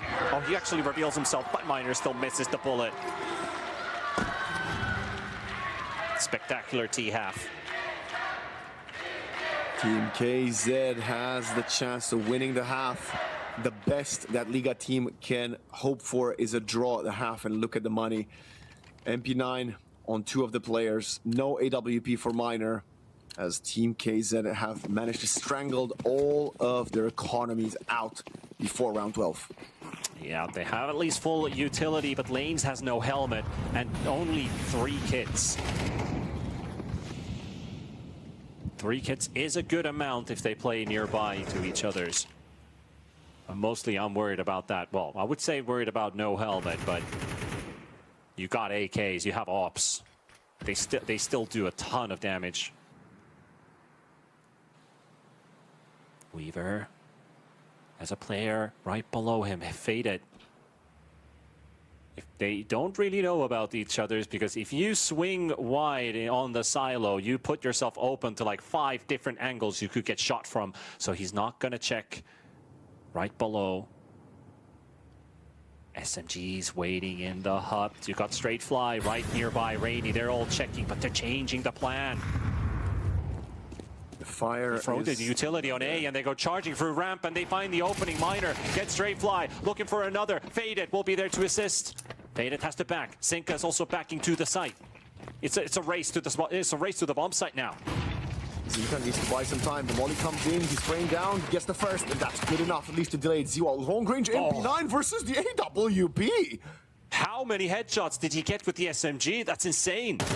Also sees the arm swing wide and wins the battle versus Rainy. And just like you said it, they need to hope for at least a 6-6. They're gonna get the 6-6. So we are even going into the second half. There's a hope, but the hope is small. Team KZ more than happy with their 6th Liga Pro team. They need to win the pistols to make this one competitive. And so far, I think when it came to Dust 2, they might have lost both pistols if memory serves me well. And also in Dust, feels like the team that went on the force buy then won the round after. One wins the pistol, the other wins the force. But hey, before we go into that, let's see how this pistol opener happens. Team KZ on the defensive side, Liga Pro team to score more points 50 as attackers. 2-1. Hell's working out nice. Lanes also finds a connection on Weaver. Battling versus the Hell player, which is, or Heaven player, which is Rainy. He's low. Botpie finds Siwao. Massive kill. Just down to raw firepower, no utility. Bomb is going down towards the B side. Sinka's gonna be here. He's calling it for his teammate. Rainy's in Heaven. They think it's A. This is gonna be a very late retake. They do have the defuse kit though for Botpie. One body hit on Rainy is going to be enough to take him down. Lanes gets closer. Sight and lap split. Laney, find a kill. And now it's a 1 versus 1 in window as Botpie loses the duel. Zinka had no impact. It was all Lanes finding the kills. Yeah, the coach was really happy standing right behind them as well. Like, yes, let's go, guys. The pistol is locked in and an instant timeout. It's now or never. They need this timeout, T-Panda. They need it. You mentioned it, right? It was the second round that mattered most on Dust 2. And oh, what a replay. P250 running headshot. And no matter how much Botpie tried, it wasn't enough as Lanes finds his momentum. Look at him go. Lanes is always, he's always like that, isn't he? He's literally yelling in the face of his teammate. Like, let's go. Are you with me? I'm fully in it. I need you to be with me in this win. Emotions running high. As it's going to be a full eco for Team KZ. But again, you know it, you hate it. They can do it with anything, so I wouldn't count them out in this round. Well, we're absolutely getting our money's worth for this grand finals. We've played maximum amount of rounds so far. And only by chaining rounds now would we see a stomp half. But the T side gets there first. Checking for the boost. Faded within the smoke. He's gonna go past Aldecon. Spots one. Aldecon was scratching his nose and he's still gonna find a kill after. To be fair, Rainy died because of Aldecon. Yeah, pretty much. But what can you do? Team KZ about to drop the round. I mean, that's going to be an ugly look, you know. You're on the webcam, you're doing something completely different. Your teammate dies because of it. That's why in this game, everybody is 150% mentally locked in. You can't afford to do anything else. You need to stick to the game. Every single half a second reaction time costs something, and this time it costed your teammate's life, and maybe even the round. Well, maybe not the full round can be put the blame on him, but still. Yeah, the round is over. The question is, Weaver gonna go through? Yeah, he's gonna actually continue with the MAC-10, trying to inch up closer to the AK-47 to find it and maybe save it later on. Spots two players and he's like, nah, I'm good. Wakamo is not my game. I am an IGL of Counter-Strike, so I'm just gonna go back. And that means Liga Pro team take 4 weapons forward. And Weaver saves a MAC-10. I suspect he might be selling it next round. Or not selling it, like just giving it up. Imagine if you had some kind of black market seller for a gun that you used in a previous round, but that would break this game completely. I don't think that would be intentional anymore. But 2T rounds in a row. Thank you. To start the half. 2 T-Rex rounds in a row? What? AWP out for Aldecon, and that is going to be, let's see if Liga Pro team have the perfect utility to nullify the man. 3 players in A to heaven. Weaver spraying into Squeaky. Getting a couple shots through main, no connection. Straight Fly is the first player to be injured. 68 HP. I think he got hit by a nade. Hut is locked in with a double hold. Yard smokes. Maybe this is a bait, but they still have Faded, the one who has been the lurker of this team, always in unexpected areas. Bit of jump peeking. What he's doing there is he's looking on top of the stairs for any movement. He'll continue doing that for the entire round, but he's going to have to change position because we have an execute coming in through control. It's all ramp. Botpie is alone, still finds 1. Good for 2. Finally, Aldicon comes in with the assist, but Botpie did so much with an easy Mac 10. Whiffs the shot. He's managed to sneak behind the box. Another Miner, look at Miner. Oh, he sees him. But he sees him too late. Faded. He has snuck the lurker we just highlighted. He can be anywhere. And he surprises. And he sees the player at Bread Box. Oh my god, Faded. Turning this round on top of its head. He's going What a beautiful CT hold in ramp. But it's all for nothing. Rainy still here. Could be the element of surprise. Is Faded gonna call for his teammate to rotate to A? Rainy could catch them both. Yes, they're coming. You can hear the ladder. 10 seconds to go. He needs to stop the plant. Where's the second player? Bomb plant goes down, and he finds both of them. Back to back. One guy holds the round, the other takes it away, but Rainy saves it in the end. And he gets the home crowd absolutely wild. It's the heavy rain for Liga Pro team. That round looked like it was theirs to be won, but in the end, this presence of mind from Rain is to just wait patiently behind the box, not cleared by the planters, and has the right. Look at it, look at him dropping down. He heard the sound cue, isolates the duel, still kills the planter, and now no chance for a trade as Faded was stuck in a corner. Unbelievable round. Hands up in the air. This is what Digital Shooter is all about.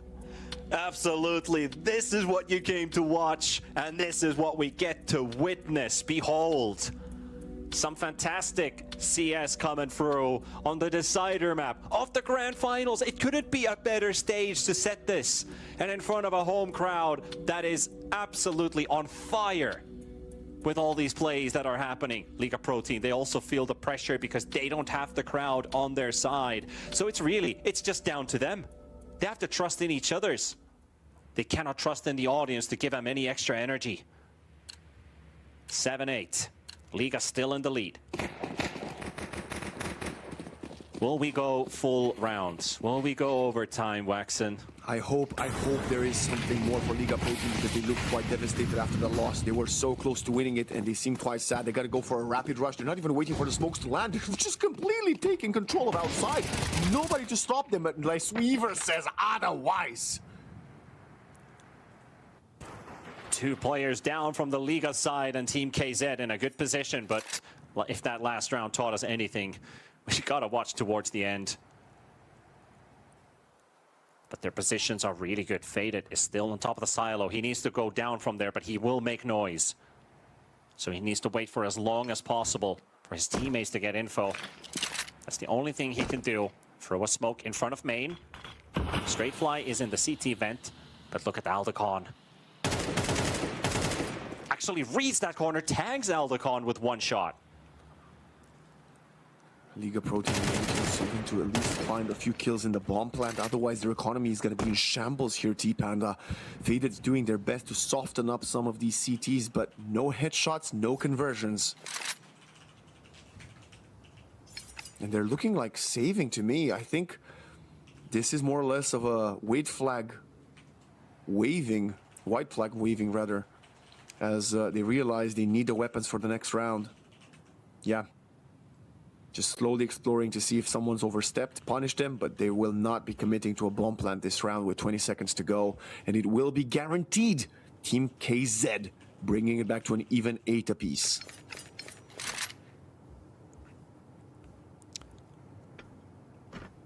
Eight apiece indeed, so even more likely to head over to the overtime. But then again, the CTs have the advantage in this map. Don't forget about that. Don't you ever forget about that, because Team KZ might be the stronger team numbers-wise in terms of CS. Liga Pro was the definite and what's the word? Undisputed champion of laser tag. Yeah. They have shown capable CS. They have shown some really good CS.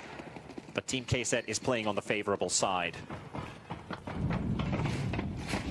MP9 only for Rainy though. Liga Pro team could exploit that. They have Tech-9s and Macking themselves that they're fully forced with the 3 saved rifles. They're gonna try to show some bullets in ramp. It's Spot by himself. He found a couple last time. He's getting overwhelmed. And he manages to get away. That was a close call. Aldecon getting info, gets the first. Meanwhile, Lanes also found a kill with the Tech-9. Lanes gets the second. Aldecon is still stuck in a battle here. He's gonna get hit by the nade. 24 dead. Oh, that was close. CWOW, can he get in there with the SMG? He doesn't want to aggressively peek. Aldecon also feels it. He feels the pressure right now. Nade does only 5 damage. Holding on the angle. There goes your rifler. Faded finds another. And Aldecon Liga goes Pro for the team save. 4-1. Look at the Mac 10 though. Ziwa wants to chase. Ziwa's about to find Aldecon's 1 HP and the Mac 10 rounds and the bullets clock in hand and he still loses the duel. He didn't reload his gun. They gotta chase him down. Look at this go. They've got the smokes. They got the flash. They got everything to go for him. He tried to survive. 8 HP is all he has. They don't have another nade. They have 1 molly on Miner. They're gonna let him survive. They're gonna let him go. This is a mistake from Liga Pro. They have a molly. They could burn him. It's Aldecon with the op. You cannot let him get away. Terrorists win.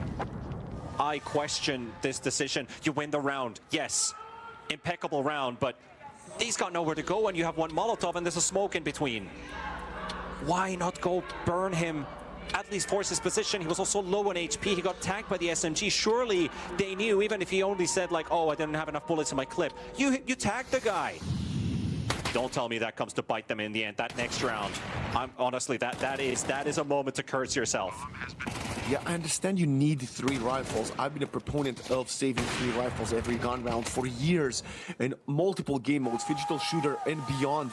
But when it comes to Aldecon and the op, he wouldn't have money to reinvest. He would have just been forced to play with a scout or with an M4 himself.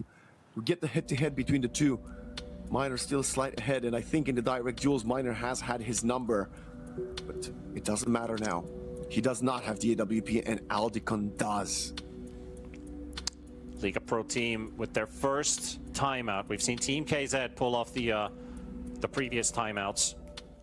And a good moment to do so as well to discuss. Here we got that 1 highlight round from ZWOW. The 4K. And that was just magic. That was a while ago, but we will not forget about that round. No, that might be. I think it is so far the round of the tournament. I have to say, and with just a couple more to play, it's going to be quite tough to beat ZWOW's performance on that A bomb site. But round 18 is underway. Liga Pro 4 rounds away from winning. Team KZ 5 rounds. That's how many rounds we have remaining in this game. If we're tied at 12, we go overtime. Something in me speaks if it's not a finals without at least 1 overtime map. We're getting closer to the so-called, the term big boy rounds. Those are when we go to +10. Yeah, and this is where the pressure feels mounting on your shoulder, unbearing pain. Aldecon has found success from Hut before. It's so tough to expect this position. If anybody comes in his crosshair, they will be cooked unless they catch a timing it, but he does not miss. Nice flick. It's not that wide of a flick, but it's enough for the entry. Fade it. The lurker. Up to no good.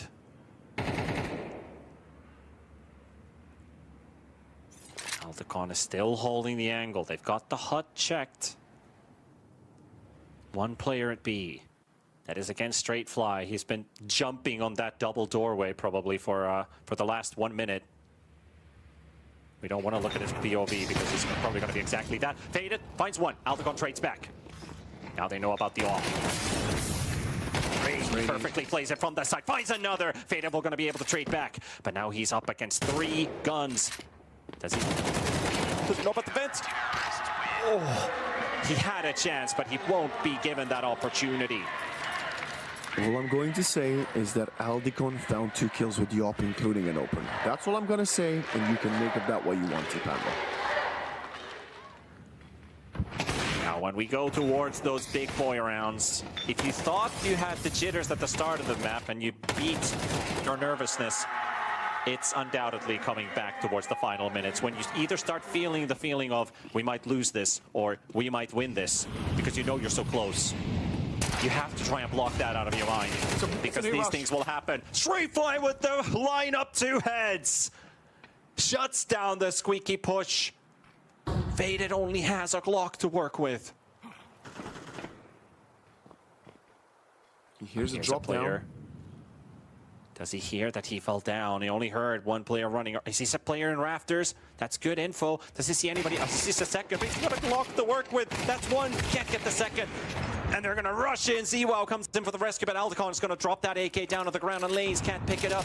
Now he does, and he goes for the challenge, but it's a bit too late. Plus, that gun didn't really have any bullets left in the clip. I think it was more or less a save. We saw 2 Glocks there, and they still made it competitive. But Liga Pro Team, round 20 just now. The big boy rounds are here, and they need to win it to keep themselves in the game. I'm looking at the economy. It's a Galil out. No money for an op. Zinka might be having to play with a Tech 9 as well. Oh boy. Oh boy. We went 13-8. Team KZ, they took Dust 2. We went 6-1 in laser tag. Undisputed round from Liga Pro. We are now just a couple rounds away from either crowning a victor or going to overtime. And I have goosebumps. Do you, Axon? I definitely do, because this game is everything. Like you mentioned a few rounds ago, everything we could have wanted to see in this grand final. And Liga Pro Team and Team KZ are delivering fireworks. It's stunning to see here, T-Panda. It is. Time to lock in, folks. We don't have a lot left in this tournament, so now make some noise. Get yourself ready, because we're only a few rounds away. And let's see what comes out. They have themselves the setup down in yard. Again, it's actually Aldecon this time on the B side. They had straight fly there multiple rounds in a row, and Aldecon is trying to make his way to secret. This is going to be some scary timing because they're coming through secret. They have an off meeting them here, but they're not going to get that far. Weaver takes the first one. That's Faded. Do they change plan? Yes, they do. He execute the player on top of Hut. Straight fly gets both of them down to a 5v2. Lanes will find the first one, doesn't get the second. It's going to be 11 rounds for Team KZ in just a moment. It's down to Miner. And there we have it. Team KZ, 2 rounds away. The smile on Weaver tells you all you need to know about how close they are. They can smell, they can feel the Digital Shooter trophy here. And I think there's another tactical timeout. If my math's correct, it could very well be the last one here for Liga Pro Team. Yeah, I think they still had one after this. Okay. Unless this is a Team KZ timeout, but it does look like Liga are the one calling it. And you have to go back to Goodwin's interview. He didn't really know how to paint it in words, but the meaning behind was clear. The reason behind that whole laser tag spot that they said was, hey, we're so good at our job at laser tag, we're going to do our department, you handle yours. We're going to win this laser tag for you, so you guys on Nuke have a fighting chance. Don't waste that opportunity. That is the theme for Liga Pro Team. Do not waste that second map win that they tied this series up and got to play Nuke. You gotta pull yourself together now. You gotta lock in. Otherwise, Team KZ currently in a very favorable position, looking at round 12, or round win number 12, because you're going up against Tech 9s. And these Tech 9s have been forced from Liga Pro Team. They do not want to play for overtime. They realize how much of a monstrous task that would be. Weaver, though, he has been so good in his position, and now he's going to find the first opening kill to Ziwao. We'll get a couple trades going with a player dropping down from main. Bot point. There's only one remaining. And he got the bomb to B. But there's 3 players, 2 rifles, and an op. He'll get the bomb plant for some extra money. It's crucial. Every little bit you can get, you can take, and you're going to get it. But it is 12 rounds for Team KZ. 1 round away from being crowned champions at the Digital Shooter. This is it, 3 tournament points. They're delaying it for us a little bit. They're trying to retrieve some AKs from the fallen comrades. But Team Kazakhstan, they are already dreaming of the trophy being up in the air. Liga Pro team, they've fought so hard here, T-Panda, but it looks just outside of their reach. 1 more round. If they lose it, it's over.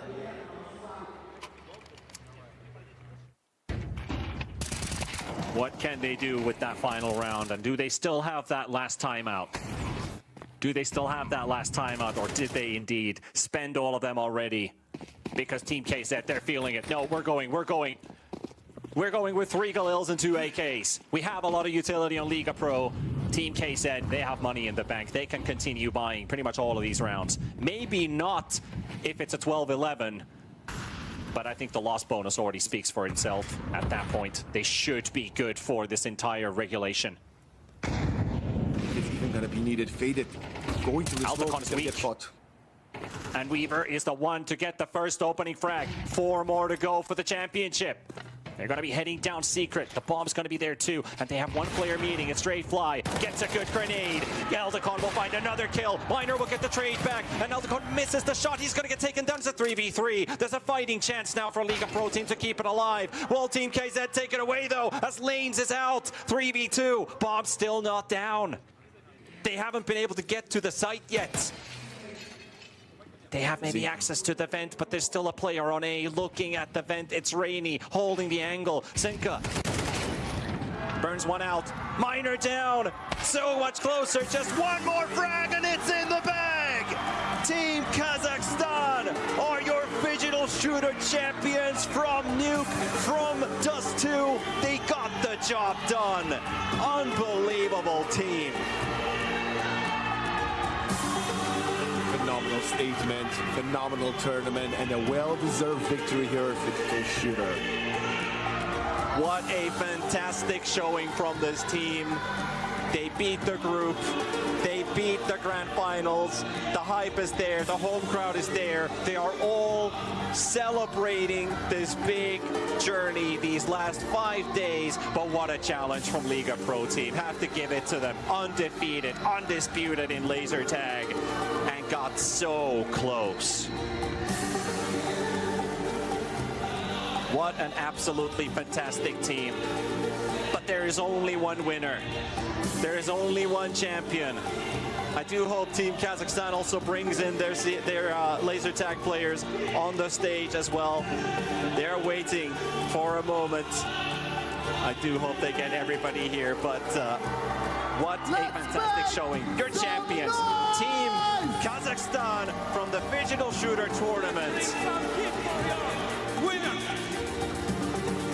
Let's make some noise for your champions, Team KZ! Give your standing ovations once again for your champions of Digital Shooter presented by Yandex Go! Here they are, your champions! Guys, we congratulate our champions! What a team! What a players! So please, let's show us your emotions, guys! Raise it high! Show them! Show them! Guys, so how does it feel to be the champions right now? I feel, guys, like so great. I feel like Nico winning the major. Sorry, guys. What a tough match! What can you say about this game? About your feeling, please? No, sorry. На русском можно, да? Скажу так, игра была сложная.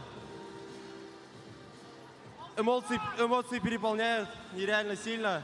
потому что это мой первый такой серьезный финал. Спасибо всем, кто пришел поддерживать. Спасибо, спасибо, огромное спасибо. Wow, such an emotions. Yes, he tell us about game.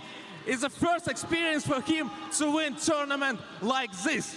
Okay, what does the victory mean to you and of course on your team? Это для меня много значит. Мы много провели времени вместе за это время и много готовились.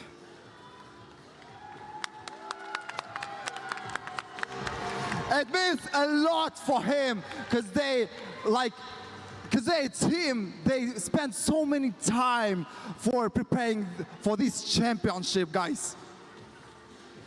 Okay, Weaver, please tell me, in what time you just know you will win this tournament? Да, я знал заранее то, что мы выиграем этот турнир. Мы были на самом деле фаворитами этого турнира. Но все же здесь приехали очень опытные игроки в виде от России, да. В принципе, заставили нас попотеть, все-таки показали нам уровень, то что у них было преимущество все-таки в лазертаге. Это топ-1, насколько я знаю, команда по лазертагу. Мы знали, что у нас на самом деле шансов нету, и сделали акцент на Counter-Strike, и я думаю, мы справились с этой работой. Всем спасибо, кто смотрел. Всем спасибо. What a confidence from a captain. Yeah, he tell us. Yes, about they already know that they will win this tournament. And please, your ovations for Weaver. Okay. Make some noise for your champions, Astana! Please give your applause for Team KZ!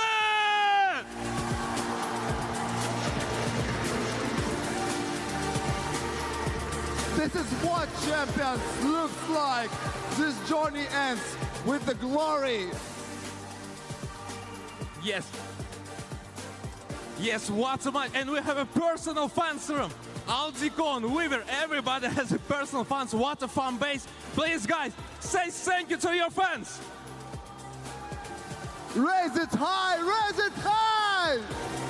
Louder, louder, louder. What a time, yes sir, what a tournament. 16 games and only one winner, and it's Team KZ. Guys, yes, show them they your wanna, trophy. Yes, okay, please guys.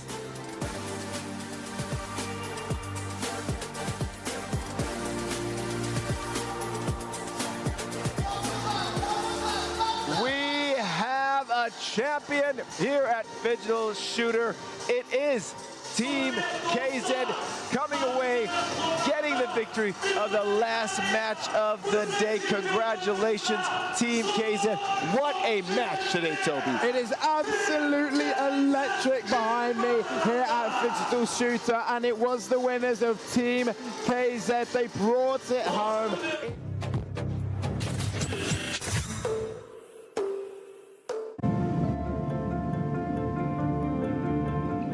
Welcome aboard Air Astana. Our airplane flies into the realm of dreams. Relax as if at home, with satisfied reflection throughout your flight. You will rest and regain curiosity for new discoveries and encounters. After all, dreams are also part of the journey.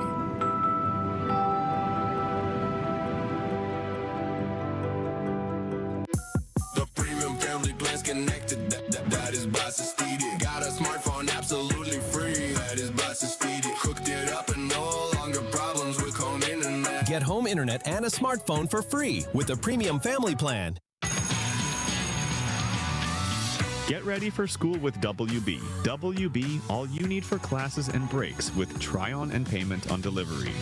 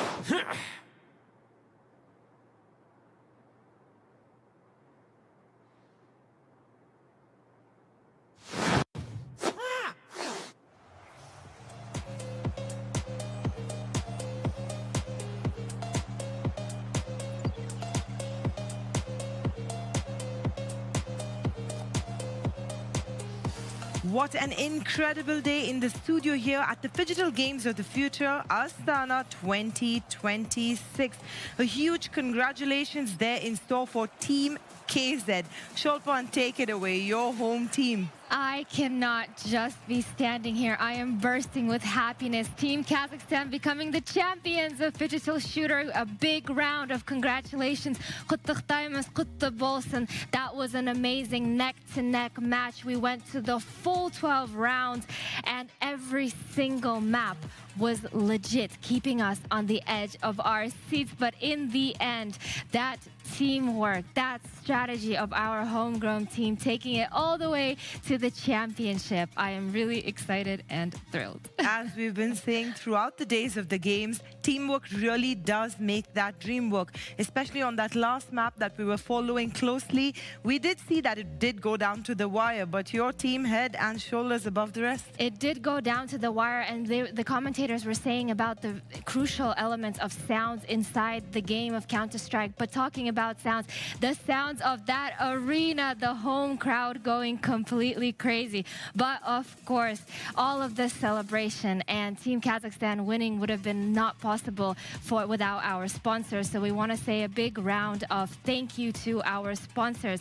Our other discipline, MLBB, sponsored by Freedom and is running from the 6th up until the very last day, tomorrow, the 9th of August, at the Ushkimpirov Martial Arts Palace. If you've just joined us here, we're heading into the final day of action tomorrow. It's not too late, though, to grab your tickets on our official ticketing platform, ticketon.kz. Absolutely not too late. And ladies and gentlemen, if you could see that atmosphere over at the Beeline Arena with the fireworks, the home crowd cheering on and oohing and eyeing our homegrown team, man, you cannot miss that atmosphere. So do please make sure to get your tickets while you still can, because we still have some really exciting finals coming up tomorrow. Absolutely, but let's talk more about that final, Shulpan, especially in your home country of Kazakhstan, especially at the inaugural games, the first time these games are ever being held here. You've been following closely from day one. How has your heart been feeling throughout watching this team? I feel like I'm shouting in the studio today, but my heart is it's beating with a really proud rhythm, because this victory does not only go out to the team, but also goes out to the entire country. And I am sure the team will second me on that, because this victory would have not been possible if we did not have the infrastructure, the venues, the internet connection, the AI technology, everything around these games that made Games of the Future Astana 2026 possible. So not only are we incredibly proud of our homegrown team, we're also incredibly proud of our country. And a big shout out to the fans as well. That stadium was cheering like crazy, and I think that's what helped them push through in the end. I think so too. I think that definitely gave them the backbone to fall upon, because those crowds were really giving them that motivation. I mean, we saw them go from round to round. That crowd just got louder and louder. Unfortunately, the second runner-ups did not have the advantage of the home crowd, but hopefully we will see them next year. We've actually seen your country performing well across disciplines, but especially in this one, they just rose right to the top. Absolutely, which I'm incredibly happy about. And speaking of the inaugural, it is a really interesting discipline, Digital Shooter. It does combine the very legendary Counter-Strike game and a new version of laser tag. So that was phenomenal to watch Digital Shooter over the course of the 4 days and culminating with today. But don't take our word on it. Watch the highlights of the day. Absolutely. A new discipline just introduced, Digital Fighter as well, which finished in just 1 day. So check out those action-packed highlights.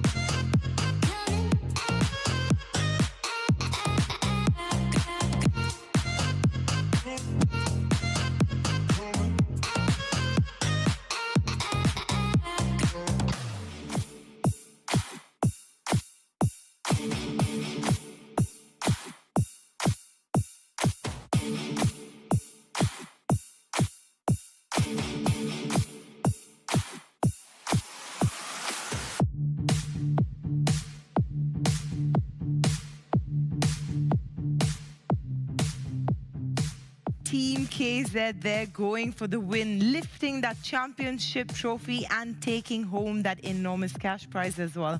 Absolutely. I could not be happier. We saw some amazing victories happening today. We began the day with phygital football, continued with phygital shooter, with the trophy being lifted at the end of the day. What a phenomenal end to the day. And we also had MLBB running in parallel, and we introduced a new discipline for today, which was phygital fighting. And we have the winners just in Archangel Michael team. Congratulations for winning phygital fighting. But before that, let's look at what happened in phygital football. We have Armadillos and NST booking a place in the grand final tomorrow. And for third place, we have Holkates up against FC Olympic Phygital. So we have a full South American final, which is really interesting. They'll be speaking Spanish. And for third place, of course, we have a Western European team and a Central Asian representation. So something to really looking forward to that.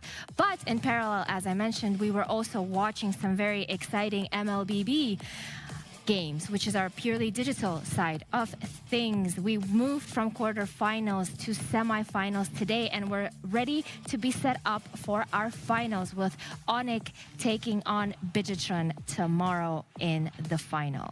Absolutely. We have a third place game as well, which doesn't matter as much at this point of time, because as we head into the final day of action, it's all about crowning new champions, Sholpan. It is all about crowning new champions. Thus far, we've crowned 6 by the end of today, and tomorrow we're crowning the remaining 2 to round it up of overall 8 champions for the tournament of 2026 Astana Games of the Future.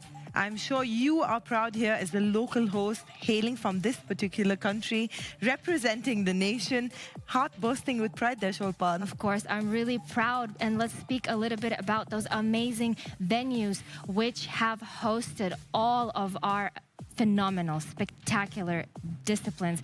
And I'm sure that right now we're going to be zooming into one of those amazing venues to watch the awards ceremony. Absolutely. We're ready with our new champion in a new discipline, phygital fighting. Archangel Michael there taking it away.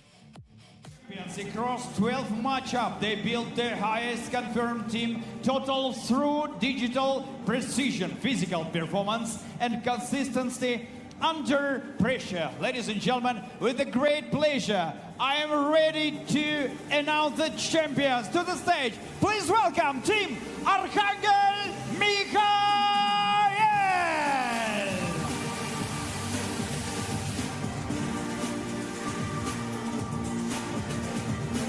Ваши аплодисменты!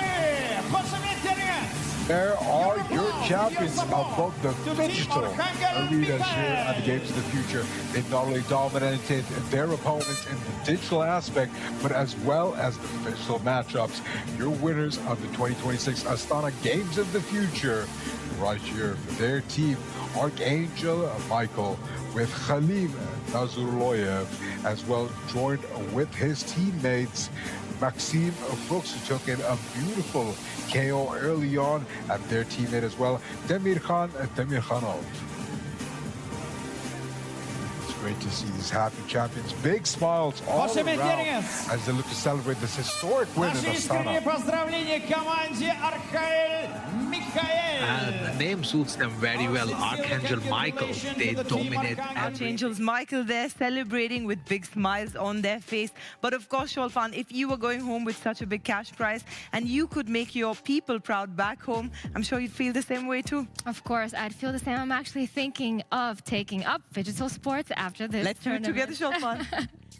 Amazing, but we had a really jam-packed, spectacular day today, our second last day for the tournament, and we are moving swiftly into our final. Let's take it all the way back from where it began with Battle Royale, PUBG, the winners, 17 Gaming, and in phygital basketball. My personal favorites, Wild is there, head and shoulders above LPT, winning that tournament by a lead of 10 points. Star player 93 Sam there, sweeping in. MOBA PC presented by Center Credit with a winner, Playtime. That was a really big one as well. And we just tied up Digital Dancing yesterday with the winner, Franco Vitali. And today, we have just crowned our homegrown team in Digital I have to give you a drum roll for that one, Sultan. Thank you. And that is Team Kazakhstan. Digital Fighting also with a new champion, Archangel Michael. Looks like they've got wings today. They have wings for sure. Tomorrow we will be crowning the 2 remaining champions. That's in Digital Football and MLBB MOBA Mobile. Without any ado, let's look at tomorrow's schedule. As you can see, as the days go by, the disciplines reduce, but the absolute joy on people's faces blows us away. MOBA Mobile presented by Freedom and Digital Football. All the action heating up there in those digital games. Even though you said that the disciplines are whittling down, the excitement is only increasing. I am sure in the studio here too, and at the venues as well. It was a pleasure to be your host today. My name is Shulpan, and I'm wishing you a good night. Before we head out, a huge round of congratulations. Thank you. Why don't you wish everyone watching us in your local language for that huge victory there? I'm just going to say sağ olunuz and see you tomorrow for all the final action. Sarah G, signing off. Good night.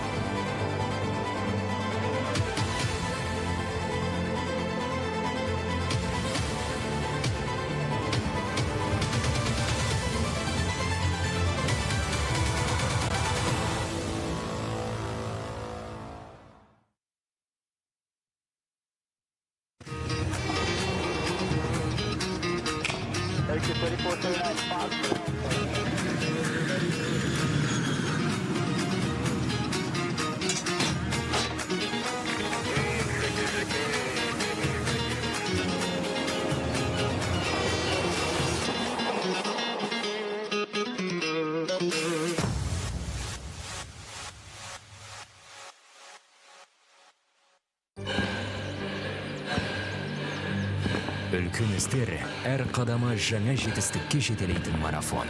Біз осы жолды сіздермен бірге 10 жылдан бері жүріп келеміз. Тимур Құлыбаевтың халық қайырымдылық қоры.